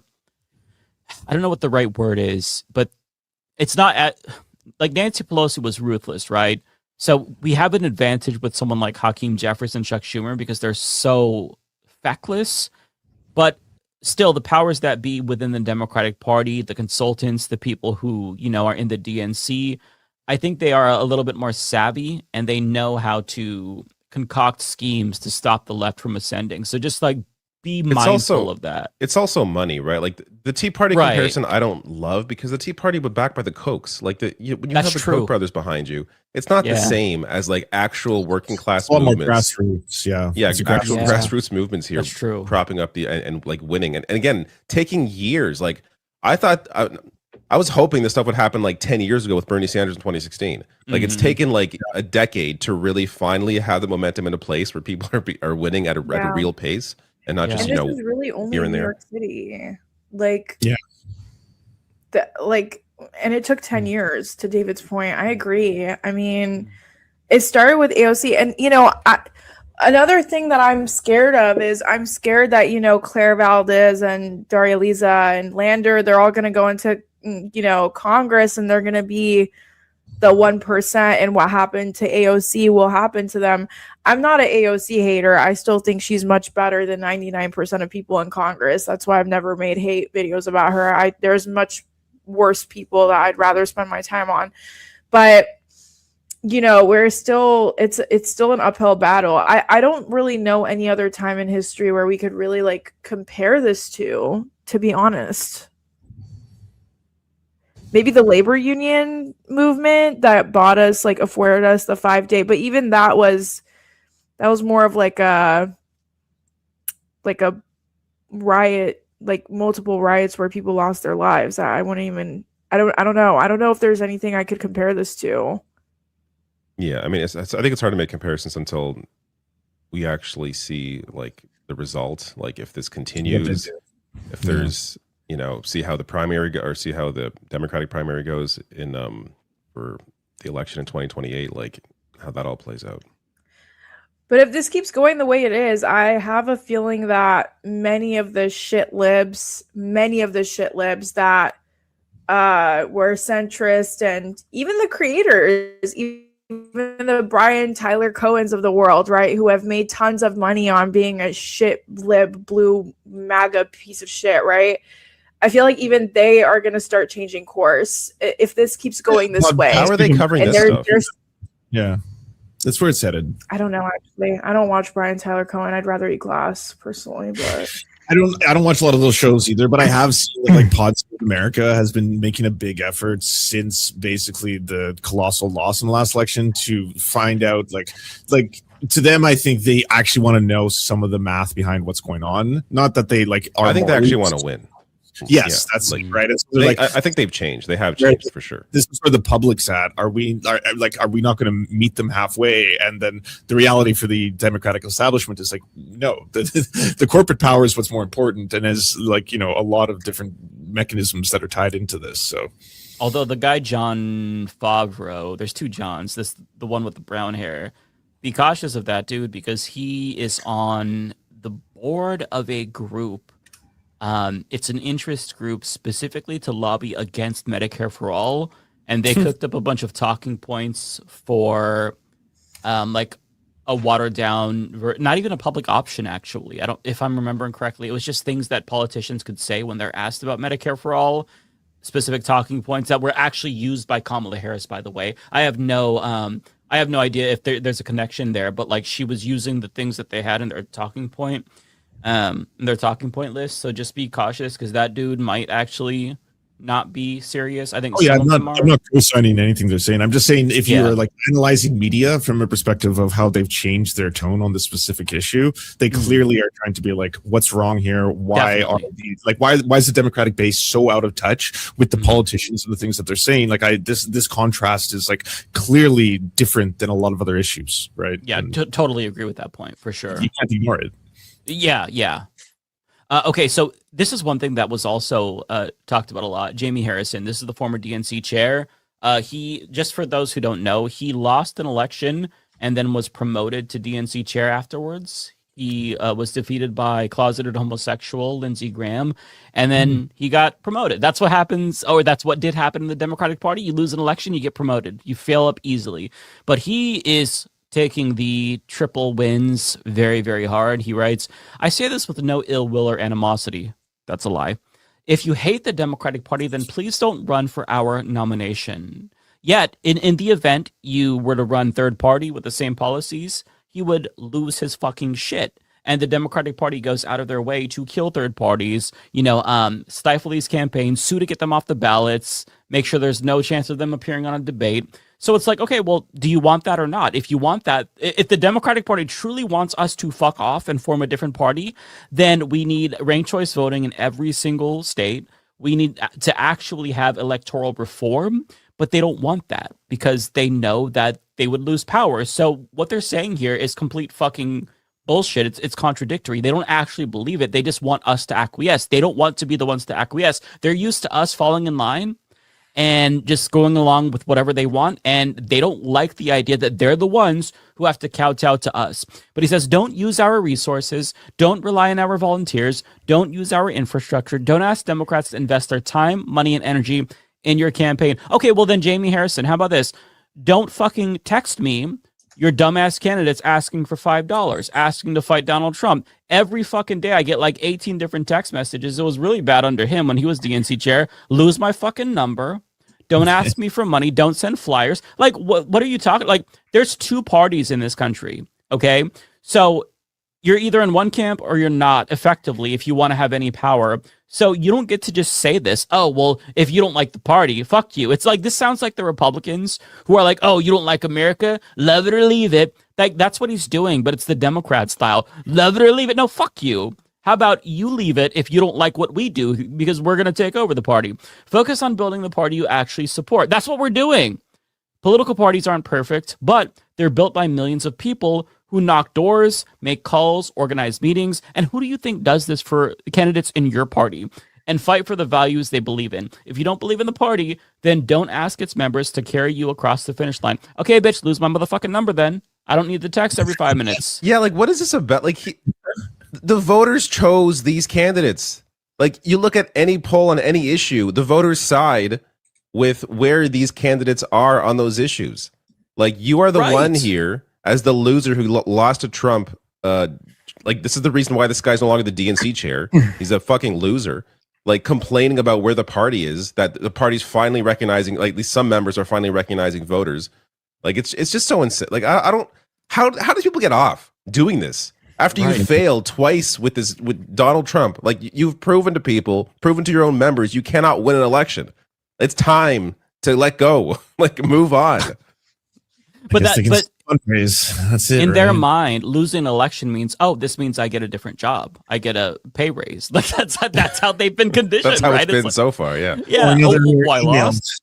Or a fundraiser, then it's like, we have to work twice as hard to take down Trump. Help us fight fascism by dancing and donating to our campaign. And you're like, yeah, the fucking text messages we get from the DNC. I shared one that kind of like popped off on Twitter, where they sent this text. It was from the DNC saying, "Don't regret being in this." It was like last year during the Doge things. And it was like, don't look back at this moment with regret, wondering what you could have done. Don't regret. Like, it was basically putting the onus on voters. And this was like, it was fucking insane to read that. And it was during the height of Democrats getting chewed out across the country at town halls. And then they send out this tone deaf ass text message at that time saying, don't look back at this and regret. And then they're asking for money. It's like, hey, motherfucker, you better do something. Give us money. Like, it's a shakedown. Like, well, is this a political party or not? Like, what's happening? This is insane. I will say, I got to give credit to Chris Murphy. I think that I don't trust him at all, but I think he's much more savvy than regular Democrats. And he responded to this with a pretty logical response, and really the sentiment that any Democrat who's elected should express if they don't want to piss off the people who they need to get elected. I don't know, man. Who is the Democratic Party if it's not voters? Democratic voters choose candidates, not party leaders, and party leaders need to listen to what voters are telling us. And right now, they're demanding our party be bolder. That is exactly correct. Although, Chris Murphy, I will say, I appreciate what you're saying to Jamie Harrison, but you do need to take your own advice. We don't want you to support Israel, so you need to take your mouth off of their balls and move away from them. Just is FYI. He still support? Is he? Well, he still hasn't recognized genocide. What's he saying about Israel? He is. I mean, he's a liberal Zionist, right? He is just kind of backing away a little bit, but he very clearly has not abandoned them fully. And on top of that, he's just not great. But he at least is tapped into what voters want. He at least acknowledges that the old establishment way of doing politics isn't working. So he's trying to adapt nonetheless. It's been a really, he's not adapting perfectly, but he's better than other Democrats. Yeah, like I've noticed some, like Chris Van Hollen endorsed Abdul al-Sayed, and which is, I feel like there's certain Democrats that sort of understand where the party is headed and are planning to run in 2028. And I feel like Chris Van Hollen, the past year or so, like he's seemed like somebody who's really I don't know, I didn't really notice him before, so maybe he was always like this, but I feel like he's sort of put himself out there now as somebody who is taking bolder stances, that deciding more with the left wing of where the party is. Mm-hmm. And that guy's running for president, like for sure. Like yeah, Chris Van Hollen. I can see Chris Murphy doing it too, since he's trying to be a little more open to this as well.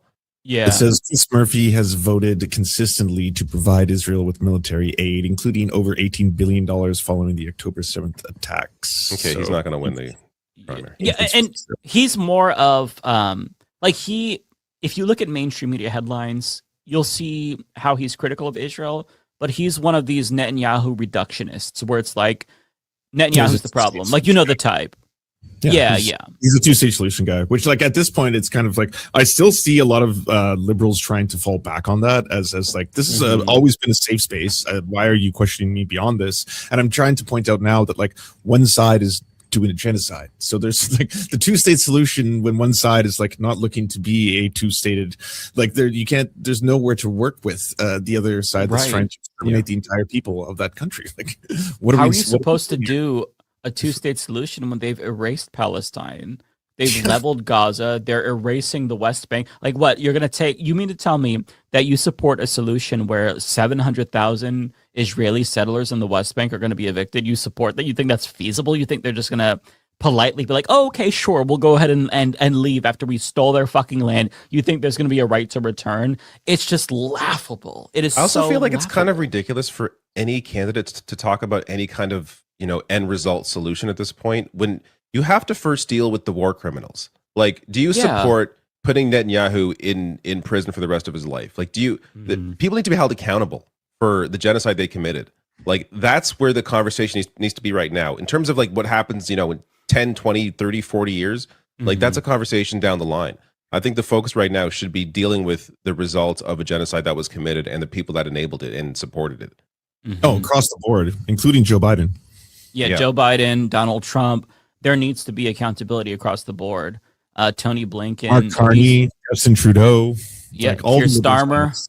All these motherfuckers need to be in The Hague. Like, this is one of these moments where if we do nothing, we are going to look back and we are going to be really disgusted with what happened. Not that we have any power. I'm not trying to be the DNC and be like, hey, you all got to do something. But I'm just saying that like it's going to be a really fucking shameful part of history. It already is. I mean, like, we're saying this as if the genocide is over. It's not over. Lebanon is being ethnically cleansed as we speak. Thousands have been killed. We invaded fucking Iran this year. So it's just, it's a really dark time. And if there isn't accountability, then nothing else matters going forward. And I think that one thing that does stick out to me is if you're a shitty Democrat on policy, but you're just committing to fight and you're like, I'm going to put Donald Trump in jail, you might shoot to the top of the ticket just because that is important. And it would be hard to argue against that just because how do you even go forward if you don't start with holding these people accountable? Couple more here that I have. So DC Drano tweeted out, this is a far right fascist, by the way, but we have to stop calling them socialists. That's why they call themselves. That's what they call themselves to hide their true intentions. They're violent, tyrannical communists. A Republican is saying this, mind you. A Trump supporter is saying this, mind you. This worked in the 70s when we went into Vietnam, but it's like, y'all, you gotta come up with something better. Say like Mamdani is gonna end up making cost of living more or something. Like, I don't know. They need to get better with their propaganda. They're running the same playbook that they played like 60 years ago. Like, this shit doesn't work anymore. They also managed to find the one picture where Mamdani's not actually smiling. Like whenever I see this guy, he's always has like a massive smile on his face. Yeah. And there was that New York Post paper. What was it? The hateful. What was it? I saw that. The Hateful Slate. Oh, the Hateful Slate. And they're every single one of them are all smiling. It's like these look like nice people to me. Yeah, you can't convince people. Yeah, you can't convince people this guy is some violent terrorist. It's not only because he's just genuinely a pleasant person, seemingly, but also because you support Donald Trump. He pardoned the insurrectionists who tried to overthrow the government for him. What are we talking about here? Yeah, these lines don't Child rapist. He's all over the Epstein files. Like, what are you talking about? Epstein's best friend. No morality anymore on the other side. No, you are all Nazis. They have no self-awareness whatsoever. It's the right's AIDS Skrillex moment, right? Like, this is their AIDS Skrillex moment. Okay. This is from Republicans Against Trump. Love them. They're a great group. I don't think many Democrats fully realize how much damage far left lunatics like Daria Lisa are doing to their brand and their chances of winning back the House. Bro, you're Republicans. Go back to your party. Like, they try to come over to our party and take it over when they should have just tried to take over their own party or fight back against Donald Trump. But they abandoned ship and they expect us to take them in when.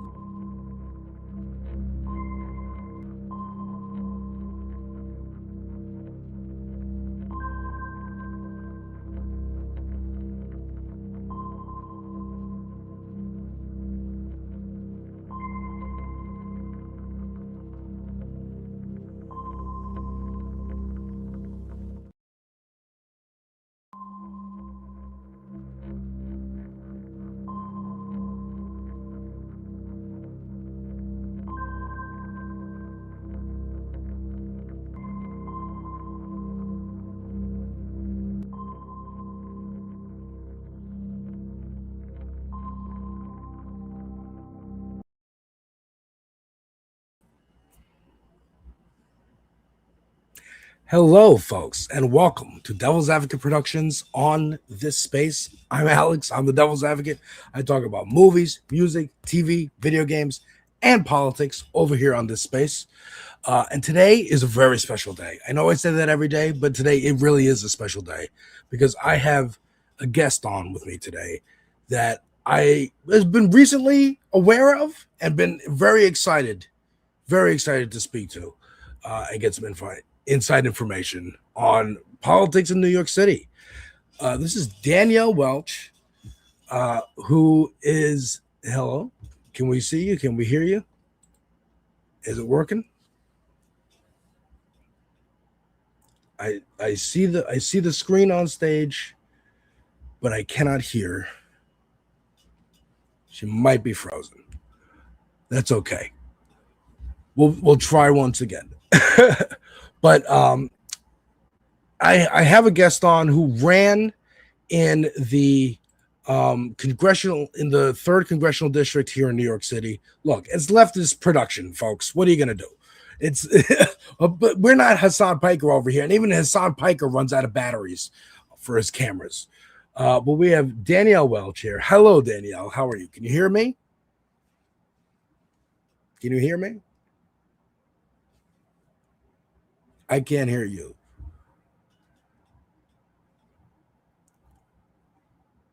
and is the camera frozen? It was moving for a second. But we'll try again. Okay, Danielle was running in the 3rd Congressional District here in New York, which is a hard district for any Democrat to win, let alone a lefty Democrat. We're still doing technical difficulties, but I'm explaining the context. So this is Long Island. All right. And this is where, she will explain when she gets on. But this is where a lot of rich folks live. Nassau County. This is where a lot of people have their mansions who work at MSNBC or Fox News or, Wall Street, real estate. This is where they travel in from. This is where the rich kids come from on Friday, Saturday night to the city to make a mess of the streets after they go to the bars. And it is a tough district.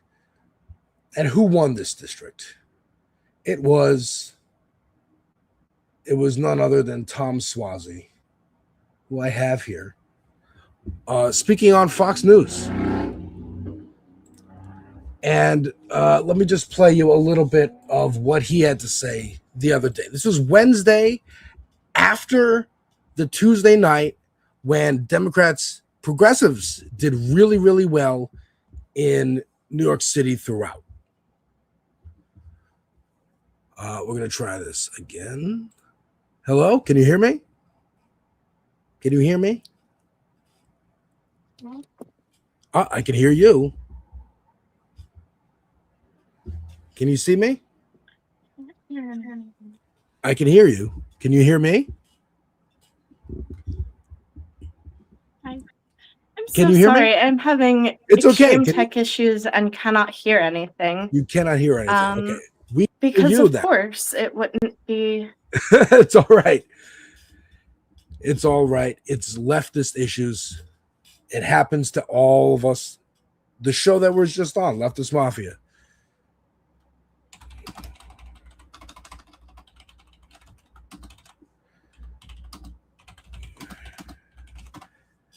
It's okay. Again, we are leftists. We are used. We're used to this kind of stuff. But again, let me throw on Tom Suozzi speaking on Fox News the Wednesday after Democrats did really well, and he's treating it like it's a disaster. Moderate Democrats are making a commitment to American values, strong borders, and patriotism. We're capitalist, not socialist. We believe in safety, not lawless. Can you hear? Can you hear me? I can't hear you. It's okay. Okay. Can you read the chat though? Is of course appropriate because it wouldn't be me. Do you have earphones? I can't hear a thing. Maybe the tab is muted. Okay. I'm going to text this to her on Blue Sky. We will figure it out. But here's Tom Suozzi, again, talking to Fox News, running to the right wing and complaining, oh, no, what are we going to do in our party? Here's not what we're not. Those aren't Democrats. I'm a Democrat. Let me be reasonable to you. What the Republicans have been doing to us for so long. Not socialist. We believe in safety, not lawlessness. We're proud of America, not ashamed of it. We believe in fiscal discipline. And we have to organize better. We can't just talk about it at cocktail parties. You can't just come on TV shows and make a speech. We have to organize. Healthcare is too expensive. Food prices are too expensive. Your gasoline prices are too expensive. Let's work on the problems that really affect people's lives. And let's build a coalition of people that want to work together under some traditional values. Please do, because we all love this most of us love this country. But some recent polls have been pretty shocking. Like I think it was like 30% or 25% of Democrats were proud to be Americans. So keep fighting, Congressman. Thank you so much. I'm one of those people that's very, very proud You're to be very an proud, American. I know. Moderate Democrats are making a commitment to American values, strong borders, and patriotism. Okay, so again, Tom Suozzi is complaining that Democrats won. Okay.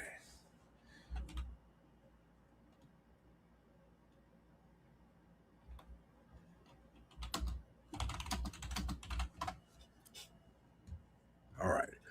We are still figuring out tech issues, folks. Once again, this is pirate radio. We're doing what we can to get the word out. Because really, this all started. Let me give you some backstory. That's Tom Suozzi. And this is the guy who won, and he's been there for a long time. This is a name I've seen living in New York, ads for re-election, yard signs, posters in windows, store shop windows. This is a name I've seen in New York for a long time, and there's been no one opposing him.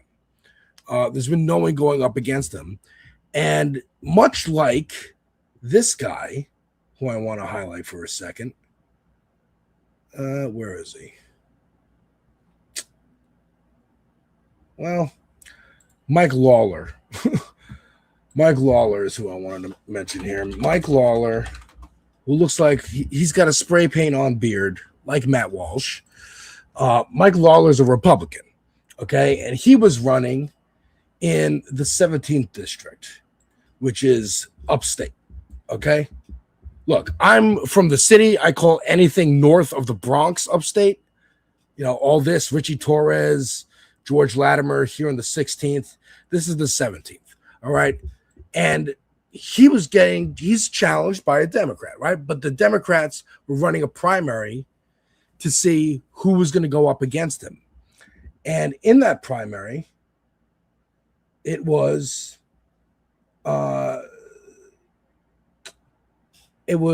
these people. It was Kate Conley and Effie Phillips Staley. Okay, it was more than that. Beth Davidson, John Capello, Mike Sachs. And Effie Phillips Staley was endorsed by the Working Families Party, which is a progressive faction in New York, much like the DSA, but the DSA is a national organization, has local chapters. Working Families Party is specifically New York. And she was highlighted a couple months ago by Hassan Piker.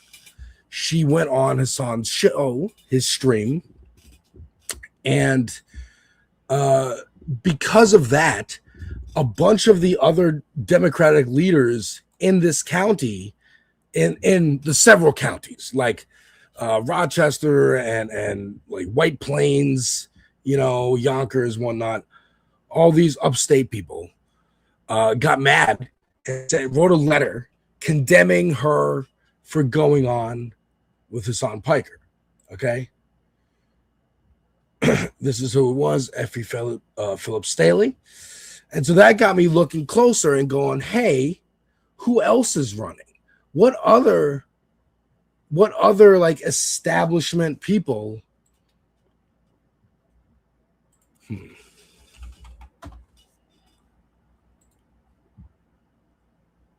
Let's see if this works. Okay.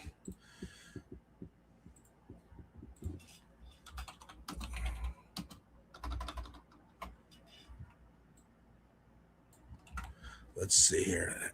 So I was looking at the other races around the city and going, you know what other establishment people who have been there forever are being challenged this cycle?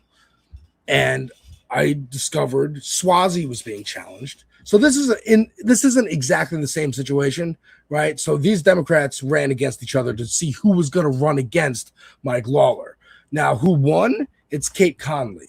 And when I go to AIPAC Tracker and type in Kate Conley, she has a page. So this is AIPAC's candidate, Democratic candidate, versus AIPAC's Republican candidate. You see how super PACs, and again, AIPAC's just one PAC, but I'm sure it goes in line with the oil money and it goes in line with the tech money, because these are also organizations that are these are coalitions that are making money off of the war in Iraq. or in Iraq, Iran.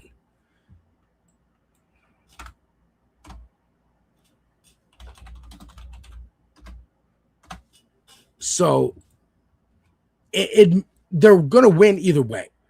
Whether Kate Conley wins or Mike Lawler wins, which is probably going to be Mike Lawler, because again, this district is further upstate than even White Plains. And like, again, this is where a lot of people have mansions.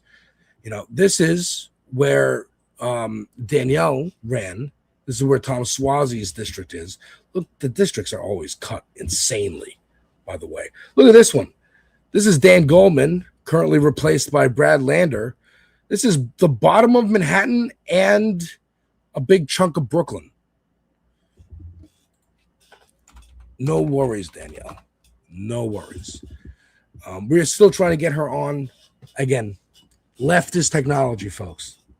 This is what the Republicans are afraid of. They're afraid of our terrible connections and our StreamYards and our Streamlabs and our OBS. They're scared of it.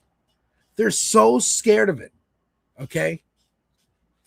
Fox News has been constantly talking about literally watching Hassan's chat, dude, or his stream.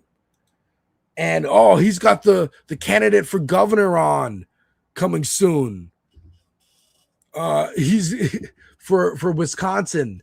We got to smear her for being on the show. And again, that's where he popped off. First of all, it was because of New York. Hassan popped off because of New York. Can we just let that breathe a little bit? Yes, it was also mentioned by Andrew Cuomo in the Zohar Mamdani debate.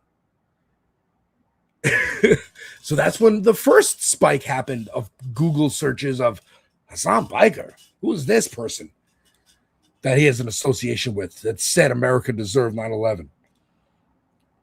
You know, in a frustration while contextualizing the pain and suffering the Reagan administration had inflicted that literally led to Al-Qaeda getting the weapons and the idea to attack America.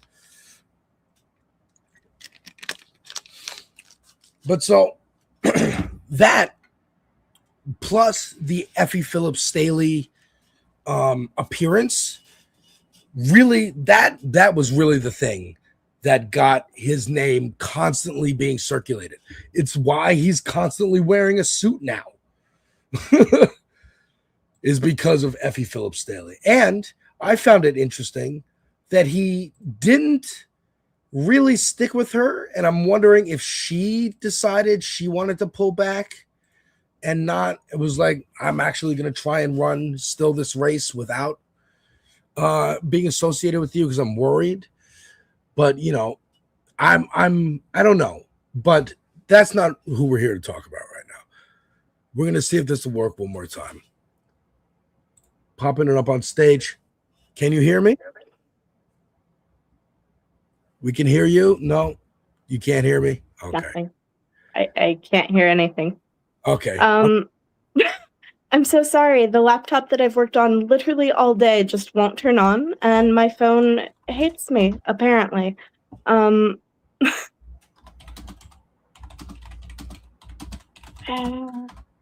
Stay on. Intro. I'm not sure what to do about that.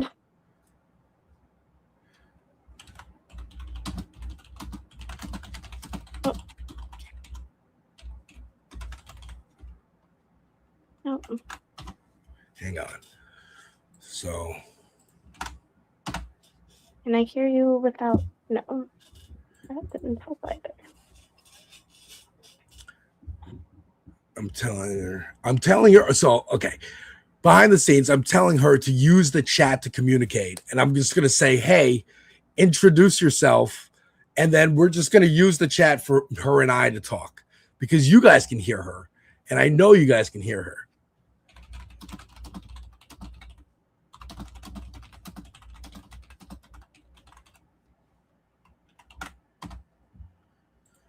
We'll get this working. I'm telling you.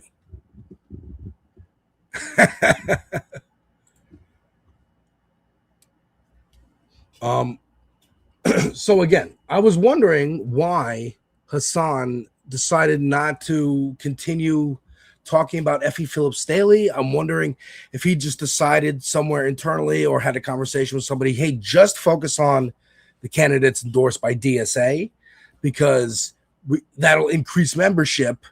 And it's also just a simpler, easier way than just looking for who has progressive platforms, right? He's been doing these interviews. One of the candidates for mayor for Los Angeles was on, and Nithya, I believe her name was, and she couldn't. You tried to get her to say something about like Palestine, and she was a little wishy-washy. And it's like, and after this win in New York, he said, join DSA. You have to be part of DSA for me to endorse you. This is how we're going to do it. And, you know, again, he's one person. He's one streamer. He's a streamer. He's a person like me talking to the internet. All right. But it's affecting national politics, just like Joe Rogan affected national politics. So you know what? We're fighting fire with fire, and we're all going to burn together in the ashes. We just hope that it's a nice bed of ashes, and we'll make it nice. The socialists will make it nice, while you know, it won't be if it's the fascists. And we're going to live in these tech kingdoms run by Elon Musk and Jeff Bezos.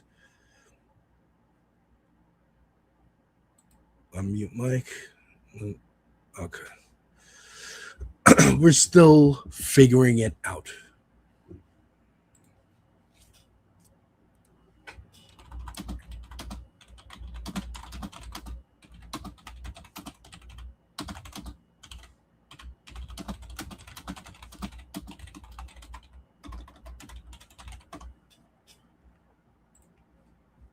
All right, so we'll see if she can jump back on.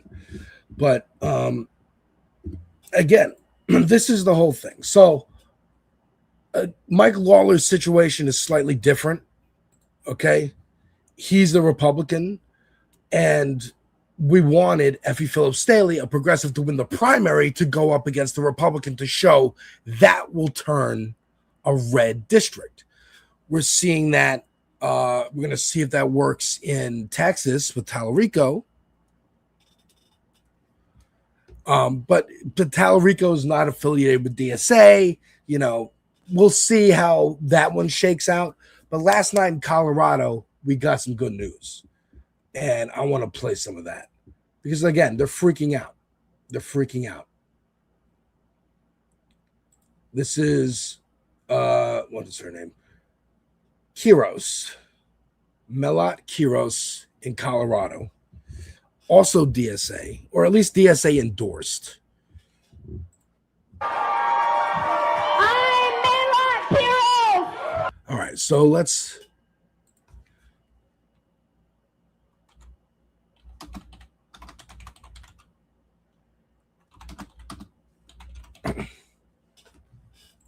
And tonight, this victory belongs to every single one of you.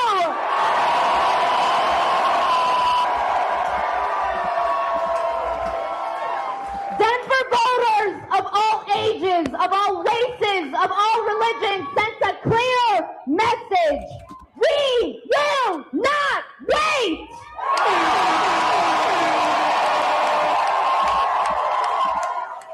We will not wait to take the fight to Donald Trump and the oligarchy. We will not wait. We will not wait. I love this message of we're not waiting anymore. We're doing it now. No more incrementalness. No more, oh, just wait till next election. Oh, just wait till we have a different kind of Congress. No more. We are doing it now. All right, let's see. Let's see if we got this here. Hey, can you hear? I can. Hey, we did it. I'm so sorry. I should have warned you that a rule of anything involving my life is it has to be as hard as possible. So appreciate your patience. No worries. We have all the patience in the world over here. It is Leftist Audio. It is Leftist Productions. we don't have the money of the corporate PACs. I know how that goes. Exactly. So thank you so much for joining us. Thank you for bearing with us as we figured out this situation. I was prepared to just have you just in the chat say go for it. Just talk to the audience, tell them what your race was like. Danielle, so nice to meet you. You as well. Yes, I've been following your campaign. I've been following your battle against Tom Swazi. I shared with the audience his appearance on Fox. I'm sure you've seen it. Wednesday after the election, when he was saying, here's our promise to America. Me and these 15 other Democrats, we're going to sign this pledge that doesn't really say much other than we promise to maintain the status quo.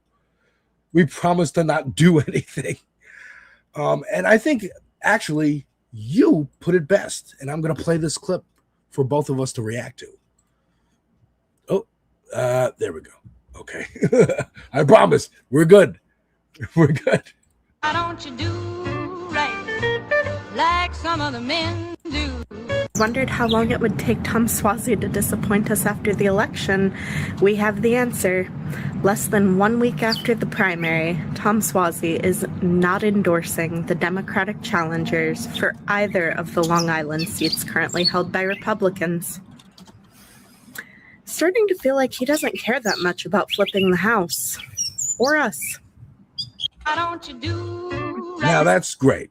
I love that. And yes, please. That was a little intro to you. Tell the people who you are, why you're running, and what Swazi has done. Why I did run, because sadly the election is over. But I'm Danielle Welch. I am a career public defender, a first-generation college graduate. I'm the member of a union, and I am the mom of a girl who's about to turn 3 next week. Hey! And so happy early birthday. Yeah, thank you. She is really happy that I am around the house sometimes now. Yeah. So that's one upside to losing. Yeah. But I decided to run in the primary after Tom Swazi voted for additional ICE funding shortly after Renee Good's murder.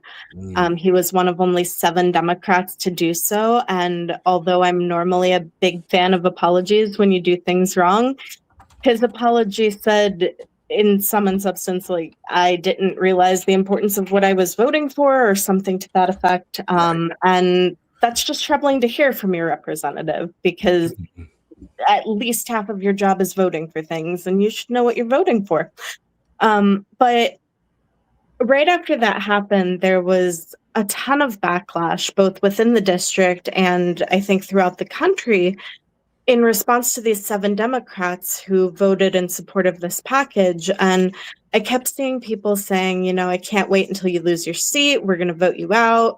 And the problem was nobody was running. Not a single person was in the primary. And, in New York, you have to petition to get on the ballot, and that process was coming up. And so I made a few calls to politically connected friends to see if anybody was planning to throw their hat in the ring. And when no one was, I decided that I would, because I think it sends such a profoundly bad message if not a single person in the district is willing to run against you. Because Tom Swazi's whole thing is, he loves to say, well, I represent my district so well, and I might upset people from time to time, but my district really agrees with me. And I never agreed with that. And now, having run at least 4 months of a campaign, I agree with it even less. Because throughout this process, I was not able to do nearly as much as I wanted. I was never able to leave my full-time job. So I didn't get to do a lot of what I would have liked to, but I did get to have thousands of conversations with people across the district. And what I heard more than anything else was Tom Swazi has betrayed us. I sent postcards for him. I knocked on doors for him. I've worked my ass off to get him elected. And he turns around and he throws trans people under the bus, and he votes with Republicans, and he's supporting ICE. And even since the election, he has been attacking fellow Democrats more than he's been attacking Republicans. And people are very upset by that, and people are far more to the left than Tom Suozzi seems to realize. And so it's just really frustrating to know that this is being spun as look at how the progressive was crushed, instead of looking at it through the lens of a progressive candidate jumped into the race the week before petitioning started with nothing in place, wasn't able to campaign full time. I mean, this was done exclusively in nights and weekends with whatever paid time off I could afford to take. And I still got 20% of the vote. And I don't see that as a sign of Tom Suozzi being strong. I see that as Tom Suozzi losing 1 in 5 votes to somebody who couldn't afford to run a single ad. With no name recognition. No name recognition. Just a person from the district. Yeah. And, I have done some organizing in the past, like at the community level, but like I said, I have a daughter about to turn 3. I have not been heavily involved in that even for the last couple of years. And so to go from having no name recognition at all and very, very few connections in parts of the district, because it's also a huge district. It spans across 3 counties. And, to be able to build as much as, oh, look, it's my cat. Yeah. Which again, this is homemade campaigning. This is what I like to see. Thank you. It would not have been ideal to make everything myself.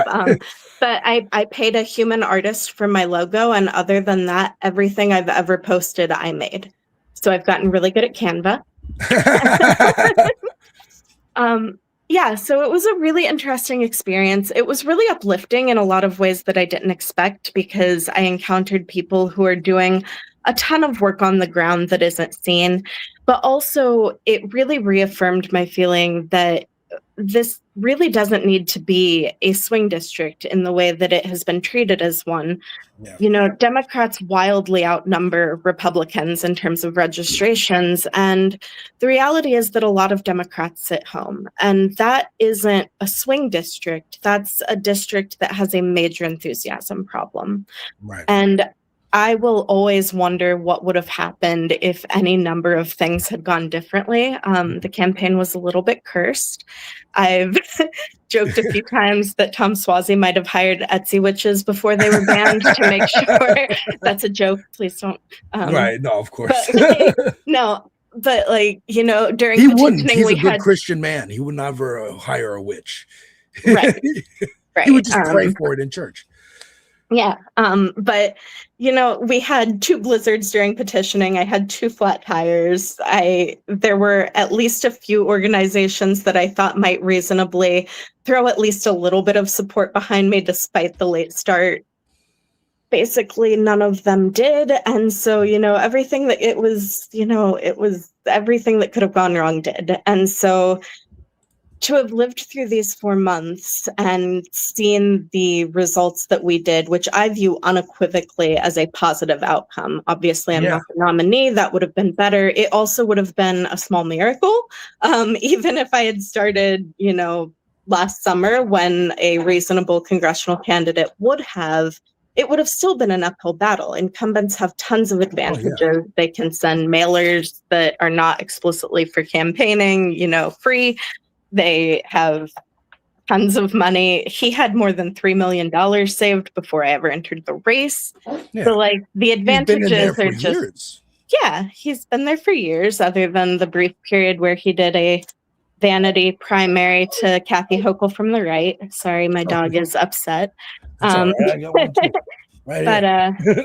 So I think overall, I'm really glad that I did run. I think, democracy works best when people have choices. And I also think that we have, laid an imperfect but meaningful amount of groundwork for either myself or the next person to run. Because there is a lot of organizing happening on Long Island, but there is not a ton of cohesiveness to it in a lot of ways.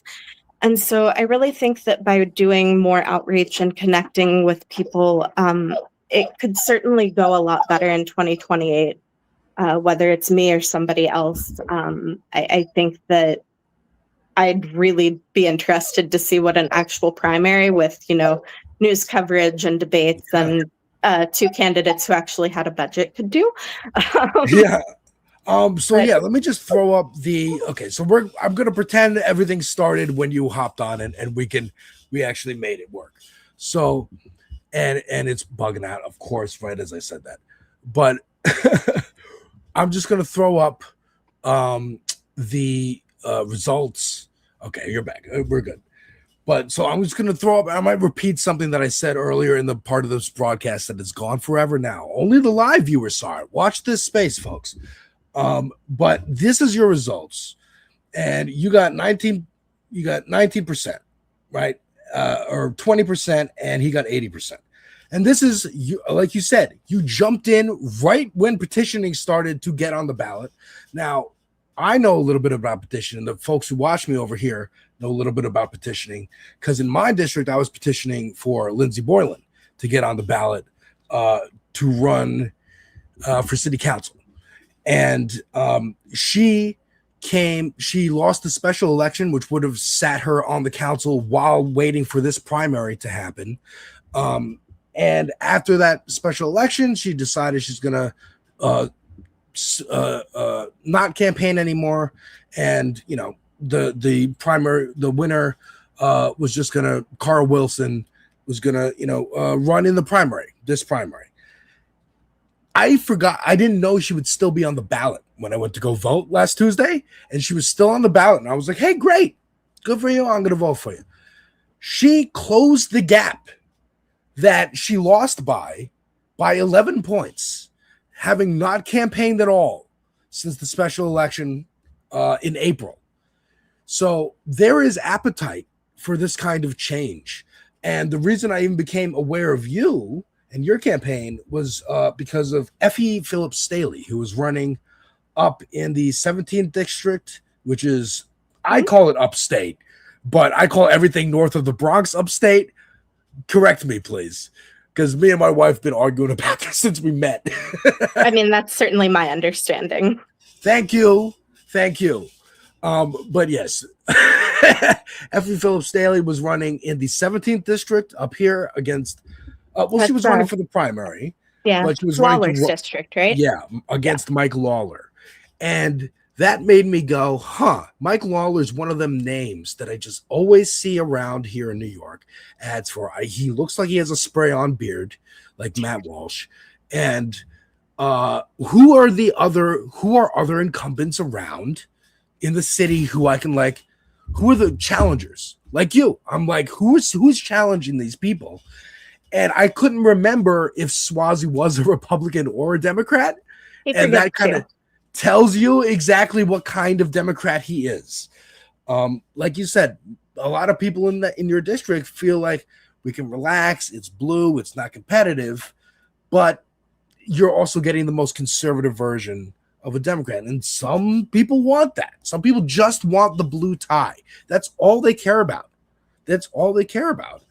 And I love that you were like, no one else is running well. I'm just going to do it myself. Like Thanos. Screw it. I'm going to do it myself and get the Infinity Gauntlet. And with no, just going around in I can't imagine what it's like to canvas or petition in Long Island. I'm standing on a street corner. At least there's blocks. There's people, just foot traffic. You have to go door to door asking people. I mean, explain a little bit what that's like. Yeah, so I actually did a lot of my petitioning in Queens for exactly that reason. Mm-hmm. So the district covers about 8 neighborhoods in Northeast Queens, including where I live. But I had several people volunteering out in Huntington who went door to door. But other than that, over here? Huntington's over in Suffolk. Okay. But so the farmost over here. Left section, it's actually Queens. I'm a Queens resident. Right. And so I strategically chose to focus on Queens for petitioning because it was just so much more dense in terms of reaching people quickly. for several weeks, I was out at the train station, well, not one, several, out at the Long Island Railroad stations from like 5 or 6 in the morning until I had to leave for my day job. And then right after work, we'd go. And I spent a lot of the time actually campaigning with Andrew Engel, who was running for state senate in a district that had a lot of overlap. So we'd be out, we'd be at the parks, we'd be at shopping centers, we'd be going door to door on weekends and stuff. And, you know, this was back in February, so I was losing feeling in my hands repeatedly. I remember. You know, dark all the time. And we had 2 different blizzards, which I mentioned earlier, but bears repeating because it's extraordinarily difficult to canvas in a blizzard. And you have a very limited window for doing it. But yeah, it was definitely a challenge. And I try to give credit where it's due. Tom Suozzi was the only incumbent, I think, who did not engage with the very litigious challenge process where you try to kick each other's signatures off. I didn't challenge his, he didn't challenge mine. And I had enough unless a very strange number of people signed for him first, in which case they wouldn't count for me. But the fact that I did not have to live through that agony was certainly one of the bright spots. Yeah, that was something I learned too, just being a petitioner. Like, there's so many steps before anyone might even hear your name as a possible candidate.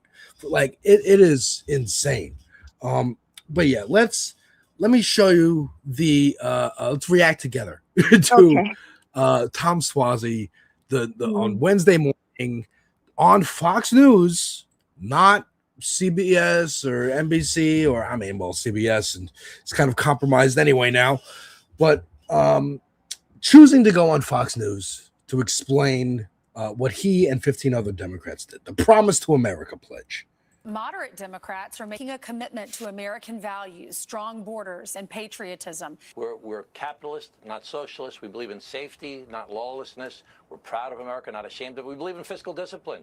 And we have to organize better. We can't just talk about it at cocktail parties. You can't just come on TV shows and make a speech. We have to organize. Healthcare is too expensive. Food prices are too expensive. Your gasoline prices are too expensive. Let's work on the problems that really affect people's lives. And let's build a coalition of people that want to work together under some traditional values. Please do, because we all love this country. Most of us love this country, but some recent polls have been pretty shocking. Like, I think it was like 30% or 25% of Democrats were proud to be Americans. So keep fighting, Congressman. Thank you so much. I'm one of those people that... So what is your reaction to that? It's just like a long string of buzzwords, right? And I don't know what their source is for saying that people are not proud to be Americans. I mean, I certainly have issues with my current government, but that is not the same as hating the country. And I actually discovered this pledge to America before he found other people to join. It was actually introduced. Yeah. So have you heard of Welcome Fest? Very vaguely, yeah. What is that? Yeah, so Welcome Fest is this conference that I just learned about this year. It is, I forget who coined it as like centrist Coachella, but it's just this like multi-day. Yes, it's this multi-day thing where centrists go and talk about how wonderful it is to be in the middle. Oh my God! Look at these names: Mark Cuban, Ruben Galileo, James Carville, Josh Barrow. Yep. And so one of the headlining speeches the first day of Welcome Fest was Tom Suozzi, Adam Gray, and Matt Iglesias was moderating. So a great time. And I sat through it because I'm a public servant. And, you know, it's really funny. The speech had been titled something along the lines of like the power of specifics or something like that. And in the entire 45-minute speech, not a single specific proposal was introduced. And I don't know if you've noticed, but Tom Suozzi's campaign page actually has no issues page either, or at least it didn't the last time I checked last week. So it's just this really interesting contrast where they're trying to cling to this image of, you know, traditional America and these strong values and claiming that, you know, critique is somehow unpatriotic. And I think it was Clarence Darrow who said, oh, that's his congressional page. So it's Swazi for Congress. There's like a lawn sign button and Swazi's accomplishments, which goes to something he did in 2017 and just no issues page. Oh, he's changed it. Good for you, Tom. But still lawn yeah, sign. so there's this idea that, people pushing for change are somehow ashamed of our country. And like, we have things to be ashamed of for sure, but that's different than, hating our country. Right. And it really misses the reality that if you do love this country, you should want it to not crumble. And unfortunately, we are sitting at a precipice, I think, where the wealth inequality is growing, the authoritarianism is growing, and this is not a sustainable way for a free society to exist. And something has to change, and we don't have 20 years to get there. There are people who can't feed their kids at night. There are people that can't afford shelter. And so to hear Swazi go on and talk about things like, oh, we need to get corporations to, profit share and give employees stocks. And it's like, what planet are you living in, sir? Because that is just, for reasons that would be longer than this podcast, like not the answer. And it's really upsetting because, I'm the first generation in my entire family not to serve in the military. Like, I grew up in a Navy household, and I actually take patriotism pretty seriously. I try to be cautious around the more problematic, like xenophobic, racist elements of that, to be sure. But I've spent my entire career providing legal services to people that can't afford them, in part because I think it's really important that their rights are upheld.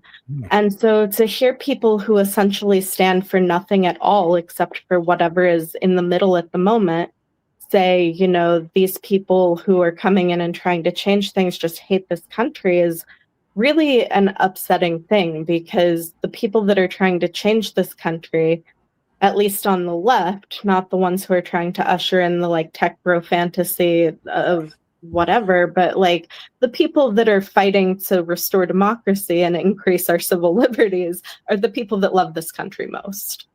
I mean, that's a great way to put it. They ran on restoring democracy in 2024. Let's maintain democracy or whatever it is, like Kamala Harris, and now they hate democracy. They hate when people actually vote, and they try, like you said, like at least he didn't use the legal tactic of trying to keep your name off the ballot. But it's not like that doesn't happen in tons of other primaries around the country. Oh, yeah, no. Laura Gillen successfully, I mean, I don't know if it was her or other people, but Laura Gillen had 3 progressive challengers. Not one of them made the ballot. That's, I mean, even in that moment on Fox News, he's saying, when you froze on TV, and that kind of hints at where his mind is. That's the world he's living in, where you can just go on TV because that's an easy thing for you to have access to. Tom Swazi, you can go on TV. Not everybody else can go on TV. You go to cocktail. And that's where you exchange ideas and pontificate about the direction of the country. And really, even reading further into that, that's where you guys want to be able to decide what Democrats are. This is what the conversation we've been hearing the last week. These Democrats going on air basically being like, it shouldn't be up to voters. It should be up to us, the leaders. And I just want to play this clip. This is from, I have lots of clips. I always have too many clips. No such thing. I'm glad we see it the same way. But this is from last night in Colorado. This is another race that I pointed out Hassan Piker was highlighting. That's, again, why? Because Effie Phillips Staley, who was running to run against Mike Lawler, she was highlighted by Hassan Piker. And that triggered a bunch of, like, Democratic county chairs to write a letter together. Almost this pre-promise to America of saying, hey, we condemn you for going on this guy's Twitch stream. And that got his name being bandied about now to the point where he's now wearing a suit every day because he knows he's going to get clipped for Fox News, and he's trying to look a little more professional. And we were there, probably both of us watching. I was here on this space watching the debate with Andrew Cuomo, when Cuomo out of left field just mentions Hassan's name, and I'm sure his Google searches went up that night. But it's New York that made Hassan a national name. And I was wondering why he didn't stick with Effie Phillips Daly and keep, hammering that, and maybe it was more expeditious or I don't know, more strategic to just focus on DSA candidates. I'm wondering if I'm going to play this clip in a second, but I'm wondering if you reached out to DSA or thought of that, or is that something you would want to do? I know it's not the only game in town. I am in the Working Families Party group chat. So, I've gotten questions on air about like, hey, what's the difference why can't you guys just merge into one thing? And as far as I know, I need to pay DSA monthly to be a part of it, and I don't need to pay to be in this group chat. And so that's it for me, because I can't afford that. I can't afford to be part of DSA.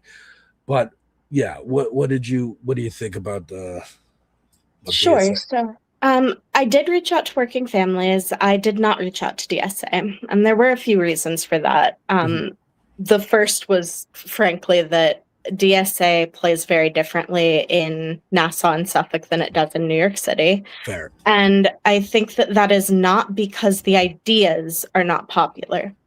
I think that more so than in more deep blue areas, socialism is still a word that makes people stop listening to you. Right. And so I actually didn't even often use the word progressive to describe myself, because there's actually a lot of research that shows that if you present ideas that are typically coded as progressive platforms without assigning it to either party, they tend to be supported by, I want to say it was 8 in 10 Americans, regardless of party affiliation. And so I've tried really hard to focus on my messaging as being, I want to help people who actually need help. Yeah. And, DSA is doing incredible things. I have incredible respect for their organization. They are clearly having incredible electoral success. Yeah. But given that I was already facing so many disadvantages, I didn't want to put myself in a spot where every time I spoke to someone, the first question out of their mouth wasn't, "So you're a socialist?" Right. That makes a lot of sense. I mean, yeah. I think that we may get there as a society. I think that Zoran Mamdani is doing incredible work to rehabilitate the word socialist. But I think that just a personal choice that is not in any way a reflection of DSA itself or anything else. I tried very hard to position myself as a candidate that was running because I want to actually make people's lives better. And I wanted to have that conversation in a way that had as few preconceptions as possible. Right. And I that's perfectly understandable. That actually makes a lot more sense now to me, why there's a Working Families Party. Maybe that is a way of going like, hey, let's not say that word, because exactly what you said. I've heard those studies before of if you ask people, do you want to be able to go to the doctor and maybe you don't have to pay money? Like, they're paid. They're paid already. Don't worry. They're making money. They totally agree. Like that's really interesting. That's really interesting. I really like that. We even know. Tangentially, the Majority Report. There's someone who calls into the Majority Report, which is another lefty program over on YouTube, where Kowalski from Nebraska. He's a farmer. And he wanted to run locally for Congress, and he ran as a Republican because he's in Nebraska. That's what he's going to do. But he was running on all these same ideas, and he got a non-insignificant chunk of the vote. It is very important that we of the left. I don't brand myself a socialist because I didn't read all the books. You know, I read comics. That's what I do, and I watch movies and stuff. But I get it. Like I'm of the left. I say I'm of the left, and I think we of the left need to think more strategically how we brand ourselves. Where, you know, again, part of this conversation they've been having with themselves over the last week is, oh, this is just New York and it's just these districts, and we're Democrats. We can have different flavors. We have a big tent. What works over here might not work over there. And I say it's all going to work. We're taking over the party. It's happening. It's just how we brand ourselves until we can nationally be like, yeah, this is socialism, by the way. All these policies. I mean, heck, instead of the clip that I was about to play, let me play this clip where it's explained, I think, very well. This is, I think, on Fox News as well. But this is someone explaining some of the benefits of socialism. And with all due respect, that is nonsense. I was the top aide to Governor Cuomo in New York. We built the LaGuardia Airport. We built JFK. We did the 2nd Avenue subway extension. We did free college for the middle class for public colleges. We did $15 minimum wage, paid family leave, gay marriage. So it is not true to say that the Democratic Party has been defunct, perhaps at the federal level. And honestly, I can't name a single actual concrete example of an accomplishment that Bernie Sanders has actually gotten over the finish line, not just talked about at rallies, but actually gotten over the finish line. But there is different ways of governing, and there is a successful Democratic governing model, and yes, social safety net, and yes, selling a bill of goods. You can everywhere and failed. It's not about free. He wants free. There's nothing free. It's about who builds it and who owns it. Your guy, I Cuomo, agree with he you did that such there's a nothing great free, job. but Such a great job. Mondani says free. You know what? I'm playing this clip, but it's too long. Let me summarize the clip. Again, Leftist Productions, we're doing it live like a Bill O'Reilly. DeRosa, she says, we built the LaGuardia Airport, the 2nd Avenue subway extension, as she rattled off. And then Trent responds, you talk about what you built in New York. You know who built the subway in New York? A company that was owned by New York City. You mentioned LaGuardia. LaGuardia was a socialist himself. So again, I didn't need to play that clip, but it's pointing out we've already had this in our past. FDR, the New Deal, Social Security, Medicare, the fact that we have roads in this country, the fact that we have public schools that have been hammered and attacked for decades and decades to make them ineffective so that they can be pointed at and say, this is ineffective. You need to privatize this and give us a bunch of money. I'm Bill Gates. Please buy my computers so I can change the whole. Only to be told after years and years of study that it didn't work. And kids actually learn better if you listen to the teachers and the teachers unions and what they need. Mm-hmm. Like you were doing, going around asking people what they need, what can improve, how can I help improve the situation. And, you know, we can't wait for it. This is a clip I am going to play. This is from Colorado last night. I'm Maylock Heroes, and tonight, this victory belongs to every single one of you.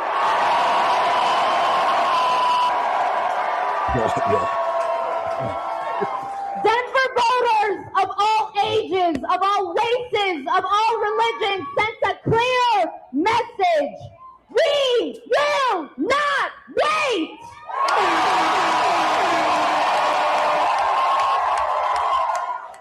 We will not wait to take the fight to Donald Trump and the oligarchy.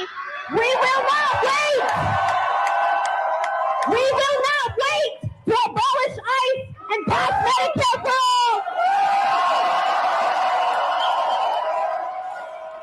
We will not wait to put an end to the politics of the past, to get big money out of our politics, and to reject corporate PACs and APAC.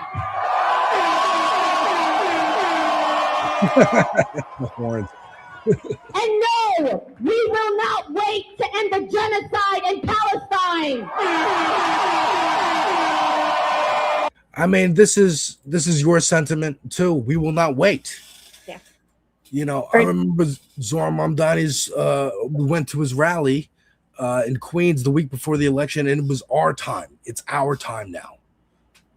I'm sorry, I interrupted. No, you're fine. I was just going to agree. I did try to make urgency a theme of my campaign, and I think that is both because the reality is that at more so than at any point, at least I can remember in the past, I genuinely think we do not have time to wait. I think that things are getting significantly more dangerous at an increasingly frightening pace. And if we do not mount an actual resistance, things are not going to be great. I mentioned I have a young daughter. That's one of the reasons I ran. It's hard to be raising a daughter who has fewer rights to bodily autonomy than I did growing up. Right. But even if we weren't facing the existential crisis that is the fascist movement, when you tell people that we can't go too fast, what you're telling them is you need to suffer a little longer. Right. And there's no honest way to say that we can't afford it when we can create billions of dollars for a war anytime a president feels like it. And we can create billions of dollars to give the wealthy tax breaks. You know, it's not a resource problem. It is a priorities problem. And budgets are moral documents, and we just have our priorities all wrong.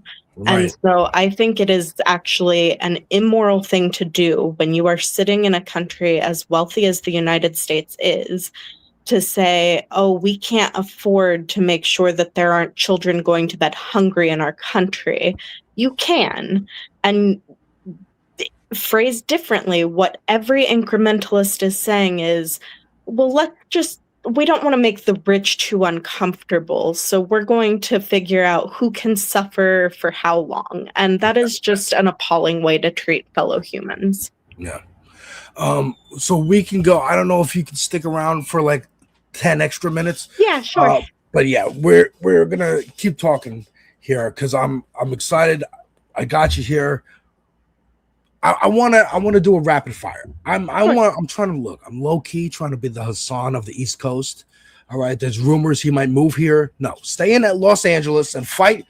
Go get them Zohar Mamdani of Los Angeles because I don't know what's going on in LA. Where's all the celebrities who claim to espouse these values? This is what gets me so much about all this is they've been saying since I was a kid, like, you got to vote against Bush. Even before I could vote, you got to vote against Bush. It's the most important election of your lifetime.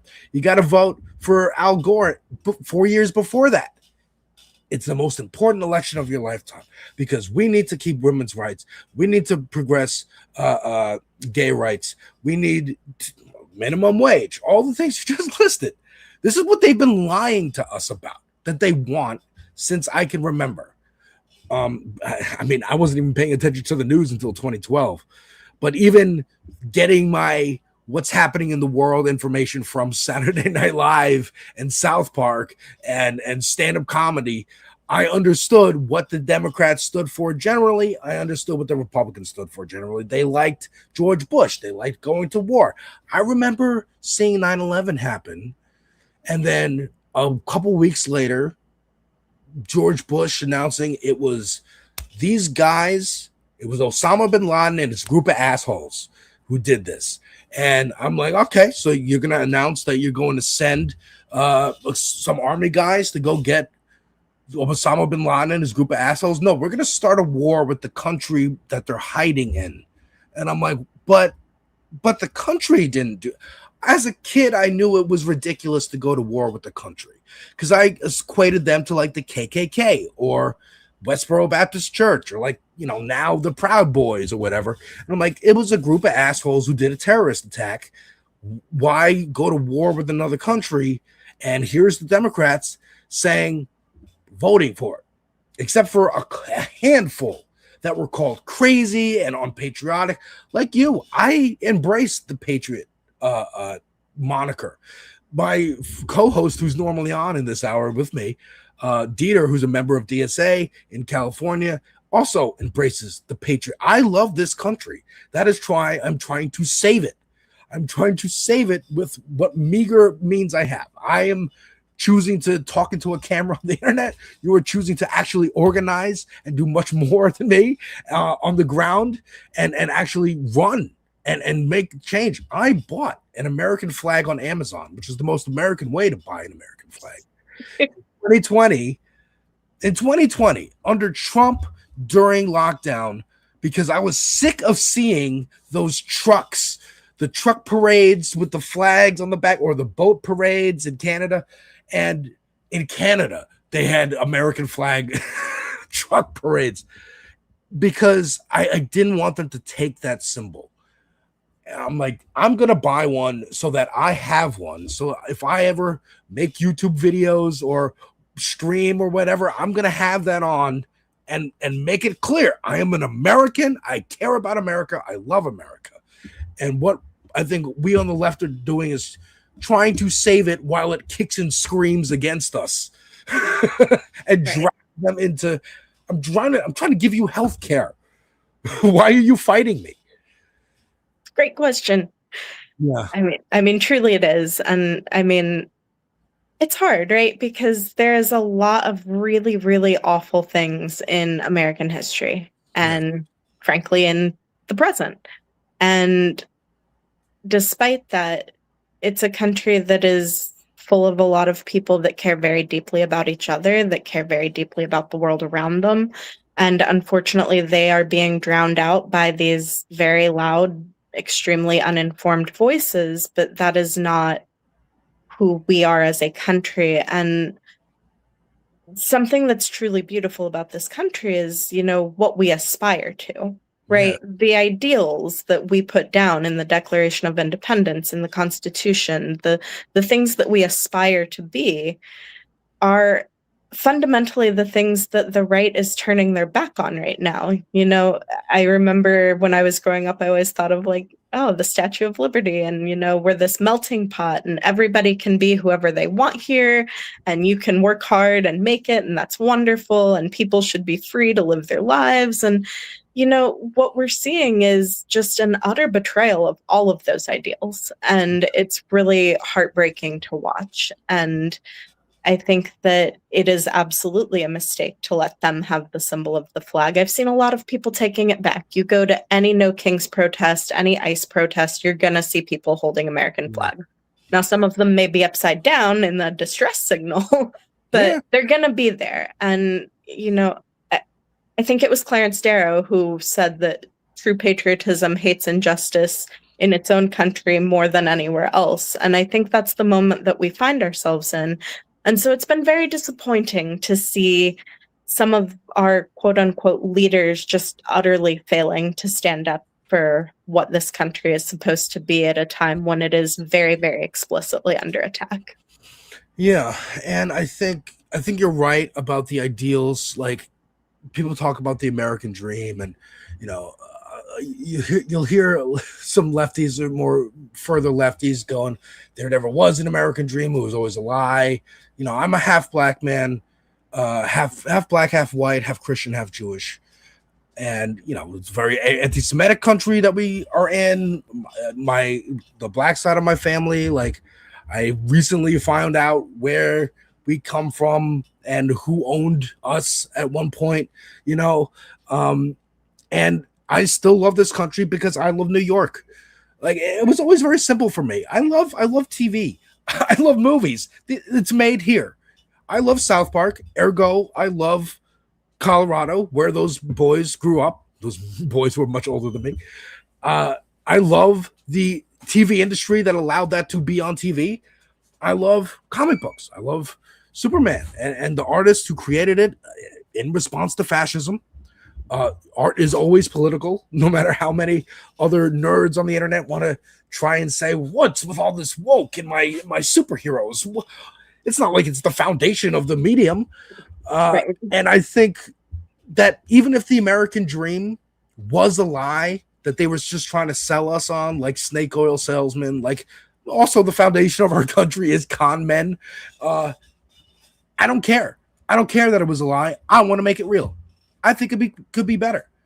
Now, the symbol is Green Lantern from DC Comics. And I don't know if you've ever heard of the Green Lantern theory of politics.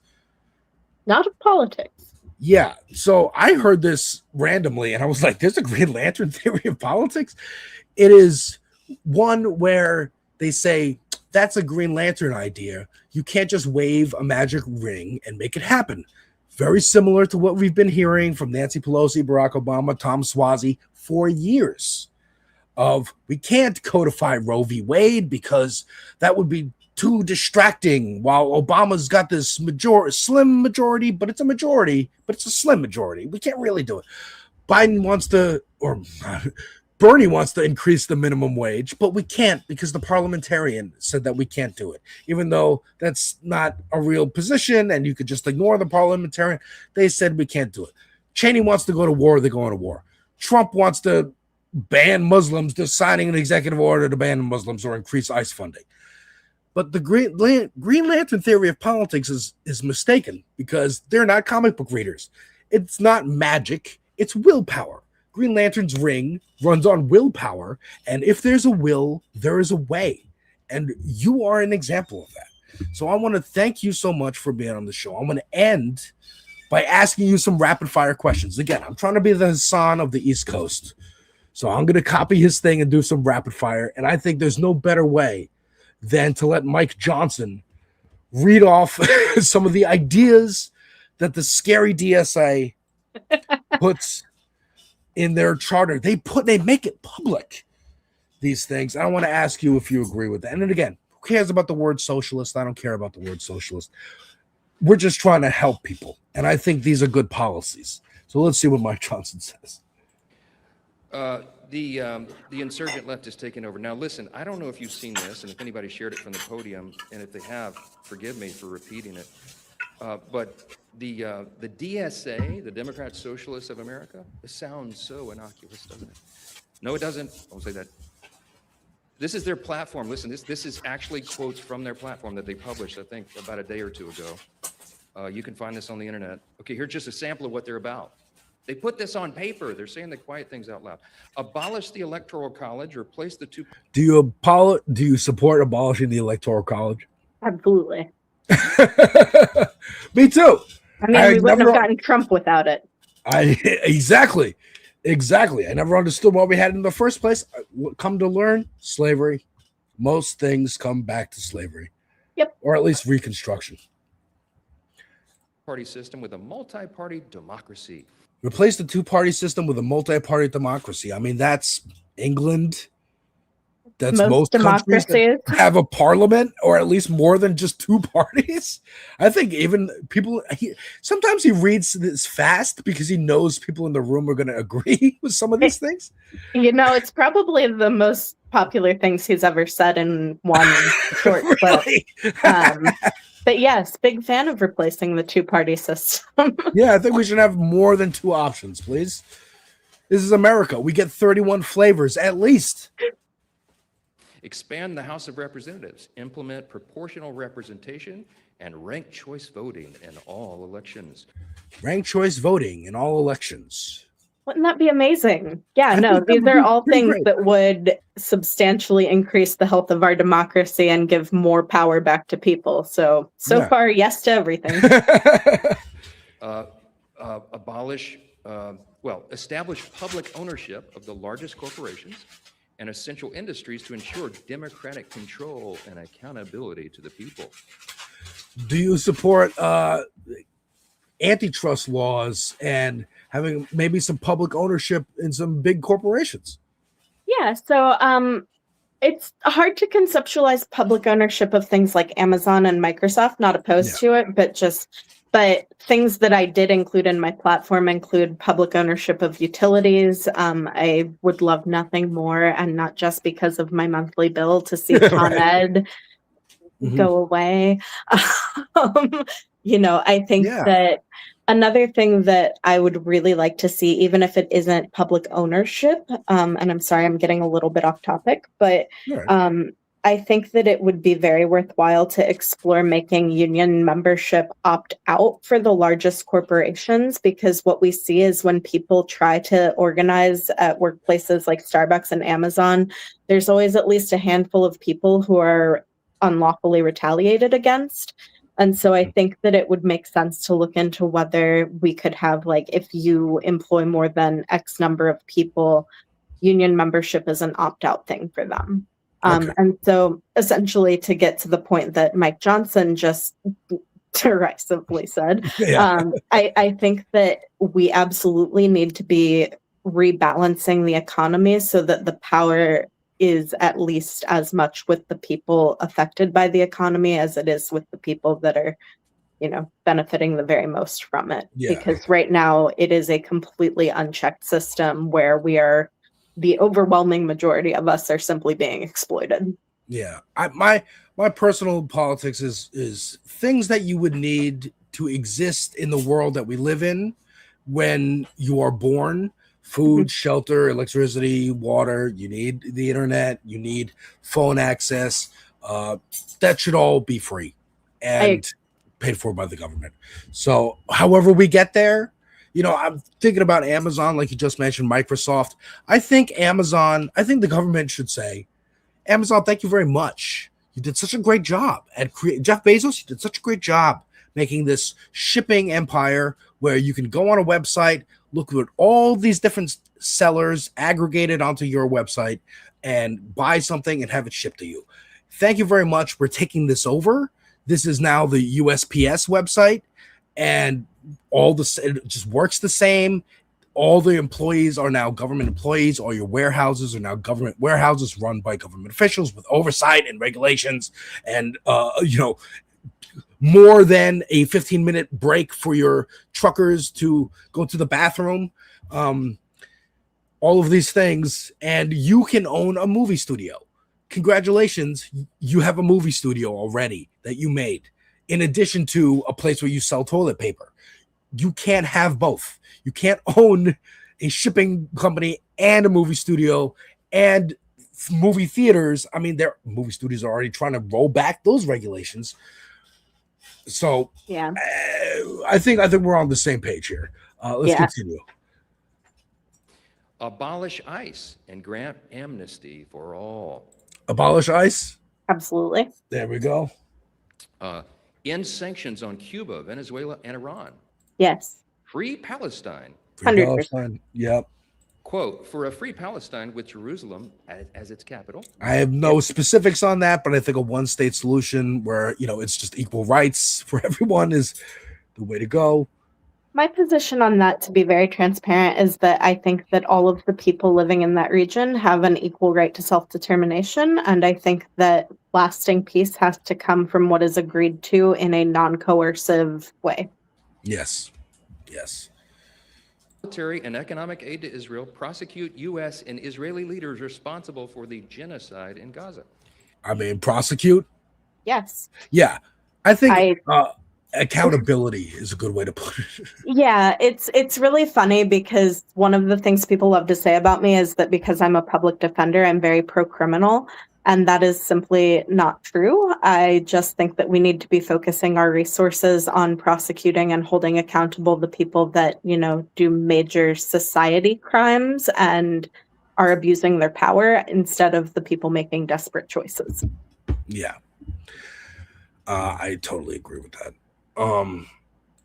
Abolish the carceral state. Quote, redirect police and prison funding to public services as steps towards abolishing the carceral forces of the capitalist state. So, do you agree with that? Yeah. So I think Mom Donnie did a good step this week in closing some facilities at Rikers. He sure did. Progress the closing of Rikers in general. Yeah, that's something. So they were supposed to be closing a facility on a regular schedule. I don't believe a single one was closed under Eric Adams. But the one that was closed is actually where I caught COVID for the first time in March of 2020. Wow. So it wasn't sad to see that one go. But yeah, I mean, prison abolition is often spoken of as a very destructive and radical thing. The reality is that most prison abolitionists identify as organizers and builders, and it is, for all of my speech about opposing incrementalism, almost nobody is suggesting we bulldoze every prison tomorrow. Yeah. But it is recognizing that what we are doing now is creating harm and not solving problems, and we need to be addressing crime in a way that is actually smart instead of just harsh and full of retribution. So yes, I would love to be working towards a country that does not incarcerate more people per capita than I believe any other nation in the world. Do you know, this is just an aside, but do you know of Olayemi Olurin? Yeah, we work together. Oh, great, because I absolutely love her. I'm a huge fan. Great. And yeah, because this is what I know about prison abolition comes from her and her explainer videos. And I'm like, yes, I'm on board. I'm on board. We need to get rid of Rikers. Super into this. Thank you so much, Danielle, for coming on the show. Thank you for having me. I'm glad we're able to figure out the leftist tech issues. Yep. The overlords are trying to stop us from organizing, but it's too late. I think it's too late. I think they should have tried a long time ago and much harder, but oops. Yeah, there is no center between an arsonist and a firefighter, and the sooner people realize that, the better off we're all going to be. But Awesome. Thank you so much for having me. Really appreciate the time. Sorry for the tech issues. No worries. Absolutely have me back anytime. Oh, really absolutely. happy to meet You're with welcome. Open invitation. Thank you so much. Folks, thanks so much for watching. I'm going to go hop over, hit the bathroom real quick, and go talk about Supergirl on Movie Night Extravaganza with some of the other hosts of this space. Thank you again, Danielle, so much for joining us. Of course. Thanks for having me. We'll see you. We'll definitely have you on again. We'll see you Happy next to be time. there. All right. Bye. Bye-bye. Bye, folks.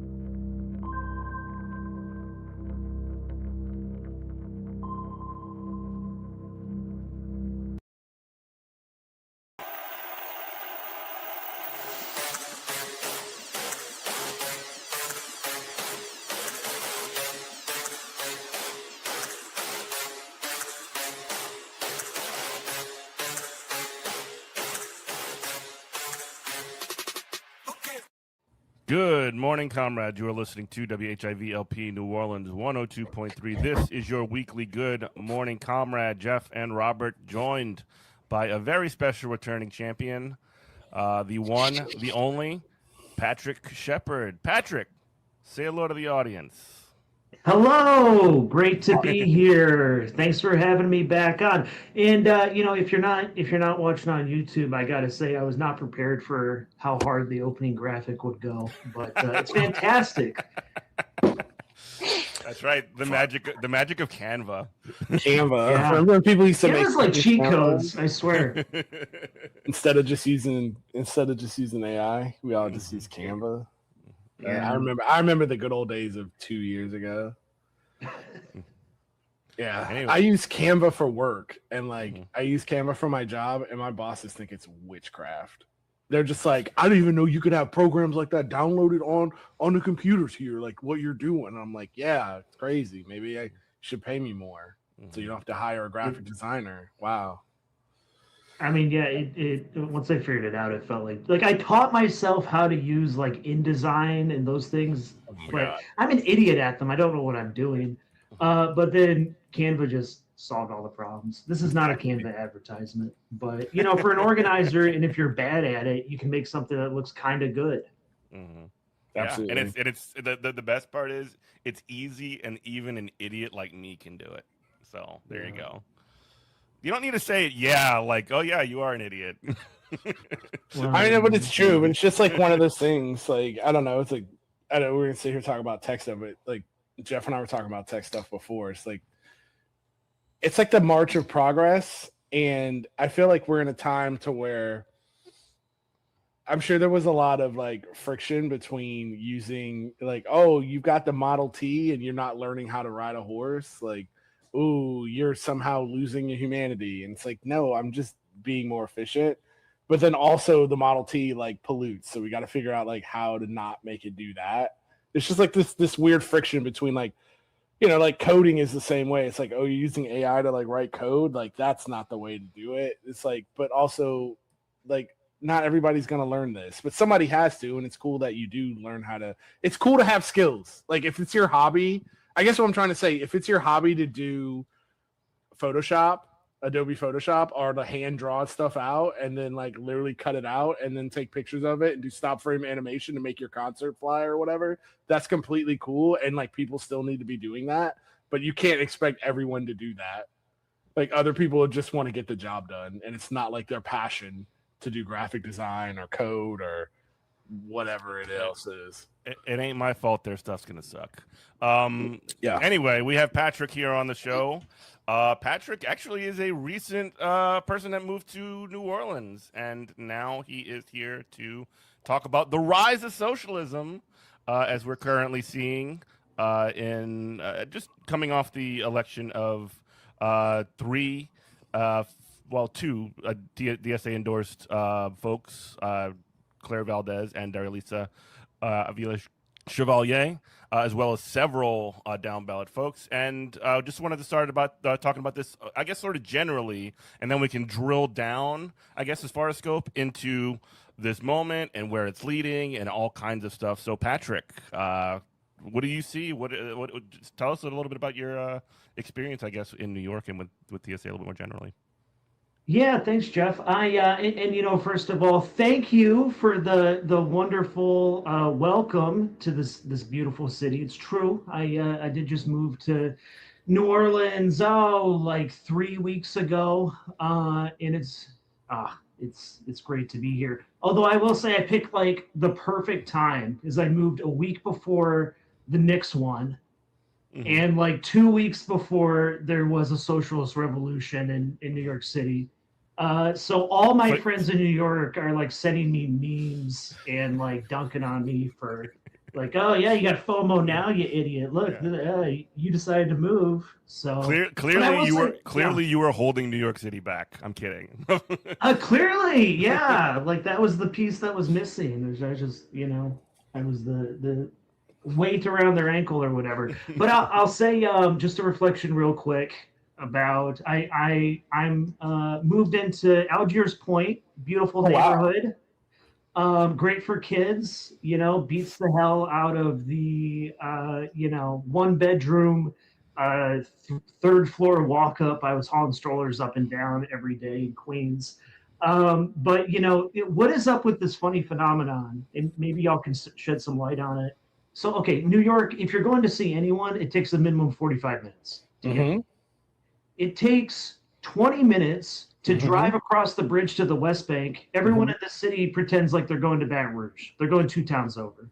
I talk about this all the time. So as a not New Orleans native myself, as somebody who moved here, so I'm from St. Petersburg, Florida. Kind of the same way. It's just like Richie Floyd. Yeah, exactly. It's just former guest on the show. 4-lane highways. And I also lived in I went to college and lived in Cincinnati, Ohio. Same thing. Everything's connected in an interstate loop. The thing it's mindset here. Nothing in New Orleans is far. There's just no good way to get anywhere. And when you splice that into this is the smallest destination city international destination city in the world. Like a little bit over 500,000 people live in the New Orleans, in New Orleans. So it's a small town mindset with there's no good way to get anywhere. So nothing is far. It's just New Orleans far. Like my gym is not far at all, but it just I have to go through. I can't hop on the interstate to get there. I have to go through because I'm going to the gym after this. I have to go through. It's like 5 miles with a light every 200 feet. It feels like, and so it feels like an eternity. It's just a feel. It's a vibe. I will, concede the point that there's no good way to get anywhere. Because it's like I can see the other side of the river from my window right here, but my friend was stuck here for 3 hours last night because apparently there was a shooting on the bridge. So, okay, all right, I get it. Well, just take the ferry. It's so efficient. No. Yeah, exactly. I'm gonna take the ferry to a streetcar. It'll definitely be on time. It'll be great. The streetcar is so frustrating because it's so cute until you actually have to get somewhere. I feel so. I mean, it's not even like, oh, I feel bad. Like it is a problem. Hella Moreno, this is a problem. Our bus system is not consistent. The streetcar, God bless anybody. I mean this seriously, who has to take the streetcar for actual transportation and not have to take the streetcar just because they feel like taking their tourist that feels like taking the streetcar and taking their picture on the streetcar. People are actually taking that thing to and from work. It sucks. It sucks. God forbid it's full and now you have to wait on the next. It's awful, dude. And then we call that public transportation. No, it's a problem. Yeah. And public transportation, that is something that I'm sure if people ran on that in this city, they would do pretty well. Speaking of running on particular, let's just talk about your DSA experience and what you've sort of gotten, how you gotten here. Yeah, definitely. So I'll say first, I'm just here as Patrick, not representing any organization, union, anything else. But I'll tell you where I'm coming from. I'm a union organizer, first and foremost by trade. Started off actually in Florida as a union organizer, working for the state AFL-CIO as a student mobilizer and as an organizer. Moved over to all kinds of stuff, little one-off organizing gigs. I spent some time with the United Faculty of Florida, with SEIU down there. Ended up moving up to New York in, how long ago was that? 2012. It was right after Occupy Wall Street. Like 14 years ago. Jesus. That feels like a lifetime ago. I know. Okay, so I moved up to New York about 14 years ago. Kept organizing. Eventually, found myself with the United Auto Workers up there, which represents thousands and thousands. Surprising, UAW. This might be a question some people have. Why is the UAW all over New York elections? I'll tell you why. The UAW up in New York City represents museum workers, grad workers, university faculty, workers at cultural institutions, workers at schools, all kinds of other small shops. It's extremely amalgamated. Most of the UAW locals in New York City there's a really interesting history here, are descendants of a famously radical left-wing union, refused to sign anti-communist pledges during the McCarthy era, called District 65. Now, that union became insolvent and affiliated with the UAW, I think, in the early mid-90s. And then so the constituent parts of that became the UAW locals. So, there's a history behind everything. That the political operation behind that union is one of the most progressive in the country. It knows how to mobilize people, and it actually organizes. My union local that I was an organizer for when I lived there, and a representative and a negotiator, represented schools, museums, and it's really been the driving force behind a whole new wave of unionization, in the Northeast, and kind of proof positive for organizing in these spaces across the country. That union recently organized the Metropolitan Museum of Art, one of the largest museums in the country, 1,000 new union members at a museum just earlier this year. And that is also the union that one Claire Valdez came out of as a steward and as a shop leader and an organizer at Columbia. So, what a great and storied history we found ourselves part of. Anyhow, union organizer experience, union negotiator experience all over the place, but mostly for the United Auto Workers. And with DSA, I joined DSA in 2015 and kind of got to take the whole ride with the ascendancy of that chapter. Joined in 2015, right before the big bumps started happening. Over the course of 2015 and 2016, we saw some steady and rapid growth, with the Bernie Sanders campaign. A little overlooked, but shouldn't be part of the movement development, was the victory of Verizon landline workers in their strike. I believe that was the summer of 2016.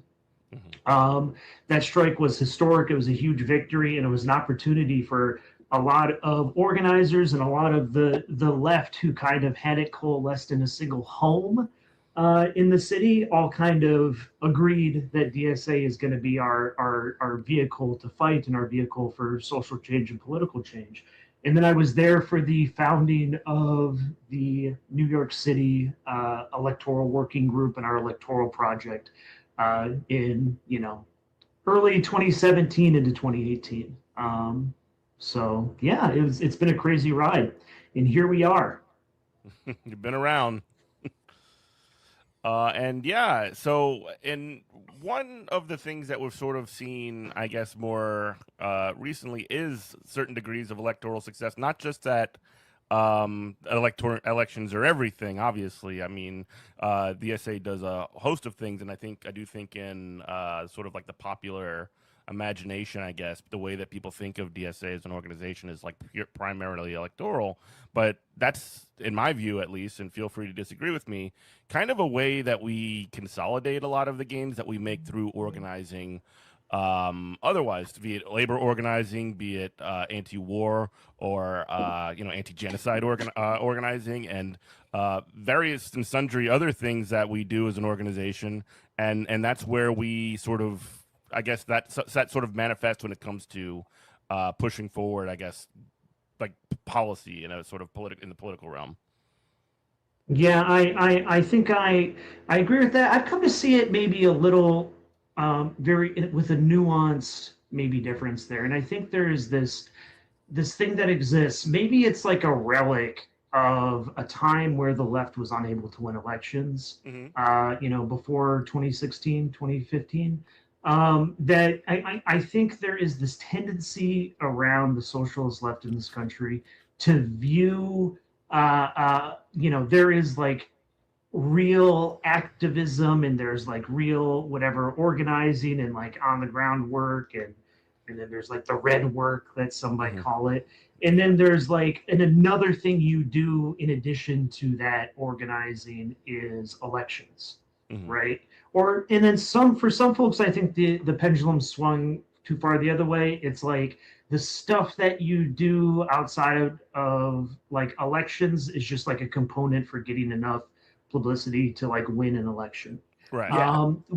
I think we should throw this dichotomy, this like false dichotomy, into the trash can. It is all organizing, and it is all building power. And we should just put it on a meter of the power you're building, what opens up doors to have you build more power, and what you could potentially do with it. I mean, when you look at it, all of the successes in these elections in New York City, it's bringing in more members, bringing more resources. The goal is to, with these seats that we're winning, is to be able to turn around and translate that into real material wins for the working class.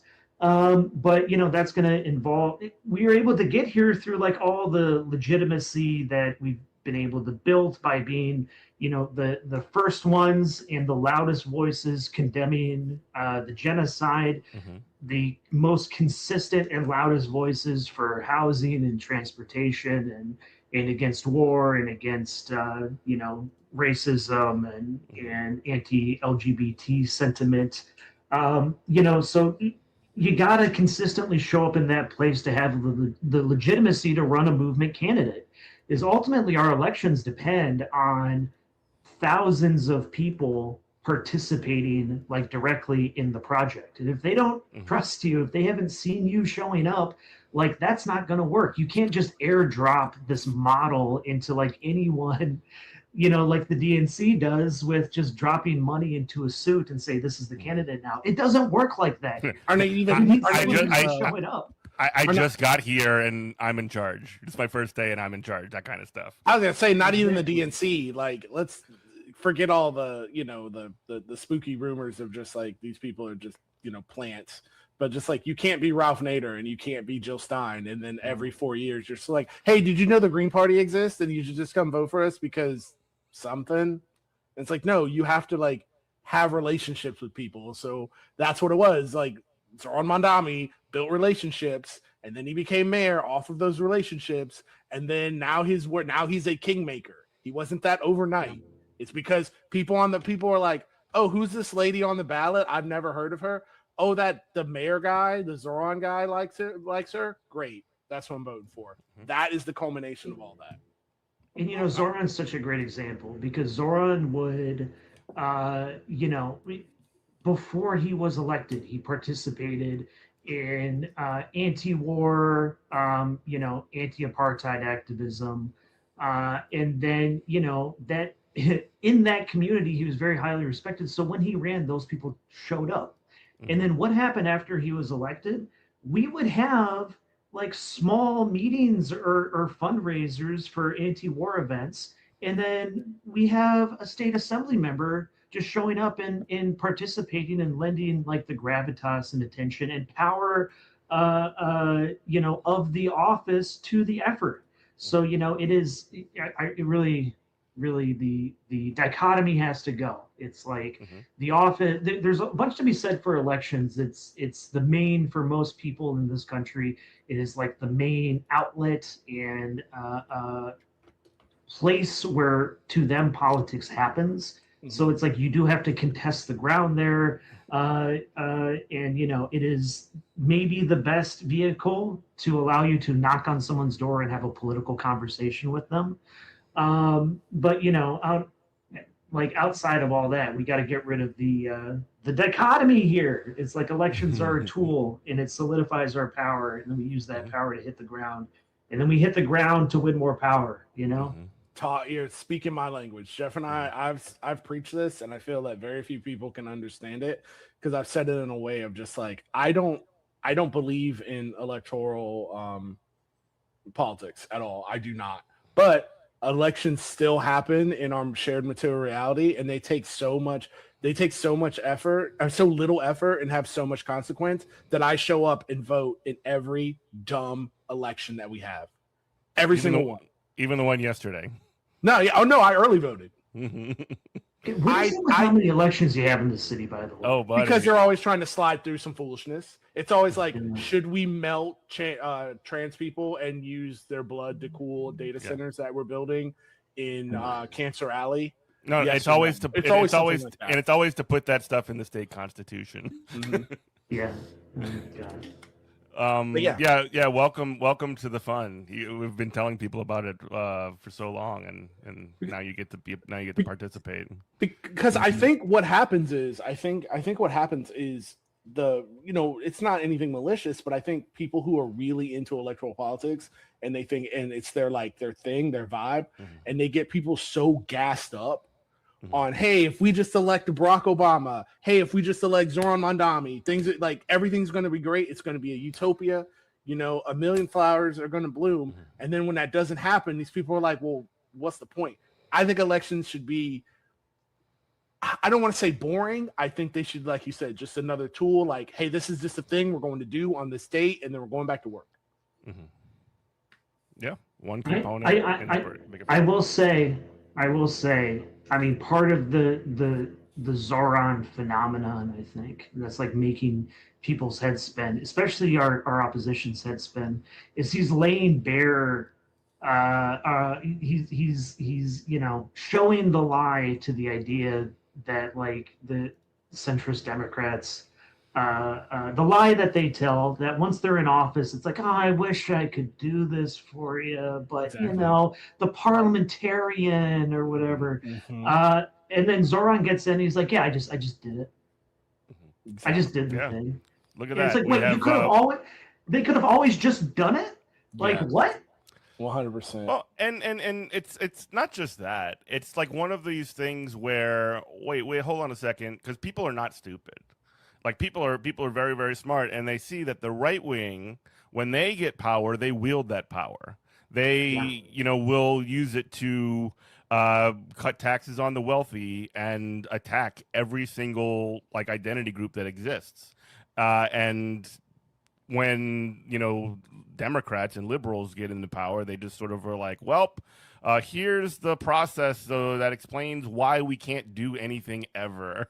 And then they'll have something like Obamacare, which is like included an expansion of Medicaid, which was genuinely good, but it also was a giant giveaway to some of the most evil healthcare corporations in this country, so much so that it mandated everyone to use their services. And it's just like one of these things where it's like, hey guys, we did it. We fixed the thing. We did it. This is the kind of stuff that they can get through, which is just like, a sandwich that is half a hamburger and half a turd.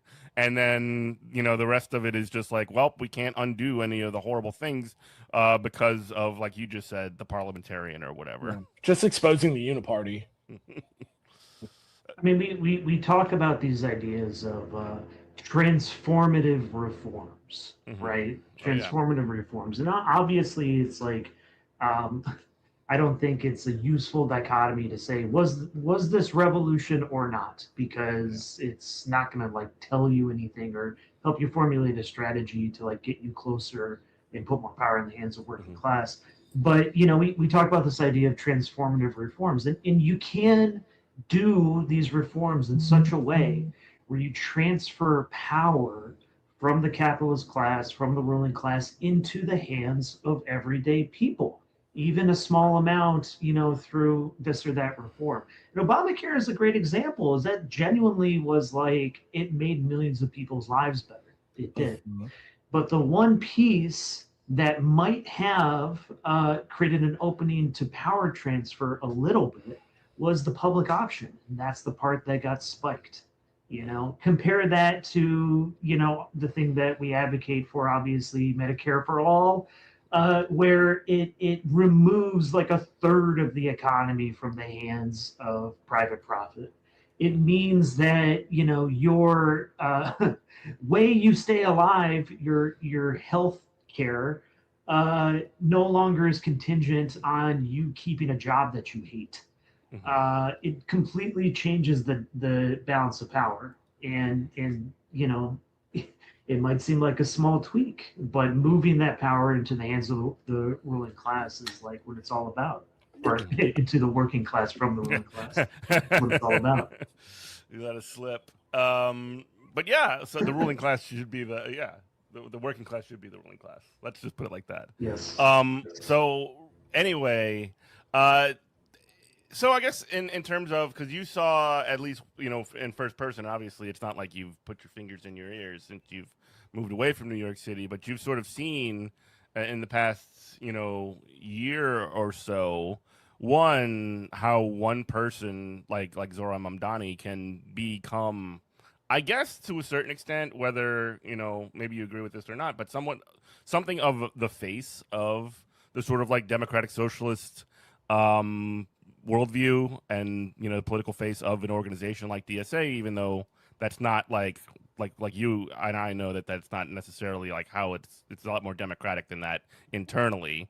But what has sort of been, as this has happened over the past year and a half, 2 years, or even the past 7-8 years, looked like for you? So how has it looked to me, or how has it sort of developed over time? Is my question. I see. So I think we should look at it this way, and there is a fundamental thing that if I could put one thing in lights, if I could have everyone deeply think about and internalize just one thought, one line of thought. The success that the New York City chapter of DSA and chapters all around the country, it's just, part of it is New York is the biggest city in the country, and it's where all the journalists live, so it gets over-reported on. A media-obsessed city. It's crazy. Yeah, right. But our movement has had similar successes in relative scale all over the country. In Athens, Georgia, in Austin and San Antonio, in LA, in the Bay Area, all over the country, there are examples of Democratic Socialist candidates running movement campaigns and getting to office successfully. And there's a funny pattern too, where they often get in with 51% of the vote, and then their next election they win mandate of heaven 80% plus, because people, once you get a socialist, you love them and you want to keep them because they're actually the best as far as retail politicians and people who deliver on real things, the thing that they're always trying to, you're just running on ideas. It's the socialists that deliver. When you get right down to it, and once people see that commitment to actually delivering for people and changing your life for the better, you want to keep them. But we've had similar successes everywhere. The thing I want to say is, in 2015, in 2016, myself and others put together a plan that we predicted at that time could mobilize tens of thousands of people to vote for an openly democratic socialist candidate. And this was the innovation at that time. Wait, Bernie is showing us that there is a base for these ideas, and for whatever reason the conditions have changed, or maybe we're just recognizing a change that has happened long ago, that socialists can just say what you think. You can actually just ask for what you want, you can say what you think, and it can be a winning message. But at the time, we made this plan and people laughed at it.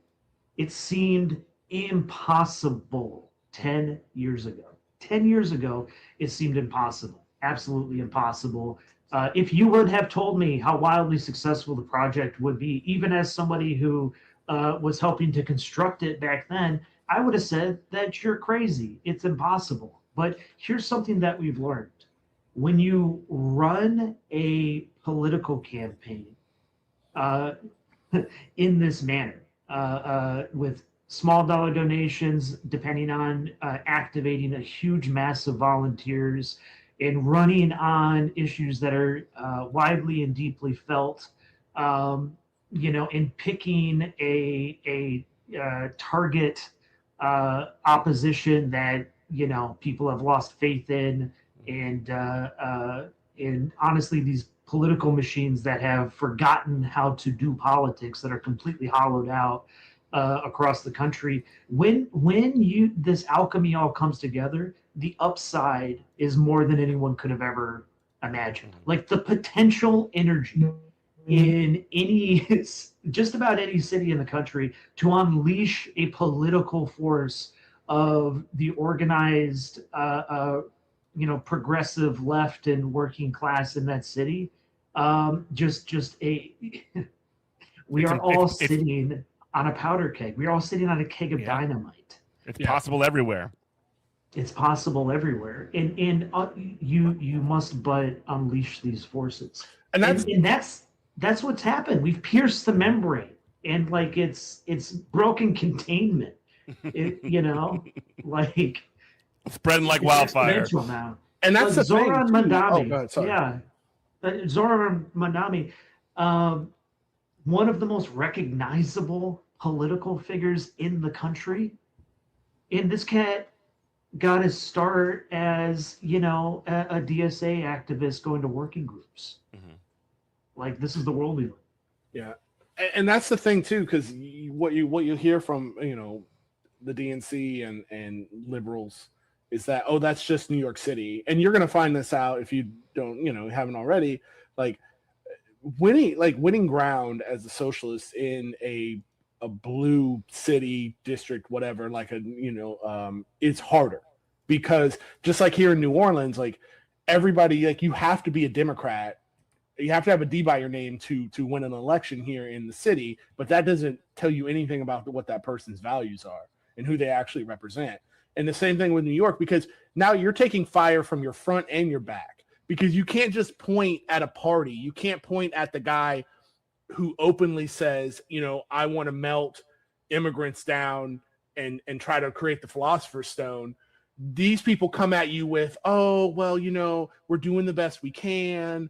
Oh, well, these things, like you were talking about the parliamentarian, these things just aren't possible. So it's a harder climb to try to defeat liberalism than it is to defeat right-wing fascist reactionaries. It's a much harder climb. And that is, so you can't just say, oh, this is just New York. No, because if it can happen in New York, then it can happen everywhere. Just to hammer home your point of what you're saying. And listen, and this is something I would love to see more. I mean, well, you know, Graham Plattner, problems with him aside, Graham Plattner is kind of showing that, you know, somebody who is running on this like progressive, like left populism in Maine, like he can you know, drink the milkshake of both parties by doing that. And it's something I would love to see more. And I think we're in the moment to see it, because I think the DSA project has certainly demonstrated that the democratic political machines that have really been in charge of a lot of big cities and swaths of the country, they are hollowed out. There is nothing to them anymore. They have, just like the rest of civil society having basically completely collapsed, these cats do not remember. They do not know anymore. They have sold their heart and their soul in their ability to conduct a political fight. They have outsourced everything to consultants. They have sold their own blood to an industry of running elections. And they don't know how to do it, but the same thing has happened to the Republicans. The Republicans don't know how to do it either. So it's, you know, it's just two different consultancy firms running against each other, and neither of those can stand up to when you introduce a real political movement into the mix. Shit goes stuff. Sorry, Jeff. Stuff goes boom. 3440. Yeah, and again, I say this on the show a lot, and I think it is like really important to address, because it's, you know, we're seeing, you know, almost like a, you know, reflection in a horrible mirror, the rise of, and I wouldn't call it a working class movement, of course, but it's sort of like capes as it. There is a right wing sort of like bizarro version of what's going to happen that does at least not necessarily connect with people in the way that we're building things that actually help people, but it's more of a distillation of hatred and anxieties of working people that is kind of putting this moment that we're in a socialism or barbarism type of situation, and we're seeing the center crumble in real time, because the center are not even pretending to try to even reach out to anybody who doesn't have a giant check for them, right. You know, a giant you know, novelty check for them. So we really are in a situation where we need to make sure that like if we don't win this fight, if we don't build socialism, we will end up in a fascist state more so than we currently are. 100%. And like our, you know, enemy of the show, James Carville, after sitting here We in talked about it Louisiana, last time too, Jeff. talking about We just love James Carville so much over here. I actually was sitting across from that dude with my Bernie shirt on at the Philly convention, like on the airplane back to New Orleans, and I just death stared at him the whole time. He looks like he smells. Does he? Golly. But like he's sitting up here on national news talking about, well, I guess I'm not in the Democratic Party anymore. I guess I'm like, where are you going to go, James? You're going to go vote for Republicans? Like, you've always been a right winger. The mask has just slipped. Like, these people are our actual enemies. Like, they're the ones holding up progress. Right wingers, yeah, they want to kill me, but I don't worry about them so much. I think about like what Malcolm X says. I'd rather fight you from the front than having to watch my back all the time. It's a much easier way to go. So it's like, yeah, like these are the people that must be defeated. Their third way ideology, liberals throughout time will always seed ground to fascists. We've seen this over and over again through history. Those are the people we must defeat first, politically. James, first of all, it's really amazing. I mean, he's actually a pretty good argument against capitalism because, right. If capitalism makes the free market chooses like winners and what is the most efficient thing or whatever, I don't know how someone who is professionally wrong about everything could have like a 40-year career in politics. It's pretty like, you can set your watch by it. Whatever he says, the opposite's going to happen. And he's been doing that since the Clinton administration. It's pretty cool, pretty amazing. If he's listening. Outside chance. I don't know.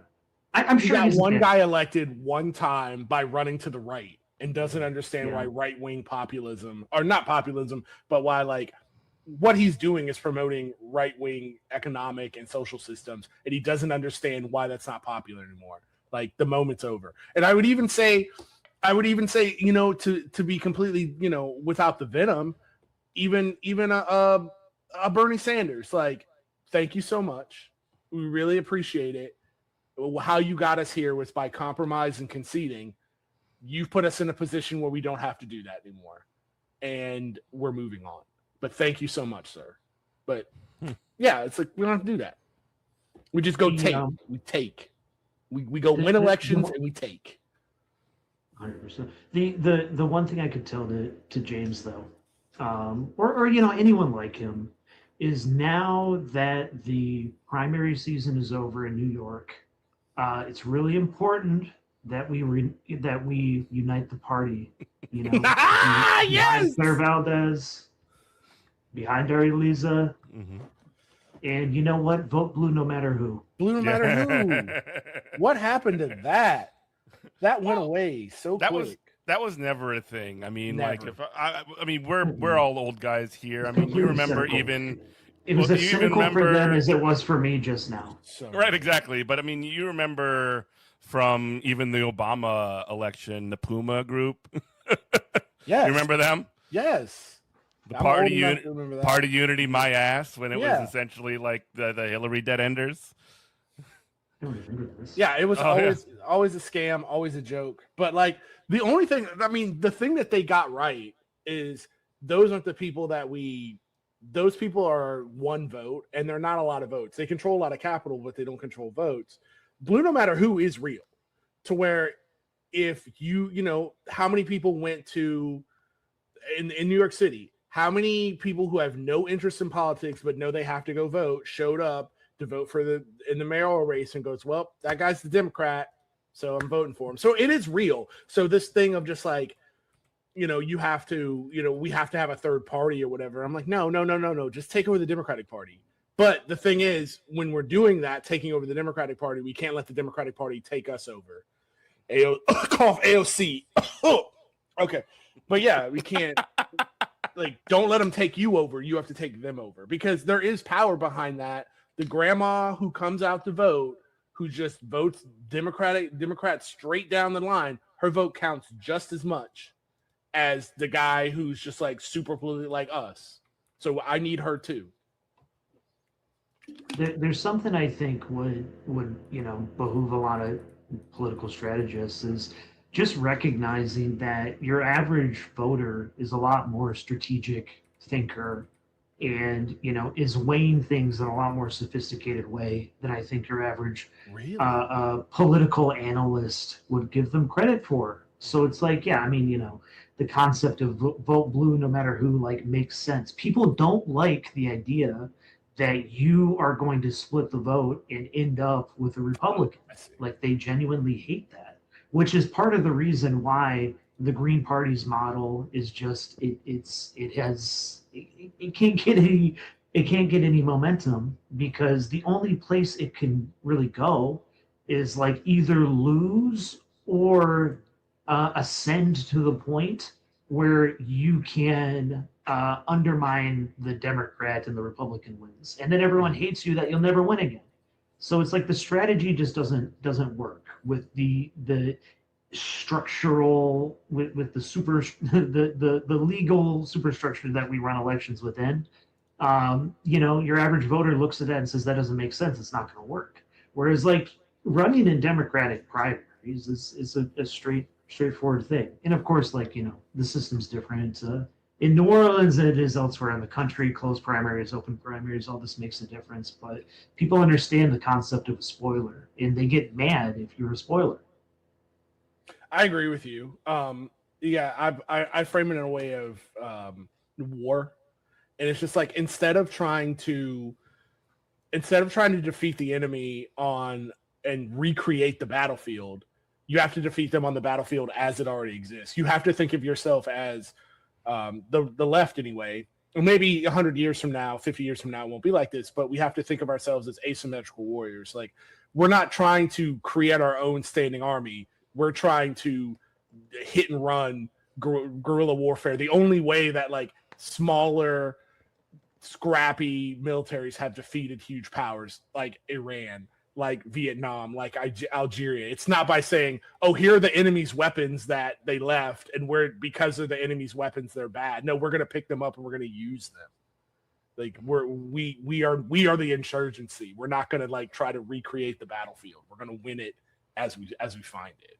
And that means infiltrating and taking over the Democratic Party, or at least that's a component of it, perhaps, or like it might, like where it's beneficial, and like and maybe in a place like New York or in cities or whatever. But like if you look at Nebraska, what's that guy's name? Dan Osborne, who's running as independent, and there's no real like Democratic Party infrastructure. Democrats' names are mud out there, so he's figured that he could run on a sort of like working class, at least with working class trappings in a working class style campaign as an independent, because there is no such thing as a Democrat out there.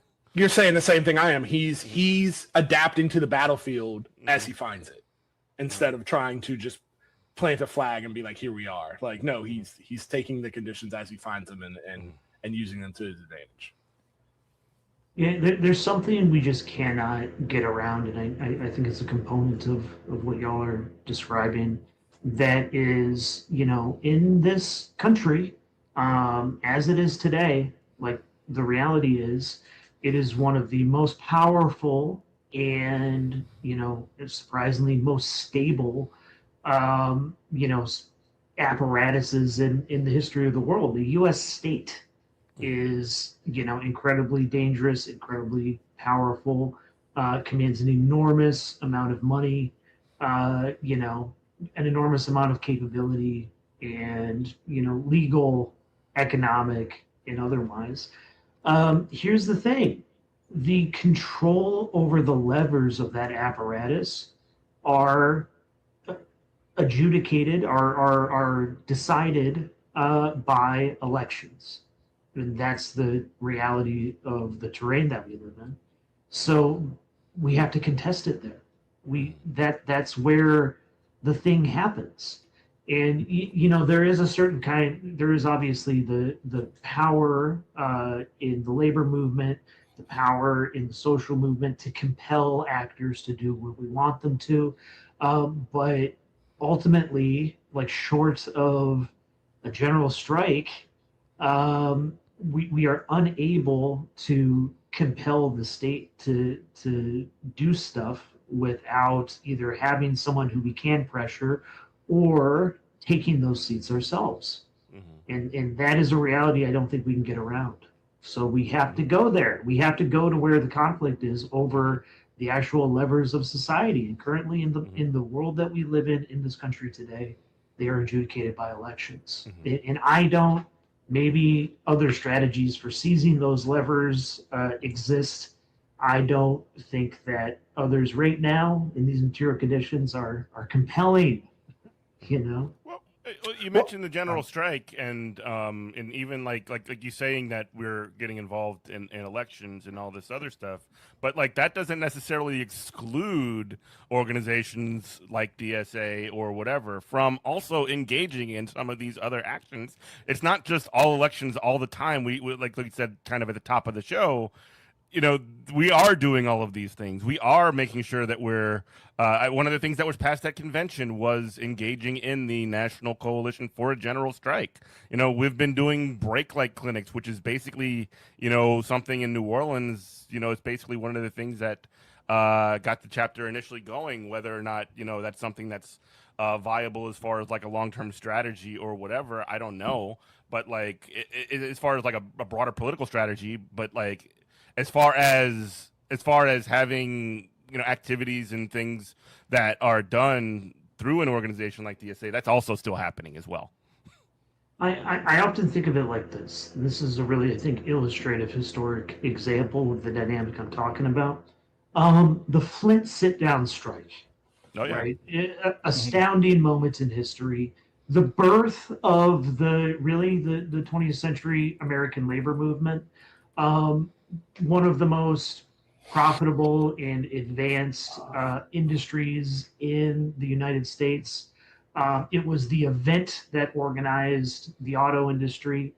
You know, it invented, you know, it was the thing that happened that allowed for the invention of like the 20th century American middle class, a huge transfer of wealth from some of the biggest companies in the world to the people who work for them, precipitated from the Flint sit-down strike. When for about a month, workers occupied their factories and had pitched battles with the police in Flint, as the police who were owned by the companies and the company thugs came and, you know, with guns, with truncheons, with tear gas, tried to take them out of the factories, and people fought back, doing everything from, you know, locking the doors to shooting door hinges off the roofs of these factories with, you know, with car tires as giant slingshots.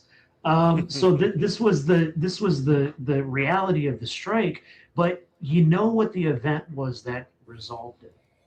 The event that resolved it was when the governor of Michigan, one Frank Murphy, an FDR Democrat, a pro-labor Democrat, he did up until that point, unique thing. And, you know, he was elected, you know, on some proto-New Deal energy, some progressive energy.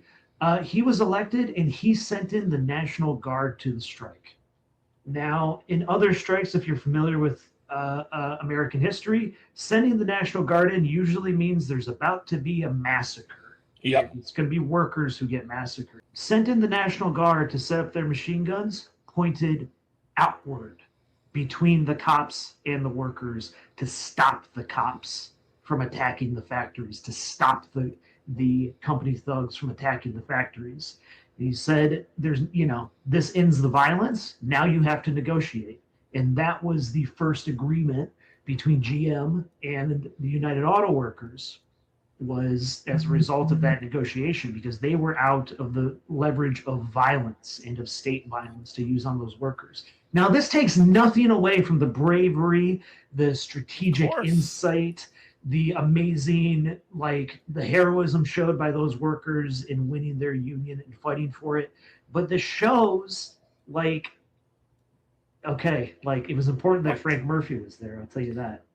It was those two things working hand in hand, right? The workers that organized their unions created conditions where which the governor could send in the National Guard and not, put away essentially a lot of this stuff that essentially that is like I was saying at the top, that's a consolidation of organizing gains through state power.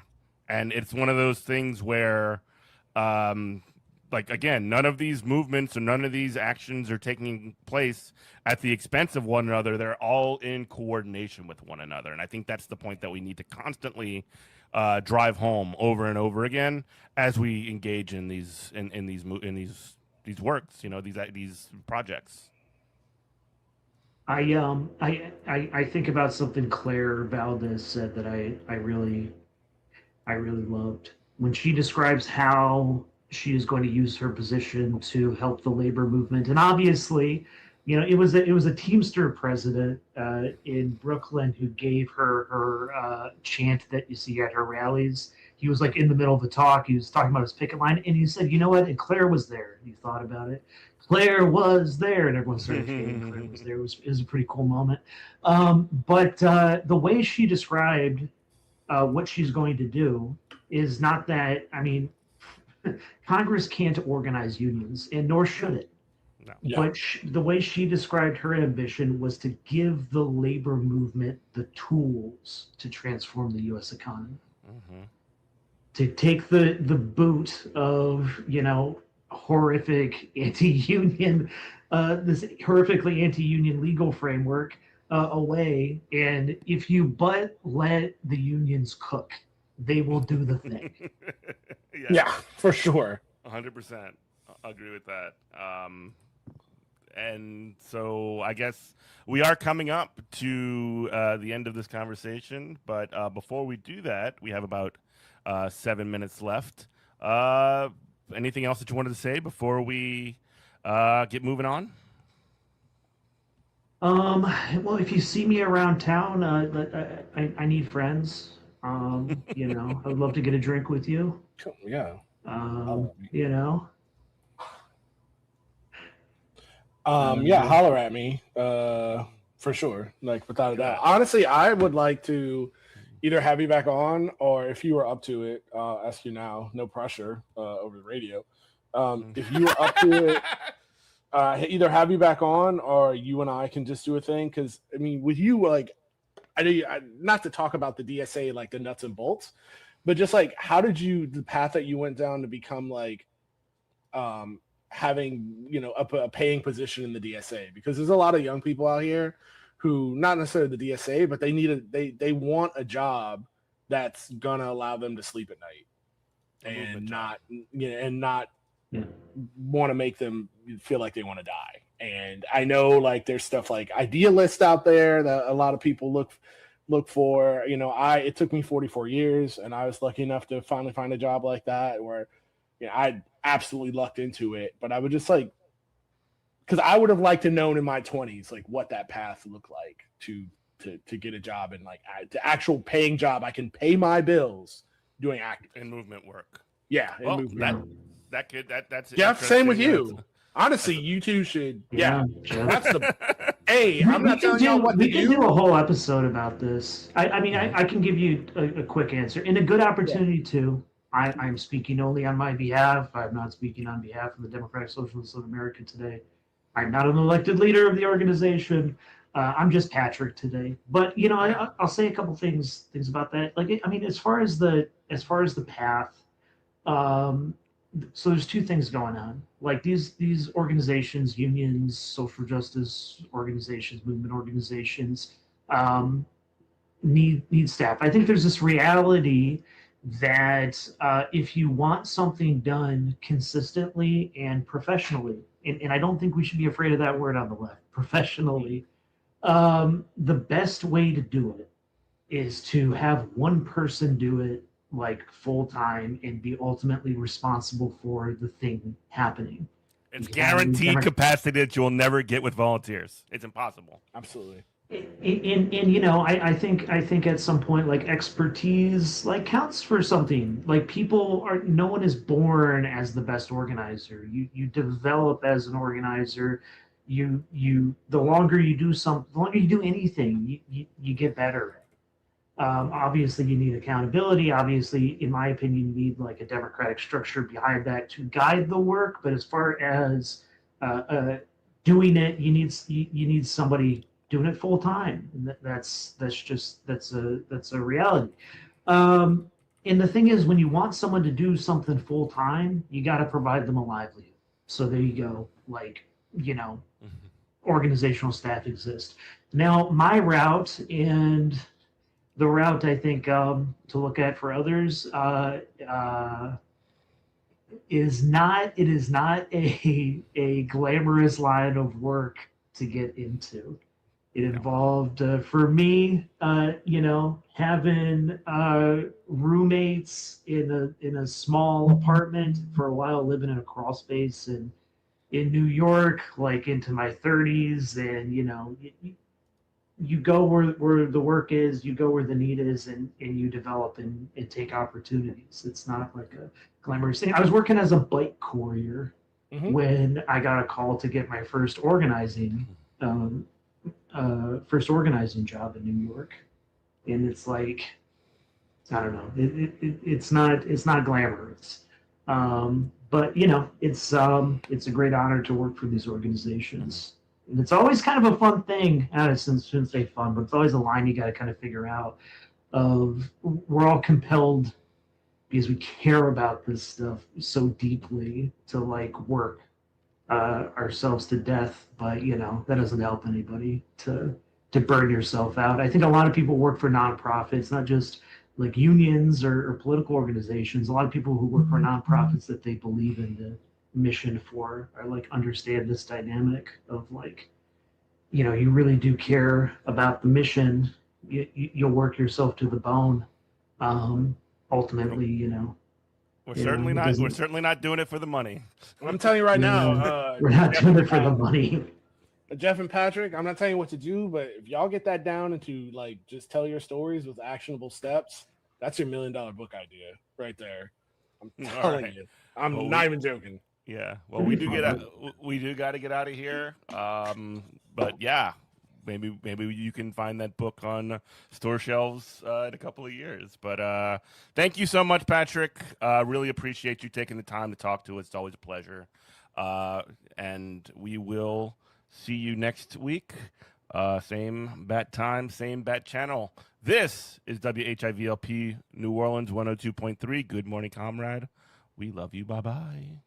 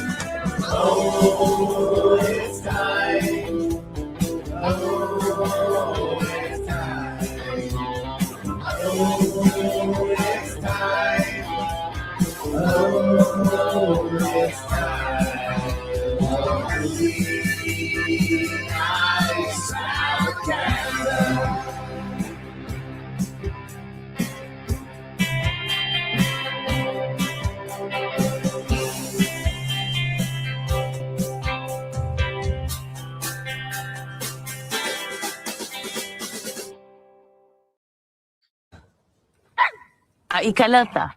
Oh, I'm sorry. I don't I don't speak Kryptonian. I didn't never shoot. I wasn't raised there, so I wasn't raised there. Why am I talking louder? Last year, we covered James Gunn's first entry into the revamped DC Extended Universe, where David Corenswet made his long-awaited debut as Superman.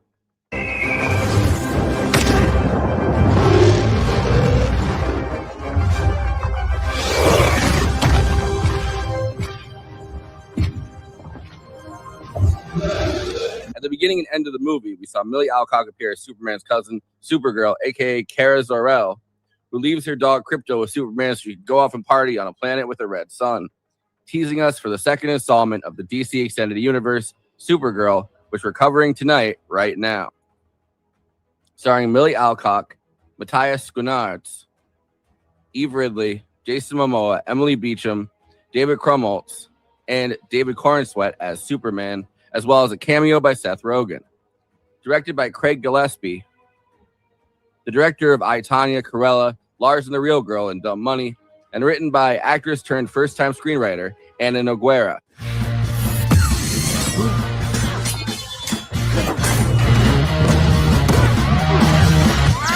Supergirl's parents stayed at Krypton for 8 years after Superman, aka Kal-El, has been sent to Earth, hidden under a force field in Argo City that Supergirl's dad, Zor-El, created. Only he didn't build the force field well enough, and everyone under it starts to get sick and die.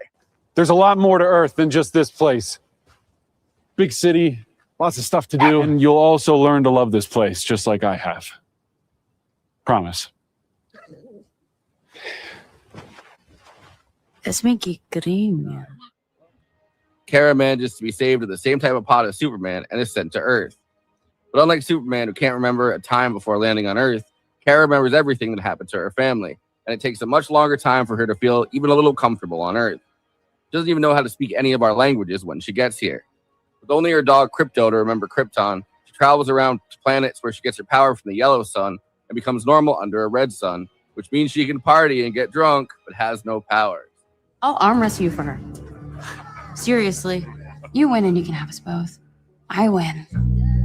And you can tell us where the brigands are.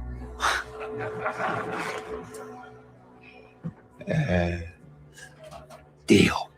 Supergirl is both an origin story and a story happening in real time, where during her 23rd birthday weekend, she gets embroiled in an adventure when a brigand named Krem of the Yellow Hills kills the family of a young girl named Ruthie Mary Knoll. And when Supergirl confronts him, he poisons Krypto, who only has 3 days to survive. Supergirl must track down Krem and get the antidote off him that all brigands carry around. The fight against the brigands also dovetails with the fight that Jason Momoa's Lobo, Jason Momoa is definitely doing like a Beetlejuice impression here, is waging against other brigands who have bounties on their head. Supergirl definitely wears his influences on its sleeve. There are scenes that are pretty close to like the Star Wars cantina and moments that invoke Mad Max. The whole movie kind of feels like an extended Rick and Morty episode. It's based off the 2021 comic Supergirl, Woman of Tomorrow by Tom King and Bilquis Evely.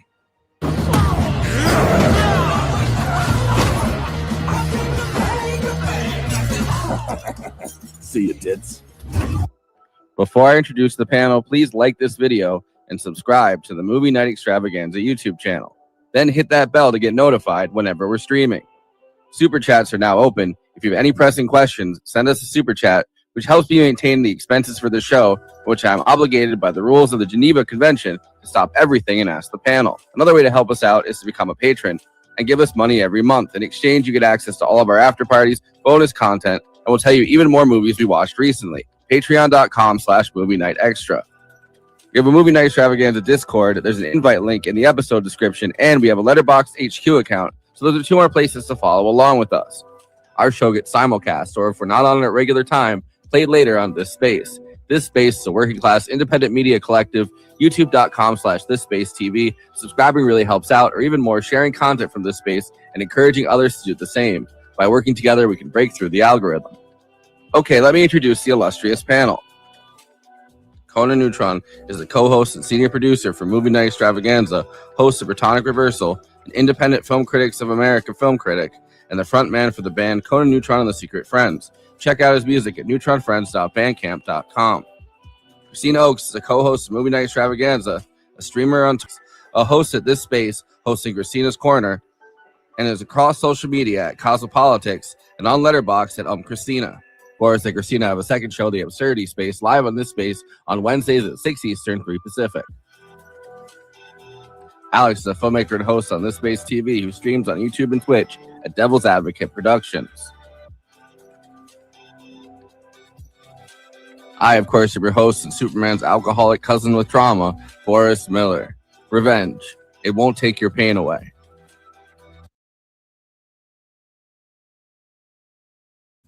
All right, here you go. Yeah, it's just us right now. I can't wait. You're muted. You're muted. You muted me. Alex and Christina, unfortunately, have been kidnapped by interstellar brigands. So that's why is brigands a funny word? Brigands is a very funny word. Yeah, it's like in my head. I'm like, I don't know. I think I'm like traffickers. I'm like, no, brigands. Oh, we got trapped by the fucking brigands over here. Yeah. By the way, you pulled one of the scenes that has the "Don't Shoot, I Came to Make a Bang," the Eagles of Death Metal song, which is the far and away best needle drop in the entire movie, most of which I found pretty odious. But my friend Dave Ketching is on that record. He technically he recorded the first two records as well, but he wasn't in the live band then. That one is great, and I forgot that's awesome. I don't know what they were doing with the rest of the music other than like, I don't know, last minute replacement. Call Me by Blondie was in the trailer, and I was like, oh, okay, she's wearing a Blondie shirt. Yeah, you know, for the vast majority of the movie. I don't know if they like didn't get the rights to the last minute or something, but they I think they leaned too heavily on it in the trailer.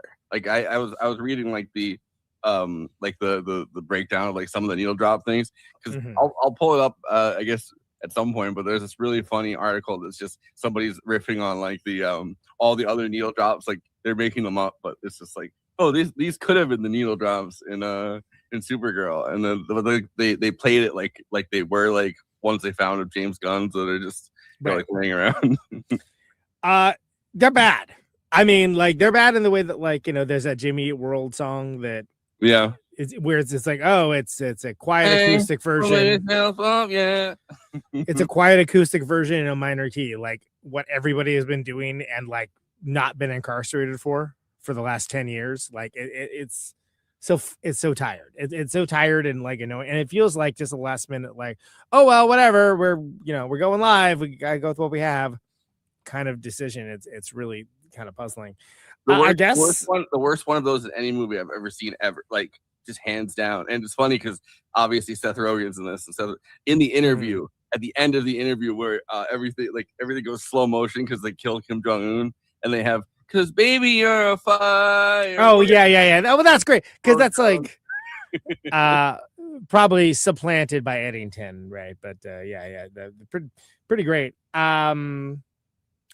Yeah, like of course I have feelings about it. You know, that's a big part of what I do, and I feel like the people are uninspired and you know, just failing it, like missing the opportunity, missing the moment. I guess I guess it's kind of a blessing somehow to watch a movie without any of the discourse. Yeah, I liked it. I thought it was good. I mean, I don't know what people thought they were going to get. I mean, I also like Mortal Kombat 2. You know, I knew what that was going to be too. People seem really mad about this, and it's like, other than misogyny, I don't really know why. I think part of it is like this weird moment where everything's just politicized. So it's like there was some off the cuff comment that Millie Alcock gave about Christian dad, because somebody was like harassing her thing or whatever, Mm-hmm. and on her Instagram or something, and she gave us a comment about Christian dads, and every single person that already wasn't gonna watch this movie because it's like a woman superhero, like those kinds of people were like, well, there. Oh, so a Christian dad. So I was gonna watch the movie. It's like, bro, no, you weren't. Yeah, of course you weren't. Yeah. Get out of here. I think it's cool though. I mean, we've finally gotten Lobo on the big screen. Jason Momoa seems to be born to have played because he looks exactly like him, to the point that like that was a joke people were making when nobody knew that dude's name when he was in Game of Thrones, where it's like, oh, the dude looks like Lobo. Yeah. It's like all I needed was a cigar. They just didn't have one in Westeros, you know. Yeah, he really does. He does it. He did it with like a straight up Beetlejuice impression though. Like the way that when he's sitting in the cell, he's doing the Beetlejuice. He's like, "Hey kid," and he's like doing he's doing like the Michael Keaton voice, like pretty perfectly. Yeah, and it's interesting because Lobo as a character predates Beetlejuice, right? But like that, I mean, that's the characterization. It makes sense, you know. Like he's kind of exists in this weird plane of the culture that we've seen more things sort of inspired by or kind of in opposition to what Lobo is now than we've actually ever seen Lobo himself. Because it was, I mean, we're talking about a character who's been around for a long time. And it's interesting to have it just be like a side character, like in a way that is, you know, the Supergirl's movie, they were just like, oh, we have to stick Lobo in here because otherwise, you know, guys aren't going to want to see it or something. But I mean, he's been in comics since like 83. Like he definitely predates Beetlejuice. But I like the characterization of, you know, the Beetlejuice nature of it. I thought it was good. Yeah. I thought that character was good. I was trying to figure out work out who it was that it reminded me of up until the moment where he's sitting in the jail cell and he's talking to the girl and he's just like kicking back and I'm like, oh shit, this is really is like a Michael Keaton impression that he's doing. Yeah, but it's pretty good. Yeah. So the character of Lobo, like in the 90s, basically was used as a vehicle towards like parodying what at the time was like the grim and gritty superhero stories, right? And so like that's when the character really came to life, and it was good. You know, it was good. It was funny, but in a different way than, you know, like a Deadpool or something along those lines, right? And it's one of those things where I think Keith Giffen even said that it was originally kind of like his take on like, oh, what would be like a takeoff of the Punisher? What would be the next the next most ridiculous thing? And it's like, oh, okay, well, what if he had a motorcycle, and what if he was like immortal, and you know, so he was revived as like a bounty hunter, as opposed to when he started off as a villain, right? And but I mean, the DC history is so screwed up, and that was before they did the Crisis stuff. I feel like this is all very much in Alex's wheelhouse, so I'm interested in hearing him his take on what it comes. Yeah, if he ever shows up. So we have a character that, you know, frequently was deployed as a, for lack of a better term, satirical figure, but also one that earnestly had an audience kind of like build up around like, hey, I really like this, you know, this guy's cool, and it started everyone be like, oh, okay, cool, so we can just do Lobo stories. But then also just having those deep roots of parodying an archetype, and that's, you know, that's something as well. So it's interesting. And then Supergirl, I think it's funny with the, you know, it's mentioned in the script of like Supergirl, not Superwoman. But you know, it's still like the first thing we think of now. But you gotta think these characters are from, you know, freaking forever ago. By the way, I guess Alex is stuck in traffic. Okay, yeah, right. Yeah, I'm listening. I'm just yeah. But Supergirl, rather than like, you know, Superwoman, is like, you know, there's a there's a callback to that, like within the movie. And then it's also notable too because there's been many different characterizations, because the character has appeared in many different forms over the years in the comics. And so there's, this version is kind of the more kind of darker, more cynical version, more interesting, I think, personally. But like 2021 is Women of Tomorrow, right? Yes, that's right. Which is great. It's a really great graphic novel. I mean, I characterize it, with my review of it, it's basically being True Grit in space. Have you ever seen True Grit? That's the story. It's the same story, but like not in a bad way. It's just being like, oh, it wasn't what I expected, because they did this. They did all these stories where they took like the classic DC characters and kind of try to find ways to drill down to make them interesting and relevant to I'm late. I'm sorry. They drill down with all the DC characters, try to make them like more relevant to modern audiences, but also get down to the barest essence of what the characters are and how they interact with the world. And so, so World of Tomorrow was like the classic Supergirl story, which is great. It's a great story to base something on, and like a great version. But it's True Grit in space with capes. Yeah. Well, one of the things I think just like from the jump, what got like some people to be kind of I guess annoyed by this is like such a super lady. Well, over there, that's a super lady, Oh yeah, Marge. No, one of the things that got people, I think, or comic fans at least, hardcore comic fans, to get kind of annoyed about this, is the fact that Craig Gillespie, who I like pretty much everything that I've seen that he's made. I mean, I, Tanya is like great. Dumb Money. We covered Dumb Money with Eileen. Yeah, it's great. Yeah. But one of the things is that James Gunn pretty much said, like, oh, you don't have to like read you don't have to be like faithful to the graphic novel. Like you can create these worlds and aesthetize it yourself and kind of create this stuff yourself. And a lot of people really wanted to see the graphic novel like put on screen, which is great. I mean, it's really good. It's not. It's one of the better Supergirl stories, but I mean, it's also.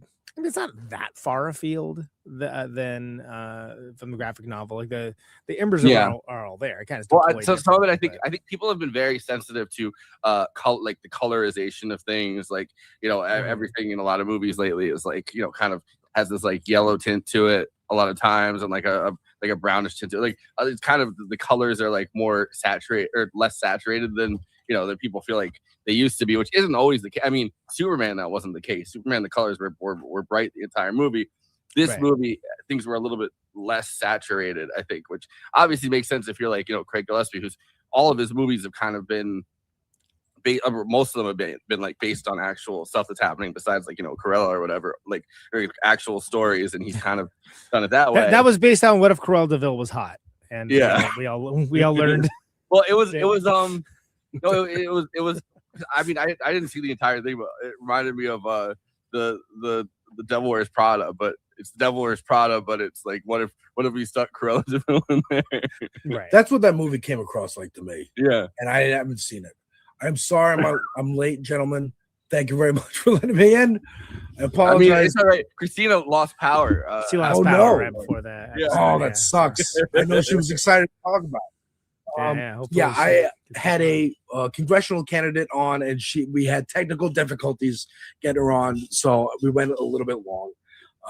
I'm Alex, folks. I'm a Devil's Advocate. I talk about movies, music, TV, and video games. I have the comic book right here. Yeah, there it is. I am one of those people who is mad that we didn't. Now, I understand we're not going to get the one-to-one. We don't get a one-to-one adaptation of anything. That's okay. I saw the trailer and I thought they were going to replace Creme of the Yellow Hills, who was a character made for this book, as is Ruthie, who is the main character of this book. Yeah, Supergirl's almost is a supporting character in the book. Yeah, right. Yeah, I thought they were going to replace Creme with Lobo. And I was like, I'm down for that. Take liberties. It's okay. It's a framework. This book is a recontextualization of Supergirl. This movie is an introduction of Supergirl. And I think that's where the disconnect comes from. I think, like, in this book, it is understood that Supergirl's been Supergirl already. She's on Earth. She's fighting crime. Like, whatever you think of Supergirl as a comic book reader or a non-comic book reader, That's what she is in this book. It is just through Ruthie's eyes that she's asking these questions. She doesn't know who she is. Hello, Kiara, how are you doing?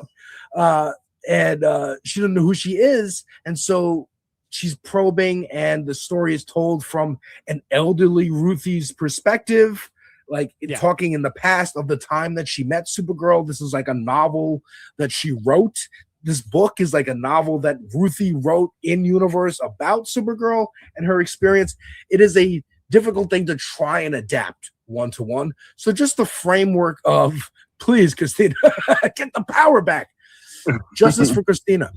Christina's on a red planet right now. Yeah, she's on a red planet. Yeah, that's exactly, right. yeah. Powers now working. She needs her powers. The framework of this little girl wants revenge. Here's your audience introduction character to ask the questions of where are you from? What's that symbol mean? Where's Krypton? Blah, blah, blah. That's fine. And how is her background different from Kal-El's, from Clark? Her background, which is no, I'm not asking. Okay. I'm telling. This is my show. I'm going to tell, not ask. Right, but it's the movie is showing how they're different, not just in their approach, but also the fact that they had different upbringings. Like, she grew up around other Kryptonians that unfortunately didn't work out so great. And then, Kal-El obviously raised completely on Earth. So that's entirely different approach as well. Which I think they do well. I think they do that, the juxtaposition between those two things. I think all that stuff works really well. And I think it's probably where the movie is the strongest is drawing that distinction. Because at first we're just like, hot blonde Kryptonian who's kind of a mess and is drinking. Okay, great. I'm already in. Awesome. Yeah. But but there's more to it than that because there is, as much as everything is about trauma now, right? It's a different kind of trauma, while also unpacking and we'll get to it, the plot summary, unpacking how Krypton was destroyed. But it's like that wasn't it. It's like she had this like second stage trauma as well that sort of hardened her heart in very specific ways. I think that's handled pretty well because that's a lot of nuance to drop in like a standalone movie, right? And that's something where all we know is like it's Superman's cousin. She's got a dog that's kind of extra. Well, and I think like to Alex's point about having the graphic novel like Supergirl's already Supergirl, they threw you into the world of Superman in Superman, and they already did the thing where they didn't really introduce. Like they weren't like, they had a little bit of it. Like, don't get me wrong, they had moments where you kind of saw like where it came from, but they don't give because everyone already kind of knows the Superman story. Because we all know it. We don't need it. It's just like with the freaking Spider-Man movies, where they're always retelling the damn origin. We know Spider-Man's origin. He got bit by a spider. He was in high school. He was in the comic books in high school for like 20 issues or something. It's like how many times have we seen him in the goddamn high school? Like when I was a kid and I was like kind of depressed, I watched Spider-Man, and when like Uncle Ben dies, I like was crying a little bit. I was like really young. I was like, Uncle Ben, you just loved him so much. right. But then culturally, and that's such a crazy change of than how it was, when I was in high school, where like the idea of there being a Spider-Man movie, it's like, what, really? And the only thing we had for Superman was just the Christopher Reeve Donner movies, and that was the only thing that was successful until we had Batman. And then when Batman, we had the Keaton Batman. And now, of course, we're overrun by superheroes, right? They're all around all the time, and then people are so anything MCU is like immediately got a backlash for it. We need a Billy Butcher to come around and kill someone. Where's that crossover, right? Yeah. There's the superhero fatigue, and that superhero fatigue is mostly writers and critics who are a little snobby about superhero movies, including me. Because the conceit is that it's dominating culture, and it's like, okay, but and here's what I've always said to that, which is like, do you remember when crappy action movies started dominating culture because they all were trying to like they have these like sub Arnold Schwarzenegger kind of like personalities and whatnot. In the 50s it was westerns. Like this is always a thing. It always there's something that saturates. I made the mistake of right before Endgame trying to catch up on all the MCU movies. So I got like the superhero fatigue from that. I was just I'm sure. I was like, I've seen too many of these now. I'm sure. but what I'm saying is, I remember when I find the David Corn Sweat Superman incredibly likable. Like I think that he has in both movies. Action movie culture, the input game of that was Expendables, and I think we need less said about that the better, right? They're gonna make a new one though. Is that gonna be? I'm sure they with are. all girls. Is that gonna be like Avengers Doomsday or whatever? Like that's gonna be the Expendables of it's gonna be that's like the beginning of that. Yeah. I think so. But no, I find the David Corn Sweat Superman like in both movies like very like one of the most likable. He's great. I mean, and like it feels almost an impossible mission, right? Because we've got so many depictions of Superman that have like leaned into different aspects of the character and different personality traits of the character. And then, you know, for the longest time, it was the Christopher Reeve Superman. It's like that's not just the gold standard of Superman, but like of superheroes in general. And it was they tried a very very like Christopher Reeve again. Like his portrayal of Superman as well. Like it's very like it's very good. Yeah, but like it is great. Yeah. Right, and then the first one's great, but it defined what superhero movies could or should be for a long time. And then, you know, for the sort of exception that proved the rules, the Burton Batmans, where it's like, okay, well, this is another way to do it, but it only works for Batman, right? And then James Cameron over and over again tried to get Spider-Man made, tried to get it made, it wasn't working. But just the idea of for fans of comic book movies, and Sam Raimi was picking the Spider-Man, you're like, oh my god, like amazing. And I do think that those are great, but it was really, you know, it was Iron Man that Tank Girl, great example, right? They've got to make the superhero. What is it? The Red Sun Superman? I remember where they have Superman, but he's in the USSR, and they he lands in Russia instead. Yeah. But the larger point I'm trying to make here is that, like, you know, we went from a culture that like didn't have really any depictions of any kind to being like, okay, everyone's overwhelmed by them, so therefore there's like a hyper criticism towards them that's almost like you're set up to lose no matter what. Yeah, for sure. I think this movie in particular, I mean, look, there's mixed reactions. Like I went with my wife and she was like, I enjoyed it, I had a good time, you know, I didn't expect anything and I had fun.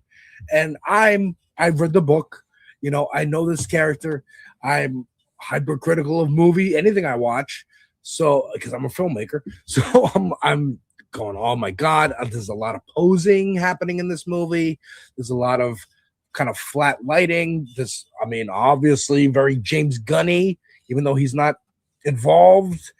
I was surprised at how Guardians of the Galaxy it looked, just the designs of everything. This is a road trip story. I mean, just comparing it to the book, I don't want to do that. I don't want to be like, it's not the book, so I didn't like it. No, I'm saying use it as a framework. That's good. But it's a road trip, and every location looks the same. It's either an empty planet, and I don't know which planet we're on, or it's a city, and I don't know which city we're in because it all looks the same. Right. It's like the joke with old school Doctor Who, where it's like, okay, this is a more different quarry. That's on a different planet. It's like, you know, it's like, oh no, it's the same quarry. You just lit it differently, you know. Right. Except for that, but with, you know, tens of millions of dollars of budget instead. And that's what we talked about it with boosters, right? I love boosters, about how cowardly people seem to be about, you know, usage of color and use like real tactile production design. You know, talk about learning all the wrong lessons from Barbie.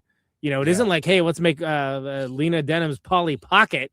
It's like, you know, let's look at like Tati and like Demi and like take these like, you know, French filmmakers and like take some of these visual ideas and present them in a way that makes it interesting. So, hi. Hey, Howard's back. Yellow sun. Yellow. I literally was like, oh my god, give me my power back. And guess what? By the power of me commenting on this stream, I got my power back. We are power back. Yeah, literally, that's what happened. So I think we're about to start in with the plot summary. Yeah. All right. I'll send it again so we all have it in the. Okay, cool. But yeah, I mean, again, I think that there's something to be said for using the opportunities. I mean, I have even more to say about the music, but they kind of ruined one of my like all-time favorite songs that like means a lot to me. Is it the one at the end? No, it's Ella Fitzgerald. Cheek to Cheek, and they had the aliens singing it. It's a shocking. It's like, oh, really? It was more. It distracted me in the movie. Yeah, of like, why would they be listening to human lounge music exactly? Well, like, but it's like it's human lounge music, but it's a song by Ella Fitzgerald and Louis Armstrong, but they cut out the Louis Armstrong parts. And it's just Ella Fitzgerald. Yeah, that's annoying. It's a puzzling decision. The song is a duet that's like a very no pun intended cheeky duet about dancing cheek to cheek is also like dancing like this, but it's also something else. Yeah. So I love that entire album. It's Ella and the Louis Sing album, and I like when I was in the relationship, like it meant a lot in that relationship, that whole entire album, because my dad had it. Knowing the song and knowing that it's wrong, it must annoy you just on an extra level. It irked me. But not as annoying nor as I was at hearing like a slow acoustic version of a Jimmy Eat World song. Yeah, that's the thing Conan hates. If you're gonna do something very slowed down in like E minor, whatever the hell they do with all the songs now, I kept thinking, oh god, Conan's gonna hate this. I did. To be fair, I did. But they've been getting away with this for like almost 2 decades now, and like I feel like I'm the only person that calls it out. You don't like the 50 Shades of Grey, Crazy in Love cover? I do too, Conan. I'm right there with you. Annoying. I hate that they use it in every goddamn trailer. Every trailer. Yeah. And this moment, it was the climax of the film. We'll get into it, but I had my hand over my face. And my wife leaned over. She's like, "Are you okay? Are you like sick or something?" And I was cringing that hard. It's because music means so much and can accentuate or ruin a scene or a movie. Like, so for instance, like in the intro, Force played the stuff that had great uses of a third album, Eagles of Death Metal song. I was like, that's awesome. What a great song to use for there, but that's not what you come away from thinking. Anyway, I got strong thoughts about it. Yeah. Wait, I just want my last point, like about this conversation. In my head, it's still like, because I think it's the first one I think of in my head when they started doing the Jimmy Eat World cover. I still was going, "'Cause baby, you're a fire." I wouldn't be surprised. Would that have been any better? It would have been, which is Eddington, of course, best users of that. Yeah. It is. But anyway, so that's the only way that you can like use a knife to lobotomize someone and have it not like just permanently traumatize me in my head, where I'm like, well, at least you went out to firework. All right, I'll start off.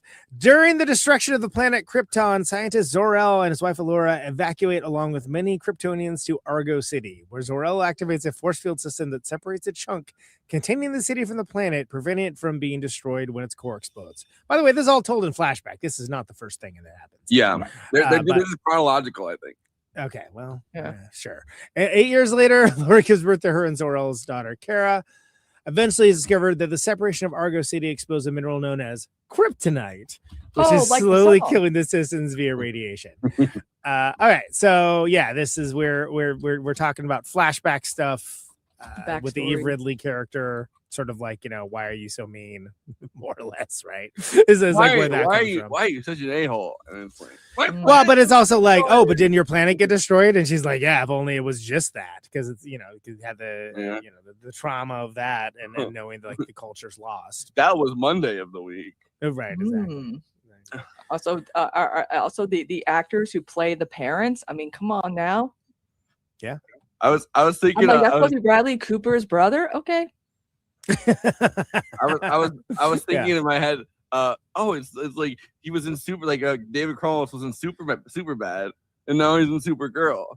They gotta have more super stuff. Like they gotta have David Krumholtz. It's true. What is it? Emily Beecham is it Hail Caesar that she's in? Yeah, and she also played in the Cruella movie. She was the actual woman who took up Cruella as like a mother figure before it was revealed that Emma Thompson's character was her real mom. Oh god, I think I kept thinking, she looks so familiar.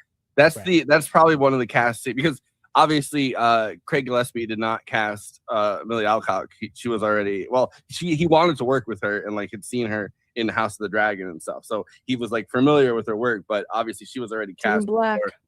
She's really good at House of the Dragon. Again, in a show that I famously have said on this very show, I have a hard time keeping some characters apart because everyone's blonde. But like, and they keep it in the family, and it was only a matter of time. I love the source material. I'm all about it, but it is like I need a flow chart to keep track of who's on whose side, who's all the Agons, all the different, all the characters with the same name. There's so many Agons. I know everyone's Aegon. It's like the John Smith. There are people on this podcast also named Aegon. I know. I have my Conan Aegon Neutron is what they call me. Honestly, that would be a cool ass name though. Conan, what's your real name again? Mackenzie. Aegon. But, yeah, Aegon. No, they there's too many Aegons. Why are there so many Aegons? And there's only one egg. There's Aegons, Jerry. You gotta keep track of them. I can't keep track of them. There are too many L's in Superman. There are. Right, so after Allura succumbs to kryptonite poisoning, Zor-El decides to send Kara and her dog Crypto on a ship headed to Earth. Upon landing, they are greeted by Kara's cousin Kal-El. Great scene. Where he's like, he does the thing where it's like, oh, I just talked louder. That doesn't help. It's like, yeah, which so endearing. He's so there's something so likable about like his awkward affectation throughout these movies where he's just like, he has emotion. He's trying so hard to like be friendly and like helpful, and like, and she's just staring at him like. Yeah. Well, then you get the thing where you see the translation of what she's saying ostensibly to he's the wearing dog. underwear. Right. Yeah. That's good. All that stuff works. All that stuff works for me. I got no problem with any of it. I mean, honestly, my favorite parts of the movie is when Superman shows up, and I hate to say that about a movie called Supergirl. Yeah, exactly. Watch out. I'm not sure if it shows how different they are. Like he's so because again, like he grew up on Earth, she did not. So there is not only like a language barrier, but a different like a culture shock. Yeah. A lot with her crowd's going to come after Alex for that last comment. I know. A lot of the names in Krypton, like a lot of those names in the language, like Kryptonian or whatever, like those are Hebrew names, but it sounds more like Russian when they actually speak it in this. Yeah. Well, I'm for sure, and a lot of that has to do with the fact of like who created Superman, right? Yeah, that's true. Two Jews from Brooklyn. Two Jews from Brooklyn. They were there. I mean, I guess that's the thing with Yiddish, though, right? Like, Yiddish is Yiddish is Hebrew mixed with German, German and Russian. Yeah, they and I'm Jewish. They all don't sound like they're from Brooklyn, walking here, whatever. Especially with David Krumholtz there, I was like, oh no, are we gonna do like an Israel allegory? Hold on, it's about to get destroyed. I know, but I'm like, I don't have Krypton has a right to defend itself. That's what I mean. I'm like, oh no. But they did. They're like Crypt Pack. They're like, we gotta keep. Oh my God! What if there is such a thing called that? We gotta keep paying for the force field. We're just here to protect traditional Kryptonian values. Yeah, which is a thing I also want to get into, but continue. Okay. Yeah. So, all right. Can't wait to hear where that's going to go to. Upon landing, I was living a double life as Clark Kent and Superman. Kara later tries to adjust to her new life on Earth while also adopting the moniker Supergirl. Not which she really doesn't even do. Yeah. I mean, we don't see it on screen anyway. No. Right. Christina, you want to take it over for the next one? Oh, yeah. So let's see. In the present, Supergirl travels with Crypto to several planets and parties in celebration of her 23rd birthday. Go. Superman often calls her, concerned that she is constantly off-world and unable to settle on Earth.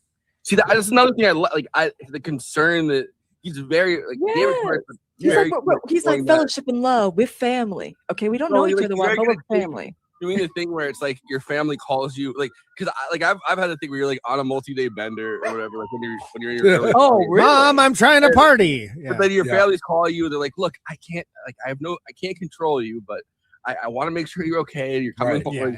But he does that, but he has such like this. He's this very manic, like anxious energy about the way that he does all and it comes across as like when I had my first edible. You've been alone like your entire life. Clark's been alone his entire life. He feels isolated. I'm an alien. I live in Kansas. And I'm going to Metropolis. Pretty I'm a fish isolated, out of yeah. water that way too. I'm a small town going to a big city. And now I found a person and a dog who lives, who is from my home planet, who can tell me about my family, my parents, my world that I came from. Around And she's like, yeah, I'm out. Like, I don't really want to be around you. Being around you reminds me that I lost my home and family because I was there. So American movie. Why are there so many alien spaceships? Krypton City didn't call them for help for 10 plus years floating in space.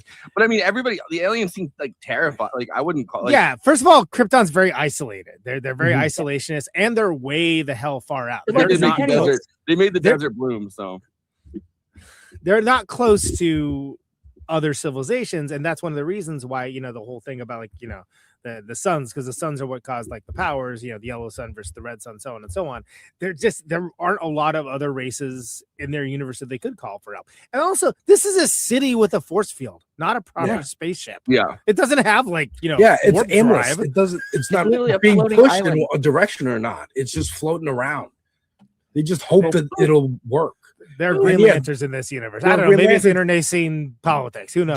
They've done a lot of gymnastics in the comics to make it like, oh, we didn't know that it was gonna happen.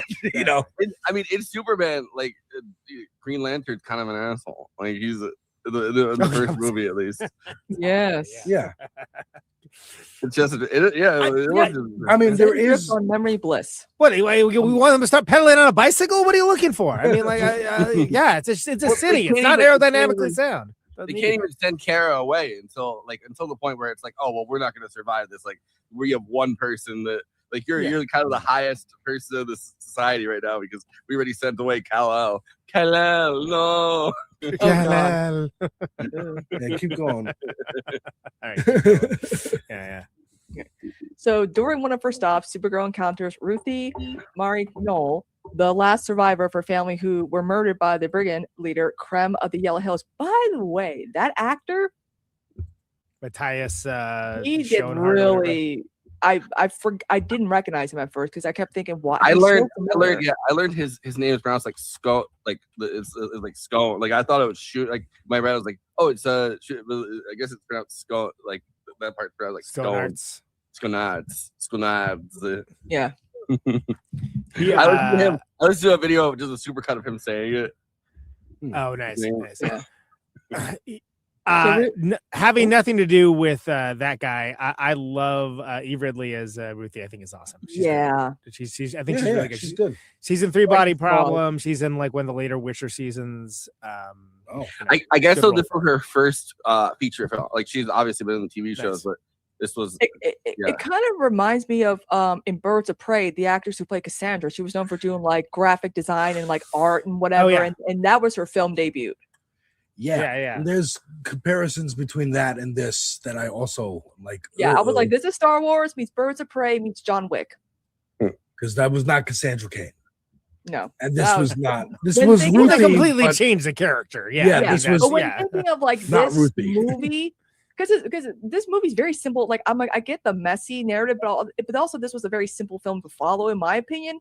And see where it's like, yeah, there's Star Wars elements. This is definitely like, it reminds me of Birds of Prey. And then of course, John Wick because of the dog, like there's a lot of films where I was like, oh, okay, this seems like this. Yeah. This moment seems like that. Well, they wore their what do you call it? Like their references on their forehead, pretty much, like not even on their sleeve. But it's also this woman's first screenplay. Just like those rivets. But it's like it's her first screenplay. And dude, another thing, you gonna let a first-time writer write the screenplay for your second outing in a brand new like billion-dollar franchise? Yeah. What are you doing? Well, I mean, the first few MCU movies were not that great, but that was good. But also at the same time, they were not sure they were going to do like a universe with other. No, they weren't. But Kevin Feige knew he wanted to do Avengers. She's doing the Teen Titans film too. Like that. What? Assuming that ends up happening. Or the same writer. The writer of this is going to be doing. It's like not. Oh my god! Yet, but like, please change that plan. I'm sorry. And apparently some kind of Bane Deathstroke thing that is like. What? Yeah, I don't know. I mean, is any of this going to happen? Who the hell knows? I'm getting worried about the plans now. I'm getting worried there is no plan. Let's keep it moving. Christina, what do you got? So Ruthie requests Supergirl's assistance in her quest for vengeance, but it's denied. Krem hijacks Supergirl's ship alongside several brigands and shoots Crypto with a poisonous dart when he tries to stop them. Boo! I was like, no, my poor baby. Because again, like everyone kept talking about Superman, like, why is he so hung up on Crypto? I'm like, because you know what would have happened if she found out that something happened to Crypto? Lex Luthor would have been like, she probably would have genocided the entire Earth. If something happens, that you know what I noticed when I was at the grocery store. So they they got Crypto doll toys, yes. Well, no, they've had I mean, they did product placement in the movie too with milk bones. You know, like milk bones. you have a treat for your dogs. They had Crypto brand milk bones, and then in the movie, the first thing I saw was she gave Crypto a milk bone. Mm-hmm. All right, backing up away from the milk bone content for a hot second. We dispatched it with one sentence in this, but yeah, Ruthie's family, brutally murdered. And that's the first thing. That's the first scene. That's early on. And this is this is True Grit. True Grit in space with capes. It's the same sort of thing. Even coming down to the whole thing of, if you take this vengeance, then it's going to forever change you, so on and so on. And this is true of both versions of True Grit as well. But this is like where it's like, I love this. I think that's great. The only thing is like, in the comics, it's like Ruthie's a lot more alien, right? Like this is more just like, I mean, Star Trek. We'll put her in a weird jumper and call her an alien. Her family is like, and British. We're actually both British and Asian, like in this. Oh, are you showing that? Yeah. The character looks completely different. I mean, they have like elf ears. That's it. Yeah, that's the only. But it's like, because I noticed this watching it. Like, the first scene is Krem going into like their family sitting down for dinner or whatever, and then Krem lands and they're like, who's outside? And then Krem comes in. And they're like, we know who you are. You're creme. You're creme brulee. Creme of the Yellow Hills. Delicious. Yeah. It does sound pretty good. I would do that. Someone's like, oh, this is my. It reminds me. Somebody baked me a key lime pie and brought her across state lines to our Western Hampton show. That was awesome. That was great. It was delicious. The first thing you see is like, and then obviously something's about to like pop off or whatever, and then the brother steps forward and then he like throws something at the brother, and then the mom freaks out and he kills the mom, and then it's very it's also very Inglourious Basterds, I guess, like the first scene where it's like Kong Wanda kind of where he's like there's a woman under the cellar. I think that just simplifies the story, because in the book it's just the father. And the whole thing is like she tried to convince her family. You've read the book one. Yeah. She tries to convince her family to do something to fight again, and they don't want any part of it. It's too big.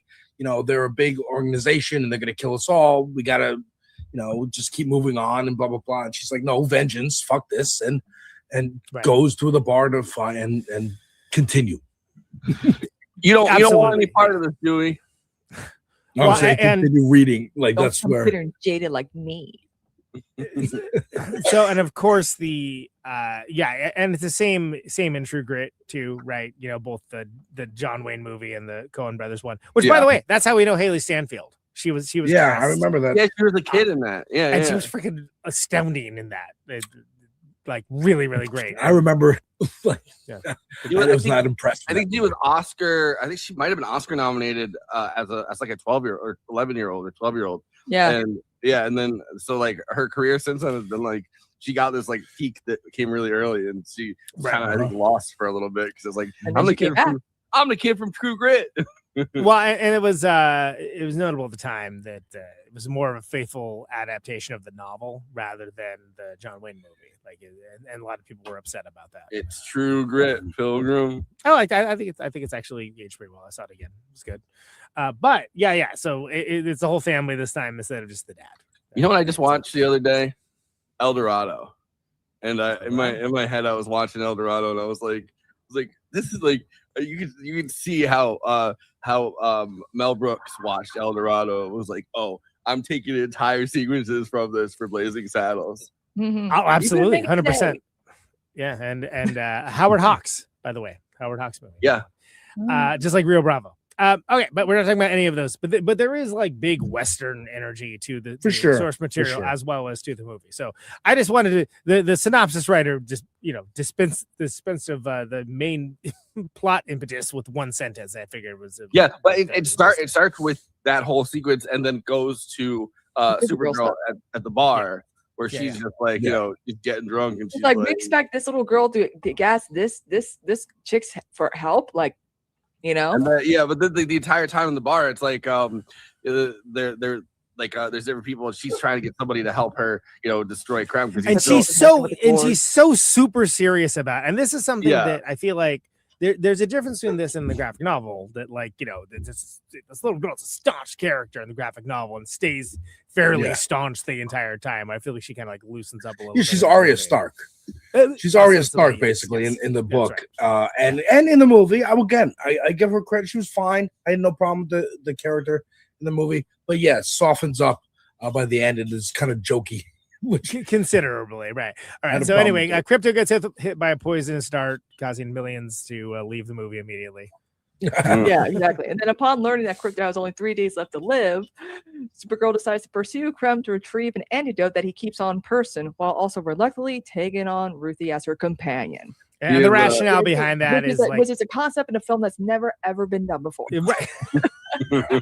But and then films like that where it's like, fine, I'll just bring this little kid along. And you gotta remember, she's really not that Supergirl. She's 23. She's really, you would think of like an old like Logan, right? Yeah. That's just as in the movie that's clearly based on like the Rooster Cobra. Yeah, like that same sort. Both. It was Jeff Bridges in the Coen one, and John Wayne as I think it was a U.S. Marshal instead, but like similar situations, both like very rugged kind of grizzled characters. But that's kind of what makes it cool, because it's sort of in her way, she may not be physically pockmarked or whatnot, but she's lived a lot of life for a relatively young age. They use it to interrogate people, this poison, and then they give them the antidote. They kind of inoculate themselves from criticism a little bit with that. It's like, okay, I can buy that. That's fine. Yeah, that's like MacGuffin level. Like you gotta get him on the spaceship. Yeah, like they get the poison in the end, and it's like creme brulee, and he's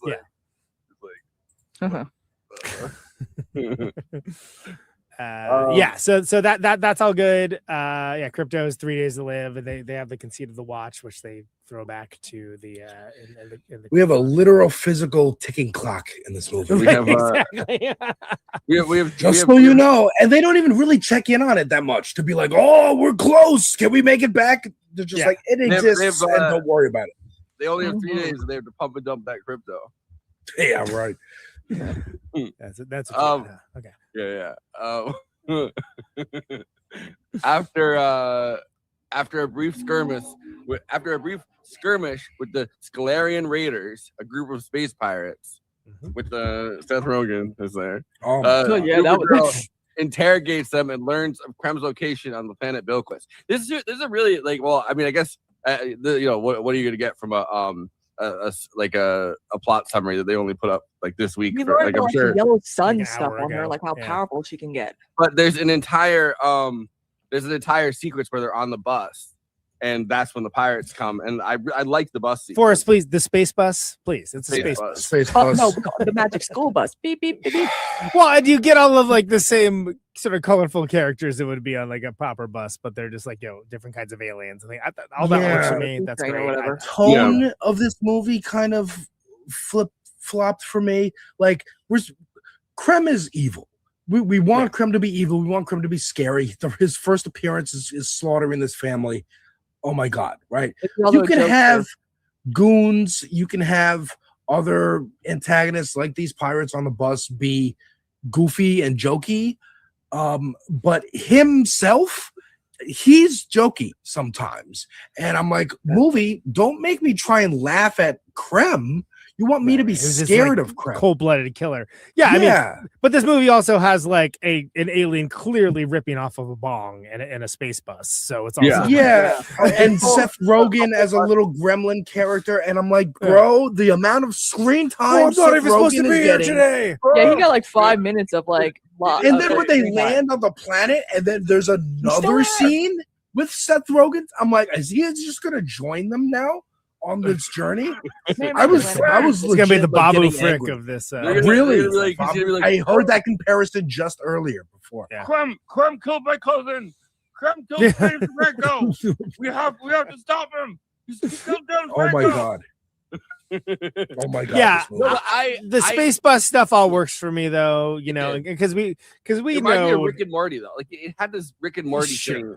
Yeah, where Rick and Morty, like a lot of times in Rick and Morty episodes, there's this weird dynamic to the plot where things keep kind of getting distracted and they have to like do something, and then that thing leads to another. Like they have this like labyrinth of side plots that end up at like the point that you want them to get to most of the time. But it's like in Rick and Morty, they kind of do that, and they have all these like weird like they try to do world building within like a 22-minute show. Basically.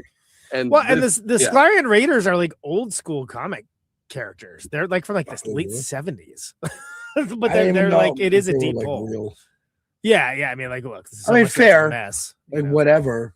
Like, but that's the thing. I don't care that Lobo looks like Lobo. I don't care that Ruth looks like Ruth. If they're not acting that way, if there's no reason for them to be interacting in this story, then who cares if it looks accurate? It's not about comic accuracy, just aesthetically. First appearance, Superboy, the Legion of Superheroes, November 1977. Yep. That's hilarious. So it's older than me. Oh, this is Galarian Raiders. It is distracting to have Seth Rogen as like a Babu style character. Yeah, I was like, yes, it is. God, again, like it's like trying to have like Morgan Freeman or something. You know, someone's very. If it was Morgan Freeman, folks, as if we're getting boarded. Morgan Freeman, where are you in this movie? Down next to that one alien that's like, I should have called in sick today. Okay. you sit down next to that one alien that's like, yes. Star Wars thing where it's like, so that's Morgan Freeman. Man. I like that they say the planet Bilquis. You can sit next to your friend. I like that they named the planet Bilquis because Bilquis is the artist and she does beautiful work in this book. This book is much better than this movie. I will say, this is my campaign to get people to buy this book, and I hope they do. I back that. Because this movie does not do it justice. Go ahead, keep going for us. So glad your power came back on. We're getting comments for. Oh, the power's out. Looks like the power's out. Looks like your power's out. They should remake no, they should not do this. I don't want to put this into the universe. Well, you're gonna do it anyway. I was thinking about 2001: A Space Odyssey, but HAL 9000 played by Morgan Freeman. I would not do that if I were you. Supergirl interrogates them and learns of Krem's location on the planet Bilquis. That's the one named after the artist. There, Supergirl and Ruthie learn from a local couple, Bomar and Merrick, that the brigands have been kidnapping young women to force them to be their brides. So this is space sex trafficking now. Yeah. You know, okay. Yeah, sex trafficking happens everywhere in the galaxy. Merrick attempts to drug Supergirl and trade her and Ruthie to the brigands in exchange for their daughter, Sarna. But Supergirl resists and fights the brigands and is assisted by the bounty hunter Lobo, who is targeting the brigands, Lieutenant Drom Braxton. We're forgetting that scene in the bar when you first. Yeah, we apparently blew off the bar entirely, but okay, yeah, that's fine. And I had 2 parts. Even she's like, it's him, it's Lobo. Don't make eye contact. Yeah. But I had 2 parts of the bar. Which that moment made me go, are they gonna? I thought there was going to be a lot more flashbacks in this movie. I thought we're going to get a little bit of a lot more. Look, like you mentioned, last movie about Superman, we didn't get into the whole Krypton stuff. I thought this is the movie to do that. Okay, you save that stuff for Supergirl. Give us the Krypton backstory. Establish the world a little bit more. Establish Krypton has a right to defend itself, right? Right, has the right to defend itself. How much? Also, give us a little bit of like, she didn't go to Earth until the last movie, or at least before the last movie, I guess, because Krypto was already there. But more of her interacting with Clark, learning about Earth, more her realizing Earth isn't where she wants to be. She tries to assimilate. It doesn't work. She wants to go hang out in space. More of that. And hey, maybe there's a reason she knows about Lobo. Like we were going to get some kind of people know, again, in this book, she's already Supergirl. Like she's already been Supergirl. Aliens they come in contact with know the shield, know the S, and have positive and negative reactions to it. Hey, this is Hope. Help us. We need help. Or, hey, you put some of my people in jail, or your cousin did. I'm going to get revenge on you. And it all goes into the theme of but it's a lot revenge. I mean, there's a lot. I think, I bet they'll expand upon some of this stuff in later. Sure, movies. but they could have just been like, again, Superman's already been out for 3 years. Like in the title, a little card of Star Wars Superman. In a galaxy far, far away, there was a planet called Krypton. And they did that. No, 3,000 years ago, superheroes were discovered. 3 years ago, Superman appeared. Blah blah blah. Like, okay, 3 years.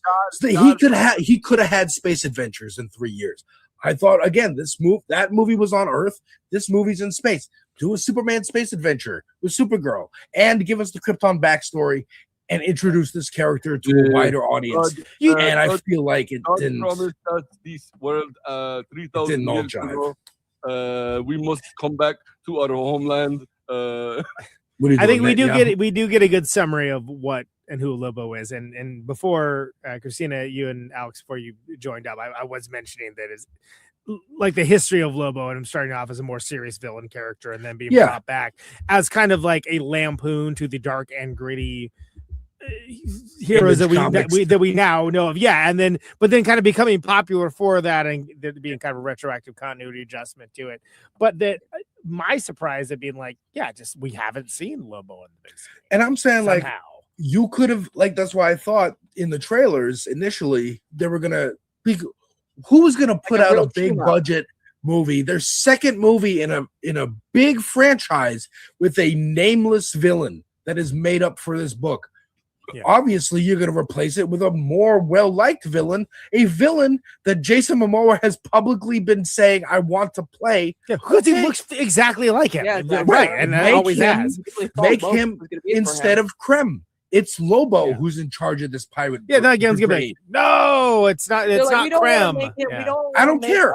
Jason Momoa evil. We like him. He's cool. No. But that's the thing. You can change him by the end. Like, they don't kill him, they don't get revenge, and his icy heart warms a little bit, and blah blah blah. And he turned another brigand. You kind of look like Arthur Curry.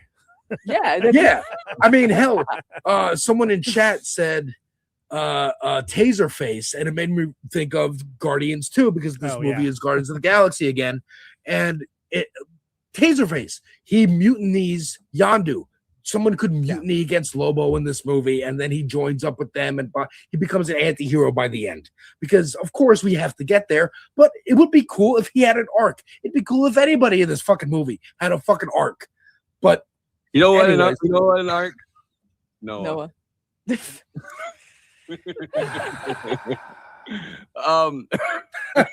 I just got it. Why did it take me so long? Amidst the battle, Supergirl stops Ruthie from killing Krem, allowing him to escape after killing Bomar and his family. The guilt-ridden Supergirl decides to pursue Krem alone and is escorted by several local aliens to the brigand's location on another planet, Barrington. However, Supergirl is weakened by the planet's green sun. That's what happened to me. That happened to me not too long ago with the power. I was like, you have no powers left for and tended to by Ruthie, who secretly followed her. What do you guys think about the sun thing? Because obviously we know about the red sun from like the yellow sun and all that. I like the fact that there's something that it's like, green, like for kryptonite, it's like, green, but it's not kryptonite, it's a sun. It's not radiating kryptonite energy, but it looks like it is. It's bad. Yeah, you're not Green Lantern. You're not affected by different colors. But what is happening? Okay, sure, but like that is a comic thing. Now, granted, it's like more from the 60s and anything else. Like, why would there be a green sun? Who would have that? and it's is it a comic thing that whatever, it affects them like kryptonite, or is it like it's just not a yellow sun? Any sun but a yellow sun, they're But like the depowered. red sun, They're the normal powers people. don't I work. get it. They're still able to have fun. Yellow sun, powers. Green sun, oh, we're gonna get sick and possibly die. Like imagine what would a Is that purple a sun thing be? from the comics, Cone? Yeah, 'Cause I it don't is. know. It's from like the early '60s. So Really? basically, yeah. There's a story called I think it's called like Under the Green Sun. That I might be remembering wrong, but this a villain like builds an artificial green sun, basically like a satellite, but like as a sun, and uses that to depower. Yeah, I'm looking at it right now. Yeah. Established in 1962 in this Silver Age tale of villain Drago, which is weird because Drago and Jason Momoa used a satellite used a satellite to filter alien sun to turn its rays green, was successfully depowered. But All right, it's so apparently kryptonite. it acts as a stellar scale dose of kryptonite. So instead of just stripping a Kryptonian of their powers like a red sun, the green sun actively poisons, weakens, and can slowly. I feel like it needlessly complicates something that's kryptonite poisons them, red sun, they're depowered. That's all you needed in this story. But it doesn't mean that the red sun makes them be able to get sick, and so there needs to be a color sun that makes them but isn't why? Isn't it in Woman of Tomorrow though? Like, I mean, isn't that where Sun? it goes from being, instead of a power dampener, to be like more like a toxin? I'm pretty sure it is. You know what? I think you're right. I haven't read it in a while. No, you're right. Yeah, it's the sun. The sun is green. All right, fair.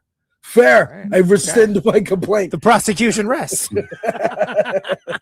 Barrington Your Honor.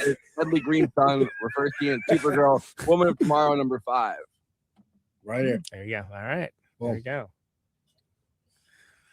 Okay, so Ruthie is later kidnapped by the brigands, and taken to their ship, where Lobo is also imprisoned. Brigands. Yeah, we get some good Jason Momoa Beetlejuice impersonation here. Yeah, that's when it hit me. Like, Yeah. I was like, what is it reminding me of? And it's like, no, it's Beetlejuice. That's kind of funny. I didn't notice that. Yeah. You're never going to be able to. I thought the same thing, but like, you're never going to be able to hear it now. You're like, oh yeah, it's gotta be Beetlejuice. I mean, I'm not mad at it. I think it works. It's like, it's a weird. It's like they're gonna do some prison songs, they're doing it like a chain gang, or I had a weird complaint, and I've heard it being addressed as a weird complaint, and I get that. But they mention early, they make a point of mentioning, yeah, these guys steal anything that they want, right? Because they steal and they enjoy killing. That's their deal. They're evildoers who love doing evil. They love doing evil. And specifically, they want girls to advance their all-male race. Yes. How do they know they're gonna be all male though? We're doing some like Andrew Tate commentary a little bit, and we're doing, Mad Max, Morton Joe kind of stuff. Like they have wives that they take, and this is why it's imperative they're not caught or captured, and Ruthie's not caught because we're afraid. The kids in the movie theater understand that they're bad guys and they're kidnapping. The adults understand the implication. Yeah, There's always sunny implication. Really, the Epstein files. That's what. But when she's captured, and then insults Krem, he's like, "You're gonna die in the morning," and I'm like, "Wouldn't you say something like, you're gonna be first, or like you're gonna be available to them like all day?" Krem of the Yellow Hills. I knew you were in the Epstein files. Yeah, it's very much like, I have the opportunity to kill this person right now, but we can't do it like this. Yeah, like when he brings her up, I know it's later, but when he brings her up to the pirate deck to like kill her in front of all his men, I'm like, are the men impressed that you're killing this little girl for insulting you? Yeah, I don't know. It felt like there was no stakes to me in this film. All right, so Ruthie manages to escape her cell and free Lobo. I like that scene. I think that's like good. The plan worked. Yeah, that was fun. She's caught by Krem. She makes the top side. She's then saved by Supergirl, who is suited up at this point. I think that's an important distinction. It's not mentioned in the plot somewhere. Yeah, like she's in that badass blondie shirt the entire time, and her cape. Conan, I know this. Her cape made out of fabric of Christopher Reeve's cape. That's true. But I think also it's notable because we get that great told in flashback sequence with her and Clark, where it's like, oh, we wear bright colors. We wear bright colors. And I think that works, and that works well for the narrative function where she's, making decisions to be more selfless in this situation after being very selfish about the entire thing. She's then saved by Supergirl, who has managed to recover after the planet rotates to a yellow sun. Hell yeah. With Lobo's assistance, Supergirl defeats the brigands, and frees the captive women on board. She almost forgets about him. I was being like, "Hey, what's up with those broads in the ship?" I'm gonna and then she's be like, "Oh crap!" And that's what I meant. Is like make that part of the goal. Like, we have to save these girls, and they even do at one point for the family, and then they're all just slaughtered anyway because they needed extra motivation. It's to show just how ruthless the hero. Like, is she doing it for herself, or it's like her? There's the tone. Almost as if her cousin's voice is in her head. Like Clark's voice is in her head. Like, you gotta, don't do it. Just do it because just because it's part of the goal, part of saving, part of being the hero. But whether you like it or not, there's other things that have to be done. They chose to leave that on screen and show us that. And then also have Krem cracking jokes, and we're supposed to laugh at those jokes. And I'm like, this is tonally all over the place. Well, maybe he contains multitudes of madness. Right. Anyway, she pleads with Ruthie to not to kill Krem, convince her that would not ease her pain. Again, this is the true grit of it all, right? Mm-hmm. Yeah. And as Ruthie walks away, Supergirl picks up her sword and uses it to kill Krem herself. She recovers the antidote. That's for crypto. Right. She recovers the antidote, returns to crypto, saving him in time. He proceeds to wreck the place. That's his want. Yep. Later, as Supergirl bids farewell to Ruthie, she invites her to join her in celebrating the rest of her birthday week. What the hell are they gonna do? Is she old enough to drink? That's what I was thinking. I was like, I guess. What are you gonna do? What is she gonna do? I thought she was gonna take her to Earth. I thought they were gonna oh, they're my new sidekick. She's got a big sword. Yeah, I have to, protect her all the time. She's got a 9-inch sword. But also this oh, it'll be fine. I'll go live with my aunt. It's like, well, then why were you mad? I don't know. It seemed too I guess why are you putting Arya Stark? Exactly. Yeah, go live in the Eyrie, Arya. And also, why didn't she ask her aunt for help? She's like, oh, yeah. Why don't you ask your aunt for help? I've been in contact with my aunt this whole time. Don't worry. I'm gonna walk into Mos Eisley and challenge every hard MFer in this place to. Yeah, but not my aunt whose brother or sister just died. What is that? They're grieving. I can't bother them. Right. And by the way, speaking of which, in the Mos Eisley styled scene, I do think that works that we get Millie's Supergirl wasted, basically. But in my head, I was still going. By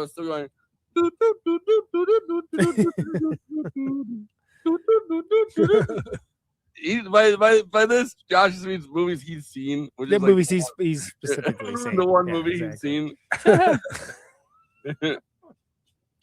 And then, so should I finish it off with the last line? Yeah, might as well, right? All right. Sometime later, Supergirl reunites with Superman on Earth, where she expresses a desire to stay for the long term, reaffirming that the planet is now her home. It would have been nice to see her struggle with that at any point. Yeah, it does kind of come out of nowhere. It's like, oh, I was expecting I really was expecting, especially from the beginning and the little flashback we got. I'm like, we're not just gonna get the shot of Krypto leaping into her arms as a puppy. We got to get more about Krypton. Yeah. This is gonna be a Krypton movie. This is gonna be why she's out in space in the first place and not on Earth. An explanation of that. Right. But not much, not really at all. It would have been nice to see her. I feel like I got it. Like, she got there, she didn't know the language. She learns the language. I guess she realized she has it good on Earth because she has no family. Clark is the only family she has left. The fifth element is love. Okay, that's all you need to know. I would have liked to hear when Kara came to Earth and she lands, right? Wait. How on earth are you going to keep Crypto out of the chocolate? He's got superpowers. Come on. Yeah. Also, I love that goofy goober. He's the goodest boy. So all dogs in all parts of the universe can't eat chocolate. Maybe Crypto can eat chocolate. Yeah. But if he vomits it up, uh-oh. If he vomits it up, what kind of damage is that going to do to the apartment? Now we're into a mall rat situation. It'd be funny after she goes through the whole thing to save Crypto, she finally does. He eats the chocolate and just dies. And she's like, oh. Not all dogs have garbage disposal for stomachs. That's how it should have ended. Like cookie dough, like chocolate cookie dough, and I'm like, Crypto, no way, he's dead. He's dead. That would have been the Rick and Morty. Yeah. That's how it should have ended. Oh, Ricky's gotten into the chocolate. Oh, Morty, you gotta stop him from eating the chocolate, Morty. You gotta stop him from eating the chocolate. Oh, man, I can't, Rick. He's got too many powers. Oh, I can't do this. All right. So, of course, Letterboxd is the place film lovers talk out with intrusion about the films that they love, maybe the films that they didn't love, maybe the films that they were just sitting here wondering if they could go hang out with Supergirl on the interstellar pub crawl. Yeah, and of course. I'm in. Great. Sounds good. I got a red sun for you. The red sun cocktail. I was really, really bummed, man. I was really looking forward to this movie, and look, and then now I'm questioning everything. I'm introducing a bit, Alex. I know. And that is everyone gets to have their say, not just the Siskel's and Eberts of the world. Everyone gets to chime in and opine about the movies that they love, maybe the movies that they didn't love. Of course, this is bottom-up democracy. Everyone gets to have their say, best expressed succinctly for purposes of this bit, where they're collected weekly by yours truly to be reacted to by force on the panel on screen. That's what this bit is. These are the Letterboxd one-liners for Supergirl. Let's go. Crank that. This isn't Woman of Tomorrow. This is woman who needs 14 hours uninterrupted sleep and a green juice. Yes. My God. Maybe she'll do that when living on Earth now. She'll be like, you get 14 hours of sleep? What? This shot reminds me too. The CGI wasn't great. Like there was a lot of moments where I'm like, "Ooh, this is like Black Adam." Black Adam. Wow, that's insane. Whatever happened to that movie? This is Supergirl. It's redacted to a black site, weirdly. But. Yeah, this is Supergirl. Named Adam. This is Supergirl, woman of the halfway house. Why's it got to be a black Adam? Yeah. Every time I think of White Adam. He's a White Adam. Yeah. You do not want to meet White Adam. They should have cast me as the dog. Woof, woof.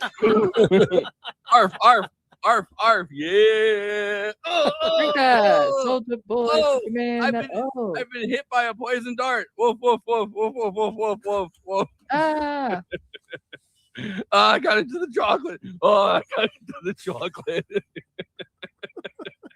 It's making less than Black Adam. I can take both the cousins, not in a fight. Whoa. Okay, first of all, right. Incest. This is not. Ever since watching Kevin Smith movies, I'm always thinking about like, does Superman have like only kryptonite condoms work? Or a that's probably kryptonite birth control. Oh my God, that's probably the best thing. But it's a kryptonite condom. But then can he keep it up with a kryptonite condom? I don't think he can. So it starts a whole nother. So then he has to take gas station pills to like. Penis pills. It's like having a chemo condom. It's radiation. Like, yikes. Space John Wick for the girls. Exactly. Yeah. That's the best way to describe this movie, and I appreciate that. That's a good one-liner. They had a Danny Trejo, Juan Wick. Juan Wick. Juan Wick, don't text. Hey Siri, find me a girl boss punk rock cover for a Supergirl final battle. Oh my God, for real, man. So bad. The middle, Jimmy E. World. You're not even gonna do Blondie. Is there a Blondie song in this movie? In the trailer. In the trailer, but it's not in the movie. I know. You know what they need to do as like a cover song? That would have made Conan blow his brains out, but you know. Yes, exactly. Maybe. Slow down, Heart of Glass. Let's go. No, they would have done. Well, yeah, they could do that, but I think they should go. I get knocked down, but I get up again. But it's got to be like slow and in minor key. I'd have been satisfied with the last battle scene. I performed that in middle school. All right. She drinks the whiskey drink. He drinks the vodka drink. I would have walked out. I think Danny would have worked at the last battle. Craig Gillespie is the king of the 7.5 out of 10 banger. Well, that when it comes to like female-led movies, yes, because he's the only male director that I trust to like not to direct a film and not have it be about like the male gaze, like for like Margot Robbie. I swear to God, if he ever gets B2, they're just over for culture. Oh my God, yes, bro. All the movies that he made, I'm like, this is Cruella. shit. This is I love Cruella. I love the Pam and Tommy. I like Tanya a lot. miniseries. I like Dumb Money a lot. I like Yes. These are all CW things. If they put the Supergirls killing pedos thing in the trailer, this might be selling better. They really should have done that. Or there would be a lot of Trump supporters. They're like, no, she's killing Trump. I think that, Yeah, but it would have helped ticket sales. She's like, some guys are not gonna like me in this movie, whatever. And then it's like, how dare she? And it's like, And that's the thing. I want this movie to do well. I want the DC universe to do well. I hope Trump people playing Trump is one of the brigands. Yeah. You got girls. I know the best girls. Put it in the trailer for real. Or the marketing materials. But I feel like we already like. I mean, with like the boys especially, it's like all right. Homelander's Trump. We fucking get it. We really get it. We really get it. We're not trying to sell the boys. We're trying to sell the DC universe, and I want them to do it. We're not trying to sell the boys. We're trying to sell girl. We're trying to sell girls. Once you're listening, we're trying to sell the Supergirl. like creme of the Yellow Hills is trying to sell the Supergirl. Can't go Yeah, to being MAGA. sold to- WB But wants the to Superman, that's the problem. Superman had a genocide in it. And this book has a genocide in it, and they removed it for this movie. This is So what are we doing? You gotta be nice to woke. This is very Removed it because Israel of woke. coded of them. But you added it for a movie that didn't have it. All right, sorry. settle down. Jason Momoa collecting Targaryen princesses like Pokemon. Oh, true. God, That is really that's funny. technically the This is very good. great grandparent. Right? Yeah, technically. I don't know. Yeah. Because baby, you're a firework. We can explain to Forrest why it's funny. I think Kevin Feige used his one wish willow to curse the DCU. Yeah. I mean, it's gonna be fine. I don't understand why people are like, oh, I'm like, it's fine. I'm like, it's fine. Lanterns my better worry is be the great. fucking, Ellison's owning Warner, but that's my concern. That's the only thing I'm more worried about. My favorite one is people keep brigading anything DC related and telling them to bring back Zack Snyder. Like, why? Well, that's my worry. That's my worry. Here's Is the that thing, though. He ain't coming back, and also too, Look. it's gonna be like the MCU. It's like, oh, we're so back. Oh no, but then Clayface is gonna come out, and everyone's gonna be like, oh my God, we're so I back. hope so. Yeah. I hope you're right, Christina. I hope you're right because you're right. I'm worried about the Ellisons buying Warner Brothers. I'm worried about another Batgirl situation where they're just like, screw it, we're canning all this, we're restarting, Yeah. like screw it.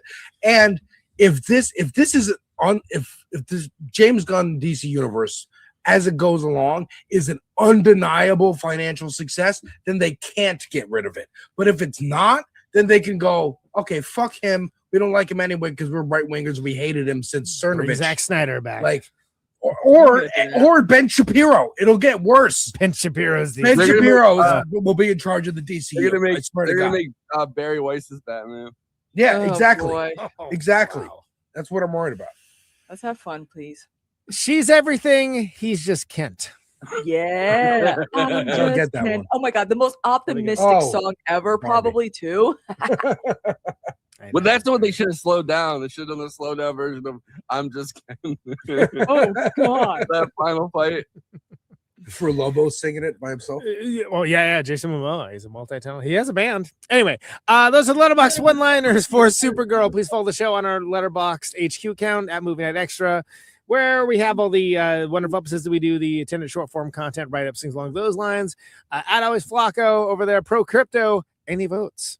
And you can follow him for all his Letterboxd journey. No, not that one. For all his logging, lots of Robert Mitchum. You went on Film Suck to talk about Robert Mitchum. I listened to that. Yeah, somewhere through Ohio, I think, if I remember correctly. It was pretty good. And a good conversation. I enjoyed it. Yeah. I'm something of a Mitchum fan myself. I am the Interstellar Pub Crawl at Conan Neutron. Follow me along for the Criterion Challenge, the highbrow, the midbrow, the Populous Fair, all that good stuff. Kind of more like rough top 10 for the year so far, but I still think Project Hail Mary is the one to beat for me so far. The Odyssey? So we'll see. Really? I haven't done it yet. Favorite movie of the year? Project Hail Mary? So far. I gotta check it out then. I love Boosters too. That was really good. Yeah. I've got a strong top 3 and like a decent top 10, I would say right now. Backrooms and Hokum are right there for me. I liked Backrooms quite a bit. It's coming on to on demand in 6 days. And Renee's going to be coming back on this very show next month to talk about it. So I'm excited to have Renee Ruin back. So that should be good, because that's I think that's an interesting. There's stories to be told about that and Obsession that I think are. Yeah, I'm very excited to see Obsession when it comes out. Filmic experiences. Follow me at Conan Neutron on Letterboxd. Green Sun almost took me out. Christina over there, Adam, Christina. She's logging things here, there, everywhere whenever she feels it. Whenever the power's on. Yeah, when with Spider-Man, the Odyssey, more films coming out, I'm gonna be logging those, because I'm still confused as to why people are mad that British people are not playing Greeks with Greek accents. Fictional poem that we all read in high school. There is a pretty long history of that. It's interesting because it comes from the providence of just having like English actors nearby, basically. Because it's all prestige. Well, think about it's technically supposed to be Rome, but Spartacus, like everybody in Spartacus, because of Kubrick, has a British accent. Yeah, that is a weird tradition. Alex, I forget if you have a Letterboxd account or not. I do not. I am thinking about starting one. It's not peer pressure, but if you cover movies and TV, I feel like that would be a really good idea for you. Yeah, I should. I literally was so looking forward to this, and I was gonna make a review, and then I saw it, and I was like, I would rather just talk about it with you guys. Okay, because I'm not even gonna. I don't want to make the review. I don't like making negative reviews. I will. I'm with you. Yeah, but yeah, I'd rather. I'll vent with you. I'll vent with you guys. Let's hit with the plugs, then we'll do final thoughts. If you're watching us on YouTube, please like and subscribe, and then hit the bell to get notified whenever we're streaming. And we'd humbly request that you watch the video to the end, because it helps us with the algorithm and helps more film fans to discover the show.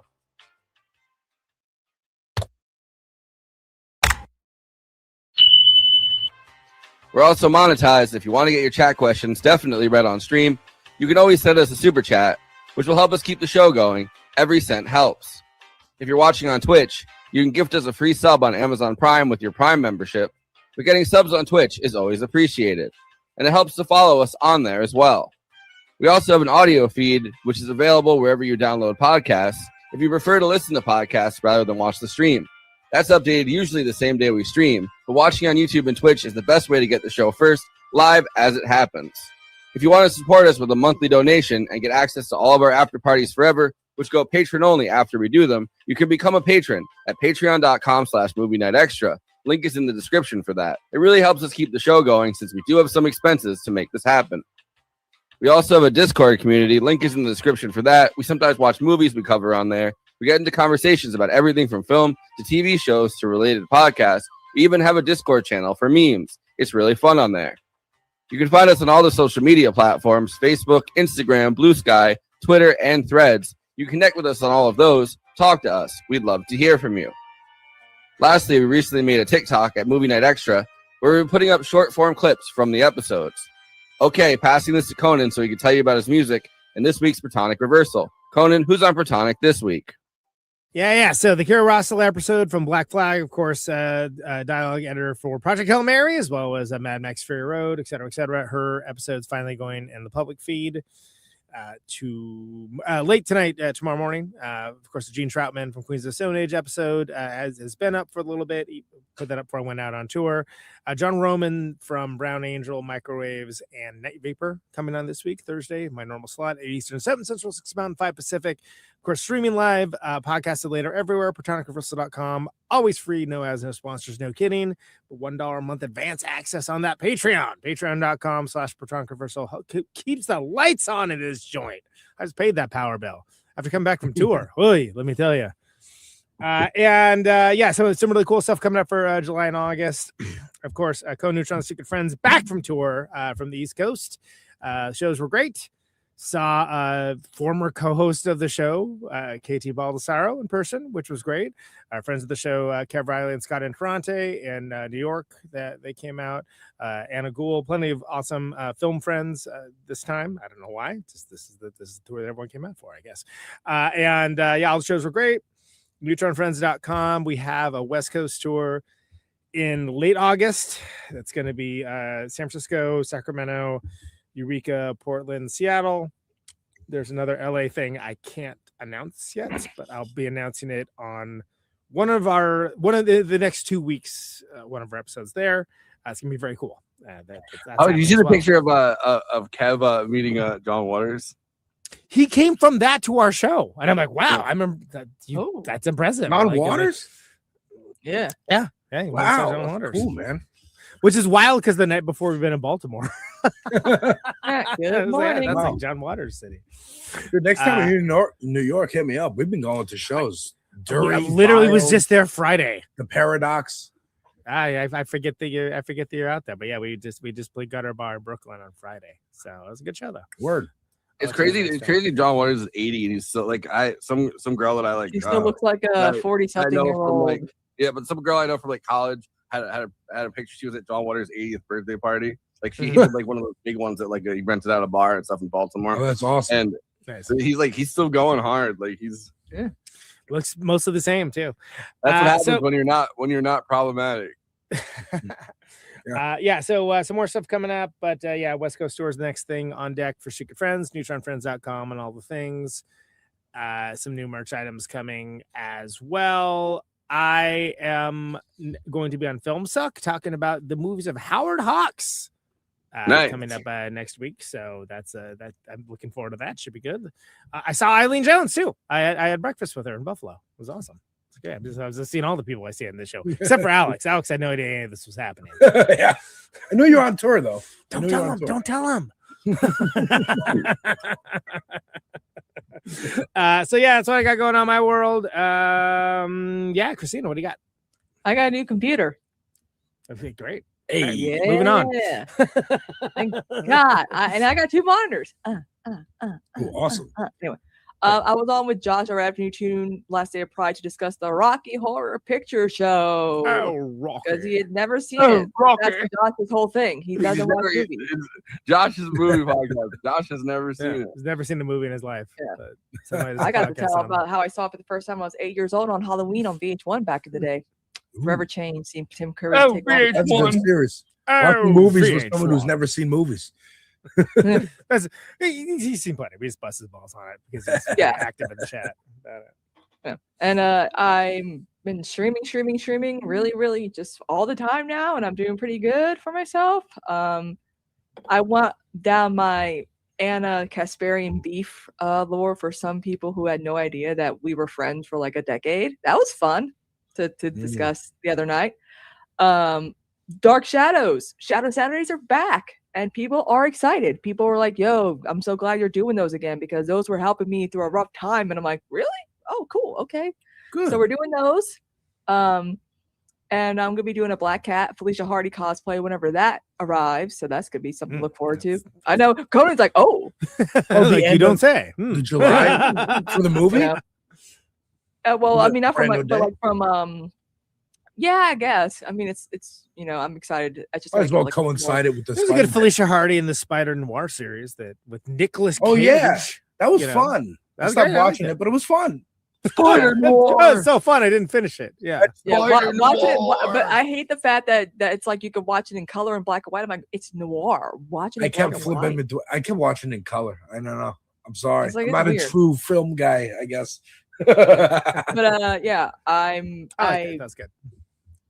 I've lost power twice for some reason, and I streamed. A lot of people like my floating head streams. I felt like Craig Ferguson. Remember Conan when he would lose power and he had had to do the show? Speaking of brigands, Brigands. Right. Yeah, exactly. Exactly.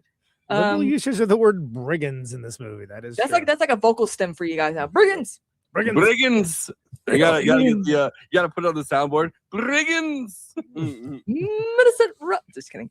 Millicent. Wait, We're getting boarded. I think it's because I cooked Steven Spielberg's dad. The other day, I had a verbal stem that was like just Millie Bobby Alcock. Millicent Bobby Alcock. Millicent Bobby Alcock. You get your ass in here right now. Drake needs to stay away from both. Yeah, I Yo, he's like I've been calling up Supergirl. I call her on my cell phone.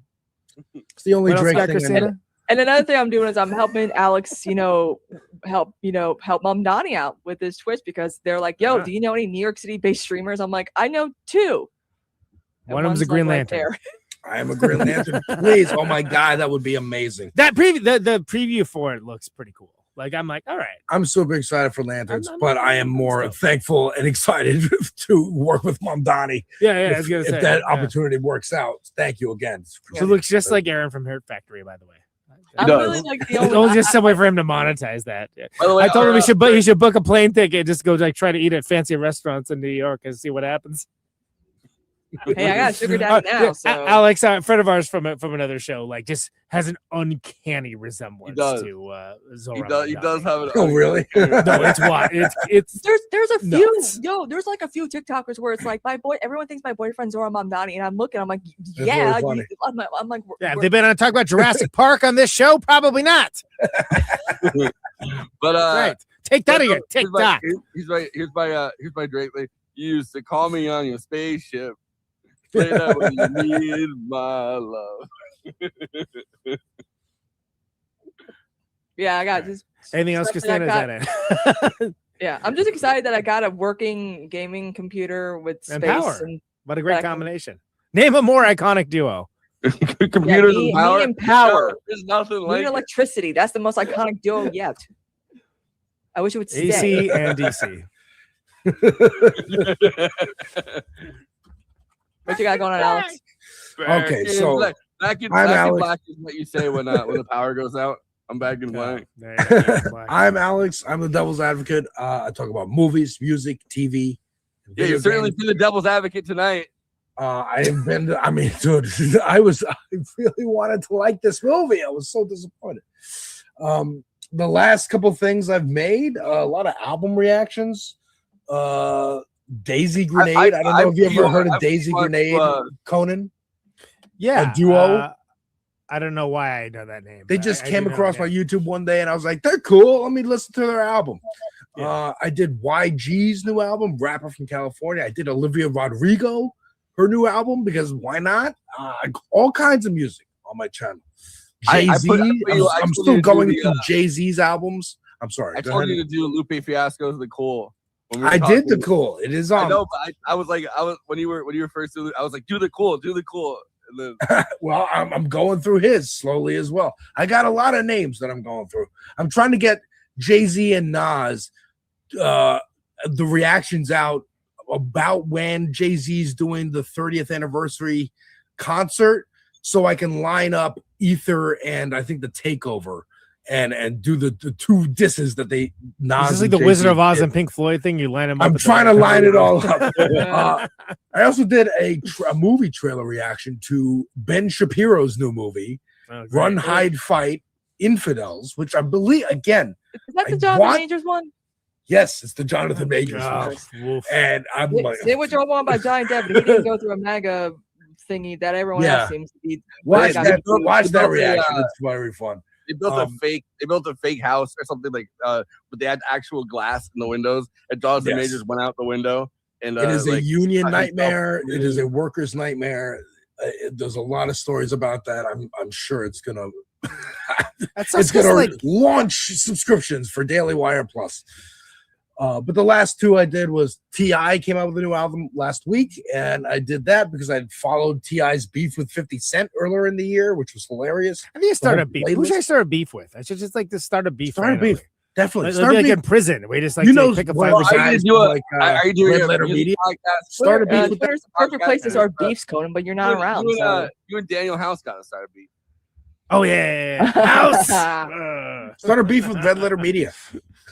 Dude, one of the guys that's on Red Letter Media used to co-host Protonic Reversal. That's what I'm saying. Start a beef. Start a fake beef with them. Why did you have a falling out? Why is he no longer hosting? Exactly. Nobody talks about it. And then today, it's because Dave Portnoy didn't give them a good enough contract on Barstool. So. Oh God. Today I listened to The Roots for the very first time. Wow.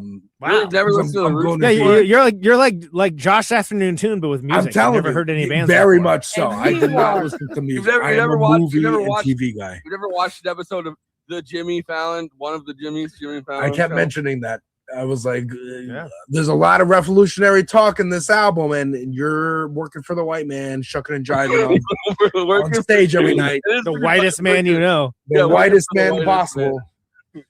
I wonder what you did when you just sit there when Trump was on there 10 years ago. I don't know. But yes, I do a lot of reactions. I also stream on Twitch and YouTube, playing video games, watching clips, watching the news, and talking over on this space about politics, which Movie Night Extravaganza also co-streams to on Tuesdays usually. Proud an hour after my show. Usually on Wednesdays, me and Christina do Absurdity Space. But it was me. I was on tour, so we switch days. Switch it up. Always moving, always sticking and stick moving. move. Shaking and baking and grooving and moving. We gotta stick and move. Oh boy. Adrian. What you got for us? Oh, I'm just. You don't do anything. Absurdity Space. I don't do anything. Absurdity Space on this. I need to plug that I was on film set. You know what's funny though, Forrest? When I was, because since I now have the two screens, I can show people like my stupid Twitter feeds with that one account. Oh, thank God. I was worried. Right? And everyone's like, yo, Forrest is so smart. Like, looking at the comments, I'm like, well, yeah. I'm like, I always tell Forrest he should have his own thing where he does like history lessons and shit, because if there's one person who's always reading and listening, and it's him. Yeah, but that's allowed to read. I gotta have something for myself, like Yeah, I know. I start streaming it, I'm just like, oh man, I've lost it. Yeah, but I was on like when Dan from the web did not know that Conan knows how to do like Kornacki style election coverage, and we're like, right. So don't get to flex those muscles very often. He's now just like Kornacki. He's now sponsored by Kalshi. The left's gonna do well. Who's that sponsored by? Anyway, I'm dead broke. I said to pay the power bill. I took everything I made on tour went to the power bill. Also, by the way, I forgot to mention, not having a show. No offense to you guys, I love going the podcast, but like having to be able to cover like the primaries on Tuesday was pretty amazing last night. I was like, what? Colorado? Let's go. That fun? My mom was born there, so I was like, yeah. Let's go. I was following it like an addict. Like, please give me some opium. Give me more opium. Break what happened in the first district. I was like, oh shit! It just appeared on my screen. Pretty interesting results for sure. I mean, hell, literally, why I'm late. Baby. To plug Summer, again. what? Why I'm late? Why I was late today is I was trying to had tech difficulties in the beginning, but I talked to a congressional candidate who ran last week here in New York against Tom Suozzi. Tom Suozzi is one of the Democrats who signed the Promise to America. We're going to promise to stay centrist and stay status quo and not do anything. We promised to sit in the cuck chair and watch you fuck our wives. Yeah, exactly. She literally started running a week before she had to go out and petition to get her name on the ballot. Yeah. She had no infrastructure, no name recognition or anything, got 20% of the vote. And I'm like, I got a picture here. There's something in the water in the country. I got a picture of my middle finger flipping off Tom Suozzi's office. That's awesome. Also, but I'm running for Senate against Cory Booker in a few years once I'm settled in New Jersey, by the way, y'all. Let's go. I'm kidding, but like I'm just saying, like I think I can do it. Let's do he's gonna be my senator. Let's get Christina into the Senate. I'm going to start Christina'sOldTweets.com to avoid any controversies because I'm pick your favorite tweets of mine where I'm having a meltdown. They're there. And it turns out it's just a bunch of Killing Murphy names. They're like, this is like, not as salacious as we thought it was. He's shirtless and it's like his dong and 28 days later. I mean, if that's going to be what determines campaigns now, old tweets, fuck it. I'm just going to do a website and categorize everything. Yeah, make it easy. Yeah. But yeah, so I should plug the fact that I was on with Eileen and I was on Film Suck and Patreon.com. I was on talking about Robert Mitchum, especially the movie Out of the Past, which has Robert Mitchum playing the protagonist and Kirk Douglas playing like the villain, and they apparently that's a very interesting dynamic. Yeah, well, we talked about Night of the Hunter a little bit. Yeah. Talked about the Cape Fear, the original one. Yeah, it was a good episode. And El Dorado, and we talked about we talked also about just the life of Robert Mitchum, which is endlessly fascinating.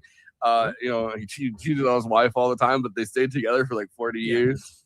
You know, like every co-star he ever had, but they had like an arrangement or something because they had gotten married when she was 14 and he was 16. They were like kids. It reminded me that there was a kind of made-for-TV looking documentary about John Huston that had like Robert Mitchum like narrating it, where it looked like somebody just locked him in the attic with a whiteboard or something. Yeah. I remember watching that. With like that was like super low-scale production values, but really interesting content. You know? There's one Robert Mitchum, The Reluctant Star, that's on YouTube. You can find it on there, and it's about his life. But they also have like his brothers in it because his brother was still alive, but his brother was nothing like him. But his brother's talking. I remember story. That. And his sister, I think, is in it. I think she's still alive at that point. He's in it. Like all of his co-stars are in it. They're all like, he was like, he was the greatest, like, the greatest actor that we worked with, and like we loved him. But also, like, you can tell that some of them kind of, some of them had something on the side, maybe. Interesting. But there was like one, I can't remember who it was, but there's one that he's like, she's the only one I never slept with. Deborah Kerr, I think. Yeah. I think she ended up being the only one that was allowed to see him. So he's Soldier Boy in The Boys, just being like, I slept with this chick, I slept with that chick, and everyone was like, who? He had this deep respect and like affection for women, like not in that, like not in the creep, like in a, like he was always taking care of the women on set that were like his co-stars. Real fans, man. Real taking like care of them. Taking care of Robert Mitchum. You would not have gotten YouTube. Pretty much every woman that he worked with was like, I like adored this guy. Like he was always taking care of. Yeah. So he'd take care of the crew. Like the crew would have a problem or something, and he would like just walk off set until the crew got what they wanted, and they get the hint. So he was like an amazing, great actor. One of the most iconic villains. Talked about like Howard Hawks did El Dorado. Like I watched that. I've seen it before, I think, but Steve Forrest, you did have a plug after all. Yeah, there you go. For the first time in a while. But yeah, that's it for me. So we can go to final thoughts. Starting with Alex. Final thoughts. Buy the book, folks. Supergirl, Woman of Tomorrow, written by Tom King, drawn by Bilquis Evely. Colors by Matthias Lopez. Fantastic book. A lot more depth than this film. If you like the film, there's more. If you didn't like the film, this is better. If you didn't like it, buy 2 copies. Yeah, buy 2 copies. I want this DC universe to continue. I am still now slightly worried that there is no plan. This is a Disney Star Wars situation. Don't let the Snyder cultists get to your head, dude. It's not the Snyder cultists. It's my own, like, I maybe had too much faith in James Gunn. I think maybe James Gunn just thinks of this as an opportunity to have fun. I think to Substack, this is a weird analogy, but go with me, folks. Substack initially, when it launched, reached out to a bunch of people, people with audiences to come over to Substack. A lot of right-wing people, but also writers in general, and a lot of comic book writers. And a lot of comic book, they said, we're going to pay you a shitload of money up front. You're going to come over to Substack, do whatever you want.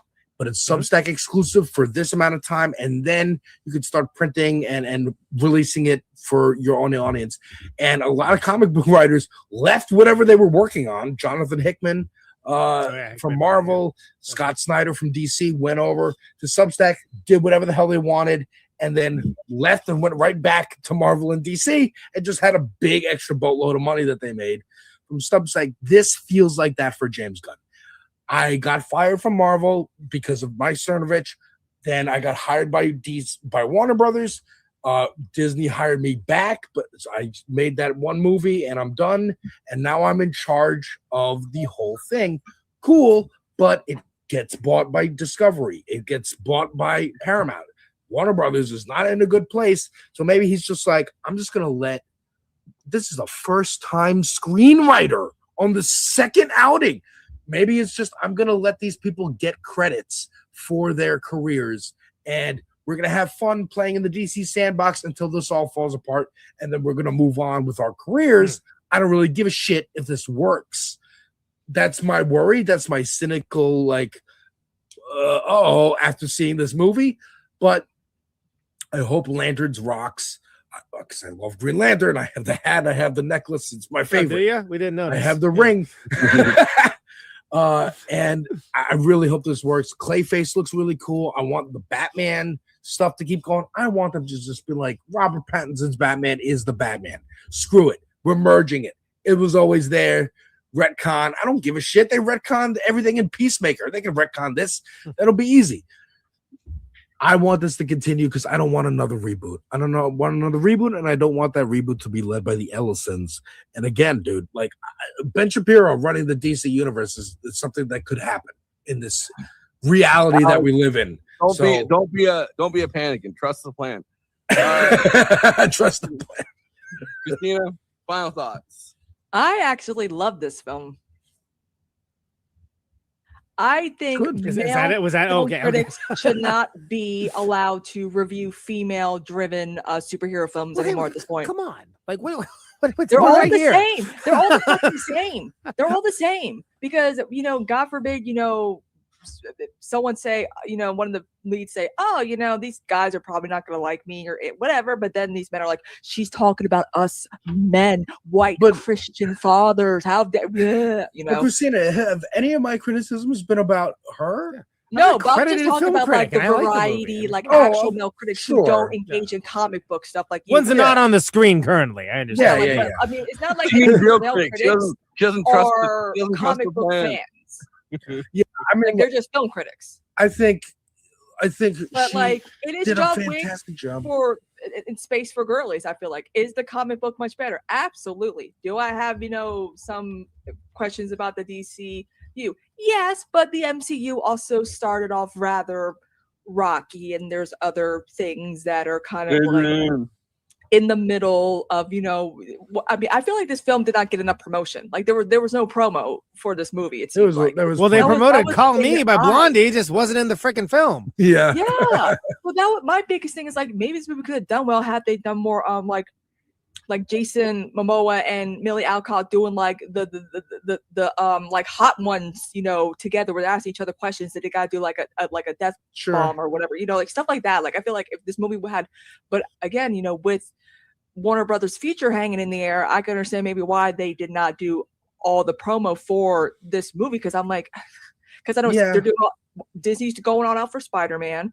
The Universal's doing the Odyssey because they made a lot of money with Lionsgate and the Michael movie or whatever. But like, it just seems like what killed this film was like lack of promotion.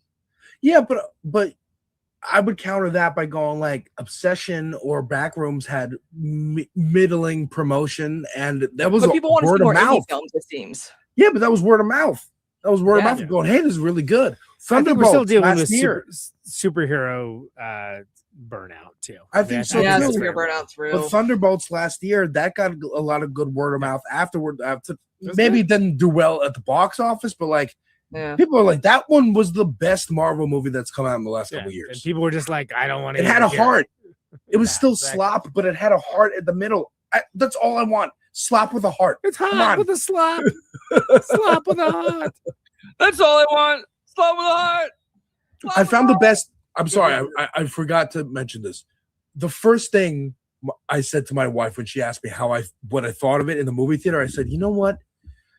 A cotton candy machine, and you stick the paper cone in and you get your cotton candy. This is like the rim of the cotton candy machine. That's like caked in old sugar and stuff. This is like the James Gunnisms, but without James Gunn.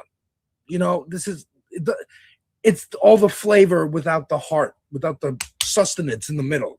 That's what this felt like to me. That's my wrap up. The sustenance of the spun sugar you're talking about? Yes, exactly. All right, just to be clear. All right. Use your own analogy. Fair enough. But yeah, but that was my whole thing. Like I did not hate it like Some people did. I understand people's like, oh, this film was messy, but I was able to understand, like, I don't know, maybe because it's a film that a lot of people assume would be like a second screen type of film because we're kind of seeing that more now, perhaps. I don't know, but like, I think Millie Allen did a wonderful job. You only think that because now you're getting 2 screens. But yeah, I mean, her future of Supergirl seems to be, I mean, this is not like Wonder Woman 1984. I don't know why people are comparing. I'm like, this film is way more capable than come on. that. Who said that? No, it's better than that movie. I mean, but at least Green there was Lantern is a better back movie in that than this movie. one. And also, you know, Pedro. Oh, you know what?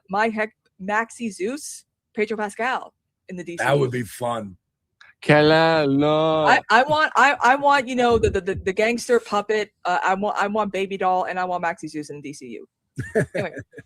All right, Conan. All right, promise is gonna be more succinct than either of those. Yeah, True Grit in space with sometimes capes. You know, I dug it. I think Amelia Alcock's wonderful as the titular character. I think we got the perfect Lobo. I love that Jason Momoa was born to do it. I was saying it when he was the Khal Drago. Needle drops mostly not for me. Distinctly, I've not been secretive about the slow tempo minor key covers of well-known songs. Stop. You should be banned from music direction if you do this. It's not a music felony. It's definitely a music misdemeanor. Eagles of Death Metal song, inspired and awesome. That's in a sense a graphic novel. It's based on is A+. I don't think the movie's as good as that, but it's still I still think it's good.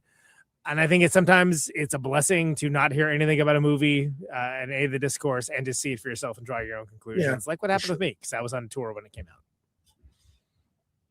And then we're doing Terminator. Yeah, we're gonna start our blockbusters because Conan hasn't seen Titanic yet at all. That's right. We're gonna do Terminator, Terminator 2. I gotta bring. Then they stopped making them after that, so we can't do any more Terminators. You're not gonna do Genesis? I know. How dare you say that to me? If they are guests, they are TBD, I guess. We have not put a lot of effort into it, I would say. Yeah, well, Coda's on tour. But we're also gonna cover the newest Titanic. Oh wow, look at that. We're gonna do Backrooms with Renee Bruin, as you mentioned too. Which comes out on the 7th, July 7th on video on demand. Which it just exited. I was gonna go see it. Exited all theaters. Yeah, that's too bad. So the Odyssey, we're gonna do that. I think the week after it comes out. We're leading the Odyssey into our Christopher Nolan theme. Titanic, Alex. I've actually never seen Titanic, so that's one of the reasons why. I only watched it for the first time like last year or 2 years ago. Straight men, dude. Literally on Sunday, 3 movies I've never seen, and I watched on Sunday. A Few Good Men, Judas and the Black Messiah, and G.I. Jane. Oh wow! Okay. Yeah. I have a lot of blind spots. This is a big swing around. And then August, of course, we're doing the Nolan Batmans. We're doing Batman Begins. Yeah, I'll be back. He's gonna begin. Yo, did you hear? All right, so you know that really reactionary. Pack it up, pack it in. Batman Begins. You Bowl movie came out like this. Oh yeah. One where they brought back Army Hammer and he like killed a bunch of people. So originally they were gonna call that the Dark Knight. I thought we were gonna be in 2 hours. We're not. All right. Well, this is the last thing I'll say, and then I'll jump to whatever. They were going to call that originally the Dark Knight, and then Warner Brothers said, no. And so the hell you will. Yeah. Anyway, see you guys next week for the Terminator.